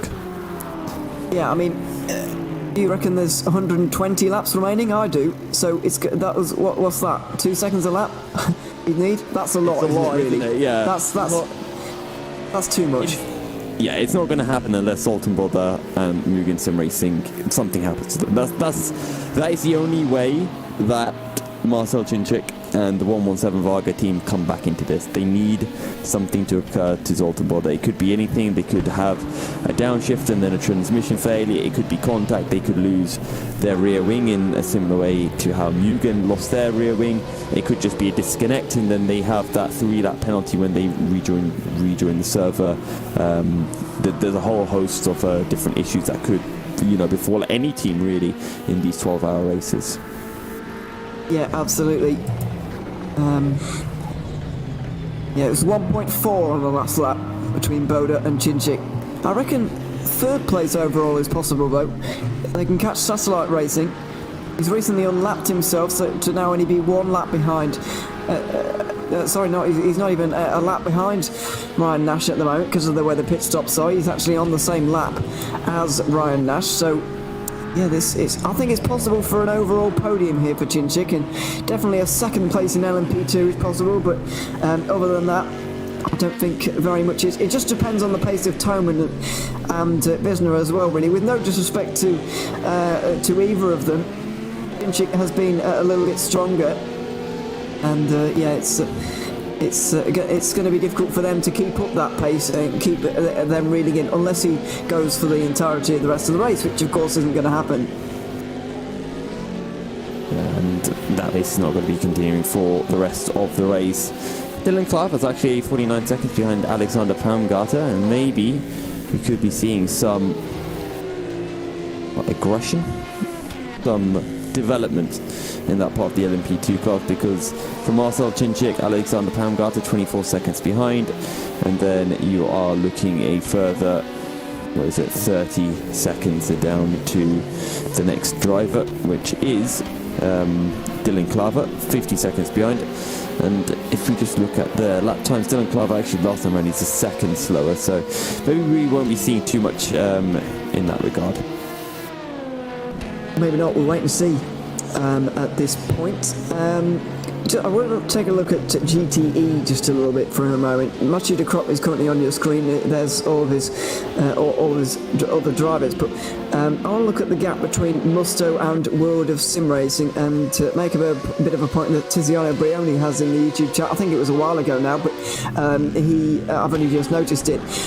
So the gap between the two of them is 35 seconds. The gap's gone down by 15 seconds in this particular stint, which has been going on for a little while now. However, we can't forget that World of Sim Racing are on new tyres right now compared to Musto DD Sports, so Brioni not worried about this gap at all. It's just normal, the fact that new tyres versus old tyres, this is always going to happen, and not something I actually considered until a few moments ago, and now that he said that, it does all fall into place. The new tyres on that Porsche will be helping them massively. Yep, precisely so. New tyres just give such a huge advantage in terms of pace. I say huge, maybe half a second a lap or so. But at the same time, we've seen situations where drivers have been on old tyres, but it hasn't affected them too badly. We saw it earlier on in that three-way battle for the overall lead, when it was the 22 of Nürburgring Sim Racing who had old tyres, but they were able to stick with Jimmy Nisela and the 117 of Varga Sim Racing at the time. So yeah, it's not a huge difference, but when you're in just clear air, then yeah, you do really start to feel the effects over these long 1 hour stints. Got a bit of a replay on my screen at the moment of an issue for the 46 DIS SR Lab car that went through the Schumacher S a couple of moments ago. Here it is on your screen right now. It's just going to be a quick spin, I believe, but we'll wait and see. Getting up across goes a little bit wide, misses the apex, goes for a big spin into the gravel. Do they touch the wall?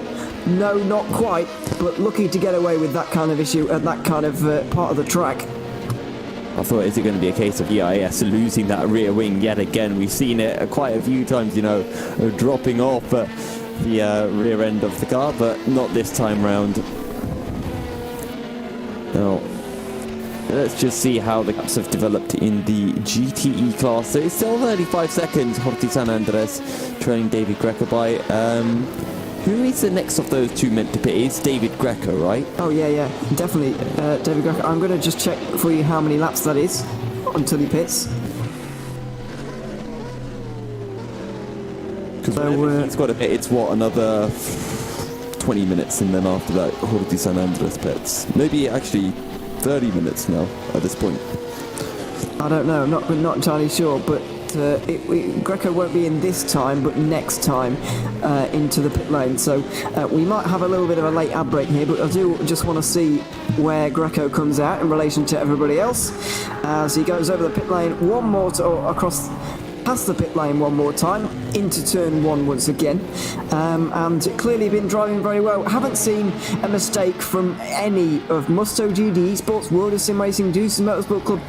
They've all had pretty much perfect races. They've been on the absolute limit throughout the race, and it's just been absolutely fantastic to see these three teams just absolutely going at it without any issues. It's just been a pure pace battle between them. Yeah.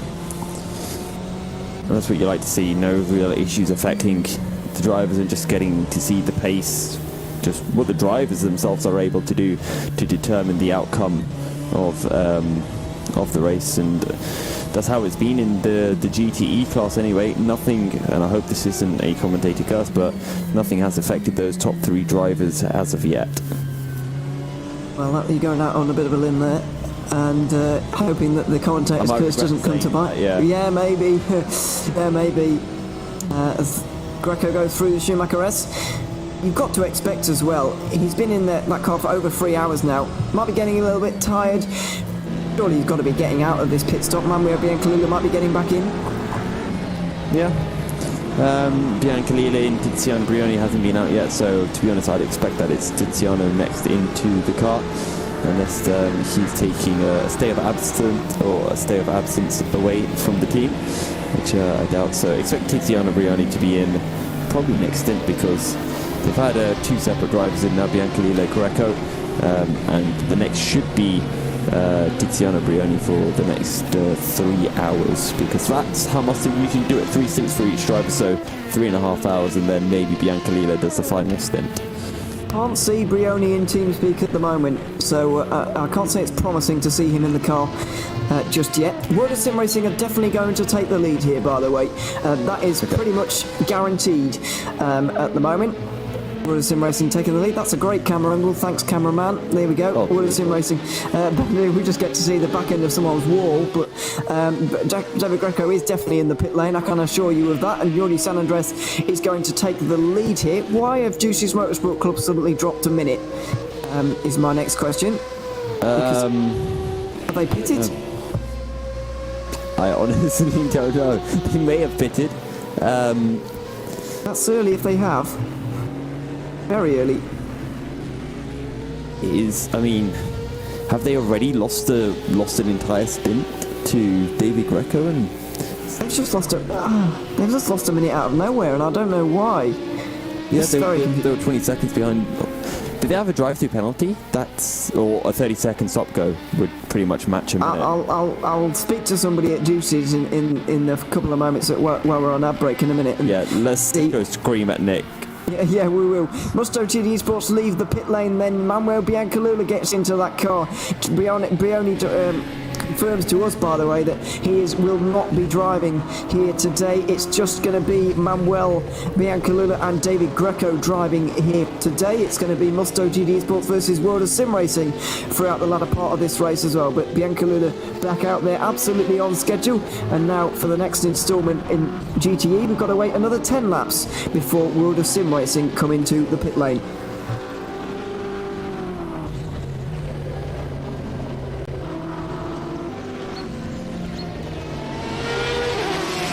The Endurance E-Racing World Championship 12 Hours of Nürburgring is presented in partnership with Global Flicks, Film Bolt, Viper Gaming by Patriot, ESTV, and Motorvision.tv.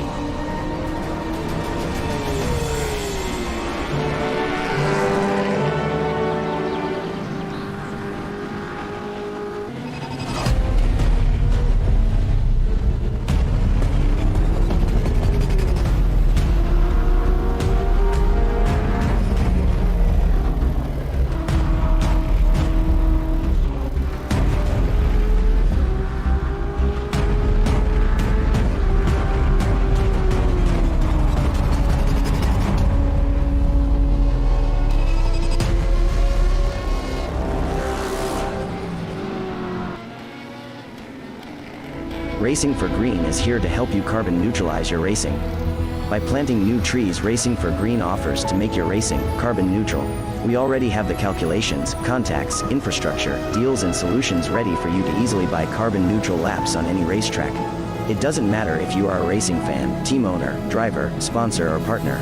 Anyone can buy CO2 neutral laps in the Racing for Green webshop and trade CO2 emissions for New Forest. Racing for Green.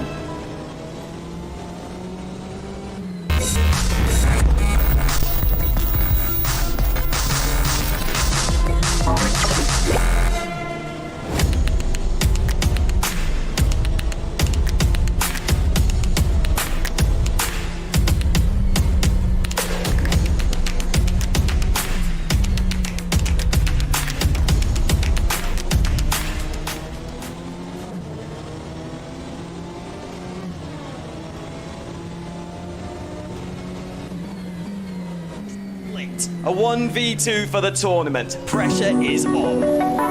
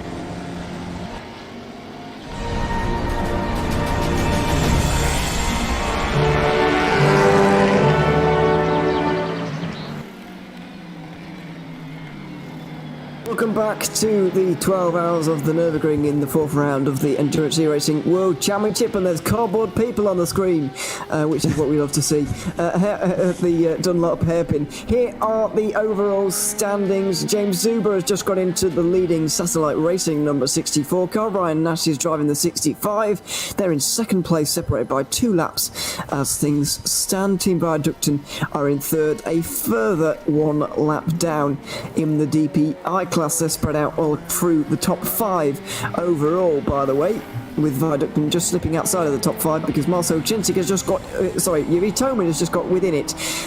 He's chasing down Zoltan Boda and Alexander Baumgarten in 1 and 2. Dylan Klaver is in 4th position. Ben Corbin in 5th for Team E-Brit, and their best result so far this season. Carl Leikago and Bo Christensen rounding out the cars that are still running with DAC Hackers and B32 Racing, both retired from the LMP2 category.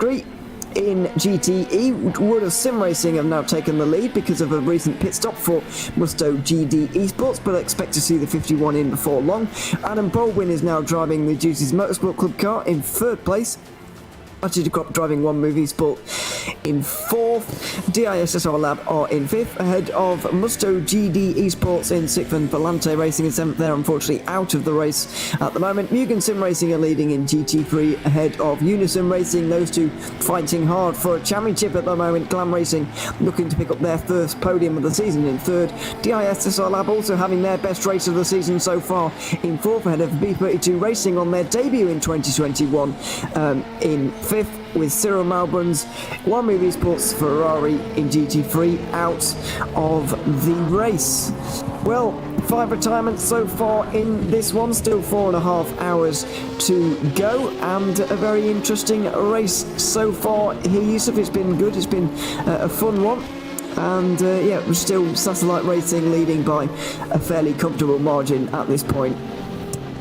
Yep, 2 laps are clear of the closest DPI competitor, which is Ryan Nash in the 65. Also in the Satellite Racing, Yuri Toman has, I should say it was Cincic who pitted for the 117 Vargas Sim Racing team, and Yuri Toman behind the wheel now. He's 45 seconds behind Alexander Baumgarten, and he will be looking to close that gap down.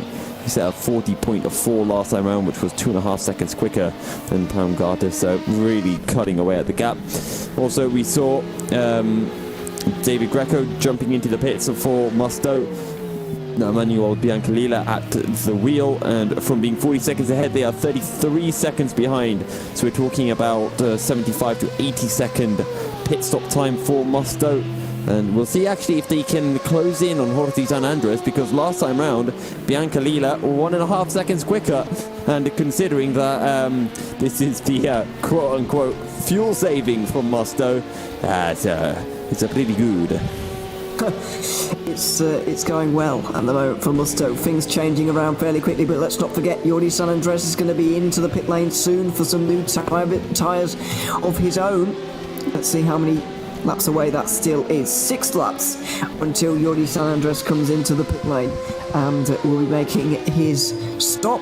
You've got to say, from this point onwards, can World of Sim Racing make this with 4 more stints after this one? 4.5 hours to go, just under. It's going to be close. I don't know if 4 times 33 is going to be enough for them. 132 laps in this race left for them. It's going to be very, very close. They might need to splash and dash. They might need to fuel save a little bit, maybe. Yeah, it's going to be tight for Musto if they can actually pull off one less stint. You'd have to think that they have,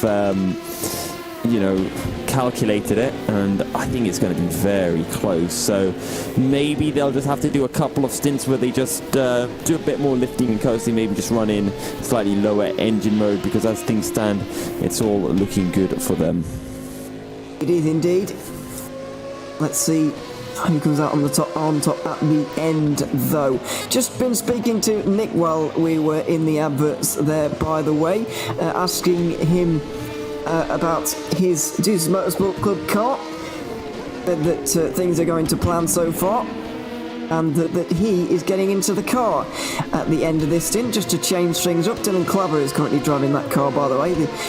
He's 16 years old, from the Netherlands. He is. Or 15, 16, somewhere around there, and a very, very young driver anyway. Another very young driver on that Deuces Motorsport Club car, but they are very, very quick. I was thinking of Toon Lauer as well to add into that.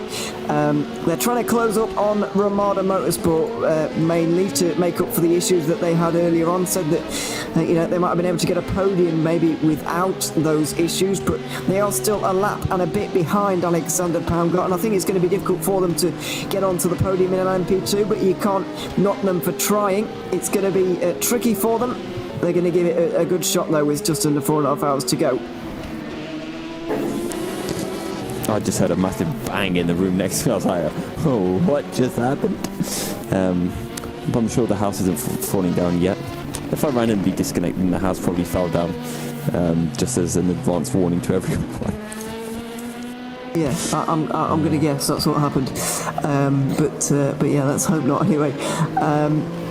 At this point, yeah, Khalil's closing in on San Andres. Yeah, 9 seconds behind now. Same for Yuri Toman, 41 seconds behind Palmgart. I think, to be honest, once we get into the final 3 hours, I think Yuri Toman will find a way past Palmgart or whoever will be at the wheel of the Ramada Motorsport car at that point. Maybe actually in the next stint he might do it, considering how quickly he's closing.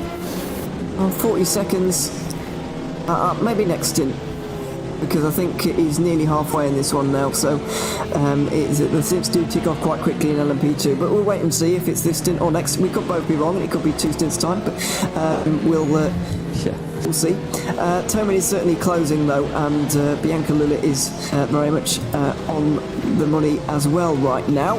I'm going to try and find him, because I want to see how he's doing at the moment. The headlights are starting to become a little bit more defined. Here he is on board, and it's certainly been good to watch Bianca Lula so far. He was very, very good in the early part of in the qualifying. In the early part of the race as well, he stretched out a margin. I just wonder if Bianca Lula's a little bit faster than Greco maybe, and that's why it was looking a little bit worrying when Greco was in the car, but maybe Bianca Lula's able to pick up the pace a little bit. I don't want to say Greco's a slow driver by any stretch of the imagination, but maybe Manuel Bianca Lula just has that little bit of an edge. Yeah, it might very well do, and to be honest, it's a similar situation to after Marcel Chinchik's in the car. I'm wondering if there's issues with Marco Sim Racing after a monster stint from Marcel, and just being like, wait, Yuri Toman? Well, what's going on? he's running half a second a lap slower. But no, it's just sometimes certain drivers can just pull out that little bit extra. But yeah, to be honest, I think David Greco did a perfectly fine job in the car, and as Tiziano Brioni mentioned in the YouTube chat as well, you know, running on older tyres, which is why he was losing time to the Porsche of Jorge San Andres. And now Manuel Biancalila's got fresh tyres in the car. He's able just to push that little bit more. Nice shots of turn 10 and 11 on your screen right now, although there's no cars going through there for the moment. There's the Viaducting car and a couple of more prototypes coming through at the same time as well. One of the satellite racing cars, followed by Biancalula going through the shot with the B32 Racing Ferrari GT3 as well. It always seems to happen at this part of the race that all the traffic there seems to be no traffic for about 5 minutes, and then 5 cars suddenly all come along at once. The traffic does tend to get into little knots like that, and it's very, very difficult to go, and I don't really know why, but it does tend to clump together at this stage, and it's all these busy parts of the road, busy parts of traffic that you need to watch out for really in these races, just to make sure that you don't get tripped up, and you keep going in the right way. And down into turn 1 then for Biancalila. Let's take a look at what his lap time was last time round. 1:52.4, so he's taken half a second out of Jorge San Andres that time round. Not a huge advantage, but that's all he needs to do, just go a little bit quicker, and at the end of the day he will be saving that pit stop, or at the very least saving about 15 seconds with a splash and dash at the end of the race. So he's doing everything that he needs to do right now, is Biancalila. Yuri Toman took another second out of Palmgata and is now 38 seconds behind the P2 driver in the LMP2 class. Now that this stint carries on, by the way, I'm getting more and more confident that Yuri San Andres is going to be able to make this on 4 more stints at the end of this one. Because it's very, very... yeah, I think he's in the window. I think he'll be in the window, so I think it's looking pretty good for World Sim Racing. I think it's looking pretty good for us to have a nice fight right towards the very end here. But as you can see, Manuel Biancalula on the right hand side of your screen, we're on board with him right now. I don't wonder if we can get a bit of an on-board lap with him, and we can be quiet and listen to the BMW. I know it's not the best sounding engine on the grid, but it's certainly good to watch at least Manuel Biancalula do his thing out there on the Nürburgring GP circuit, because he's absolutely flying at the moment, taking time out of Yuri San Andres hand over fist really. So yeah, I think it'd be good to watch the Italian around here at the Nürburgring. Here we go then, on-board lap with Manuel Biancalula, this time in his BMW GTE, and yeah, here we go with Manuel Biancalula around the Nürburgring.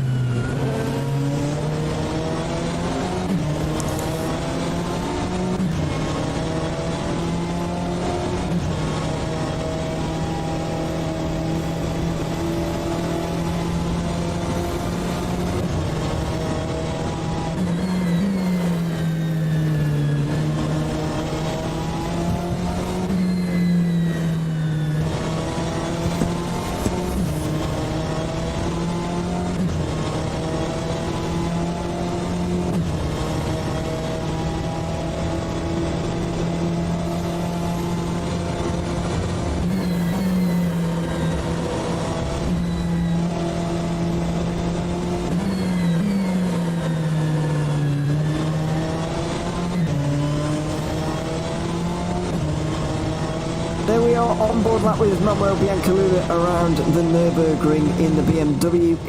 He's been driving very, very well over this race, and he continues to do so at the moment. Still going well, closing in on Yuri San Andres. The gap now down below 28 seconds for the first time in a while. And yeah, it's closing still, but let's not forget Wood of Sim Racing have a pit stop coming up very soon. That strategy all about to shuffle again. And we'll see how the pit stops do affect everything. As I'm just taking a look right now. Yuri Toman 33 seconds behind Pam Gata, gained half a second last time round. Nothing really else happening. Biancalila still 28 seconds behind San Andres. Their pace has been kind of similar between the two of them. But let's see how everything does evolve over the next 20 minutes or so when these pit stops do finally start coming into play. Yes, indeed, and they're going to start coming into play right now because Yuri San Andres is about to pull into the pit lane unless he's saved a lap of fuel, which is exactly what he has done. He's made me look like an idiot, so he's stayed out for another lap and gone for 34 laps on this occasion instead of what he's been doing in the past, which has been 33 for the last 2 pit stops. How many laps ago did Biancalila pair? Wasn't it like 10? 10 laps as we complete this one, yes. Okay, so he has to gain 11 more laps over Cortisana. 4 stints. 4 stints. And we've... 4 hours 20 on. I think he'll make it on fuel. I think that's 4 stints. It is, yeah. They've done it perfectly. They've absolutely done it perfectly, yeah. Wait, no, it's not. Because these cars, they've been doing 1 hour 15, haven't they? Wait, yeah, it's 3 stints. I think they've done it with time. No, they don't have enough stints, I don't think. I think they're just short. They're short of about half an hour. Because if they're doing, let's say they're doing 1 hour 15 minute stints, right? If they do 4... I don't think they are. I don't think they are going for 1 hour 15. If they do 1 hour 10 minute stints, that's 4 hours 40 minutes. Yes, Peter, we get it. Wales have a man sent off and Denmark are thrashing them. Thank you. Back to the racing. So, if 1 hour 10 minute stints, we're talking about 4 hours 40. They've only got 4 hours 20, which is why I'm a little bit skeptical. I think we should have this conversation again when this next picks up. When we'll continue having this conversation until we eventually get it right. Keep forgetting that we've had it and have it again. That's exactly what Genius. I do that all the time. I have conversations multiple times all the time. But yeah, we'll try and work it out. Anyway, there is the view from the pit entry. Is Yuri San Andres going for it this time? Yes, he is. 34 laps complete for World of Sim Racing on that occasion, and now he can stop getting caught by Manuel Biancaluna quite so quickly because he's going to be having the new tyres when he exits the pit lane in a few minutes' time. So, who should we bring in for an interview? Well, if you are a driver watching, by the way, you can come in. But yeah, it's mandatory. Okay. Well, yeah, we can do. If you don't, we can do that as a 1 lap penalty for everybody. Yeah, we can't enforce that. But yeah, anyway, I think we can. Theoretically, I'll have a word with John. Yeah, we'll have no drivers left; they'll all leave. Yeah. Anyway, well, I mean, it's fine. 404 are more than happy. They've done their interview. Oh yeah, his interview for you. They've done 2 actually. So do they get an extra lap added on? No, they don't. Oh no, they're exempt from it for the next round. Okay.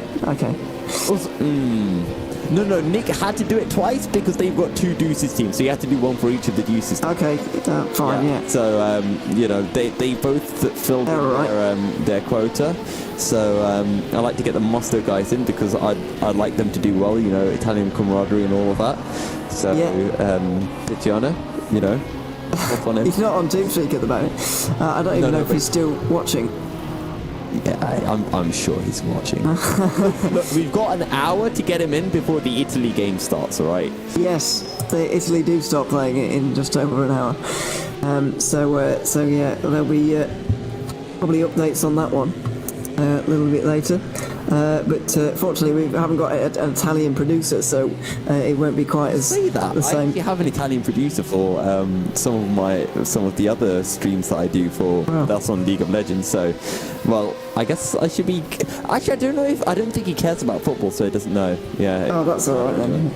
Yeah. Imagine not caring about football. I can't relate really.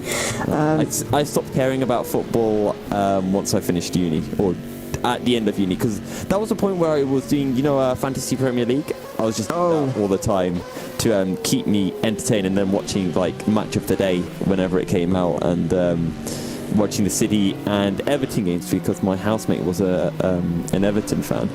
And then essentially after uni ended, or it was before uni ended, we kind of got into League of Legends, and then we kind of stopped watching football as a result. And then I just haven't looked back at football. And then I hear stuff about like, this player is over here. I'm like, what? What? When did that happen? So yeah. There we go.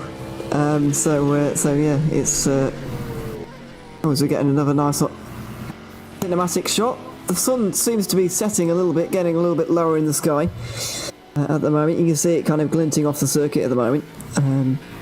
This is the final corner, by the way. There's World of Sim Racing going through shot, and you see just in the background, there's the Juicy's Motorsport Club Porsche. Now, that's a lot closer than it was before.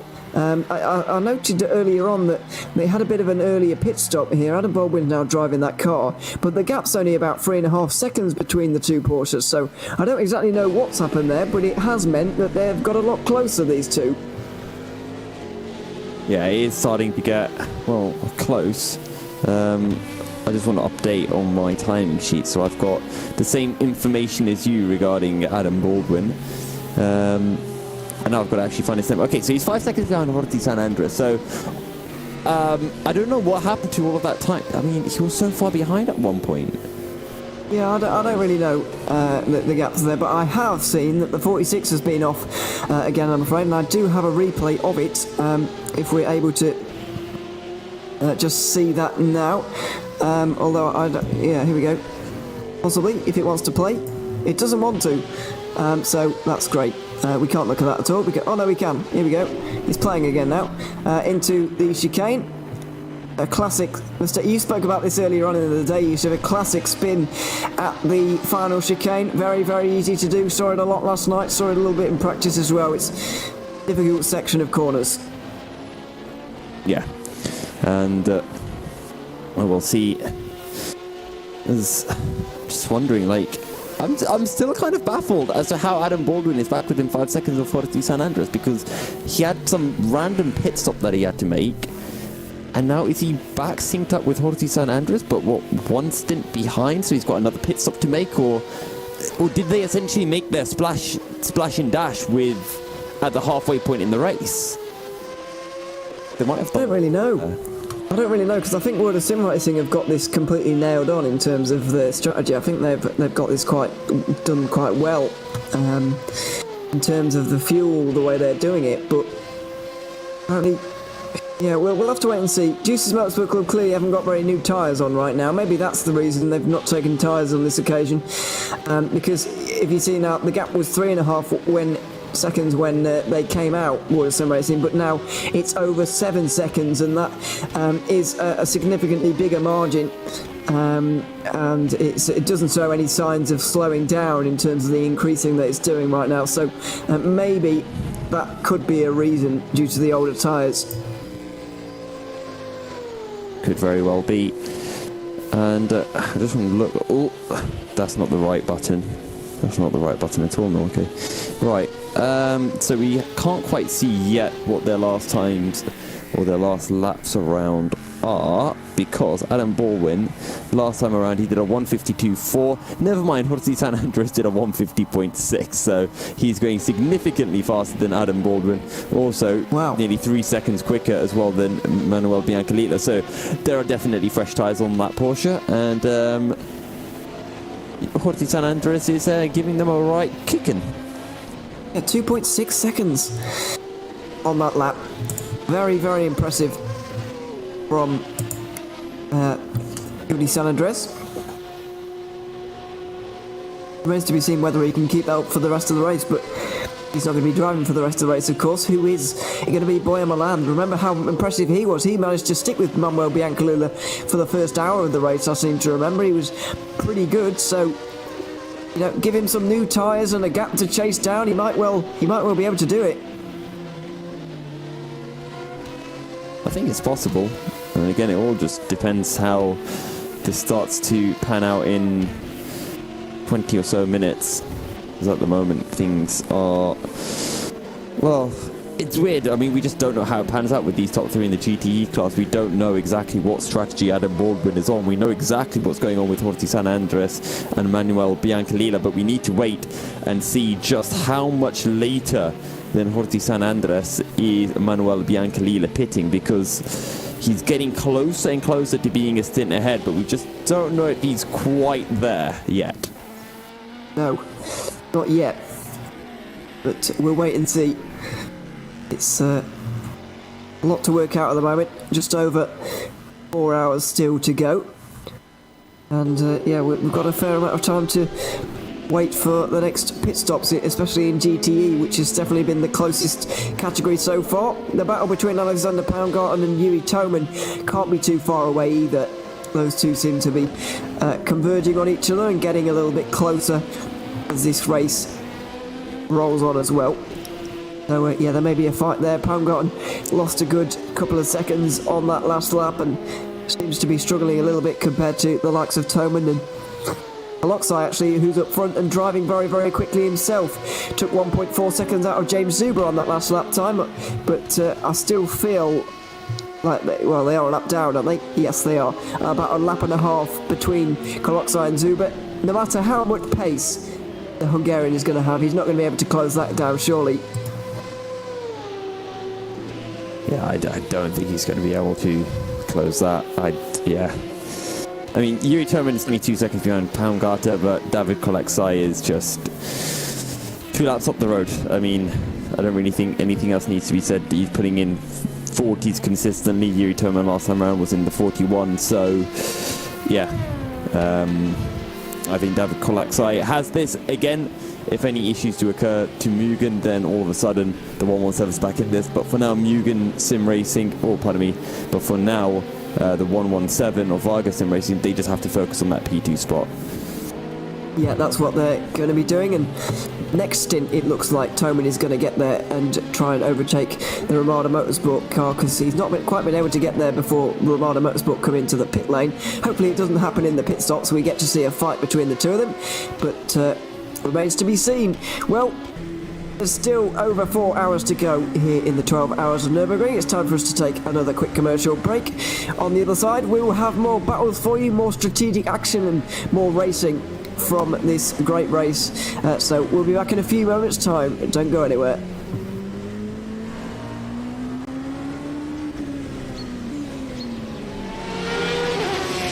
The Endurance E-Racing World Championship 12 Hours of Nürburgring is presented in partnership with Global Flicks, Film Volt, Viper Gaming by Patriot, ESTV, and Motorvision.tv.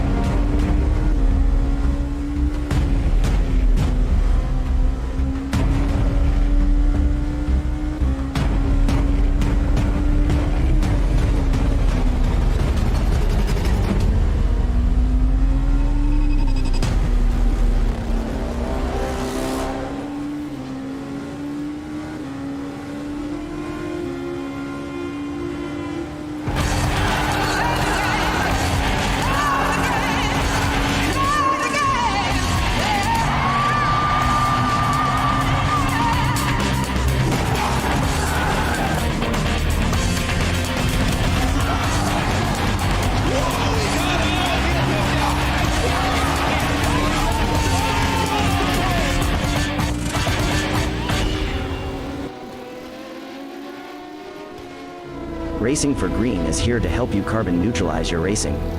By planting new trees, Racing for Green offers to make your racing carbon neutral.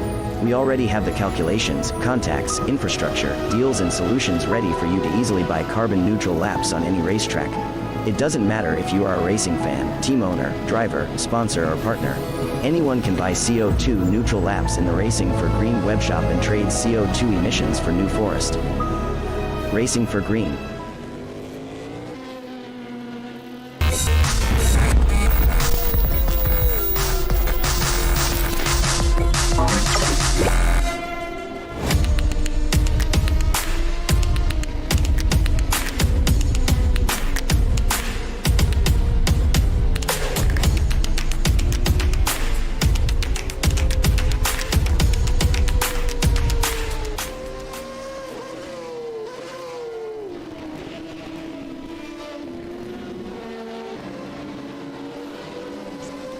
A 1v2 for the tournament. Pressure is on.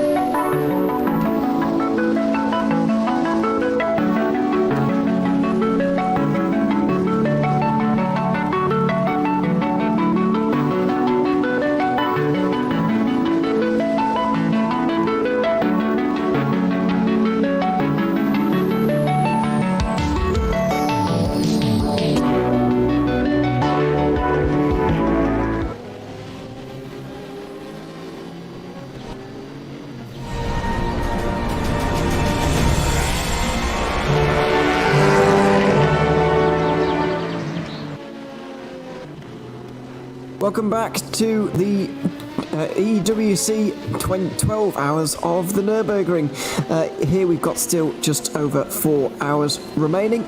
James Zuber leading for Satellite Racing still in the number 64 car, and he's got a fairly big lead at the moment, 1 lap and a half over David Koloksai. So I think it's pretty fair to say that they're looking on course for a victory here, Yusuf, and most of the 3 of the categories, I would say, are looking pretty good for a victory as we look at the DISS or Lab 45 team. Currently on the pit wall at the moment, on the right hand side, and they're on board on the left.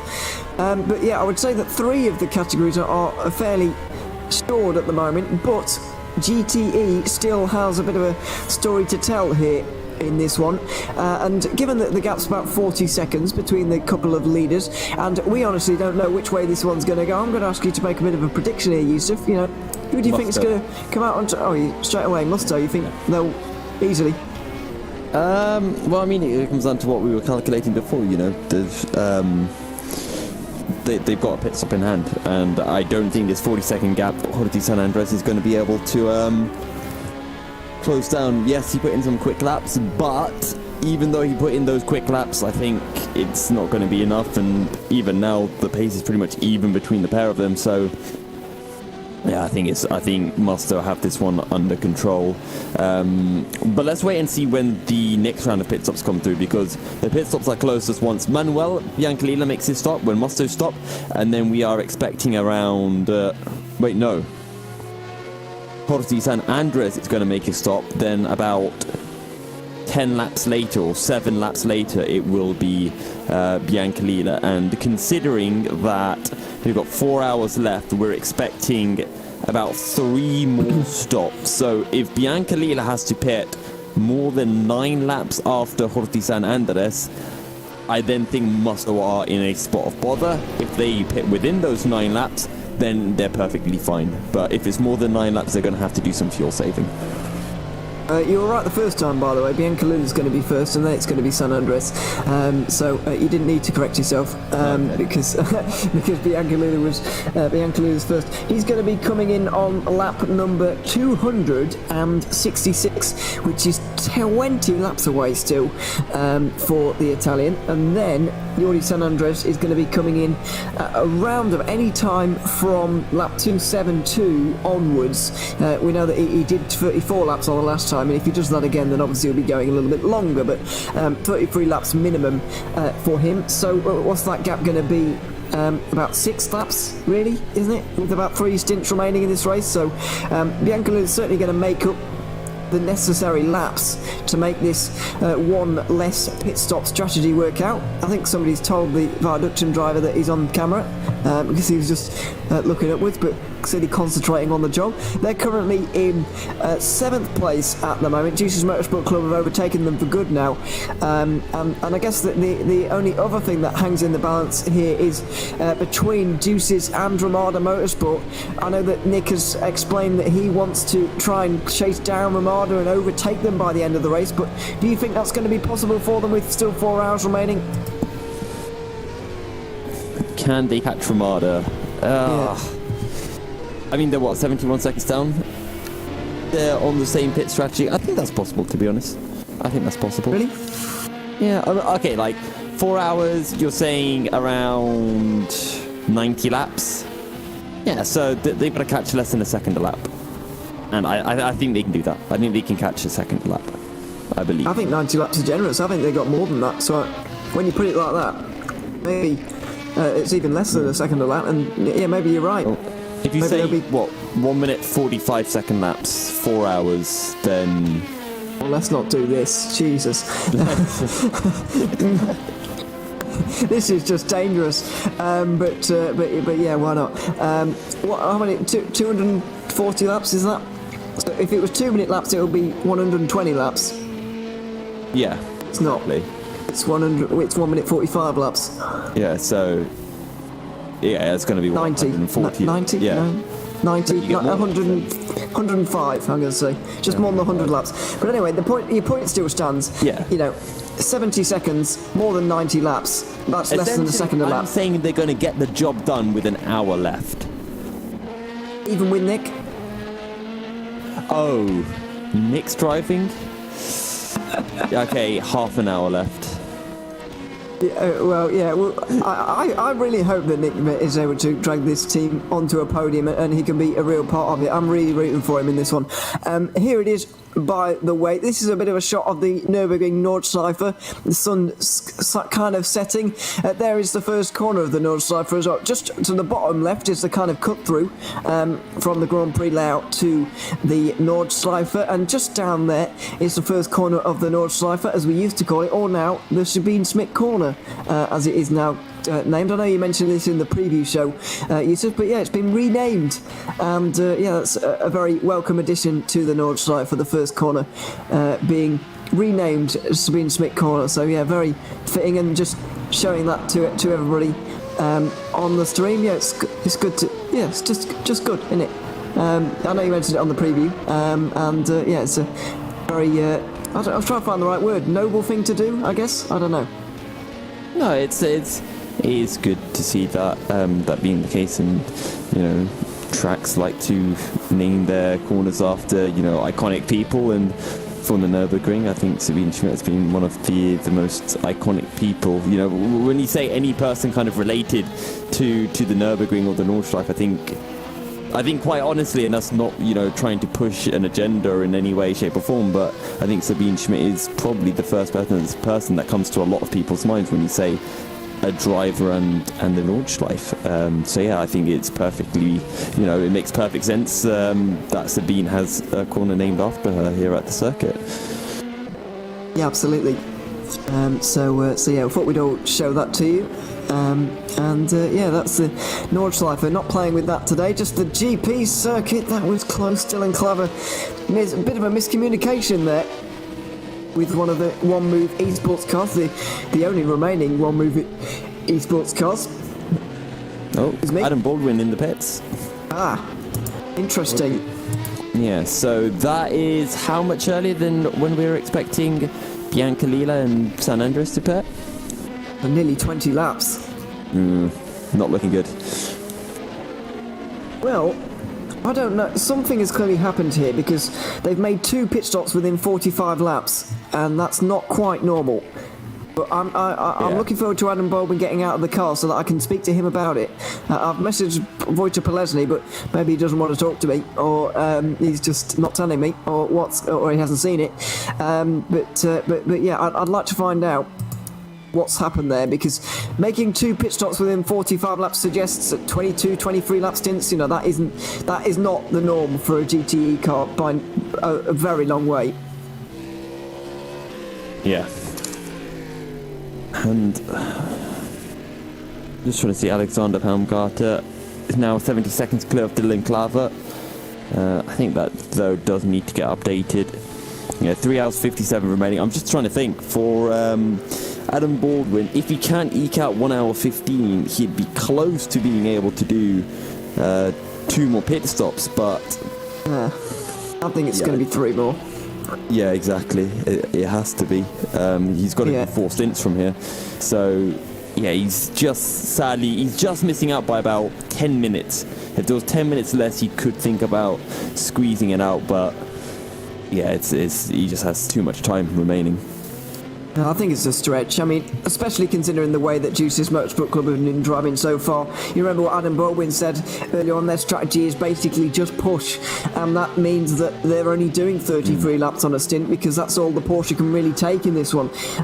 So, you know, it will be very, very difficult to stretch anything like an hour and 15 with that kind of car because, you know, the Porsche has been a little bit thirstier than the BMW in this race, but they've still going to come out with 2 podiums, I believe, the Porsche, and I think they may well come out with 4th and 5th as well, because Musto and also Volante have retired from this race, which is a shame to see such a long time ago.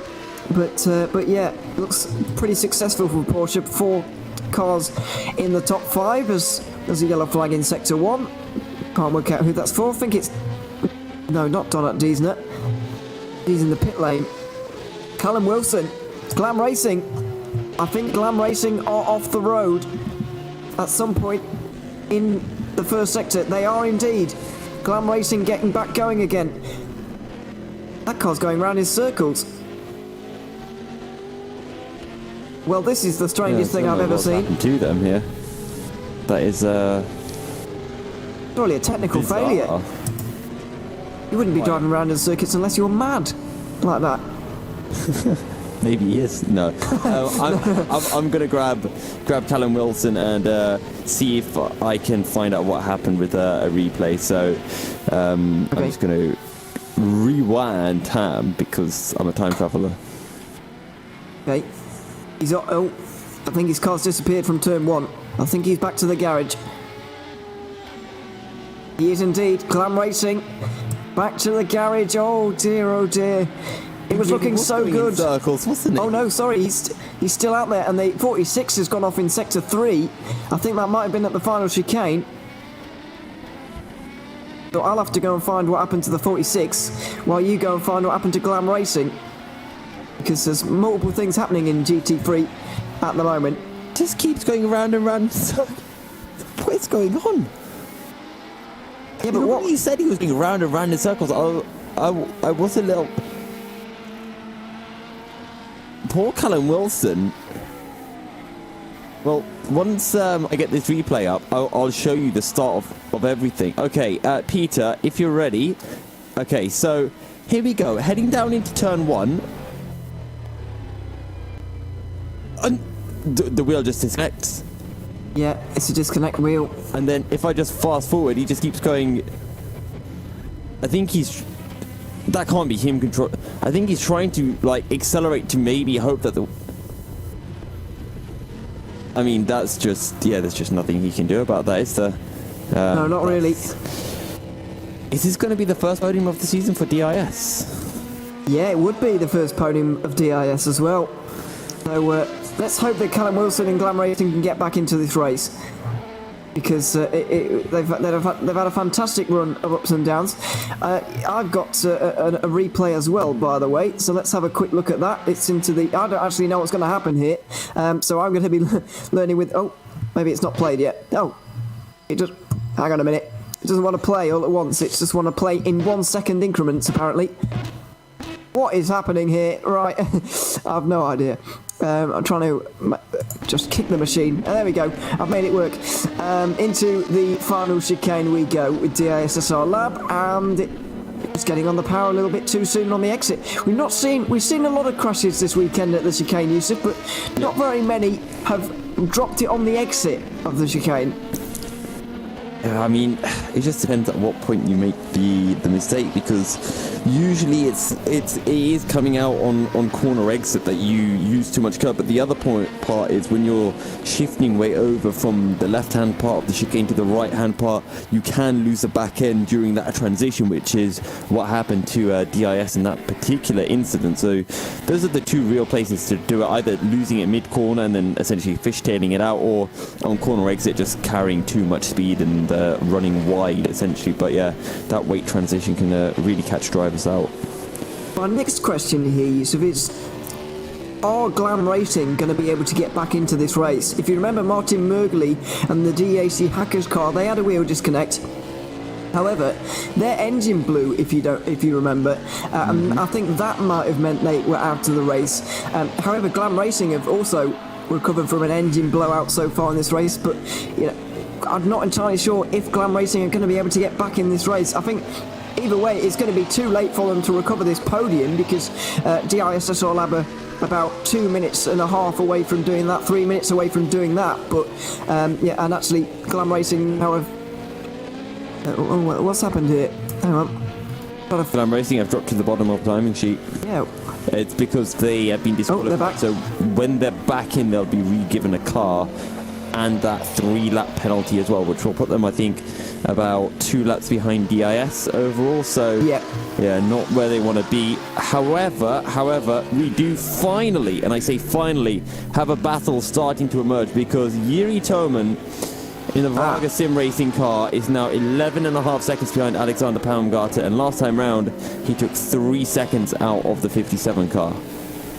Yes, indeed. Toman's been driving very, very well, and continues to do so at the expense of Alexander Baumgartner.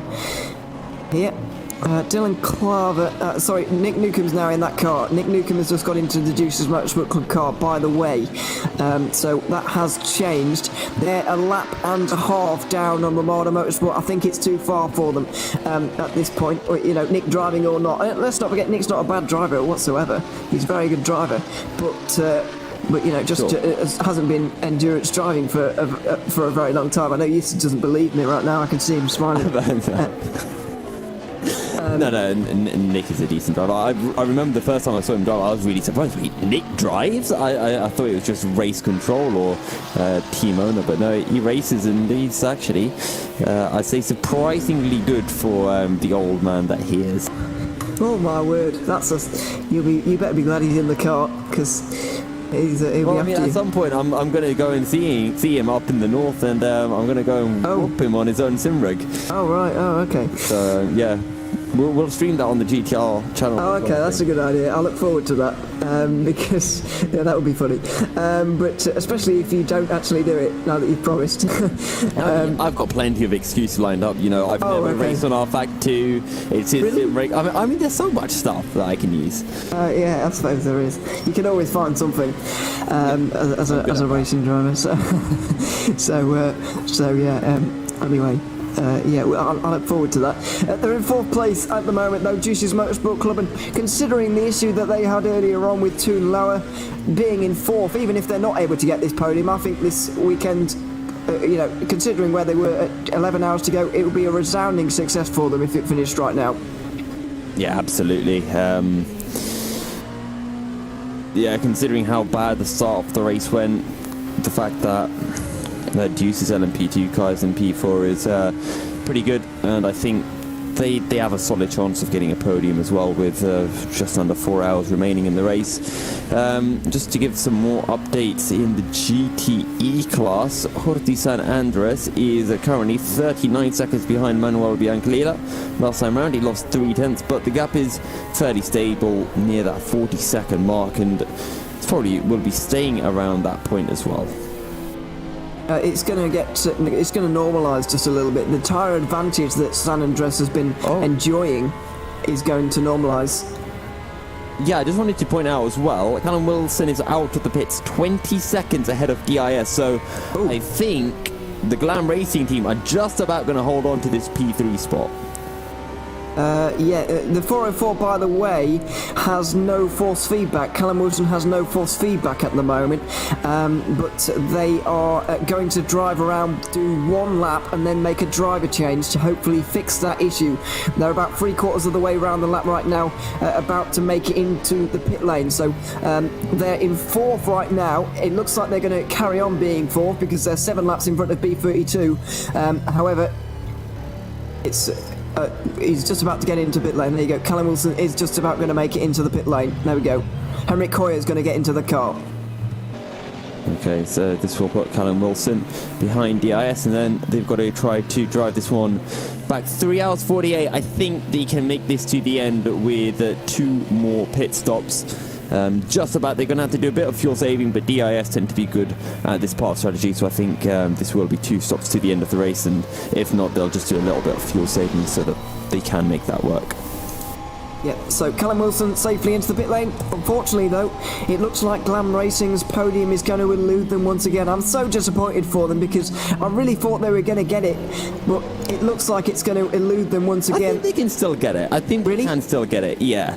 I mean, I think it's the same amount of stops remaining for DIS, and I think the 404 car has a bit more pace than DIS, so I don't think this one's over yet.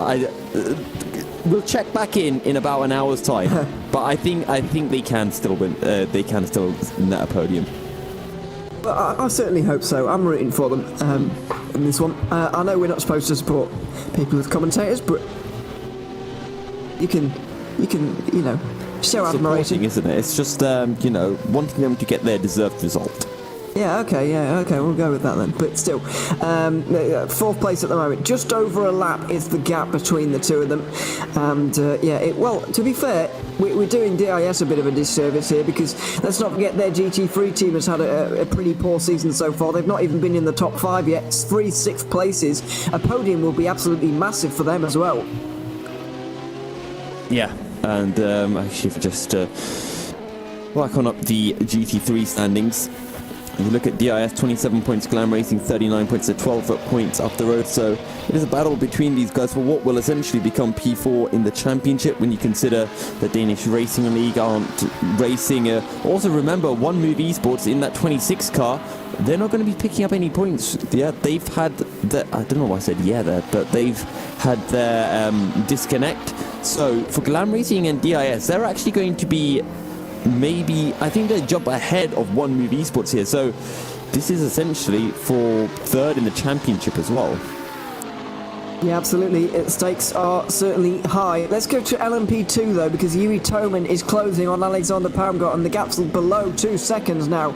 I do believe 1.2 seconds. At 1.1, it's closing in rapidly. Romano Motorsport defending from Vargas Sim Racing, and I don't think there's going to be very much that Alexander Palmgart can do to stop Yuri Toman from getting through. Yuri Toman should have Swan fairly quickly done. What do we think he's going to have it done by? I'm going to say NGK chicane. Wait and see. Quite possibly. You might be right. But I don't think he's going to... Out of it. Are you going with start finish straight? Well, yeah, I was going to say I don't think he's going to take much more than a lap. To be honest, I wasn't going to give you a specific time frame by any stretch of the imagination, but anyway, up through the Schumacher S they go. Within a lap is within a stretch of the imagination of a time frame. Yeah. As long as you complete it. Otherwise... They're both just a DNF. Oh god, if that happens now. No, it's not going to happen. You might be right though, he might get him into the NGK chicane here. I've seen this in the past, he did it on Toon Lauer not so long ago for Deuces Motorsport Club, although that was Marcel Cinci at the wheel. Yuri Toman deciding not to do it to Alexander Palmgarten because there was a little bit of a miscommunication actually between the two of them going up towards the chicane. Palmgarten was not quite where Toman was expecting him to be there, and so he had to just check up for a moment, but now into turn 1 there may be a move. A bit of a half defence here from the Ramada driver. And will there be a dive down the outside from Toman? Of course there will be. Here he goes. He's going to just squeeze Poundgrotten ever so slightly. There's nothing that he can do. And Vargas Sim Racing have gone from all the way down in 7th place when they first had their issue, or 6th place, excuse me, when they first had their issues with that crash for Marcel Cinchik. Now they've managed to climb their way all the way up to 2nd, and this is how they did it. Now the lights are flashing as it gets dark, and that is a B32 Racing Ferrari. Yuri Toman will not be too pleased about that. But now he's got to catch it 2 laps to David Kaloksai, and to be honest, I don't think that one's going to happen, really. Yeah. Viaducton now with issues. Viaducton with issues. And I don't know where this has happened. I'll get the old replay up for this one. Okay. Yeah, they're stuck in 2nd gear at the moment. Wheel slightly turned. Oh, this looks like another wheel problem as well. Another wheel problem today. I wonder if we can get a view from inside of their base in real life here on the stream, but they do have a camera that's going to us from where they actually are. Someone now slightly moving the wheel. Look, you can see the pandemonium going on. Fiddling with some settings, it looks like.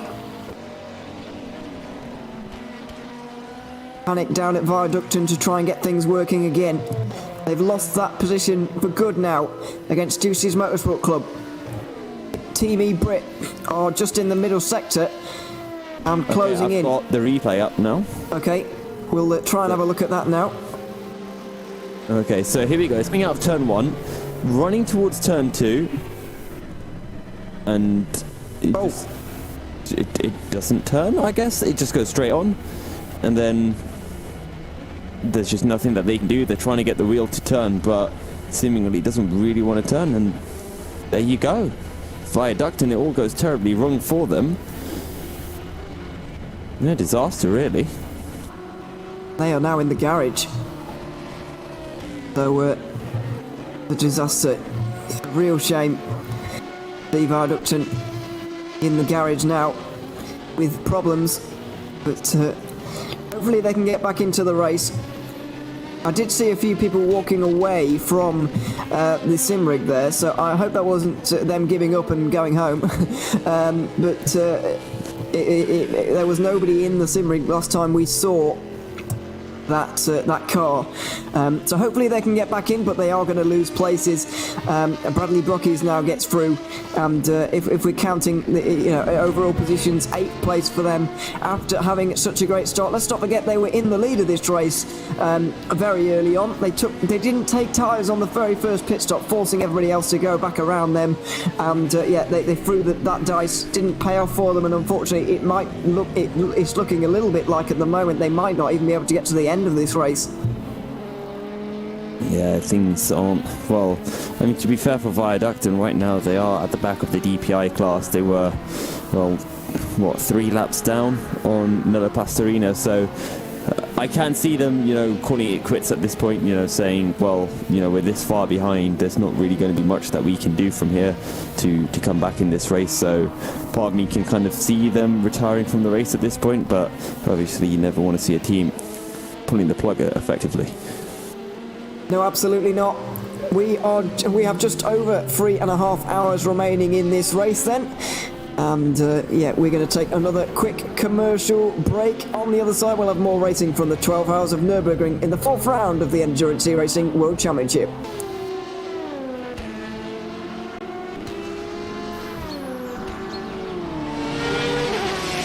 The Endurance E-Racing World Championship 12 Hours of Nürburgring is presented in partnership with Global Flicks, Film Volt, Viper Gaming by Patriot, ESTV, and Motorvision.tv.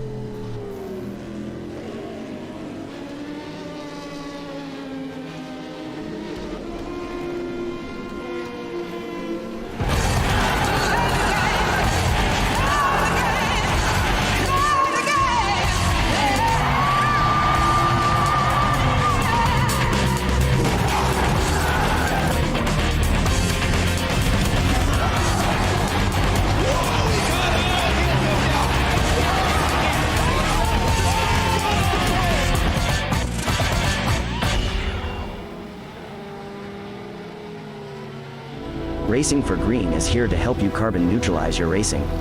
By planting new trees, Racing for Green offers to make your racing carbon neutral. We already have the calculations, contacts, infrastructure, deals and solutions ready for you to easily buy carbon neutral laps on any racetrack. It doesn't matter if you are a racing fan, team owner, driver, sponsor or partner. Anyone can buy CO2 neutral laps in the Racing for Green webshop and trade CO2 emissions for New Forest. Racing for Green. A 1v2 for the tournament. Pressure is on.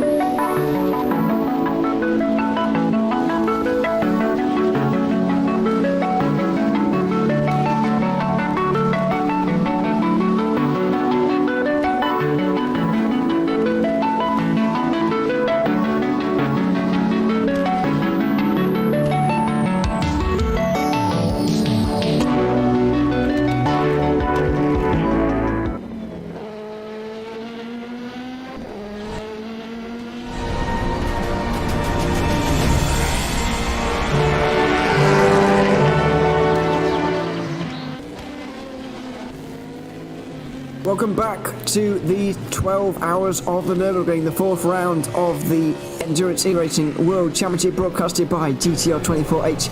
As always, the good news that I can give you as we return is that Team Viaducten are back into the race. They had to reboot their computer PC. By the sounds of it, there's somebody punching the air that they're back in the race. I wonder if they knew that they were on a stream there, but that's fairly funny. That's quite funny. Whoever is driving at the moment, punching the air with delight because they can finish this race. Just over 3.5 hours remaining in this one. And it looks like they're going to come home with a P3 in DPI unless there are some issues for those in front, and without any issues for any NMP2 cars. Looks like it's going to be 9th overall as well in this race. They're a couple of laps down on the DSR Nightmare car in front and a couple of laps up on the cars behind, which is the DSR Dream Team in 10th place in this race. So that's the good news that we can bring you coming out of this one. The other good news is that the gap between Yuri Toman and Nello Pastorino is starting to close down just a little bit. The gap between the two, Satellite Racing and Vargas Sim Racing, now 44 seconds. Yusuf, we might even see Yuri Toman getting himself onto the overall podium by the end of this race. What a remarkable effort that would be.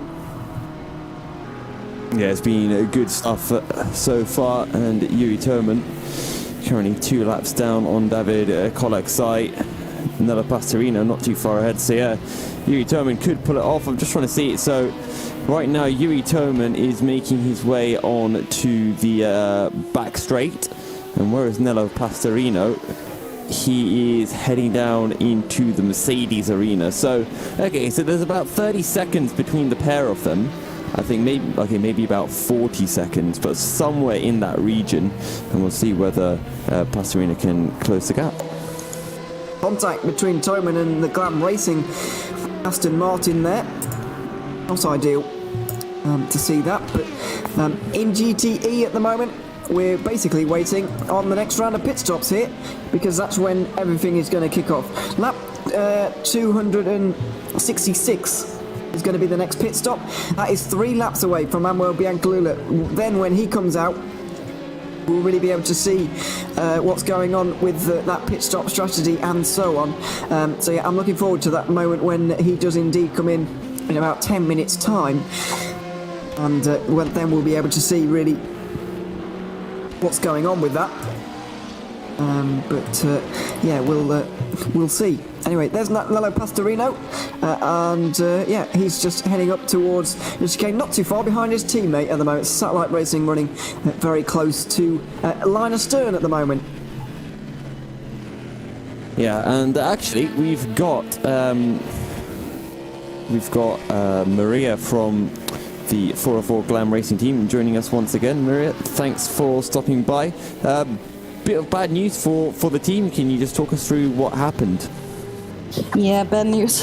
I was in the high with Denmark winning, and this Callum lost his wheel. Basically, he lost the power in his wheel and could not drive straight, and it just went round and round and round. Oof. Yeah, we saw the car kind of doing circles for a few seconds, as I'm guessing Callum was just trying to get it to work, but sadly to no avail. You guys are now 2 laps down on the 46 DIS car. Do you think you can close that down? Well, I don't know. We have been driving a bit faster to them. Sorry, Henrik's in the background. He's driving right now, so sorry. Well, we are driving faster than them, and we have been doing that the whole race. So who knows? Maybe we can catch up. We have about 3.5 hours to do so. Well, I mean, 3.5 hours is a few stints. It could be possible, hopefully. And I mean, you never know what could happen. There could still be something that falls your way in terms of a reliability issue for DIS. Yeah, if not, then we forfeit, so we always are. So. I mean, Ewan, do you have any questions for Maria? No, really. I'll just say, firstly, from me, good luck for the rest of the race, and yeah, thanks for coming to talk to us. It's commiserations on the issue, but I hope you'll recover from it and get back at least to the end of the race, if not on the podium. Yeah, I am really hoping for that podium. So yeah, I had to step out for a few seconds when it happened, because I was like, well, yeah. Yeah, I can believe not the most pleasant of moments for you and the rest of the team. But either way, Maria, we appreciate you joining us in the broadcast studio and giving us some information as to what happened to the team, and best of luck in the remaining few hours. Thank you, and have a good race. That was Maria, team boss from the 404 Glam Racing Cup in the GT3 field. And now, Ewan, we've got to the point where everything is, I say, nicely spread out. It means that there isn't much action happening on track. We still got Jordi San Andres 36 seconds down on Manuel Biancalila, waiting for Biancalila to make that stop so we can count the number of laps between Biancalila's stint and Jordi San Andres' stint and work out if it will be possible for Musto to do one less stop over the course of the 12 hours. Yeah, absolutely. It's going to be close, I reckon. I'm going to have another look at the lap time, not the lap times, the number of laps and laps remaining and things like that. Lap 265 we're currently completing, and at the end of this lap, Manuel Biancalila is going to be coming into the pit lane. Will it be for his third last stop, though? That's the question that you're asking, and I've got my doubts about that as well, because when he comes in, there'll be about, or when he goes out, rather, there'll be about 3 hours 25 to go, 3 hours 24 and a half, let's say. So we'll make that 3 hours 24 just to make things a little bit easier. That would mean 1 hour and 8 minute stint from here to the end of the race. Now, 38 laps times by 1 minute 53-ish lap times. That's difficult maths to work out, but I don't know. I think it's really on the edge of possible, but I think they might well just be able to manage it. Okay, well, I'll hold you to that somewhat, and we'll see if it comes around to it. To be honest, I'll probably forget within 20 minutes of this agreement. So you're all good, Ewan. You're all good. But yeah, I mean, right now it's just sunset starting to make its way dusk here at the Nürburgring. 8.5 hours of the 12-hour race completed, and well, out of the original however many entries we had, we are down to just 20 drivers remaining. Biancalila carries on for another lap, by the way. I don't know if I've got my maths wrong, or if they've just actually done another lap. You seem to always end up being 1 lap short, and I don't know if that's because every time you actually try to check whether they come in at maybe the lap you won, they just end up going 1 lap further that time round. I don't know. You could be right, but at least to my calculations, that would be 39 laps. And you know, if they have got fuel worries, then maybe they would be going that extra lap just to save that extra lap, just in case, just to make sure that you can actually make it. Because I certainly have my doubts, but you know, it's right on the edge for them, is what I'm trying to say. You know, it's right on the cusp of being able to make it or not. So yeah, I don't know. It's going to be close, but. in terms of pace for Biancalila, he's matched Jorge San Andres. You know, they've both done 53.1, so even if Biancalila is stretching the stint out, he's still matching the pace of the 51W OSR Eisen performance car. Yeah, you're right, that pace doesn't suggest fuel saving, does it? However, what if Jorge San Andres is saving fuel as well, because he needs to? I just don't know. Well, we'll see when they all pit, because we've been saying so far, well, you've been saying, what was it, 38 laps for a stint? 38 laps for Musto, but this is the 39th lap on this stint, yeah. Okay, so, I mean, if we do some very quick laps, and we say 38 laps of nearly 2 minutes, right? We're saying that is almost, so we're saying that's about 70 to 75 minutes. So we're saying almost 1 hour 15 minutes per stint. And in Musto Pit next time round, they've got 3.5 hours. That's easily enough to do 3 stints. Easily enough for them. And yes, they're in the pits this time round. 3.5 hours on the clock. So all they have to do is do 1 hour 10 minutes for their next 3 stints. So I think Musto have more than enough fuel to last to the end. Meanwhile, I think when you look towards Jorge San Andres, they're going to be able to do a splash and dash at the end of the race. So I think for Jorge San Andres, they're going to be able to gain about 10 seconds in the final stint by putting less fuel into their Porsche. Oh, are they going to be putting less fuel in, though? I'm not entirely sure on that one. The pit window is going to be open for them in 5 laps, any time onwards from 5 laps, and they'll be happy to come into the pit lane. Mamo Biancalila getting tyres, as you can see, they've just been up on the jack, so just put it back down again to finish off putting all the fuel into that car as the Wood Sim Racing car retakes the lead of the 12 hours of Nürburgring. There's the Musto car. One of your favoured liveries there, Yusuf, in full view. Red, black and yellow and Musto colours. Whoa, Ewan. What? I said I like the livery. I didn't say it's my favoured livery. No, I said it was one of your favoured liveries. Suggesting you like it. Oh yes, I do like it. But but just because one likes something, that doesn't mean it's their favourite livery. Like, if you come up to me and you're like, yo, Yusuf, do you like apple juice? I'm like, yeah, but it's not my favourite juice, is it? Oh, yeah, but favoured and favourite is different, isn't it?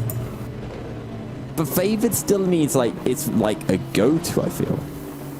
Alright, it doesn't mean it's my favourite, but it's like one of my top ones. Actually, speaking of that, should we play, rank deliveries? Should we just go through the... Well, we could do, but we are in the middle of a GT pit stop cycle.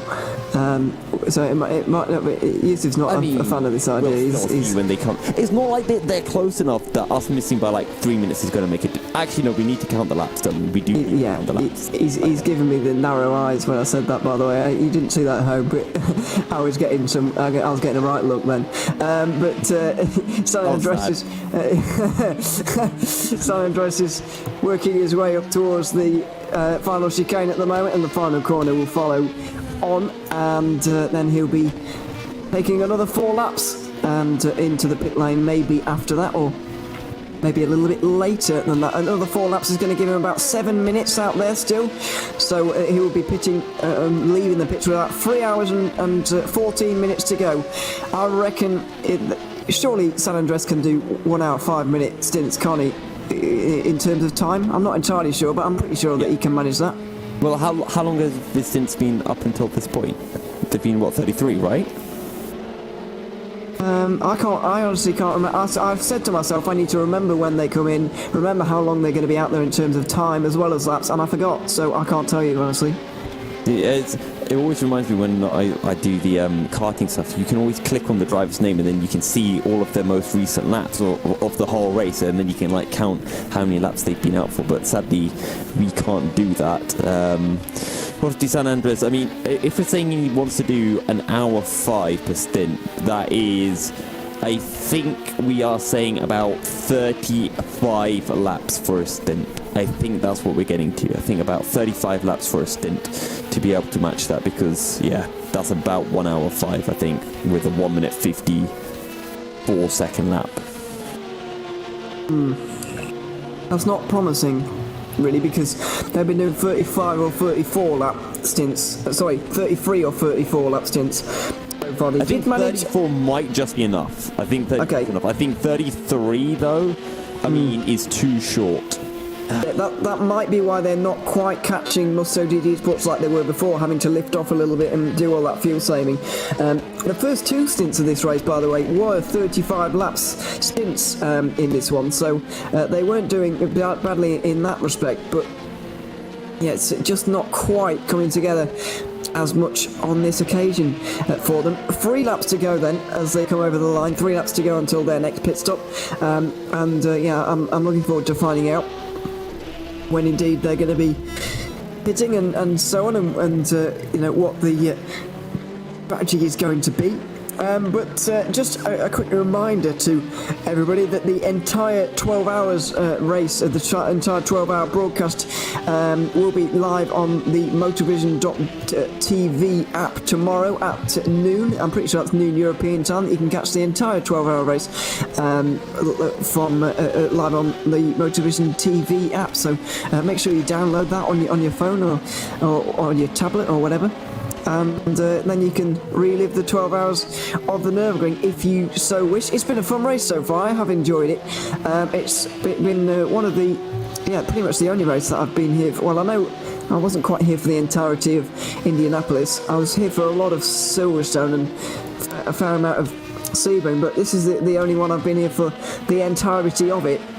I've been fully concentrating on it for the entirety, and I've enjoyed it. Watching how the race develops, an endurance race develop. I think there's no more therapeutic thing really than watching an endurance race and how it develops and working out the different strategies and things like that. It is a very, very.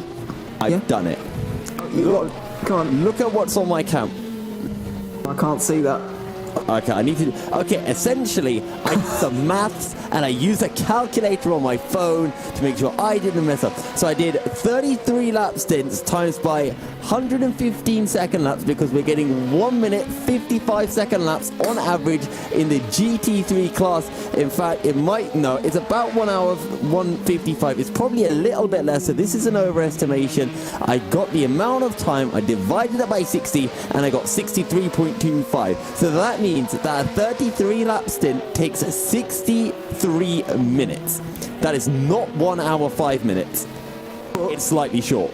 So they need to be doing 34 lap stints if they want to get to the end. At least. Because they're actually doing 1 minute 53s, aren't they? So. Yes, yeah, exactly. So do that again with 1 minute 113 seconds. Okay, 113. 113 times by 33 divided by 60, it would be a 62-minute stint. How many, sorry? I didn't know. A 62-minute stint. So if they can do 34 laps, it would be a 64-minute stint. Yes, just under. So 35 would definitely put them well in the green, but 34 is kind of edgy, really. So essentially what we're saying is, despite Musto pitting before them currently, Musto will still have to make one less stop. Yeah, and they're in a more comfortable fuel situation at the same time. Despite actually starting their stint before. And also, making one less stop, but they're in a more comfortable fuel situation than that Porsche, which really seems to be quite thirsty out here today. So, that's not good news for World of Sim Racing. They're not going to be able to push quite as hard as they would have liked in this one. Meanwhile, Manuel Bianculullo on the last lap. 1 minute 51.7. That's only half a second away from his best lap all day. Wow, that's a very good lap time indeed. And he's flying out there. We know how good he is, F1 esports driver and all, but even he continues to surprising some of the guys at World of Sim Racing as well.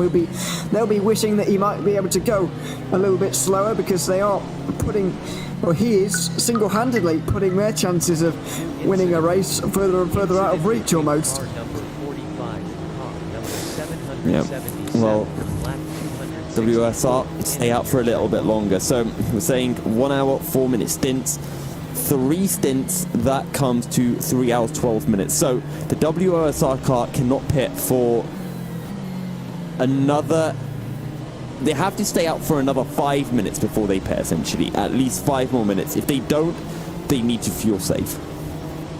Yes. Yeah, you're right. In this one. Hang on. Yeah, we are at 3 hours 15 here to go. Wait, 3 hours 17, right? 3 hours 15. I'm seeing on the live stream right now. I'm not sure which one's more correct. The live stream will be correct. I'm told. So 3 hours 15. Calculation for nothing, Ewan. Well, I don't know. It's still very useful to know, because I reckon at the end of this lap, San Andres would be in if he was doing a 33 lap stint. But is he going to stretch it to 34? But I think if he stretches it to 34 this time, then he'll be definitely all right to do 34 to the end. But if it's a 33, then it might be a little bit edgy. He's coming through turn 11 right now, and we're about 20 seconds away from finding out. Yeah, here we go then for Jorge San Andres as he makes his way into the Bogan curve. Or Advent, I should say. I think Bogan just means curve. Into the NGK chicane. Is he coming into the pits? No, he's staying out one more lap. That's going to be the magical 34, and that means that when he does pit, there's going to be about 3:12 remaining. And here's another thing to remember, right? We did that calculation. That's also not including the fact that you're stationary in the pit lane for about 30 to 40 seconds. So in reality, you've got a little bit more leeway as well. Yeah, that's a good point. When he leaves, it will be about 3:11 to go, and that means 1 hour 4 will do. And that's exactly what you said there, 64 minutes you calculated there for a 34 lap stint, more or less. So yeah, that's going to work out all right. I think World of Sim Racing are going to make it in the end, and our worries were unjustified. If any of the World of Sim Racing guys are listening in, then they'll have their head in their hands, because obviously they'll have known this for a long time.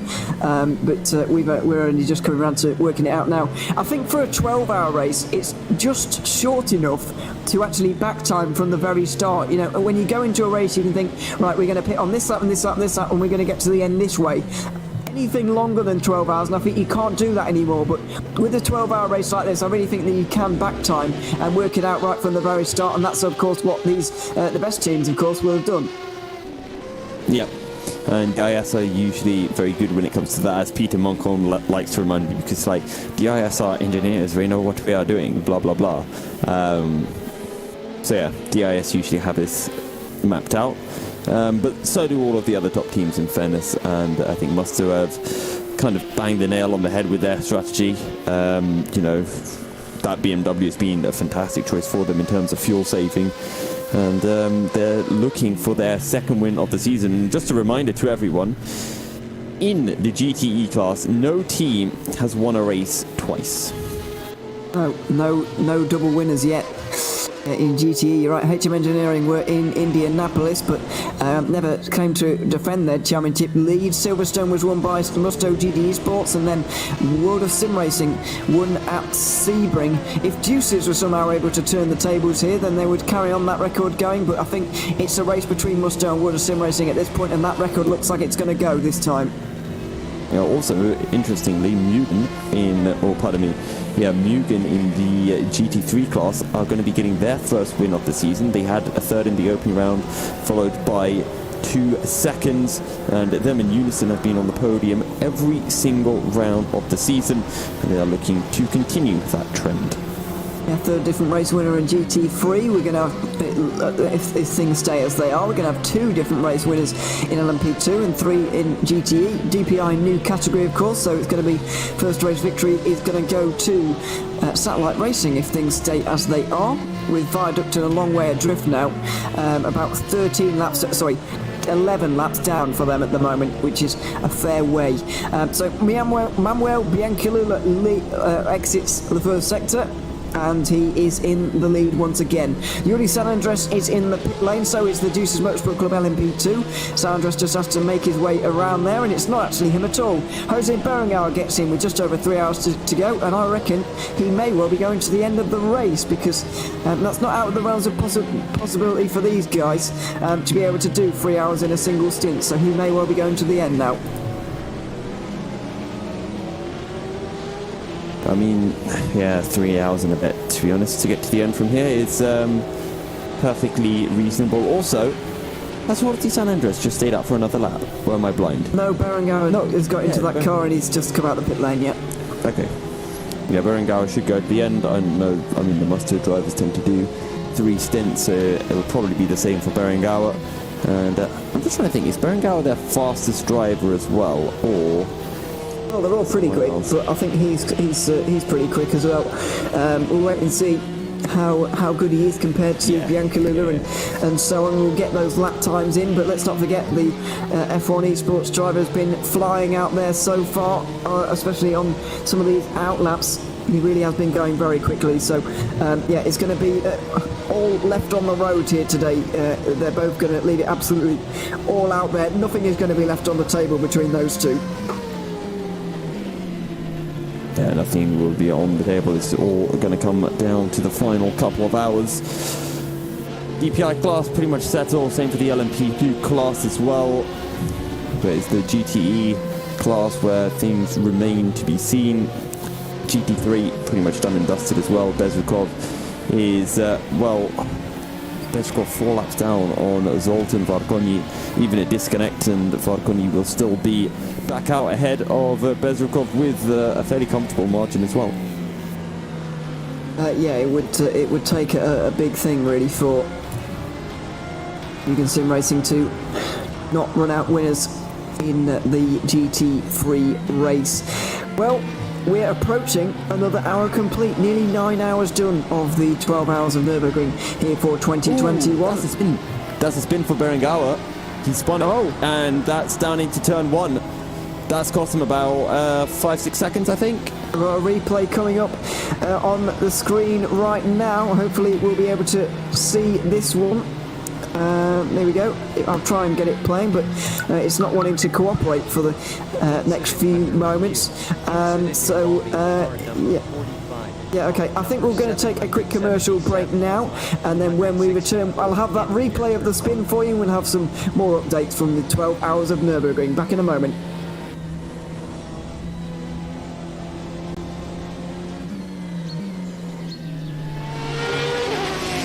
The Endurance E-Racing World Championship 12 Hours of Nürburgring is presented in partnership with Global Flicks, Film Volt, Viper Gaming by Patriot, ESTV, and Motorvision.tv.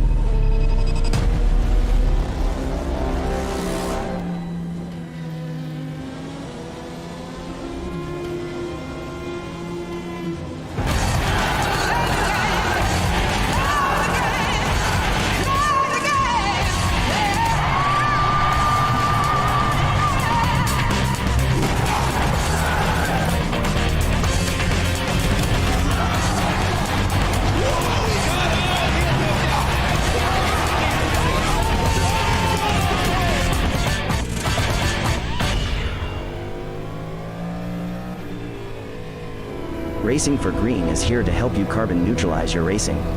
By planting new trees, Racing for Green offers to make your racing carbon neutral. We already have the calculations, contacts, infrastructure, deals and solutions ready for you to easily buy carbon neutral laps on any racetrack. It doesn't matter if you are a racing fan, team owner, driver, sponsor or partner. Anyone can buy CO2 neutral laps in the Racing for Green webshop and trade CO2 emissions for New Forest. Racing for Green. A 1v2 for the tournament. Pressure is on.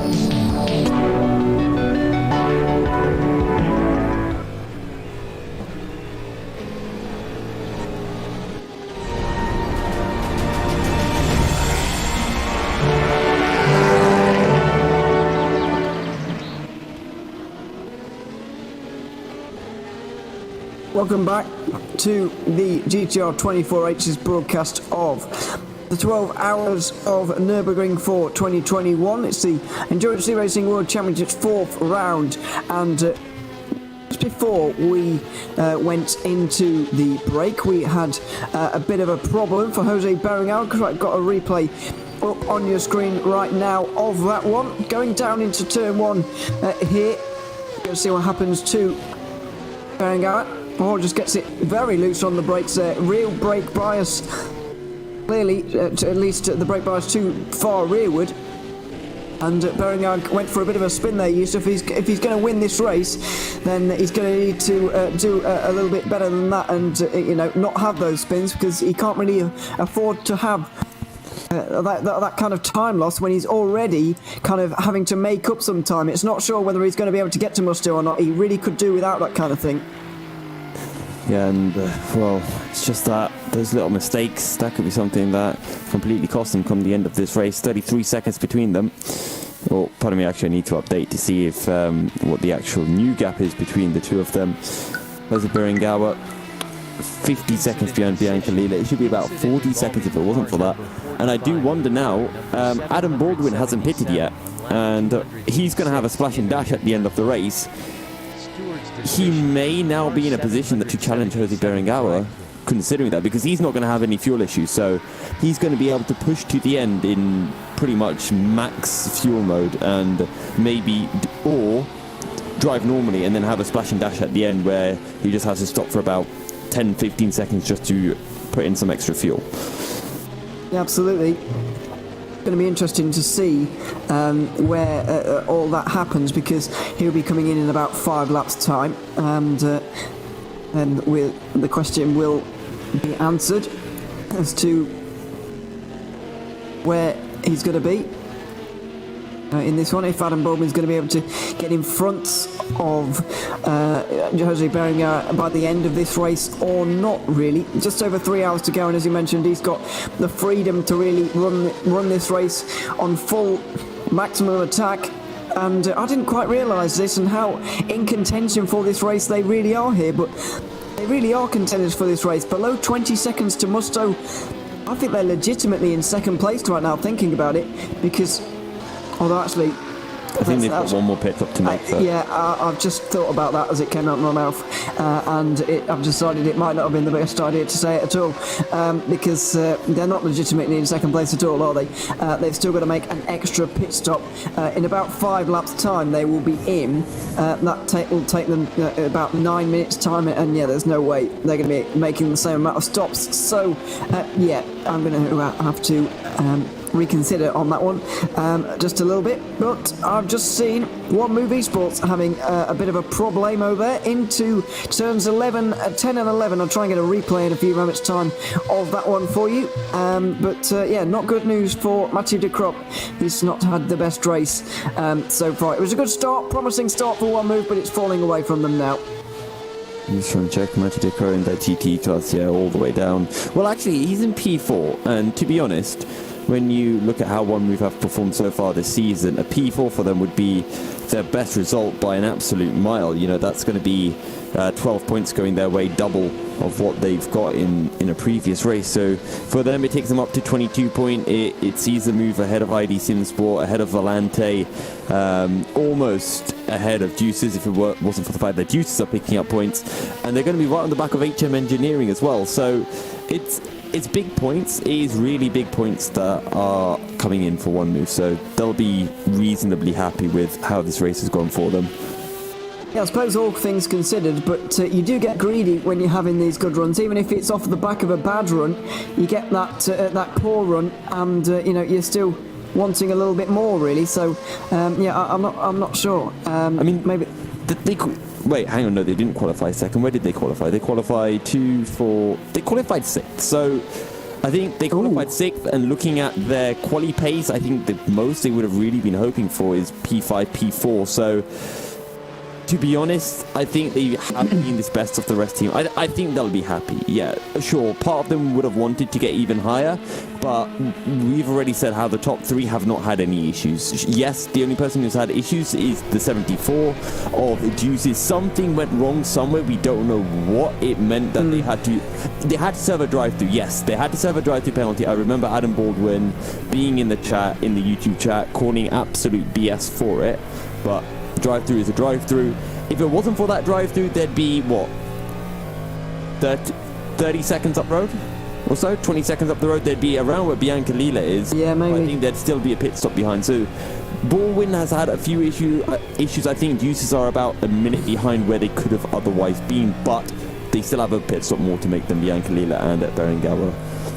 Yeah, absolutely. But let's have a look at the issue that has befallen the One Move Esports team. Currently trying to get that replay up. I've got it playing at the moment, but it's not on the stream. But I can tell you that they just went for a spin through turn 11, and then again. Oh no, sorry, no, Mathieu de Crop in the One Move Esports car turned his headlights off by accident while trying to turn around, and then bumped into the. Oh no, he didn't bump into the wall. He's had reversing, and then finally getting out.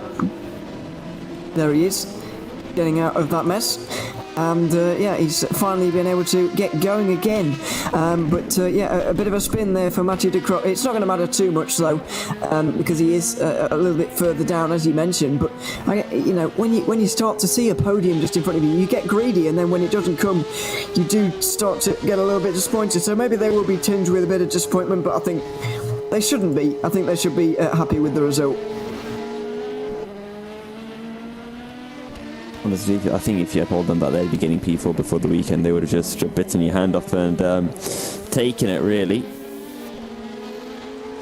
Let's see how the pit stops come into play. Still waiting to see when Adam Baldwin will pit. In fact, I'm just going to get a track side of him so that I don't miss it happening, as he's making his way through one of the chicanes. He's already, hasn't he? Is he already pitted? Looks like it. We were looking at that replay. Yeah, well, you might have done, yeah. Wojtek Polesny's in that car now, so it must be that has happened. Why are they allowed? Oh, sorry, no, it's just 40 seconds now, aren't they? Yes, they are. Right, do we think they can do 1 hour 30 in a Porsche?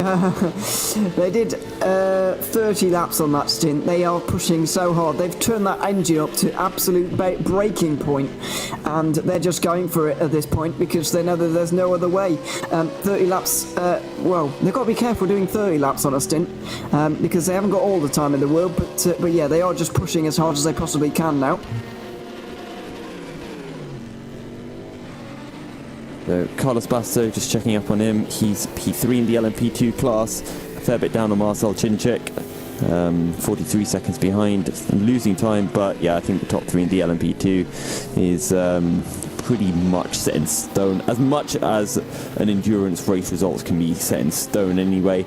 So the way things currently look in the LMP2 class, Mugen are going to jump up to P2 in the championship. They're going to be gaining around 8 points over, they're actually going to be gaining 6 points over Varga Sim Racing, so they'll be 40 points behind Varga at the end of this race. Juices are going to drop down in Ramada Motorsport. Ramada aren't going to be able to jump them in the championship. They're currently 6 points behind, and they will be gaining 3 points with how things currently stand. So it will be Varga from Mugen, from Juices, from Ramada. I got a bit of a replay of the 46 car having some problems, by the way, if we can get a look at that on the stream. It's coming up towards the Schumacher S, and how many times have we seen all of these cars getting unstuck?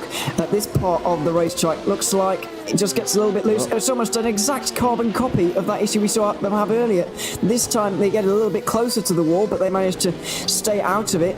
Managed to get going again without problems. Well, I'm glad there wasn't a car behind, because that would have been a dangerous rejoin otherwise. But yeah, they're back onto the road now, and yeah, it's just unfortunate that they've had so many issues in this race. They're still in third place, but we've seen that DAS SR Lab car off quite a few times in the Schumacher S.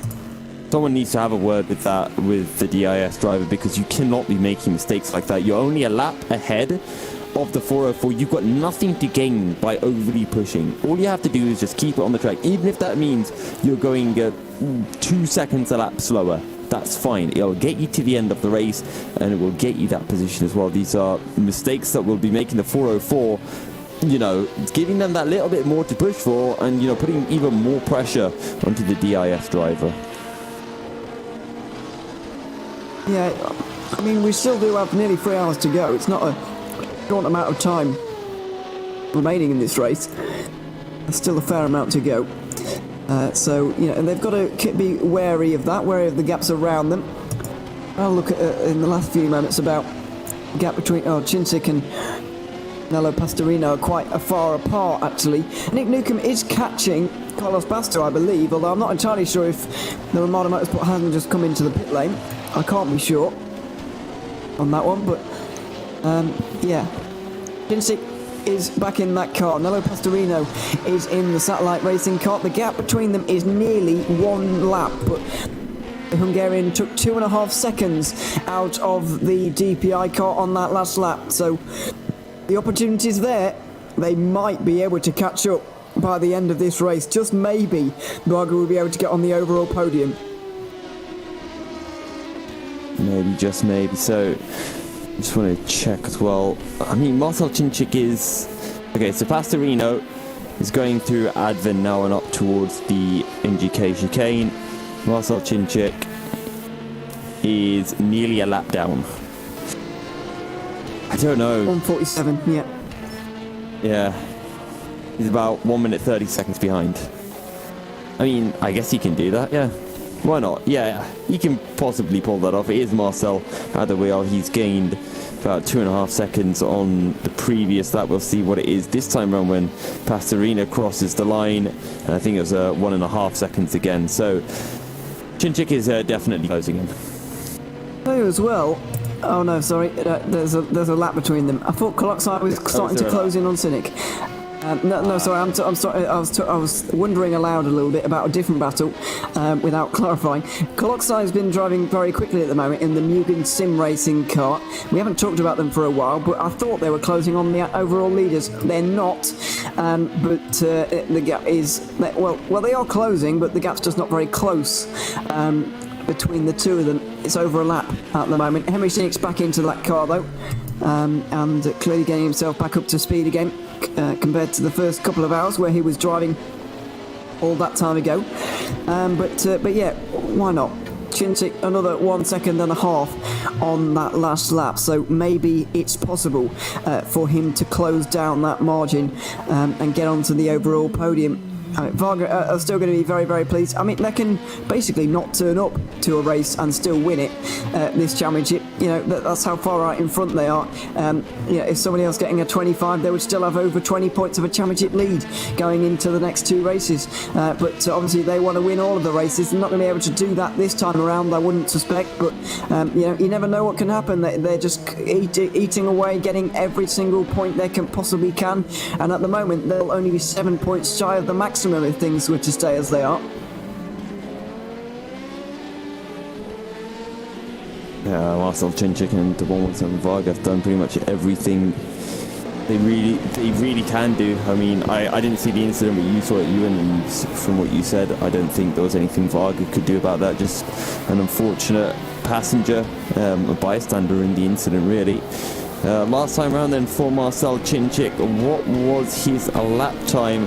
a 41.13 tenths quicker than Pastorino, who's starting to pick up the pace. Meanwhile, in the GTE class, Biancalila, the slowest of the three. Wojtek Polesny, 1.5 seconds quicker than Biancalila and 1 second quicker than Berengawa. Yeah, absolutely.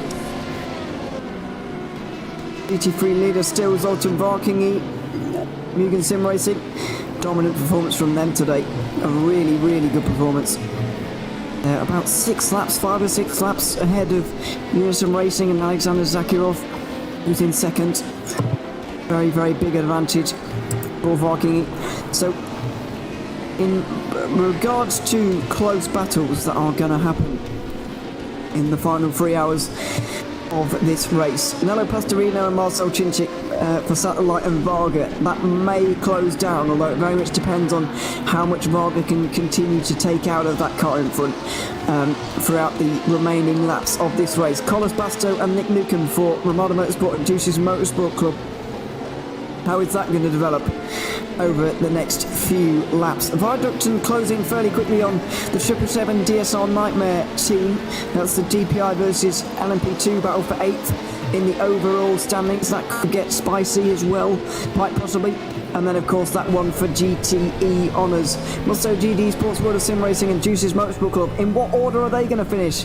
It looks like the order that they're in right now, but you never know what's going to happen in the last 3 hour race, and surely we're due the standard last hour drama for the EEWC, so who knows what's going to happen in there. I'm sure this race has got another couple of twists and turns remaining in it yet, though. We've had these portions in the race where things look as if they're going to go like this to the end, and then something happens, and then it just snowballs, and many things happen all at very once. So we've got to be prepared for it.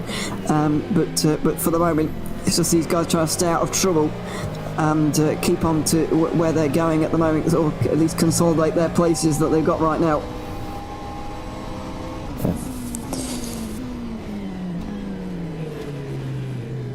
Looking for updates on Cinčić's lap times. Ooh, Cinčić just took nearly 6 seconds out of Ryan Nash in the 65 car on the last lap round. Is Ryan Nash on the wheel? So I wonder if that was a slow lap because he was coming out the pits. Either way, Cinčić was a fair amount quicker in the middle sector, so he gained 1.5 seconds there alone. So yeah, closing in, Marcel Cinčić crossing the line, and meanwhile Ryan Nash making his way into the opening sector. Okay, so Marcel Cinčić is about 20 seconds, actually it's about 10 seconds behind, and he's got a pit stop to make. Yes, he has, but oh, that's close. Ryan Nash trying to get through the one move Porsche into turn 6. So then, yeah, Cinčić is a lot closer. You're right to say he does have a pit stop to make in this one, but it is certainly getting closer, this battle now. Ryan Nash, you were also right in saying that was his lap out of the pit lane. Nello Pastorino has just got out of that car.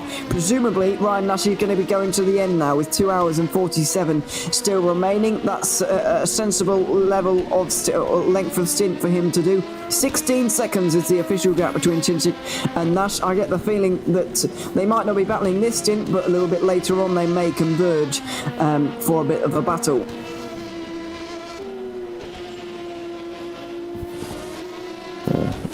It might not even be now, it might be later on when, you know, again, when they're out of sync. So after they've both made another stop, that might be when Marcel Cinčić finds himself ahead of Ryan Nash. But still 3 hours to go. I think Marcel Cinčić can pull this one back. Looking further down the order, Henrik Koya still over a lap down on DIS. Once he's on the same lap, I'll be sure to inform everyone. But aside from that, it's all looking fairly chill. Wojtek Polesny, still the quickest of all the GTE drivers, going a second quicker than Berengawa and Biancalila. He doesn't have to worry about fuel. He's just pushing all the way to the end of the race from here.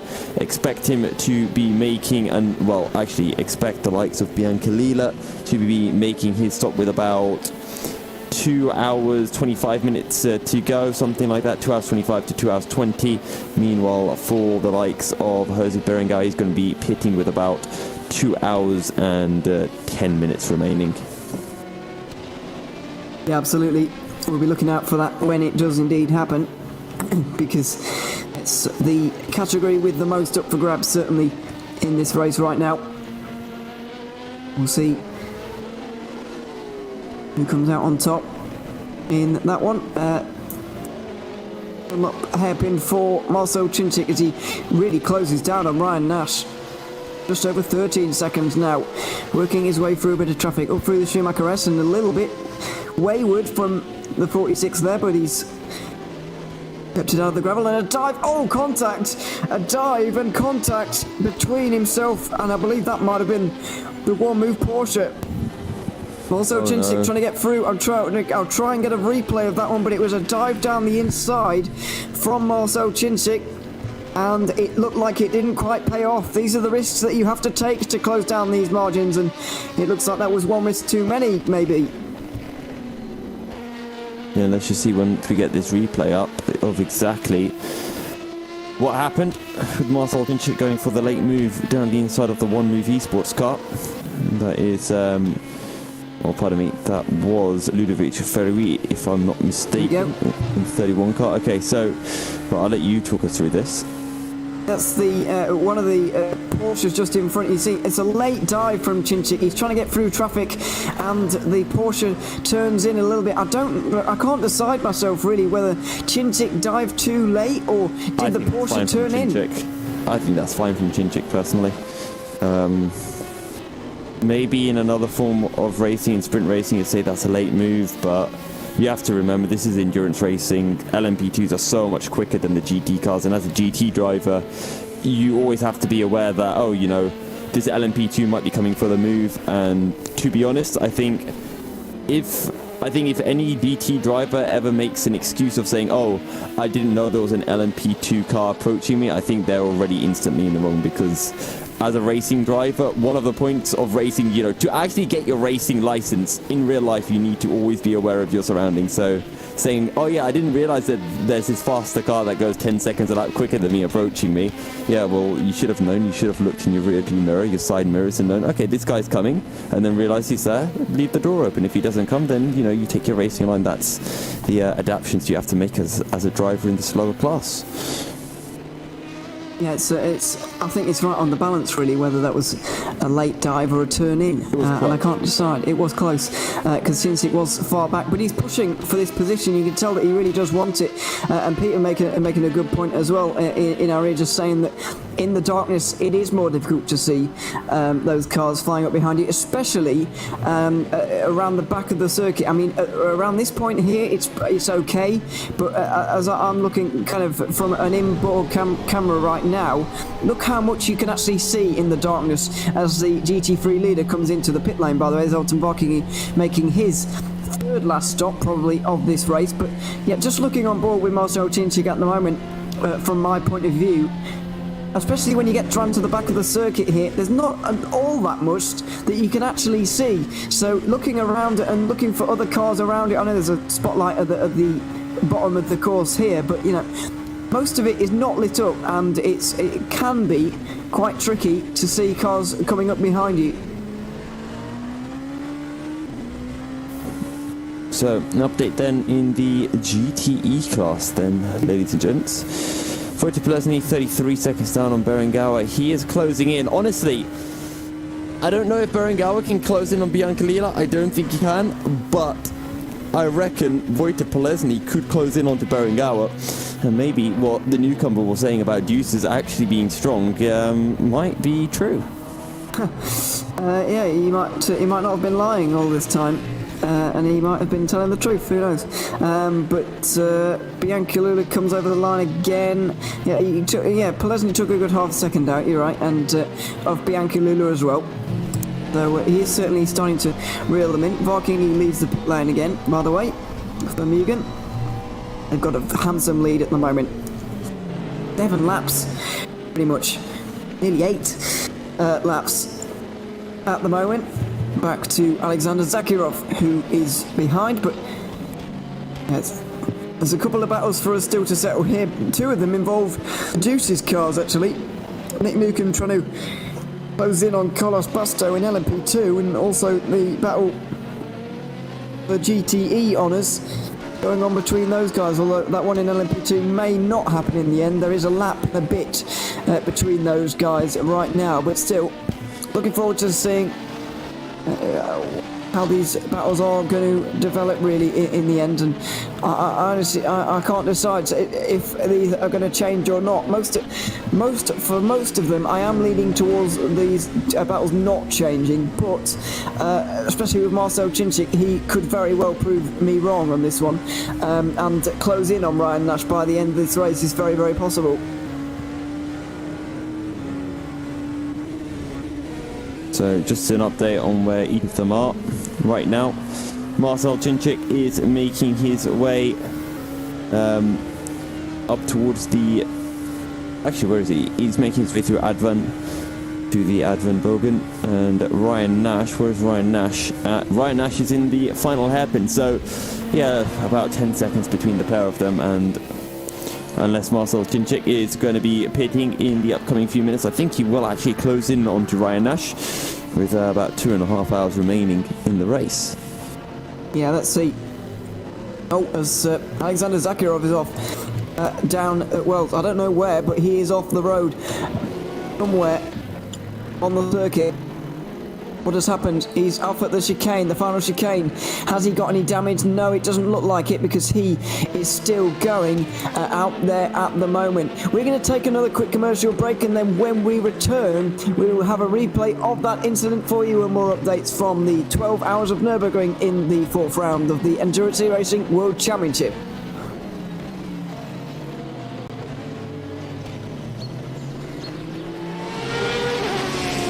The Endurance E-Racing World Championship 12 Hours of Nürburgring is presented in partnership with Global Flicks, Film Bolt, Viper Gaming by Patriot, ESTV, and Motorvision.tv.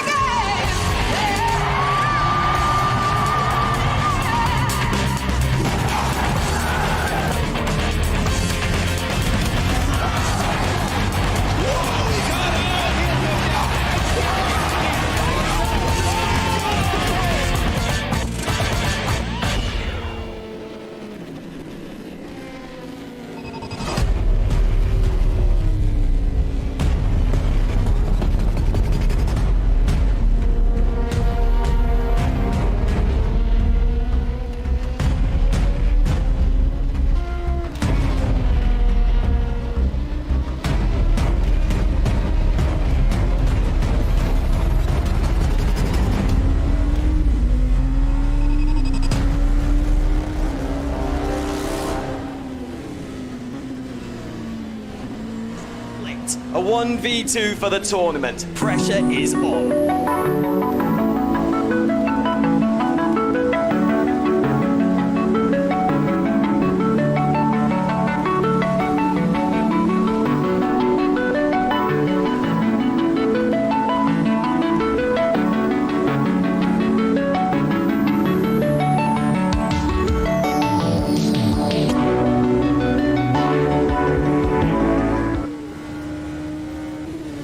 Racing for Green is here to help you carbon neutralize your racing.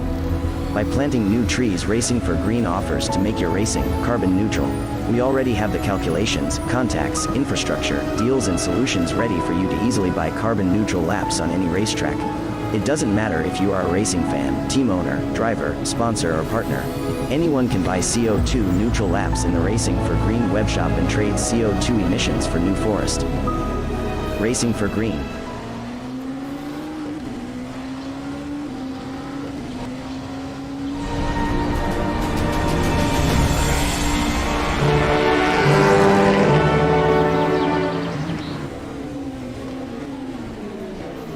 Welcome back to the 12 hours of Nürburgring, the fourth round of the Endurance E-Racing World Championship for 2021. I'm Ewan O'Leary alongside Yusuf Bin Sahel, as we have been for the entirety of the race so far, and the rest of it as well. There's only just over 2.5 hours to go, and we're on board with Nick Newcomb, who's returning to endurance racing as a driver for the first time in over a year.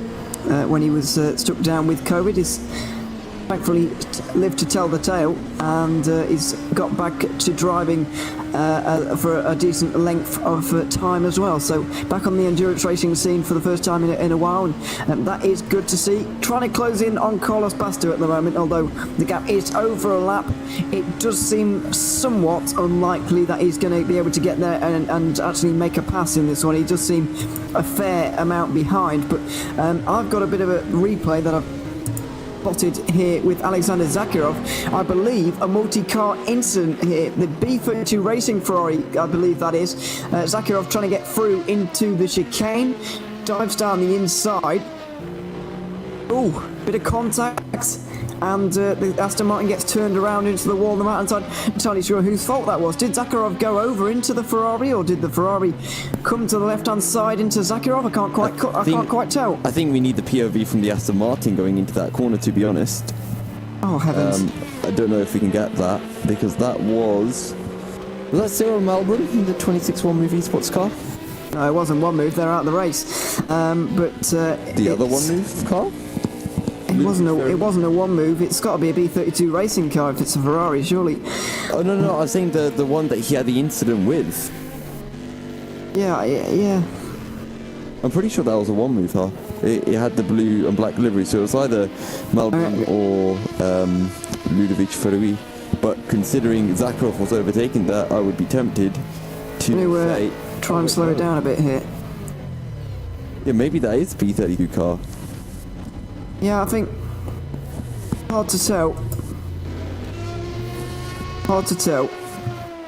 I don't know whose fault that would be, really, but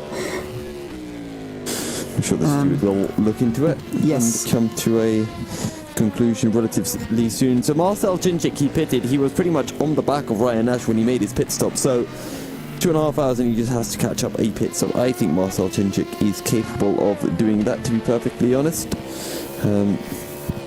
Meanwhile, Wojtek Plesny 32 seconds behind Berenguer. Every time I look, Wojtek Plesny is going quicker than Berenguer, but the gap is not closing by a huge amount.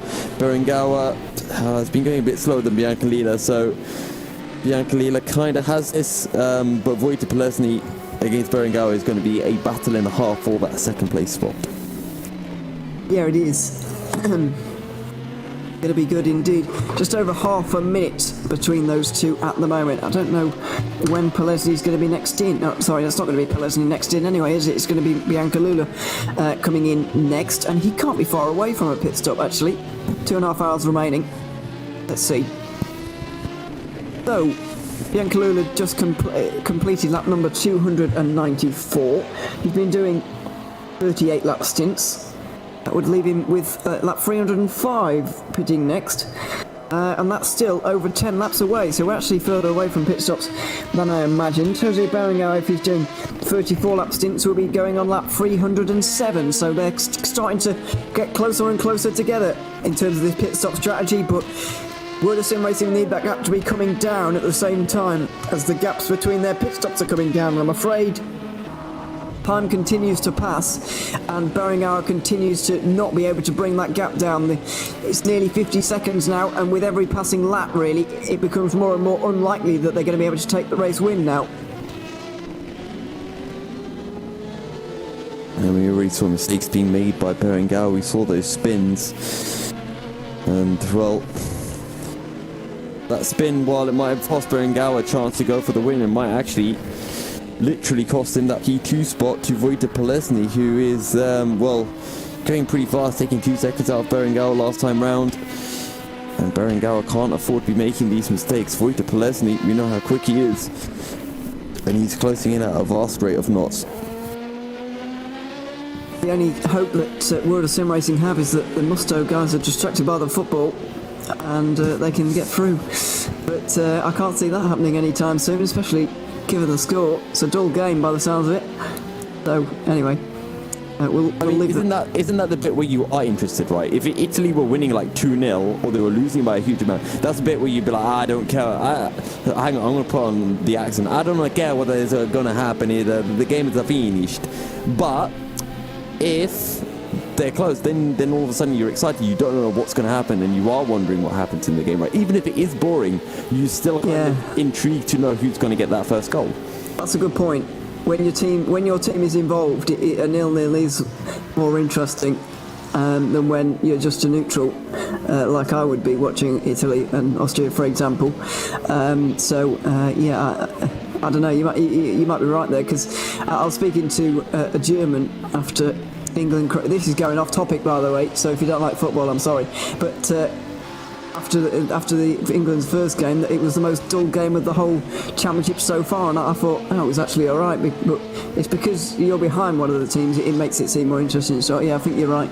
But anyway, back to the point. That's pretty much the only hope for World of Sim Racing at this point, unless there is any other kind of problem for them. You never know, though. Under 50 seconds is not a gap that can't be closed down, and we've seen any number of issues for all of these guys so far in this race. So it's never over until it's over, but it's becoming less and less within World of Sim Racing's control. They're going to need something else to help them now.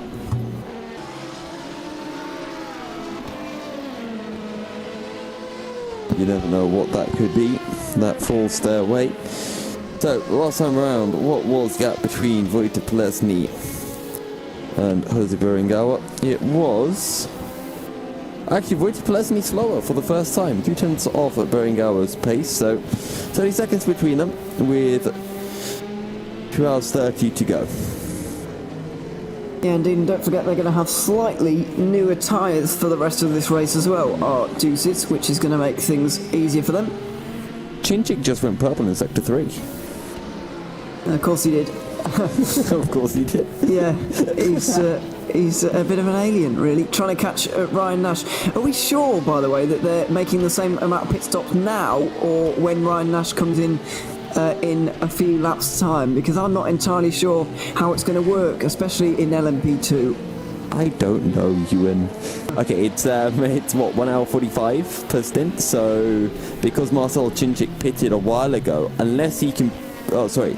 So it's 45 minutes, so 1 hour 30. I was going to say. So...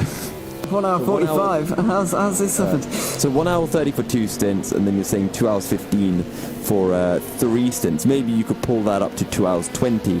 So Ryan Nash, if he pits within the next 10-15 minutes, I'd say that wherever he comes out, then he's in that position relative to Marcel.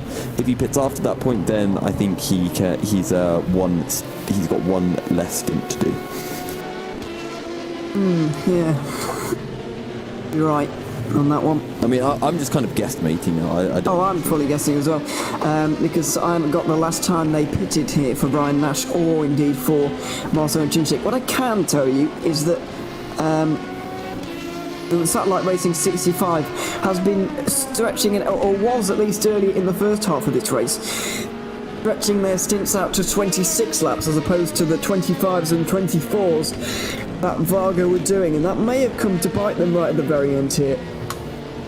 So, it's difficult to work out, you're right, but can LMP2s do, and can DPIs do 45 minutes? Are they going to be limited to 40? You know, what's the situation with that? Because you're right, if they can do 45 minutes, then another 10 minutes and Satellite Racing will be in the clear. But I reckon Varga Sim Racing, didn't they come in with around 2 hours and 40 minutes to go, maybe? That would be 4 40-minute stints, and that would work out quite nicely. But have Satellite Racing done it quite as well as that? I'm not entirely sure.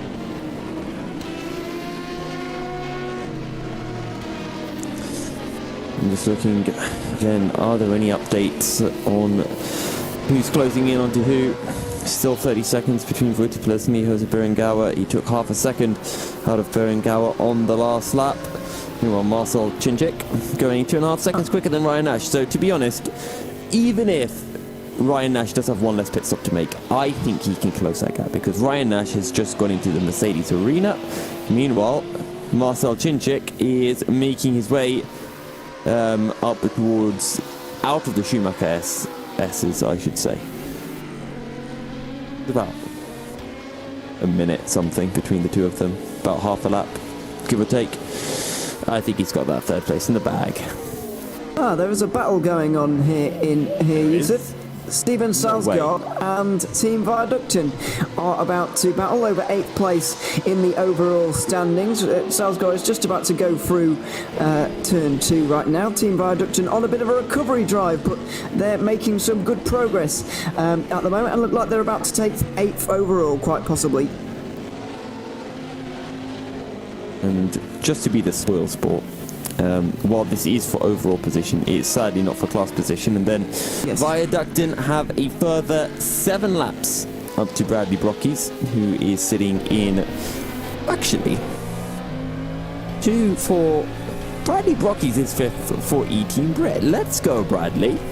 Yeah, that's going to be their best result. Team E, but we keep getting that wrong. But anyway, that'll be comfortably their best result of the season so far. So a good performance right now as well.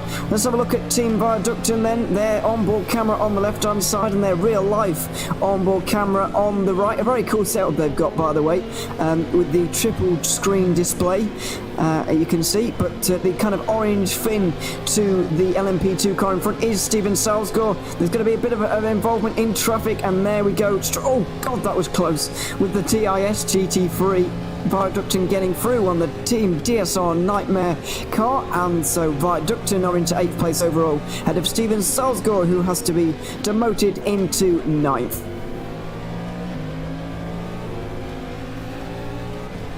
Steven Salzgaard has 3 laps between himself, Dylan Clava up ahead, and also Michael Ciccolini in the other DSR car is 3 laps further down in the Dream Team.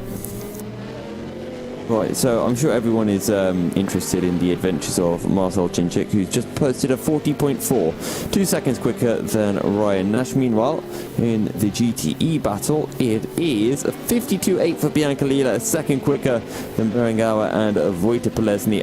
I think Manuel Bianca Lila has plenty of pace in that Musto car. And the question becomes, can Wojtek Polesny close into the 51W OSR iZone Performance car? Yeah, 30 seconds is the gap, and it's not really coming down for the last few moments anyway. Did you mention, by the way, Yusuf, I didn't quite catch it, but if you did, did you mention that Glam Racing are onto the podium in GT3 all of a sudden? Can't remember yourself, can you? Wait, the second? What? They're third at the moment. Oh yeah, the third. Glam Racing. We've been discussing that somewhat because it's them versus 46, but they're on slightly different strategies, and we don't know whose strategy will end up going their way. They're nearly a lap in front at the moment of the 46. I don't know how that happened though. Where did this happen? Is what I want to know. Because I'm not sure.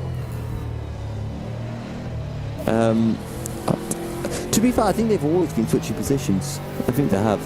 I think once Henrik Hoyer pits in a few laps' time, it's going to be back behind DIS. Yeah, but surely you don't lose surely you don't lose a minute 50 in a GT3 pit stop. Maybe DIS had a moment again.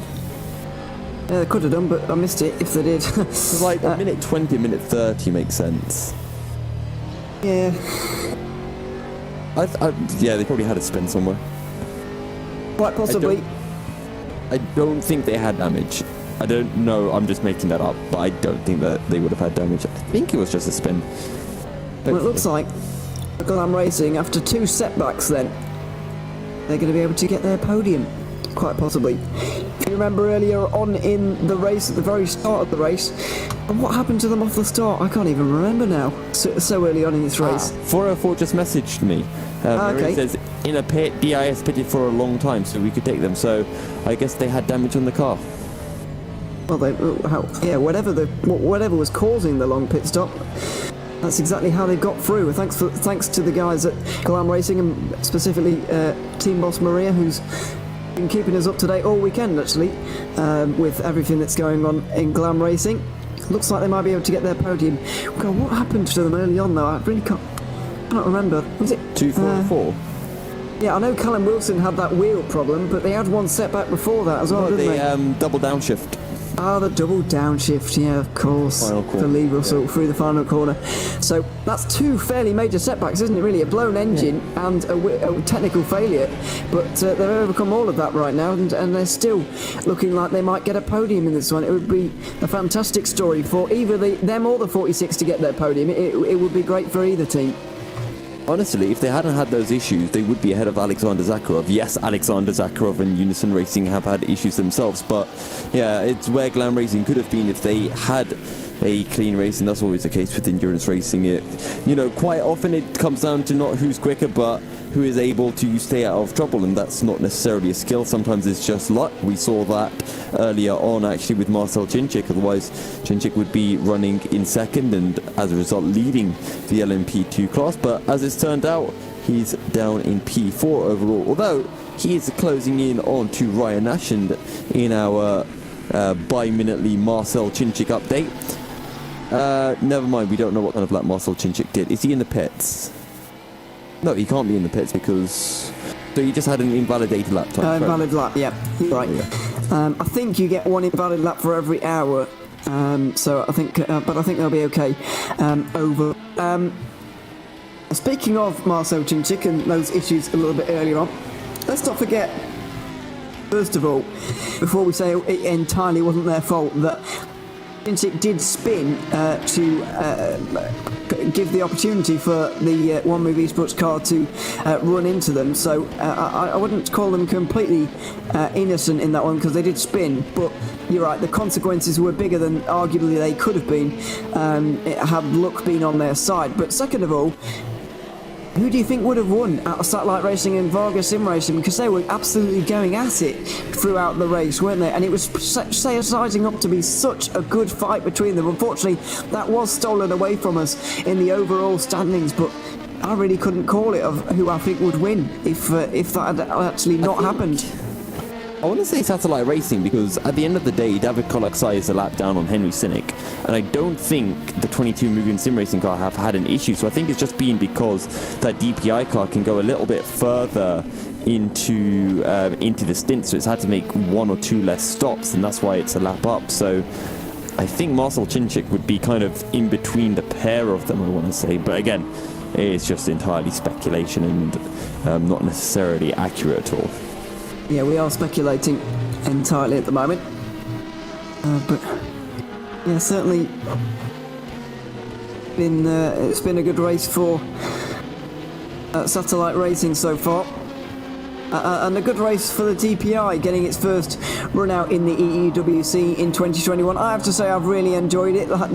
People don't seem to enjoy driving the hypercar very much. It's acts a little bit strangely and so on. The McLaren turn doesn't seem to be a fan or a driver's favourite, but the DPI car seems a lot more manageable, and I think it's produced some really good racing actually as well throughout this race. I think it's been a great addition to the series so far. I hope it will stay for 2021 and beyond maybe as well. The DPI has been good so far, and I think the thing that's made it better for me is the fact that it's very close to the LMP2 in terms of pace. So, we've had our debates with our friend, or I've had my debate with our friend Liam Rance in the YouTube chat about which car is faster. I think the DPI is quicker. Liam Rance thinks the LMP2 is faster, but I think it kind of goes to show that it is pretty close between the two in terms of pace. I think the main difference is probably how long each of them can go into a stint, but it makes for more entertaining racing because you've got more cars closer to each other in terms of pace, and it's one of the reasons I know I really like single class racing, because everyone is close to each other on pace, and no matter when you have two cars near each other, it's going to be an exciting battle. I know what you mean. I'd like to think I can appreciate both types. There's certainly a place. We're on board with one of those DPI cars, by the way. Henry Sinek just making his way through on the GT3 leader. Still, Mugen Sim Racing, as there's an incident being investigated between Satellite Racing 65 and Varga Sim Racing in turn 3. Now, where's that happened? Because... Now, was there maybe contact on the in-lap for for Marcel Chinchik. He was closing down on Ryan Nash, let's not forget. I thought he'd pitted before he got there, and I thought that we were in agreement on that, but that suggests that they might have run into each other before Varga came in. I'm not too sure, really. I'm just taking a look again at Wojtek Polesny, you know, for our regular GTE checkup.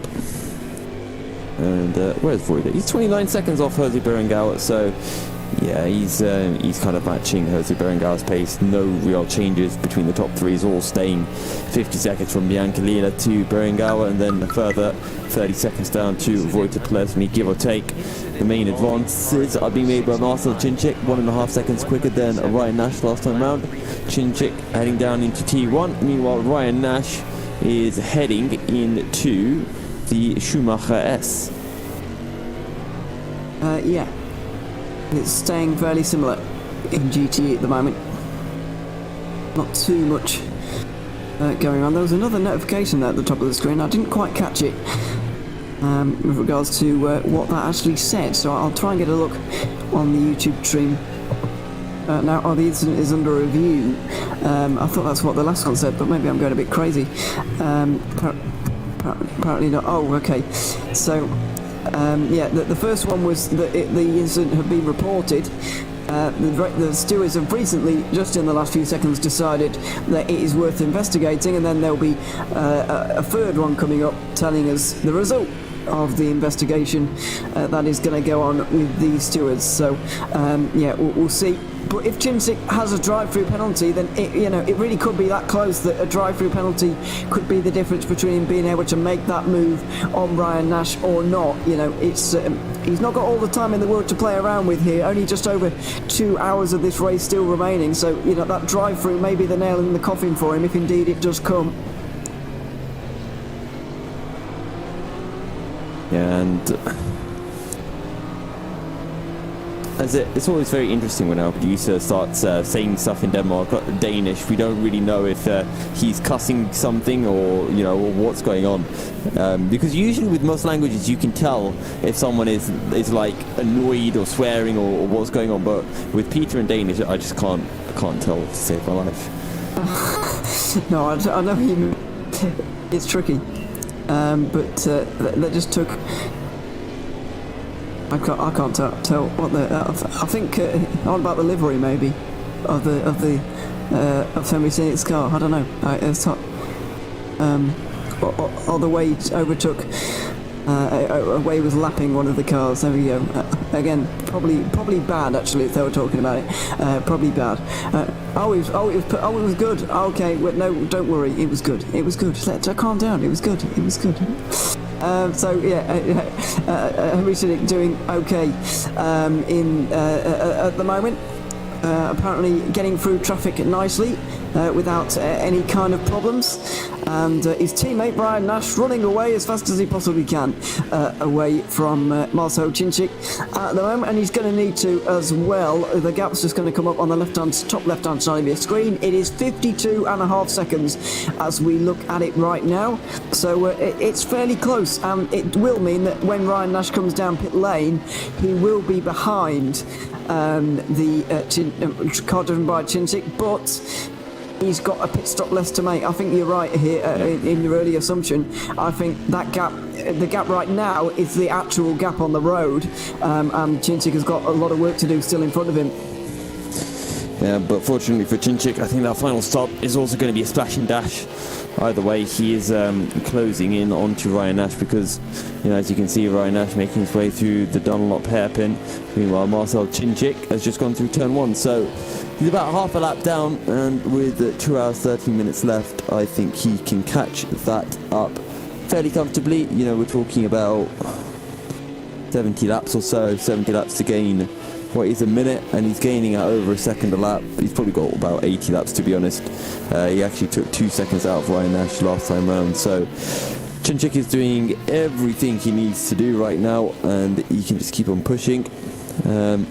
Meanwhile, further down the order, Wojtek Polesny still 30 seconds down on Berengauer, who's 50 seconds behind Manuel Biancalila. And this race that started off very, very entertainingly has started to dull down. I think we really need to reach down into our repertoire, our meme repertoire, and maybe take a chill pill for a bit, you know. How's your day going? What? You just starting a conversation. I'm not really sure how to tackle this human conversation, actually, but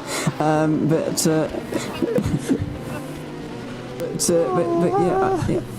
Yusuf's clearly better at human conversation than me. I don't really like it, but anyway, I don't really know how to. How do I carry on talking from this point? Because I just sound like a talk. You know, what is English? Yeah, what do people say in conversations? What do you say? Oh yeah, talk about the weather. That's a good idea. The weather. So our producer Peter just said you talk about the weather. No, the weather is what you talk about when you don't know what to talk about. When you've kind of exhausted. Exactly. That's what I feel like. That's what I'm like right now. Like the weather's. The weather's nice outside. It is actually quite nice outside. Very clear evening, as you can see. No rain around at all. Manuel Biancalula might well be coming in this time. That's what I was wondering about. Oh, here we go. Window. I think that might make things entertaining. Oh, that's wow, it's so sunny outside. That's what happens when you have my high exposure level. I'm going to see if oh. There you go. See, it's dark outside. It's clear. It's not raining, but it is starting to get dark outside. And there's a short insight to Milky Cereal's home. You want me to turn that whatever you just turned off, but there we go. We can see you again now. You can just see your eyes. The settings. But no, you're back in the room again.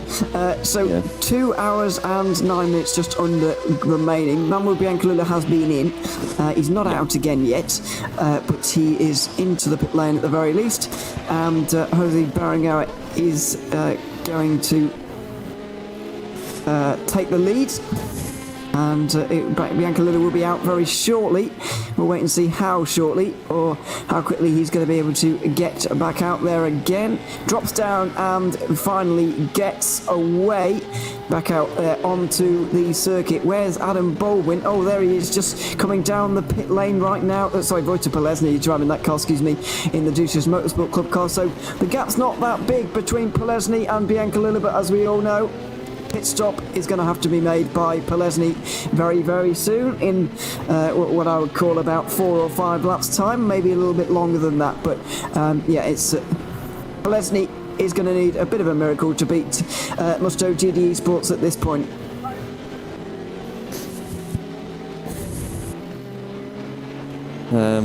So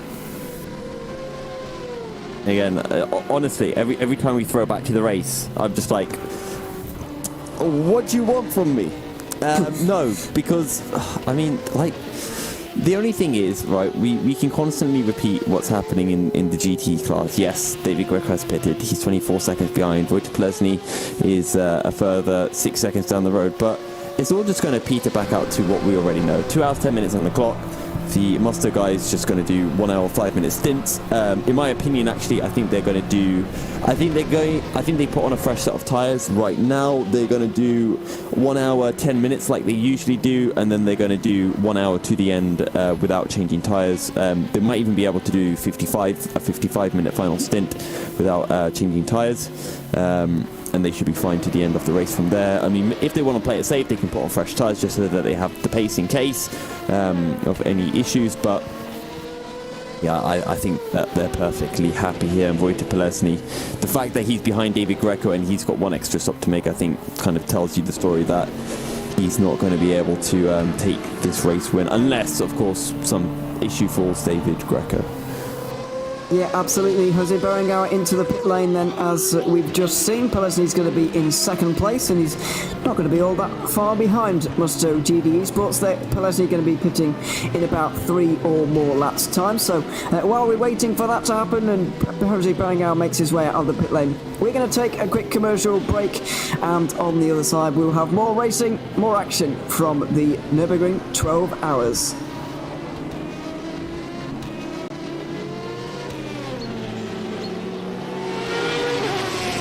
The Endurance E-Racing World Championship 12 Hours of Nürburgring is presented in partnership with Global Flicks, Film Bolt, Viper Gaming by Patriot, ESTV, and Motorvision.tv.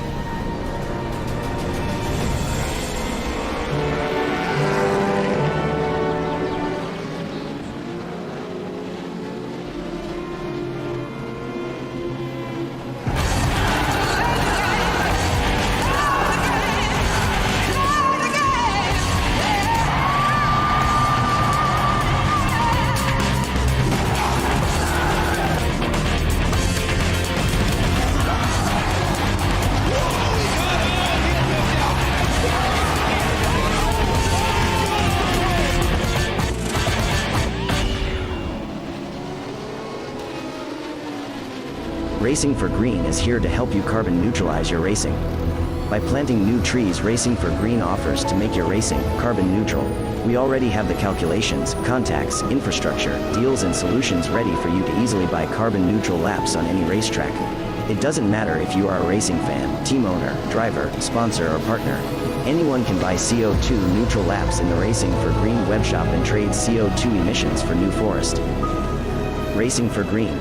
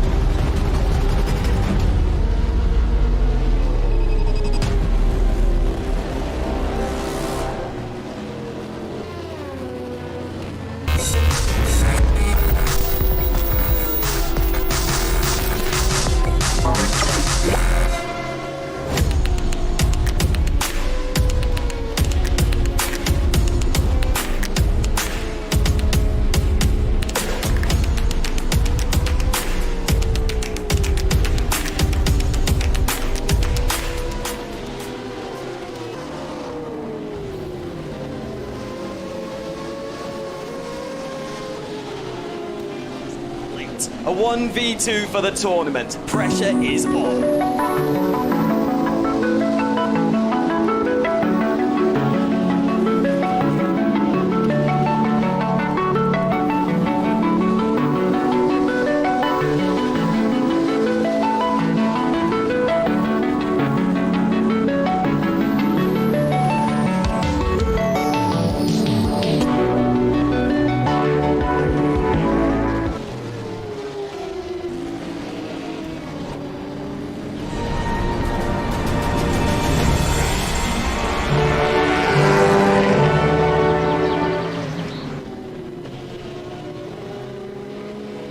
Welcome back to the 12 hours of Nürburgring, where there are problems for B32 Racing, I'm afraid. GT3 category, they have had some issues and are currently stopped on the exit of turn 1, we believe, or the entry to turn 2. This car not moving whatsoever here, Yusuf. I don't know if this is a fuel problem, is it? Is the engine gone? There's no power there at all.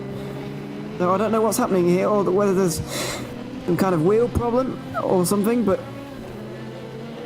no power to that dashboard at the moment. Nothing appearing there at all.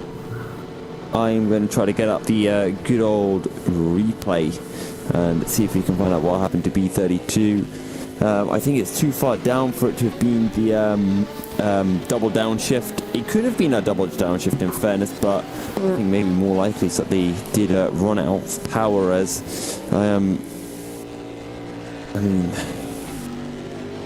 I'm on board. I think I should have this replay up in about 10 seconds. Engine failure. We've got it confirmed from race control. There has been an engine failure.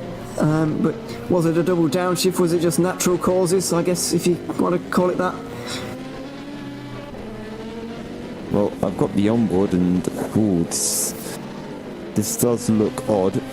This looks really odd from the B32 racing car.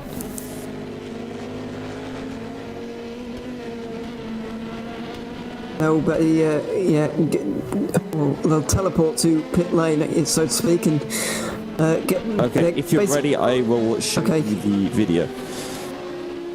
Are you ready, Peter, for the replay?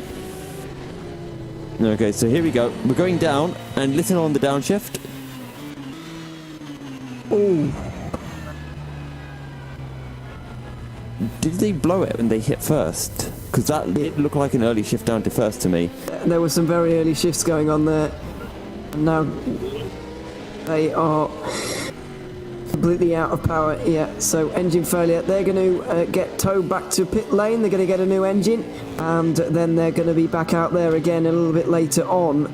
Yeah, that's not good for them at all. Let's take a quick look at the standings after nearly 10 hours, just about to tick over. 3, 2, 1, and there you go, 10 hours complete in this race. Henry Sinek of Satellite Racing is leading a Satellite Racing 1-2 with Ryan Nash via Team Ducton after their issues on the day. 10 or 11 laps down at this point, so it's not been an ideal day for them, but they're still in third. In LMP2, we've got Mugen Sim Racing leading. Gabriel Hebesis back in that car ahead of Varga, who are chasing down Satellite for an overall podium. That's going to be interesting to watch in the final 2 hours there. Romana Motorsport and Deuces Motorsport Club are battling for a LMP2 podium. Team E Brit are on for their best result of the season so far in fifth, ahead of the two DSR cars. Nightmare in front of Dream Team with DAC Hackers and B32 Racing, both out of the race. Moto GD Esports are leading in GTE. Deuces Motorsport Club still have to make a pit stop. They will be third behind Word of Sim Racing. One Move Esport with also their best result of the season so far will be in fourth, ahead of DIS SR Lab in fifth, and the two retirements from this category as well, Musto GD Esports, the 54 car, and also Volante Racing. Mugen Sim Racing leading in in GT3 as well, with Unison Racing not too far behind, Alexander Zakharov, and Glam Racing looking to get their podium. They're about 45 seconds in front of the 46 DIS SR Lab car. That's going to be a good fight towards the end, with B32 Racing getting a new engine. They'll be back out there very shortly, and One Move Esports, I'm afraid, out of this race as things stand. So, just as we were doing that update, looks like Jesus Motorsport Club have come into the pit lane for the second last time here today. It's Vojta Pelesny at wheel. He was 8 seconds behind David Greco before his pit stop. How far behind Jose Berengawa will he be with 2 hours on the clock? They will only have to make one more pit stop, and slightly shorter pit stop times they'll have compared to Jose Berengawa, just because, you know, they're pitting a little bit later, so less fuel to put in the car for their final stop. In fact, expect Vojta Pelesny to be making his final stop with about 55 minutes left, and then having as short of a stint as he can. I mean, to be honest, it depends. I think that they should put 55 minutes left and, choose not to change tyres, because if they try to, make each stop shorter, at the end of the day, they don't really save too much time, because they still have to change tyres, and that's what takes up more of the time in the pit stops. So I think it's better if they run long in this stint and then just put as little fuel as possible in the car. I certainly see what you're saying. If they carry on doing what everyone else is, then they're not going to be able to overtake Sim Racing. So they might as well try something different, like doing a double stint on the tyres right towards the very end. Let's just take a quick note of how many laps they did on that last lap, because that could be important. Adam Baldwin's in the car now, by the way, and it was a 32 lap stint on that occasion. So one more pit stop for them to go, and then that will be it for pit stops in GTE. In about 1 hour's time, it will all be finished. In LMP2 and DPI, in that battle for third overall with Marcel Chinchik and Ryan Nash, the gap is 40 seconds. So not only has, basically Chinchik has been on an absolute mission. He'll be pitting before long, but goodness me, he's been absolutely flying recently, and 40 seconds is getting kind of towards the point of where he'll be able to actually get in front of Ryan Nash in this race by the very end of it. Things going very well for Marcel Chinchik at the moment, and things not so good for Satellite Racing in terms of getting two cars on the overall podium.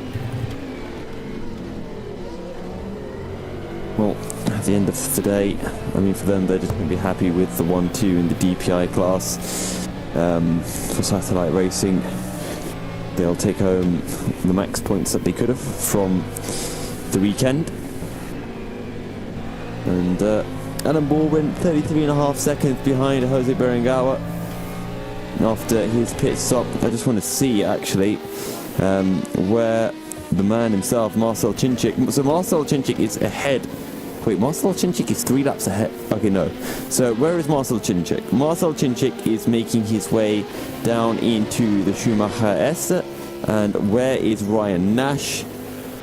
Ryan Nash has just gone through turns 1 and 2. Okay, so yeah, Ryan Nash is about 25-30 seconds behind. Marcel Chinchik obviously has one more stop that he has to make, but yeah, it's all looking pretty good for the Varga Sim Racing team, considering how the start of this race went. Yeah, so what is that in real terms? 45 seconds, 45 seconds at the moment, so things going well for... a bit less than that, I think. Well, yeah. Actually, I don't know. Yeah, it might be 45 seconds. I'm only reading off what it says on the graphics, so I don't know. Let's just... Your graphics tells you the gap. Mine doesn't. Mine just tells me the gap. Oh, he's in. Chinchik is in. Sorry, Chinchik is in right now. So this is the important moment coming up. It's tumbling right now. I was wondering what was happening, but Chinchik is just into the pit lane. This is completely on schedule, by the way. Although Ryan Nash caught behind a pair of battling GT cars side by side, which is not ideal. Juicy's Motorsport Club trying to send it into the final chicane, but they're not going to. This is not ideal at all for Ryan Nash, who's going to have to make his way through this pack now. The Juicy's Motorsport Club gets down the inside of the Mugen Sim Racing GT3, and now they all finally get through, but that was not ideal at all. Where is Chinchik? Is he going yet? No, not yet. And Ryan Nash is going to retake that place. So he's back into third, but look at that behind. Chinchik still in the pit lane. He's still got some chasing to do. He's going to have, Ryan Nash pitted very recently, so Marcel Chinchik and Ryan Nash on very similar strategies now in terms of how long they'll be out for, and for Marcel Chinchik, it's just a straight-up hunt. He's going to come out of the pits around, 30 seconds behind Ryan Nash, and he's just going to have to try to close the gap down. However, we do have someone joining us. Nick Newcomber has joined us in the lobby after his stint with the Juicy's Motorsport LMP2 car. Nick, how are you doing? I'm doing good. Enjoyed it. Went from change of condition. It was really good. Really happy with that stunt. Yeah. So you guys are currently sitting in P4 in the LMP2 class. I'm guessing Ramada are just a little bit too far for you to really try to close them down. Oh yeah. But the main thing is we've got to keep pushing, just in case anything can happen. But we've got to push hard as well, and be there if anything happens to Ramada. You've seen in the last couple of hours anything can happen. So if you're not there to pick up the pieces, then you're settling and running around. It's losing out on it. So we've got to keep. Now, I want to talk a little bit about the GTE team, the 74 car. Adam Baldwin at the wheel. He's 30 seconds behind Jose Berengawa. You guys had a couple of issues. There was a drive-through penalty for Adam Baldwin, and I think there was another incident as well that cost you guys time, but I don't think we ever found out what exactly that was. Yeah, I'm not sure of the other one, but I think I was in the car. But they got a drive-through for incident in turn 1-2 in the arena. So it was contentious. So, but they took it. They took the penalty, and they'll at least finish P3. They were given the penalty. So, but not worry. Is there any hope for Adam to be able to close into Jose Berengawa? He's 30 seconds down, and there's still a bit of time left in the race. They'll be running the numbers if they can. Obviously, it's getting a bit tight now on what's left in the race. But they'll be trying to run the numbers, try to find a way if we can jump them somehow. But it's getting tight. Both teams have driven against each other throughout this year, and they're very equal on pace. Two good teams. So we'll see how it goes. Hopefully, we'll we'll get there. If there is a way, they'll definitely find it. But if we finish P3, it's still a good result. They're back-to-back podiums, which is not bad at all. You and I'll throw to you if you've got any questions for Nick. Oh, well, I know I did kind of ask you this a little bit earlier on, but now that you've got a little bit more time under your belt in terms of your first endurance race back, how have you been finding it? How's it been? Has it been different to what you had imagined, or as you remember it, doing an endurance race like this? The first two stints I did earlier in the day, obviously I enjoyed it, but I was finding my feet. The second stint went really well compared to the first stint, where I think it was a bit, but I stayed clean. The stint I just finished before I handed over to Dylan was more like the old me, pushing when it was clear. So I was getting some good times, and I really enjoyed it. It felt like it did, and I think I'm back basically. Holding the times, driving well. Not one single cut track, which is the way I used to do it, and I'm with that. I really enjoyed it, and I'm a happy boy after that. Second set of laps that I did, so I'll rest on that one. And the two youngsters, the two 16-year-olds, I'm going to bring it home. Going to hand it over to Tian, and Tian's going to bring it back. Right, well, yeah, I'm very glad to hear it. Glad to have you back as well on the kind of endurance racing scene. Nick, thanks very much for coming to talk to us.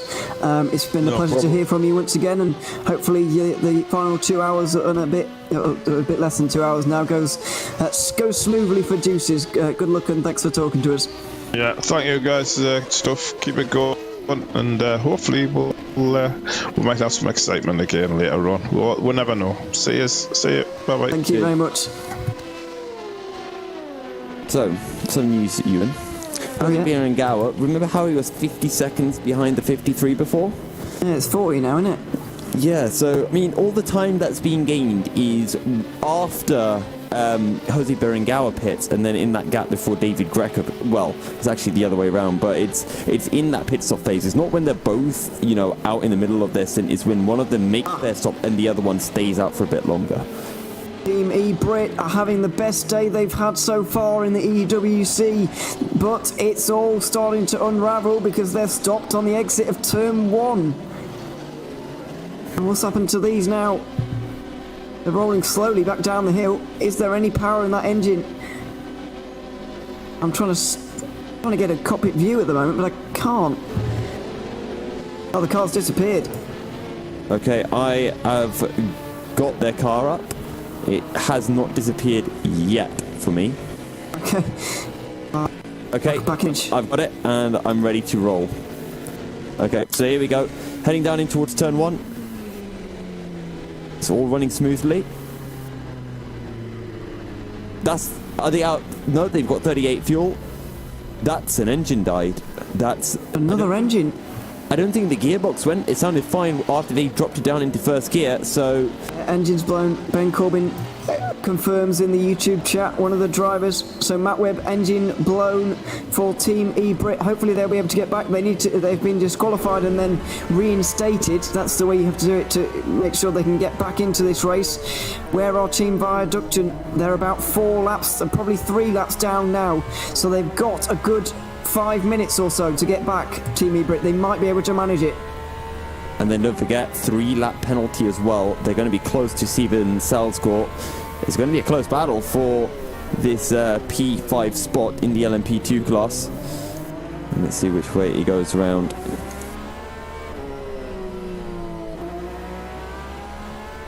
Now, let's take a look at Ryan Nash. He's crossing the finish line. Where's Yuri Toman? Yuri Toman is making his way through the admin curve, so less than 30 seconds, I think, between the two drivers. This is one's going to be getting close at the end between Ryan Nash and Yuri Toman. remember, as they are now on the same strategy, have the same number of pit stops to make to Ryan Nash and Yuri Toman.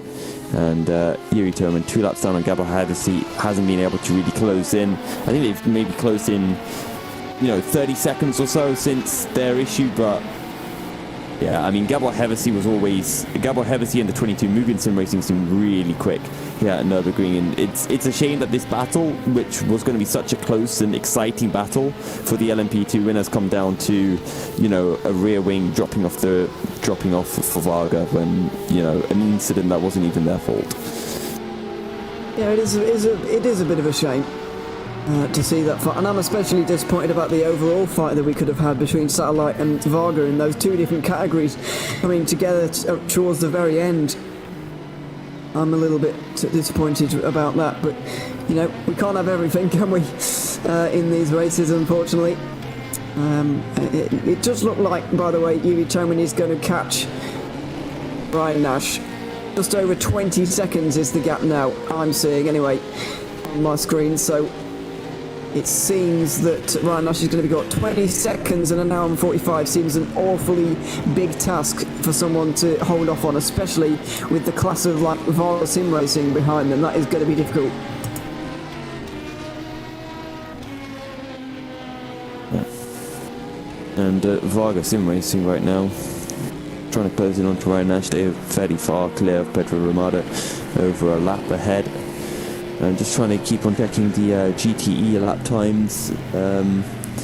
Actually, Yuri Toman 4 seconds quicker than Ryan Nash last time around. David Greco, same kind of lap as Berengawa, and I think Adam Baldwin has pulled a second out of Berengawa, although his lap was invalidated, so he needs to be careful that he doesn't pick up any more track limits, otherwise he might be finding himself with a stop-and-go penalty of sorts.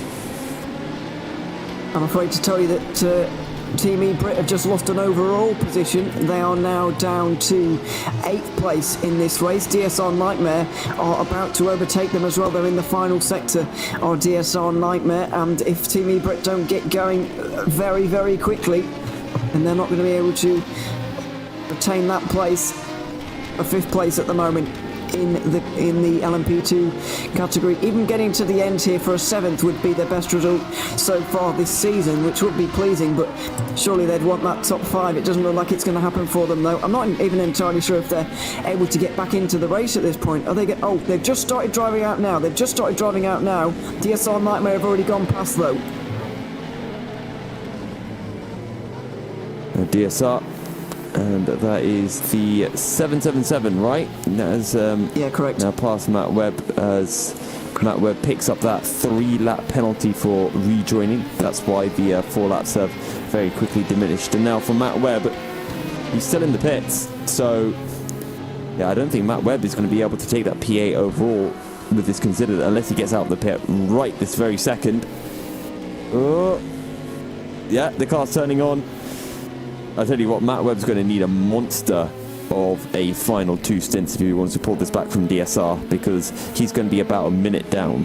I don't want to be the one to say this, Yusuf, but I think you're on replay. Oh, am I on replay?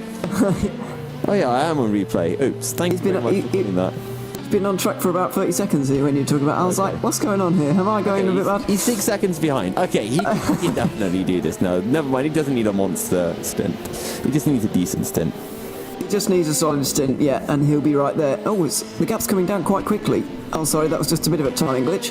It's already 4.5 seconds there. You can see the orangey looking LMP2 not too far in the distance. And Matt Webb can definitely see a P5 up the road, and that's a very realistic target for them to be able to manage in this one. So, yeah, this battle's going to go on, but I don't think it's going to last very long between these guys. Actually, why is the gap suddenly 1 minute 57? Suddenly they're a lap down. Oh, they've done their out lap, but it doesn't actually count towards your lap. Wait, what? Total. When you do an out lap, it doesn't count. When you do an out lap, it doesn't count as 1 lap. You've got to drive around to start counting your laps again. I want to retract my retraction and say Matt Webb does need a monster 2 stints. He does, yes. Yeah, he does now. Because there is the 777 he's chasing, but they're a lap in front and he needs to unlap them and then pass them again in 1 hour 45. If indeed he does have a monster stint, then he's going to be able to manage it, but otherwise then I don't think so. That it might be a stretch too far. Adam Baldwin's made a mistake. He's dropped about 15 seconds from Jose Oh, wow, Berenguer. yeah. He's 40 seconds back now, so I think that's over for the Juices really with that mistake. That's probably a spin or something that has occurred somewhere down the line. Yeah, I'll try and find that in the ad break that's coming up soon, and hopefully we can show that on to you a little bit later. But yes, that's not good news for Adam Baldwin. Oh dear, oh dear. It was looking actually quite good. He was starting to close in on the World of Sim Racing car in front, but you're right, 40 seconds is too far for him at this point as well, especially at the rate he was catching before. Ooh. Now we're seeing Matt Webb on the back of Salscourt. Looks for the outside. Salscourt's not going to let him through easily. He knows that while this might not be for position, this is the driver he's battling with overall, so he's going to make it as hard as possible for Matt Webb to find a way through for Team Ebret. Yeah, absolutely.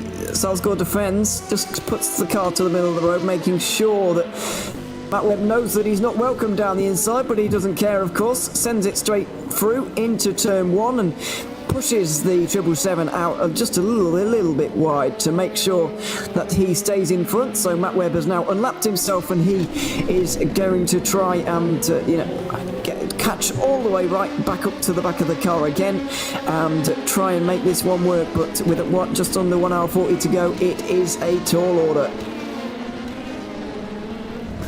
It's a tall order, and well, 1 hour 40.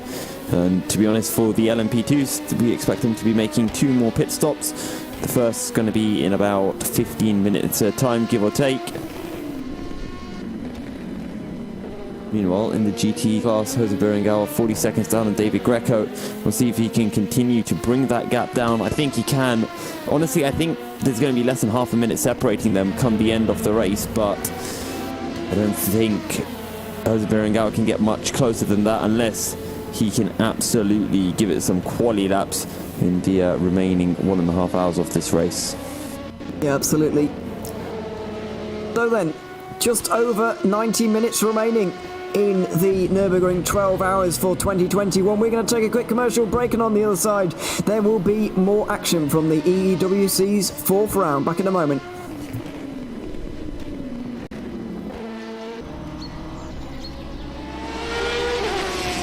The Endurance E-Racing World Championship 12 Hours of Nürburgring is presented in partnership with Global Flicks, Film Volt, Viper Gaming by Patriot, ESTV, and MotorVision.tv.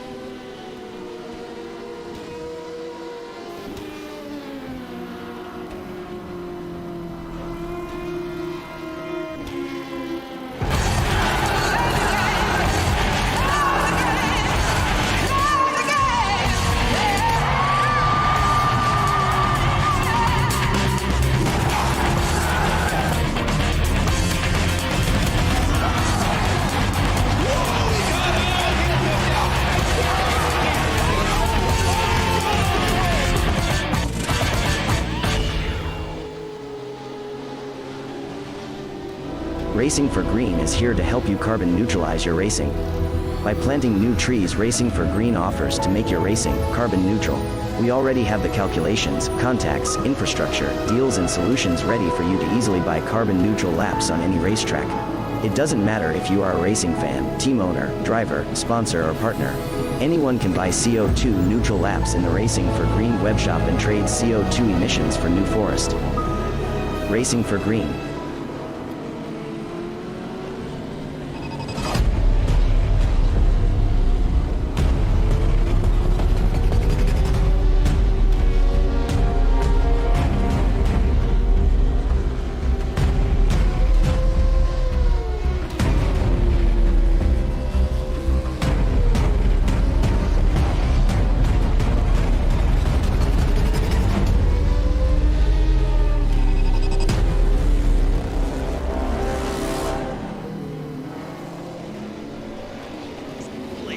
1v2 for the tournament. Pressure is on.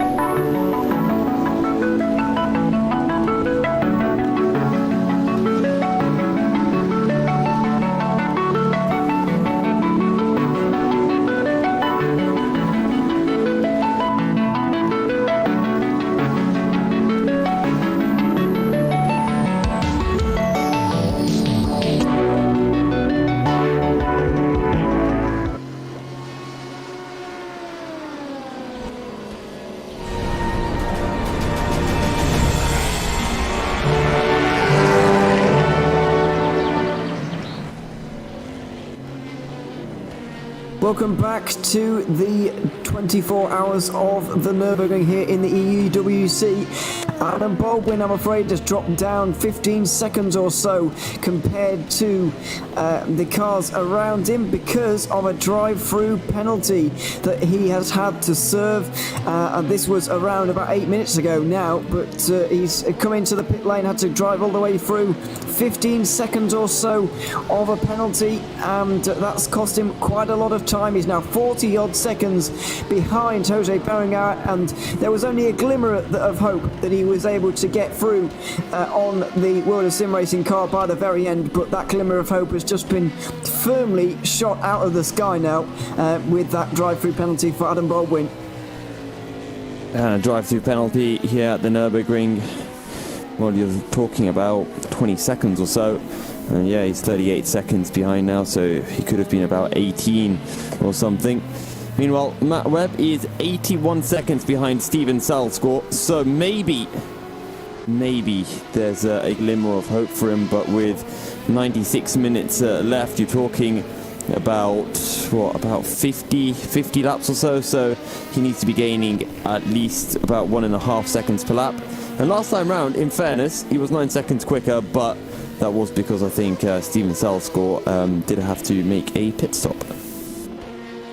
Yes, would that be enough for a pit stop? 30 seconds only? He was 16 seconds quicker last time, so either Steven Salsgaard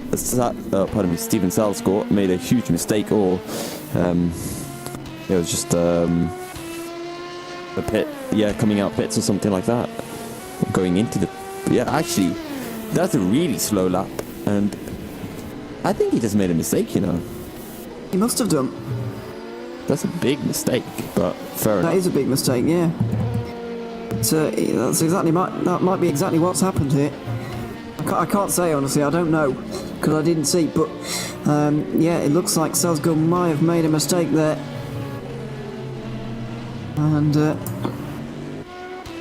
got a good 16 seconds in that one, but still over an hour and a half to go. Yeah, that mistake does mean that gap is now closable, I would say, and just monitoring that on your screen right now, 117, it drops below 117, and it continues to tick down even as we're watching it right now. So Team E Brit really do have a chance here, I still think, of a P5, even with the issues they had in the last half an hour.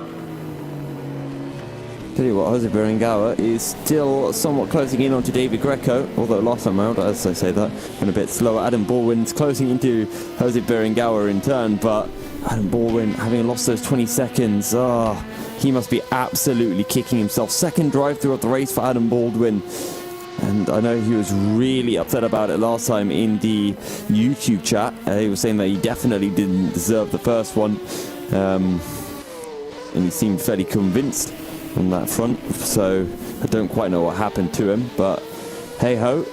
Either way, if it wasn't for those two drive-throughs, Adam Baldwin most certainly would be a contender for second, maybe even for the race win. Yeah, he's going to be kicking himself.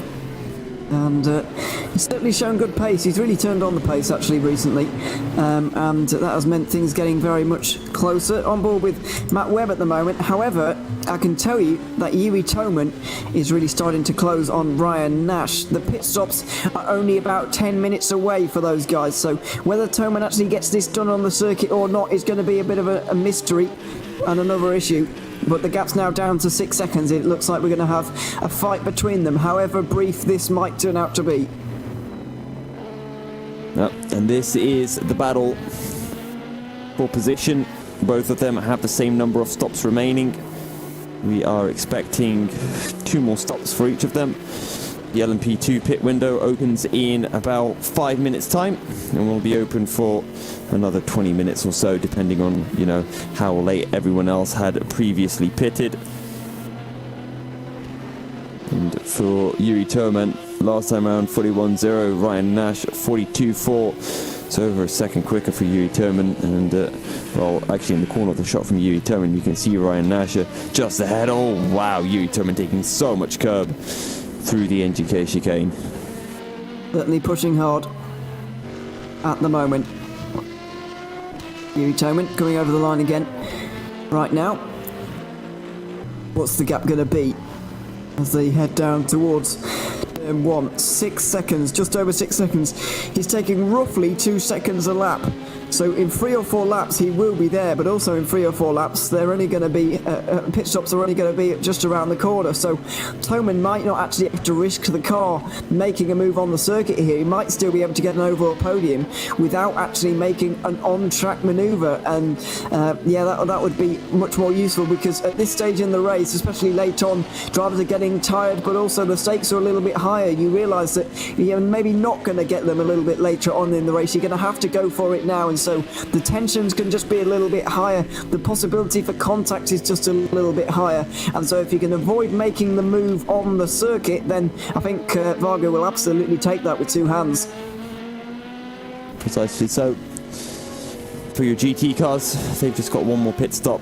Their pit window will be opening in about 20 minutes time. I think that being said, I think Adam Baldwin still has 2 pit stops to make. I can't quite remember if that's the case or not. But if he does, then one of them is going to be a complete splash and dash. And whatever set of tyres he puts on with his next stop will be going to the end of the race. And then there'll just be a brief pit for about 20 seconds. Well, actually, it'll be probably sort of for about 10 seconds. Just to put in enough leaders to go about 20 extra minutes. For now, Adam Baldwin still out on circuit and trying to close in on Jose Beringau, but 36 seconds down. And again, if it just wasn't for those 2 drive-through penalties that he picked up, he would be right in the hunt for this. Yeah, but I bet World of Sim Racing and Musto UD Esports will have their own set of what-ifs in this race. They didn't, though. That's the whole thing. It's the fact that David Greco and Jose Beringau, they've had those perfectly clean races that everyone so desperately wants in an endurance race. I can't think of a single incident that occurred to either of them that has cost them any time. Okay, maybe, you know, there would have been like little mistakes they made that might have cost them a second in a lap, but, you know, not drive-through penalty mistakes, not... Okay, Jose Beringau, I think, had that one spin that cost him about 7 seconds, but that's it. Which I don't think kind of compares to getting the drive-through penalty or 2 drive-through penalties, but which is why I say it's been pretty much perfectly clean races for Greco and Beringau, and that's why they're first and second at the end of the day. Yeah, fair enough. I do see what you're saying, but Baldwin's definitely just got 1 more pit stop remaining. 36 seconds up to Beringau at the moment. That pit stop will come in a fair amount of time, still a good half an hour. Mugen Sim Racing and GT3 have just been into the pit lane very recently, by the way, and they're back out again with still a 7-lap lead. It's been a very, very attritional race in GT3 here this weekend. Adam Sarej is back into that car now, and yeah, he's currently just cruising to make that one get to the flag with no particular issues. He'll have a splash and dash of fuel a little bit later on, but that won't matter either. It's been very, very attritional in GT3, and a 7-lap winning margin, absolutely huge. Nothing like what we've seen so far this season in any of the categories. Yeah. Hang on a minute. Hang on a minute. Shirt and tie. Oh my god, he's wearing a shirt and tie to race with his window open. No wonder he's warm. Look at that. Wait, what? Adam Sarej on the street. Oh, Lucy's got no idea what I'm talking about. Oh, yeah, okay, I see. Maybe just came back from school on the Saturday night at 10 o'clock. Is this what you call the professional? Well, it is. Now he's... yeah, this is bizarre. Maybe he has been out for some reason. That's close to Glam Racing going into turn 1, but back going again. Yeah, maybe he's got a nip on out afterwards as well. I'd say he's waving to it. He's through the middle of a corner, man. Just concentrate on what you're doing. But anyway, he's got cars near him at the moment, and he's giving a little smile. Yeah, a little smile before he did that. I can't hear him. God, don't waving in the middle of a corner. That's madness. Anyway, he's still leading. He's got a 7 lap lead. He can do that kind of thing, I suppose. Can you hear his donut? He's laughing while driving. This is not helping his lap he's got time. the stream chat open? I don't reckon he's open. I don't think he'll be listening to us, but he's certainly listening to his teammates who are telling him. Yeah, he is giggling. It's probably his teammates who he's listening to. He can hear us. I bet he can't hear us. I love it because of the thumbs up. His teammates got. He's got Donat Diesner and Zonat. Oh no, he's off the road. Just be careful now. He's off the road onto the gravel. He's having the time of his life. He is. He's loving it, to be fair. And proper old school rig, by the way, as well. Just the classic wheel clamped to the desk. The old office chair. I'm not this quick on my wheel. What is this mad magic that he's pulling off? Well, he's good. That's the difference. Wow. Well, to be fair, if we had a race, then you'd definitely beat me. But so I can't say anything. You know what he's reminding me of with that rig? Felipe Sousa. Like, I'm sure you've commentated on a lot of Felipe races, having done Xbox, because while everyone else is on their Fanatic wheels, he's on his Logitech G29 from Brazil and absolutely smurfing it. I remember now. Very good driver, very improved driver in recent years, actually, or recent months. But I know what you mean. I didn't realise he had such a low standard rig though to race with. But yeah, that is very impressive. And we did talk about it all the time, about the reason how you don't need to spend a fortune to go fast. That was Yuri Toman nearly getting caught up in an incident with One Move Esports in the Porsche, by the way. One Move Esports in the Porsche, by the way, not Yuri Toman in a Porsche. But anyway, a couple of minutes away from pit stops. He's closing in on Ryan Nash, about 1.5 seconds, but is he going to be able to get that move done before one of these guys has to come into the pit lane? And he's closing in. You know what time that makes it, Ewan? Do you know what time it is now? 9:45, but...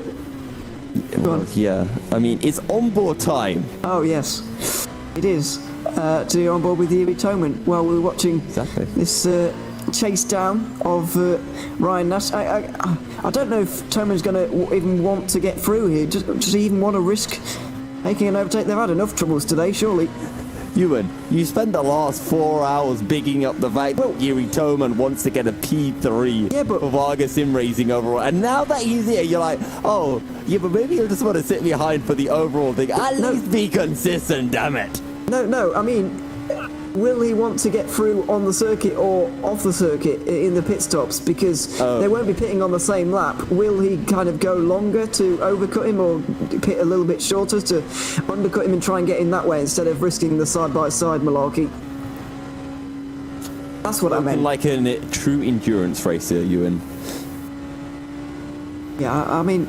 I know it's not the most exciting for the viewers, but when you're driving in these situations, it's already exciting and nerve-wracking enough for you, really, when it's your car involved. So you want to kind of avoid excitement and nervy situations as much as possible when you're driving. So anyway, gets throwing you some racing into the final chicane. Just over 1 hour and 20. It's a little bit too soon for them to be pitting, I think, although Ryan Nash might be soon. I can't remember who of these is going to be coming in first, possibly the Satellite Racing car, but we'll wait and see. They're going to go around for at least another lap though, and it's going to be nose-to-tail race between the two.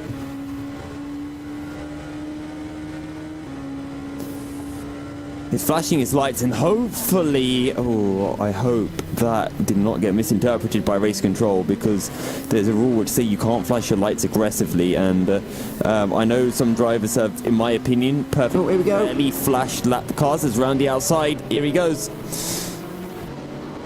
Not quite able to. Over and under maybe through turn 4. It's going to be a good run out of the corner into turn 5. It's not a great overtaking opportunity because the braking zone is just a little bit too short. So Ryan Nash is safe for now, but it's a wider entry for Toman and a better exit as well through turn 6 down towards the Dunlop hairpin. In the slipstream goes the Czech driver and not down the inside, unfortunately, on this occasion. So through the Schumacher S, he's going to follow through again, and then maybe into the NGK chicane he'll have a go. Maybe he can. He's slotting in behind for now. Ooh, slight lack of downforce with the car ahead. A little bit of dirt here. But he keeps on track. It's running a little bit wide. Does Ryan Nash, and Yuri Terman just searching for a way through. Ooh, is there a wide? He's gone for the cutback, and he's going to get the better exit. There's no way for Ryan Nash to defend with a Ferrari on the outside, and Yuri Terman is up to P3 overall. He is indeed onto the overall podium. Toman boxed in the satellite racing car on the back of that Ferrari. I think it was a Ferrari anyway that he got boxed in by. So Ryan Nash had to fall behind and go into third position, fourth position. He'll retain second in DPR, let's not forget, but it's still going to be, even though Satellite are going to be a little bit disappointed that they won't get 2 cars on the overall podium, at least they can say they got a 1-2 in DPI.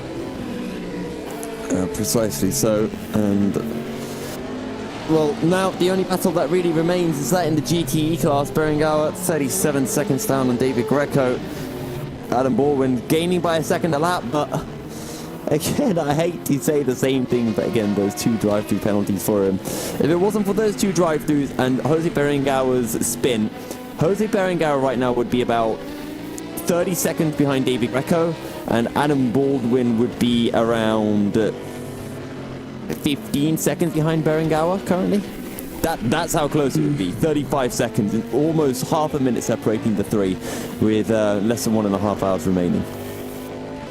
Yeah, it would be a little bit closer, but unfortunately not on this occasion. All makes part of the drama of an endurance race though, as we look at the replay of what happened between Toman and Nash. It was very, very smart driving from Toman to be able to box that car in, very, very tactically aware of what was around him, made sure that Nash was on the outside line, had no way through there, and yeah, it was a very, very calculated and a very, very good move to make, really, because yeah, it wasn't all about him making a move just cleanly on his own. He did need the help of a GT car, but he used it absolutely perfectly to his advantage. Yeah, you can't fault him one bit for that. And now, into pits comes Ryan Nash. 1 minute 20 remaining, so he's going to have one more stop. Meanwhile, for Yuri Terman, he's going to have a much shorter final couple of stops. How are things going down the order? Adam Baldwin still 33 seconds down, 32 seconds now. Jose Berenguer still 38 behind. Last time round, actually, Adam Baldwin 1.5 seconds quicker than Greco. Berenguer an entire second quicker than Greco. So the gap is coming down slowly but surely, but you know, it's kind of yo-yoing. I like kind of combined yo-yoing and seesawing. Yeah, it's yo-yoing up and down. Yeah, exactly, yo-yoing up and down, but it's slowly getting smaller and smaller. And well, we'll see whether Berenguer can bring it any closer to Greco. I like yo-yoing. I might use that. It's quite good. You'll have to explain it though when you do. Oh yeah, it's just it will take a lot of explaining, but it's quite good anyway. Yeah, I like it. Ryan Nash makes his way out of the pit lane though in the DPI category. He's going to carry on in 4th place, because in 5th at the moment it's Carlos Basto, who's still a fair way in front of Dylan Claver, now driving the Juices Motorsport Club number 15. Yes, he is 2 laps in front now, actually. It's Pedro Ramada driving as well, not Carlos Pasto. There is the pit wall of the DIS SR Lab team, the 45, I believe that is them anyway. There's their car. P5 for them today. They've had such a fantastic start to the season that I think if you just said at the start of the season before Indianapolis that, you know, you're going to get a P5 by round 4, they'd be like, oh, great, in the GT category. But, you know, given the results they've had so far this season, this is a little bit almost of a step backwards for them. And I don't exactly know why, but, you know, they might have been hoping for a little bit better this weekend. Yeah, they may very well have been. I mean, especially with how many of the incidents we have already had. And, well, 1 hour 8, well, I think actually 1 hour 15 minutes remaining now. Adam Baldwin, 31 seconds behind Berenguer. He's closing in. The man is pushing.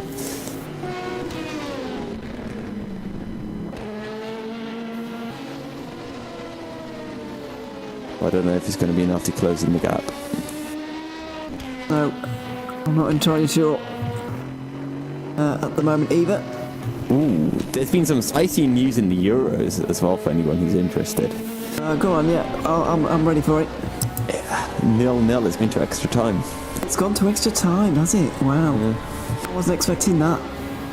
Austria had an offside goal as well, so... Yeah, I did see they had a goal disallowed, so... yeah, wow. Italy looked so good in the group stage, but now look...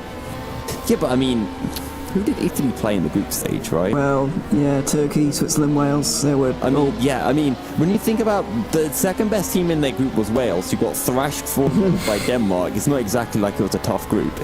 Well, you get beaten by Denmark, like...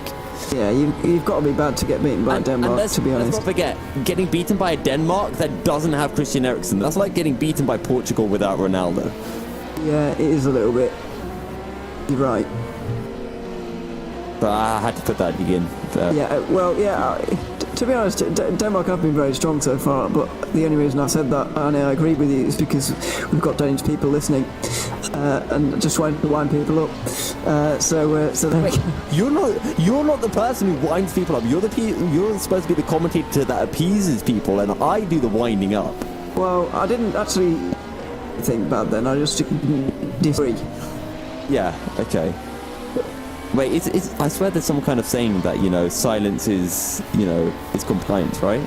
Silence is the best form of violence or something? I don't know. No, silence is compliance. Okay, silence is the best form of violence. Okay. Silence is the best form of violence. I don't know, it might be in a library. What? I don't know, I've never tried violence in a library before. Have you tried violence anyway, Ewan? Oh, sorry. Well, anyway. Did Denmark lose, Peter? Ramada have had some kind of problem, apparently. No. But they look like they're still going. Worthy, Peter? Ooh. Well, I don't think it's going to be enough to allow Dylan Klaver and Uses Motorsport Club to rejoin into the battle, rejoin into the fray.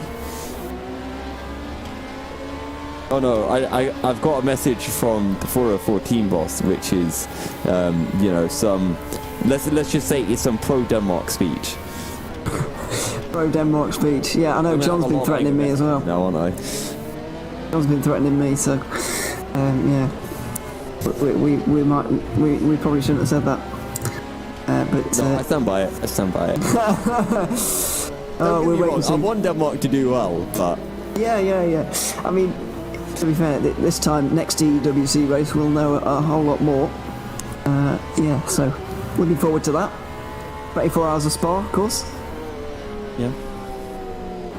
I probably would have forgotten a whole lot of stuff, to be honest. So I'd actually say I'll know less.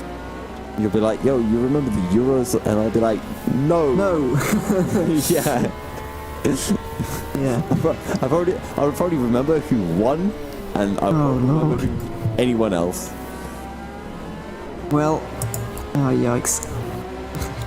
I remember Denmark scored some goals in the middle of the race here at Nürburgring, and that's it. Yeah, I won't remember. My eardrums won't forget that. I can tell you that for free, because that was loud. But yeah. Ooh, Adam Baldwin is 30 seconds behind Jose Berenguer. They're closing. If only they didn't have those penalties. I'm so mad. I'm so mad about this. Yeah, you keep mentioning it, but it is true. They could have done without the penalties. It's if anyone tunes in, it's just a way of reminding them what happened. I mean, 30 seconds, just over an hour to go.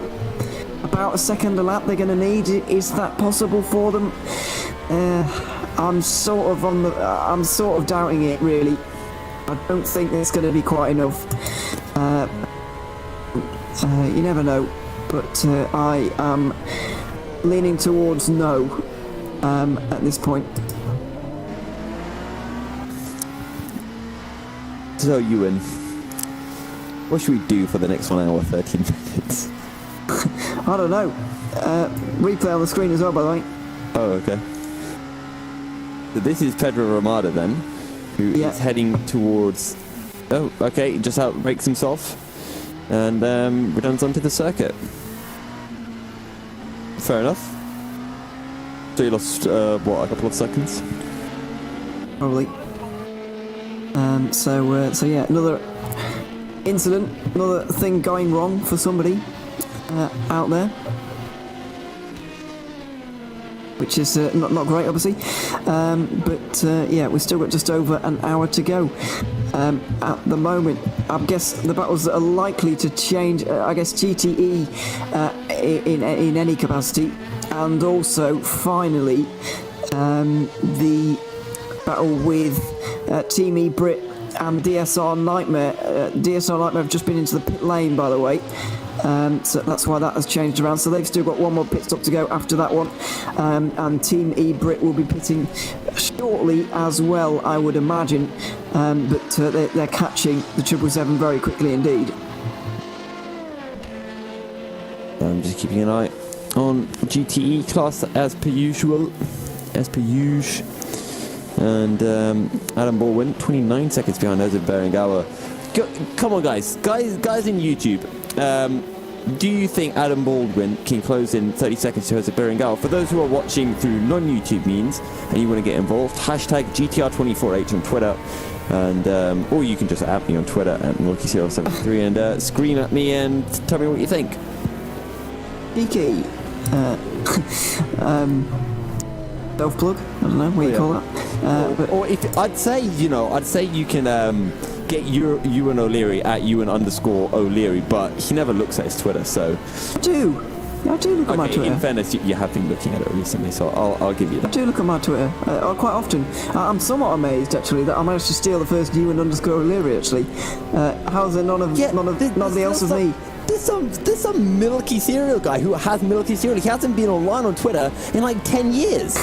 Stolen your username. Activate these accounts is really annoying. Yeah, I mean, I'm quite gobsmacked. But anyway, we're going to take our penultimate commercial break here before the end of this race. Just over an hour to go at the Endurance E-Racing World Championship. We'll be back in a few moments' time with more racing from the 12 Hours of Nürburgring. Back in a moment.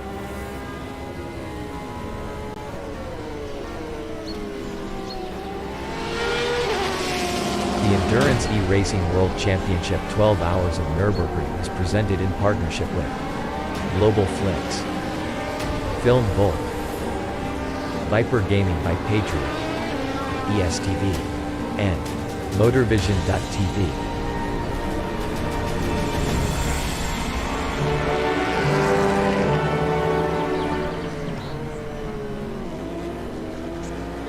A 1v2 for the tournament. Pressure is on.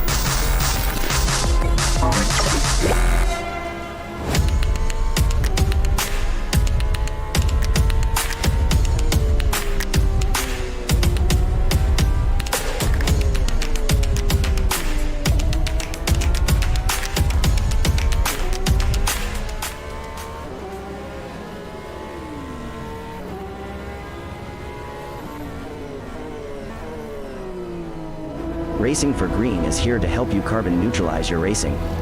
By planting new trees, Racing for Green offers to make your racing carbon neutral. We already have the calculations, contacts, infrastructure, deals and solutions ready for you to easily buy carbon neutral laps on any racetrack. It doesn't matter if you are a racing fan, team owner, driver, sponsor or partner. Anyone can buy CO2 neutral laps in the Racing for Green webshop and trade CO2 emissions for New Forest. Racing for Green.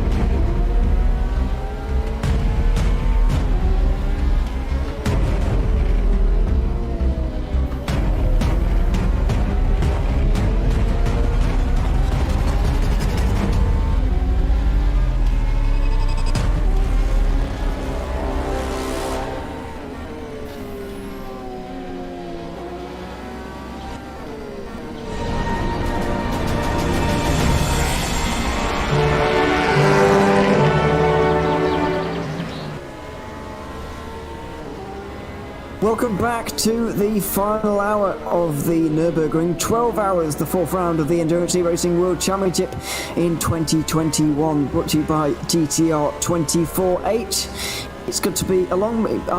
Ewan O'Leary commentating for you alongside you, Spencer Hale, for this race. Still an hour to go, as I mentioned, and GTE pit stops are nearly upon us for the very final time here today. Adam Baldwin's just got himself to less than 30 seconds behind World of Sim Racing. I promised to not say that he could do without those penalties again, because we've said it enough yet. I'll say it for you. Okay. Oh, wait, I wasn't saying. I thought you were actually going to. Okay. I'm going to say it as a surprise. Okay. All right. Well, yeah. Okay. I'll be. I'm looking forward to it.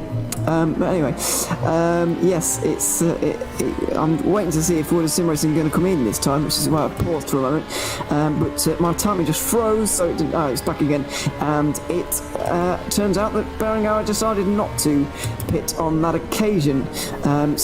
Yes, that's worked out fine in the end. Berenguer going to go for 34 laps on this occasion. Very little that Berenguer can do at this point, even with David Greco at the wheel. Arguably slightly slower than Manuel Biancalula, who's been driving for much of the day, but still very, very quick and still more than able to hold his own, you would think, to Jose Berenguer for the final 2 hours of this race, which he will have been driving for. Yeah. So, all of the top three in the GTE class still have to make their pit stop, correct? GTE, yeah, correct. Yeah, okay. So, we're expecting David Greco to be pitting sometime soon, because remember, he's done one less pit stop than everyone else around him, so he should be pitting shortly. And then Jose Berenguer and Adam Baldwin will be pitting a little bit after those two. So Adam Baldwin is going to be gaining a fair bit of time, because he should be able to get more of a splash and dash. And we'll have to see whether he changes tyres. If he doesn't change tyres, he might actually come out ahead of Berenguer and then have to defend from him for the remaining hour or so of the race. Oh, Berenguer's going to go for a 35th lap now. I think. Let's go. Is this a 35th lap? I'll just refresh, just to make sure. He's done 341 laps now, and that's a good 35 laps he's done. This will be 36 laps. Wow. Pretty snatchy. That's a long time. Longer than I was expecting anyway. Team E-Brit, by the way, are in the pit lane. And Carl Leikagor has got into the GSR Nightmare car to end the race. So can Carl Leikagor keep in front of Matt Webb? That's the question in LMP2. Is it even going to be Matt Webb driving the car? Yes, no, sorry, it's going to be Ben Corbin who's going to end off that car. 50 seconds, just over an hour. Can he catch Carl Leikagor? And he's got a slightly shorter pit stop as well, but I still think it's a tall order at 50 seconds. Yep. Well, we'll see. We shall see. Leikagor 30 seconds behind Matt Webb. I think it's possible. I believe. Do you believe in the web? Is that a reference? No, I think I wanted to go like Spider-Man with that, but then I couldn't work out a way to do it. Anyway, it's Ben Corbin in the car now anyway, so... I mean, I could go with, do you believe in Corbin and go with like a Labour... Wow. Let's no. Let's not do that. Disaster. Jose Berenguer comes into the pit lane with just under an hour to go in this race after a monumental stint, actually, in terms of its length anyway. 342 laps, which is 37 laps on a tank of fuel in a Porsche, if my calculations are correct. I almost feel like I'm doing the maths wrong on that because it's such a long stint, but he is into the pit lane now, and he's looking to try and win this race in GTE. Still difficult for him to do that, especially since Greco has got a 37-second head start and a shorter pit stop. There's almost no way Berenguer can get through without any issues, so just no mistakes here. He'll take that car home to a second place. That would mean the championship would change again. It would be in the favour of Musto GT Esports by just 4 points on this occasion, so that would be good to see going into the Spa and Le Mans rounds, as Musto tried to defend their GTE title and win the EEWC for a second year in a row in GTE. Yeah, looks like it's going to be a close run thing.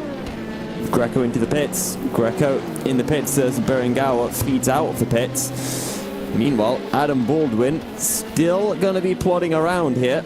Well, I say plodding around. He's going fairly quickly, to be fair. And we'll see what he can pull off. More of a gallop. Yeah. Yes. More of a pelting it around. Yes. Bombing it. Yeah. Curling through the Schumacher S at the moment. He might not quite take the overall lead here. Oh, Boy Milan, by the way, has gone into the World of Sim Racing car in GTE. So he's going to be the one driving for the final portion of this race in GTE. For World of Sim Racing. Can he catch David Greco or not? Will it even be Greco? Will it be Bianca Luna again? I don't think so, because this 1 hour stint through the middle would seem a little bit pointless, although it could be a change around once again. They've just done it between the two of them though in this race, David Greco and Manuel Bianca Luna, as that was a bit of an issue. One of the Ferraris going off at the expense of as Adam Baldwin comes into the pit lane. One of the Ferraris going off there, and that must be B32 Racing, who were just tipped off there by, I believe, Kim Pedersen, quite possibly. Kim Pedersen, I think it was. So even at this point, drivers making mistakes, and Baldwin in the pits. Yeah, he is. Where's Milan going to be? Milan's had to put past him, I'd imagine. He had to put 2 laps of extra fuel in, did Milan, and a driver change, but I don't think that's going to stop them. Baldwin's been stopped in the pits for 33 seconds now. We'll see how long that is in total, but he might actually fully fuel up that car, do the same length, and then just use up more fuel during his stop, just so that he can push full quality laps without having to worry about the fuel at all. And that's kind of what you want for a final stint. As the revs start to rise for Adam Baldwin, 54 seconds stationary as he rolls, and this time he does trundle out of the pit lane. Plods out. Yes. Plodding out of the pit lane, but anyway. Now he's galloping. He is towards turn 1. There we go. Nearly 25 seconds is the gap up to Wilder Sim Racing. 56 minutes to go in the race. Not gallivanting production, right? Okay, gallivanting has a different term to it. Gallivanting means like you're doing something wrong, I feel. It's like you're just gallivanting around without a care in the world. And I feel like Adam Baldwin does have a care in the world. I don't really know what's happening, but because no, I don't know what the word gallivanting even means, but okay, you know what? Gallivanting. We're gonna Google definitions live. Yeah, okay. To travel, roam, or move about for pleasure. Yes, and I don't think Adam Baldwin is going for pleasure. He's going with a purpose. Because Nick Newcomb has told him to drive. Yeah. Exactly. Yes. Yes. Well. You can say, yeah, that's what I was thinking. Is it standing still with a purpose, or is it moving around with a purpose? More news in the Euros. Oh, interesting. Is it 1-0 or is it 2-0? Which one do you think? I'll just check my phone. What I will say is there are a lot of people celebrating. Yeah. Including everybody at Musto, I'd imagine. Yes. If indeed Manuel Bankalil is a football fan, David Greco's not going to know unless Manuel told him. They will not tell David Greco until after the race. They're like, you want to know the result? You finish the race first. You can't know until you've finished. That would set me on edge, that would, driving. My mind would completely be on other things, but even if they told you, maybe your mind would be on that as well, I don't know. Yeah, I think it would be. Maybe it's the best idea to just not like football if you're doing an endurance race at this time. Yeah, true. It's just be told that there's no football going on. And for anyone wondering, why is Yusuf bin Sahel doing these slightly offensive accents? I'm allowed to because I'm half Italian, so yeah. I'm not going to attempt an Italian accent. I'm not going to attempt an accent of any kind because I'm not very good at it. Not because it's offensive or anything, but I'm just not very good at it. No, just not because I'm good. Just because I'm not very good at it. Good at it, excuse me. So there we go. Good, yeah, whatever. DSR Nightmare, by the way, have somehow found themselves in front of Viaducton, and I don't quite know how that happens. Viaducton had that 3-lap penalty, didn't they? Well, yeah, but they overtook DSR Nightmare a long time ago. They repassed the 777 a long time ago. Viaducton, Dunlop, and the others are down through.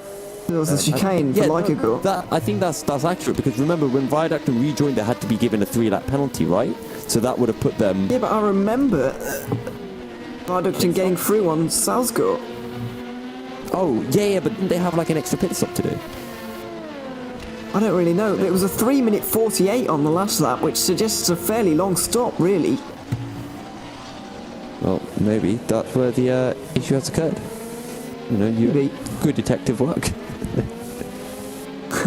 It just seems a little bit out of the ordinary, really. Yeah, I guess. I'm going to wait for Viaducton to come across the line here, and then we'll get a lap time from them.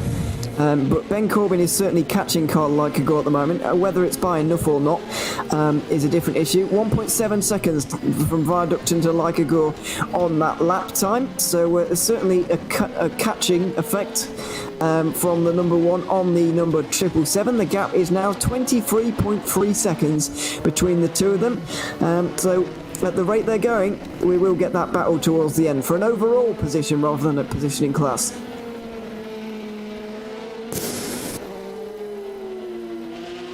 Well, meanwhile in the GTE class, I think David Greco is flying. He went green in the final sector, which is practically purple. 51. He went a second quicker than Boya Milan. Adam Baldwin actually though, almost setting his new personal best of the race, which would have been the new fastest lap of the race for the GTE class. So he's catching 1.5 seconds quicker than Boya Milan. Last time round was Adam Baldwin. 20 seconds between the pair of them. Maybe, just maybe, there is a chance for him to close it. A glimmer. A glimmer of hope. At the front of the race, it's still 37.7 seconds, but further behind, it is a little bit closer. Adam Baldwin is going to be a man on a mission trying to find those seconds. GTE Motorsport Club, let's not forget, not really in this championship fight. 31 points adrift coming into today, and even if they came second, there will be 39 leaving to muster. Or will it be 39? Oh, this is difficult maths to work out now. 37. Oh, wait, no. 39, yeah, they've got fast lap as well. Well, hang on. Wait, no. 38. You don't get a point for fast lap. They just get the point for completing the race, yeah. Juices would lose 8 points Juices to get Musto. 18, they get 18 and 1. 18 for second, 1 for completing the race. Yeah, So 38. Yeah, but they would lose 8 to Musto on the weekend because Musto got pole position. Why? Okay, Ewan, why are you trying to work this out by working out how much points they lose to Musto? You just want to... Because Musto are going to be leading the championship, aren't they? Yeah. Yeah, so there's no point in working out the gap between Juices and Water Sim Racing. Okay, right, so Juices will be on 38 points. Musto are on 46, and they're going to get the whole shebang. Oh, you're working it out on points. I'm working it out on the... Yeah, we're working... Our brain's working in different ways, Okay, but you're telling me to do it your way. If you want to work it out, Musto got 27 this round, and Juices get 18. So the gap is going to extend by 11 points to what it currently is, and the gap currently is 27, so it's going to be 38 points. It's going to be 35. That's 101 with milk cereal. Wait, what? 35 between Musto and Juices. No. Yeah, Wait. it is. I'm right. If Juices get second or if Juices get third? Juices get second, I'm talking about. Okay. If Juices get third, you're right. If Juices get second, they get 18 points, and Musto are going to get 27, so it's 9 points to say yes. Yeah. Yeah. Wait, no. It's 36 points then. No, but it's not 9 points, is it? It's only 8. 25, 27.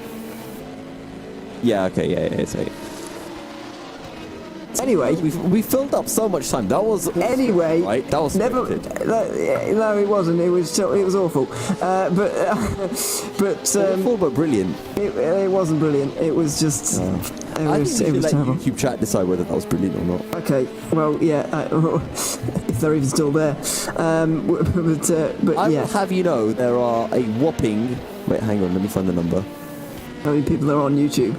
Yeah, well, I can't see them. Oh, wait, we've got 18 people currently watching, and probably 10 of them, it's gone up to 19. They're inviting their friends over. That's how much they want to hear this discussion. And out of those 19, I reckon 10 of them don't have the stream muted. Plus, then you've got to include, like, Twitch, Facebook... Yeah, I know there's a lot of places where all they of could that stuff. I know there's a lot of places where people will be watching, but definitely not watching for us argue about maths. My invisible friend staring over my shoulder. Whoa, that's okay. Whoa. It's getting a little bit scary now. I know. But Halloween's in October. We don't need this. Anyway, God, should we do the Le Mans race with No. Halloween costume? no, what a ridiculous idea. So quickly. Yeah. You're the one who brought up Halloween. I don't even know what I did. It's the worst thing I've ever seen. I've got a better idea, right? October, it's a LAN event, right? What about if we go to all of the drivers in their sim rigs and we do trick or treat? And right, if we trick them, then we like just, I don't know, we like unplug their steering wheel or something. I mean, it's a terrible idea. Is it? Yeah. We can literally target the drivers who are getting too far. Who are winning? Yeah, exactly, to bring it closer. It's like Bernie's idea with the sprinkler system, but better. Well, it doesn't get much better than the sprinklers, does it? See, the issue with the sprinkler system is you sprinkle rain down and it affects drivers, but it affects everyone. This way we can literally target drivers. Just target people, people you don't like. So anyway, like safety cars. Yeah, well, not well, no. Well, yeah, yeah. Well, anyway. Well, there was a lot of wells in that. I was just deciding what I think about that in my head before I speak. So I just Consider it.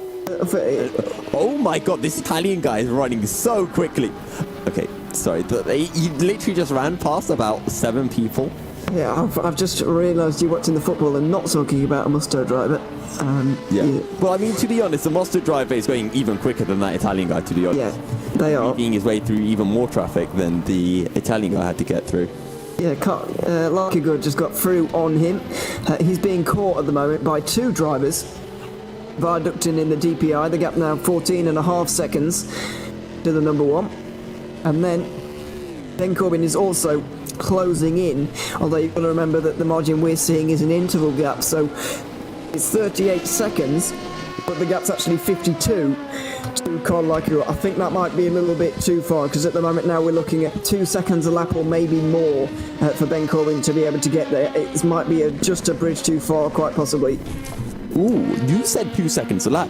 That is also the amount that Adam Baldwin just caught up at Boya Milan on the last time round. The gap between them, 18 seconds with 47 minutes, so let's say 25 laps remaining. Well, do you believe in Adam Baldwin? Do I believe? Yeah, do you believe? Do the fans out there, do you believe in Adam Baldwin and you? Got his name? No, I forgot the team's name. So I took longer over the Adam Baldwin so I could remember Deuce's. Yeah, I had to decide, do I want to offend Adam Baldwin or went with, I'd rather offend Adam Baldwin. Right. Yeah, you're right. The gap is coming down, and the gap, to be fair to David Greco, is not exactly going up. So it's not like Boya Milan's going slowly, I don't think. But that Adam Baldwin's maybe just picking up the pace a little bit with 45 minutes to go. As head in hands for Yusuf, I wonder. Austria missed a golden opportunity. Oh, they could have made this such a tight game. Oh dear. He's not even paying attention to the race anymore. I'm paying attention on both. Look, all I have to do right now is literally, I have 2 jobs for the GTR stream. It's just look at the gap between Boya Milan and Adam Baldwin and just say how it's updating right now. And then every now and then I can glimpse back to the Euros and see how that's developing. It's multitasking. I don't have the internet connection to do that. Really. I've got about 20 tabs open. Like I can't do this. I've got the stream open. I've got the track map open. I've got Twitter open, hashtag GTR248. I've got Google Meet open. I've got the spreadsheet with all the driver names and the teams. I've got qualifying results open and the championship standings open. It's it's pretty remarkable. Yeah, I can't do that.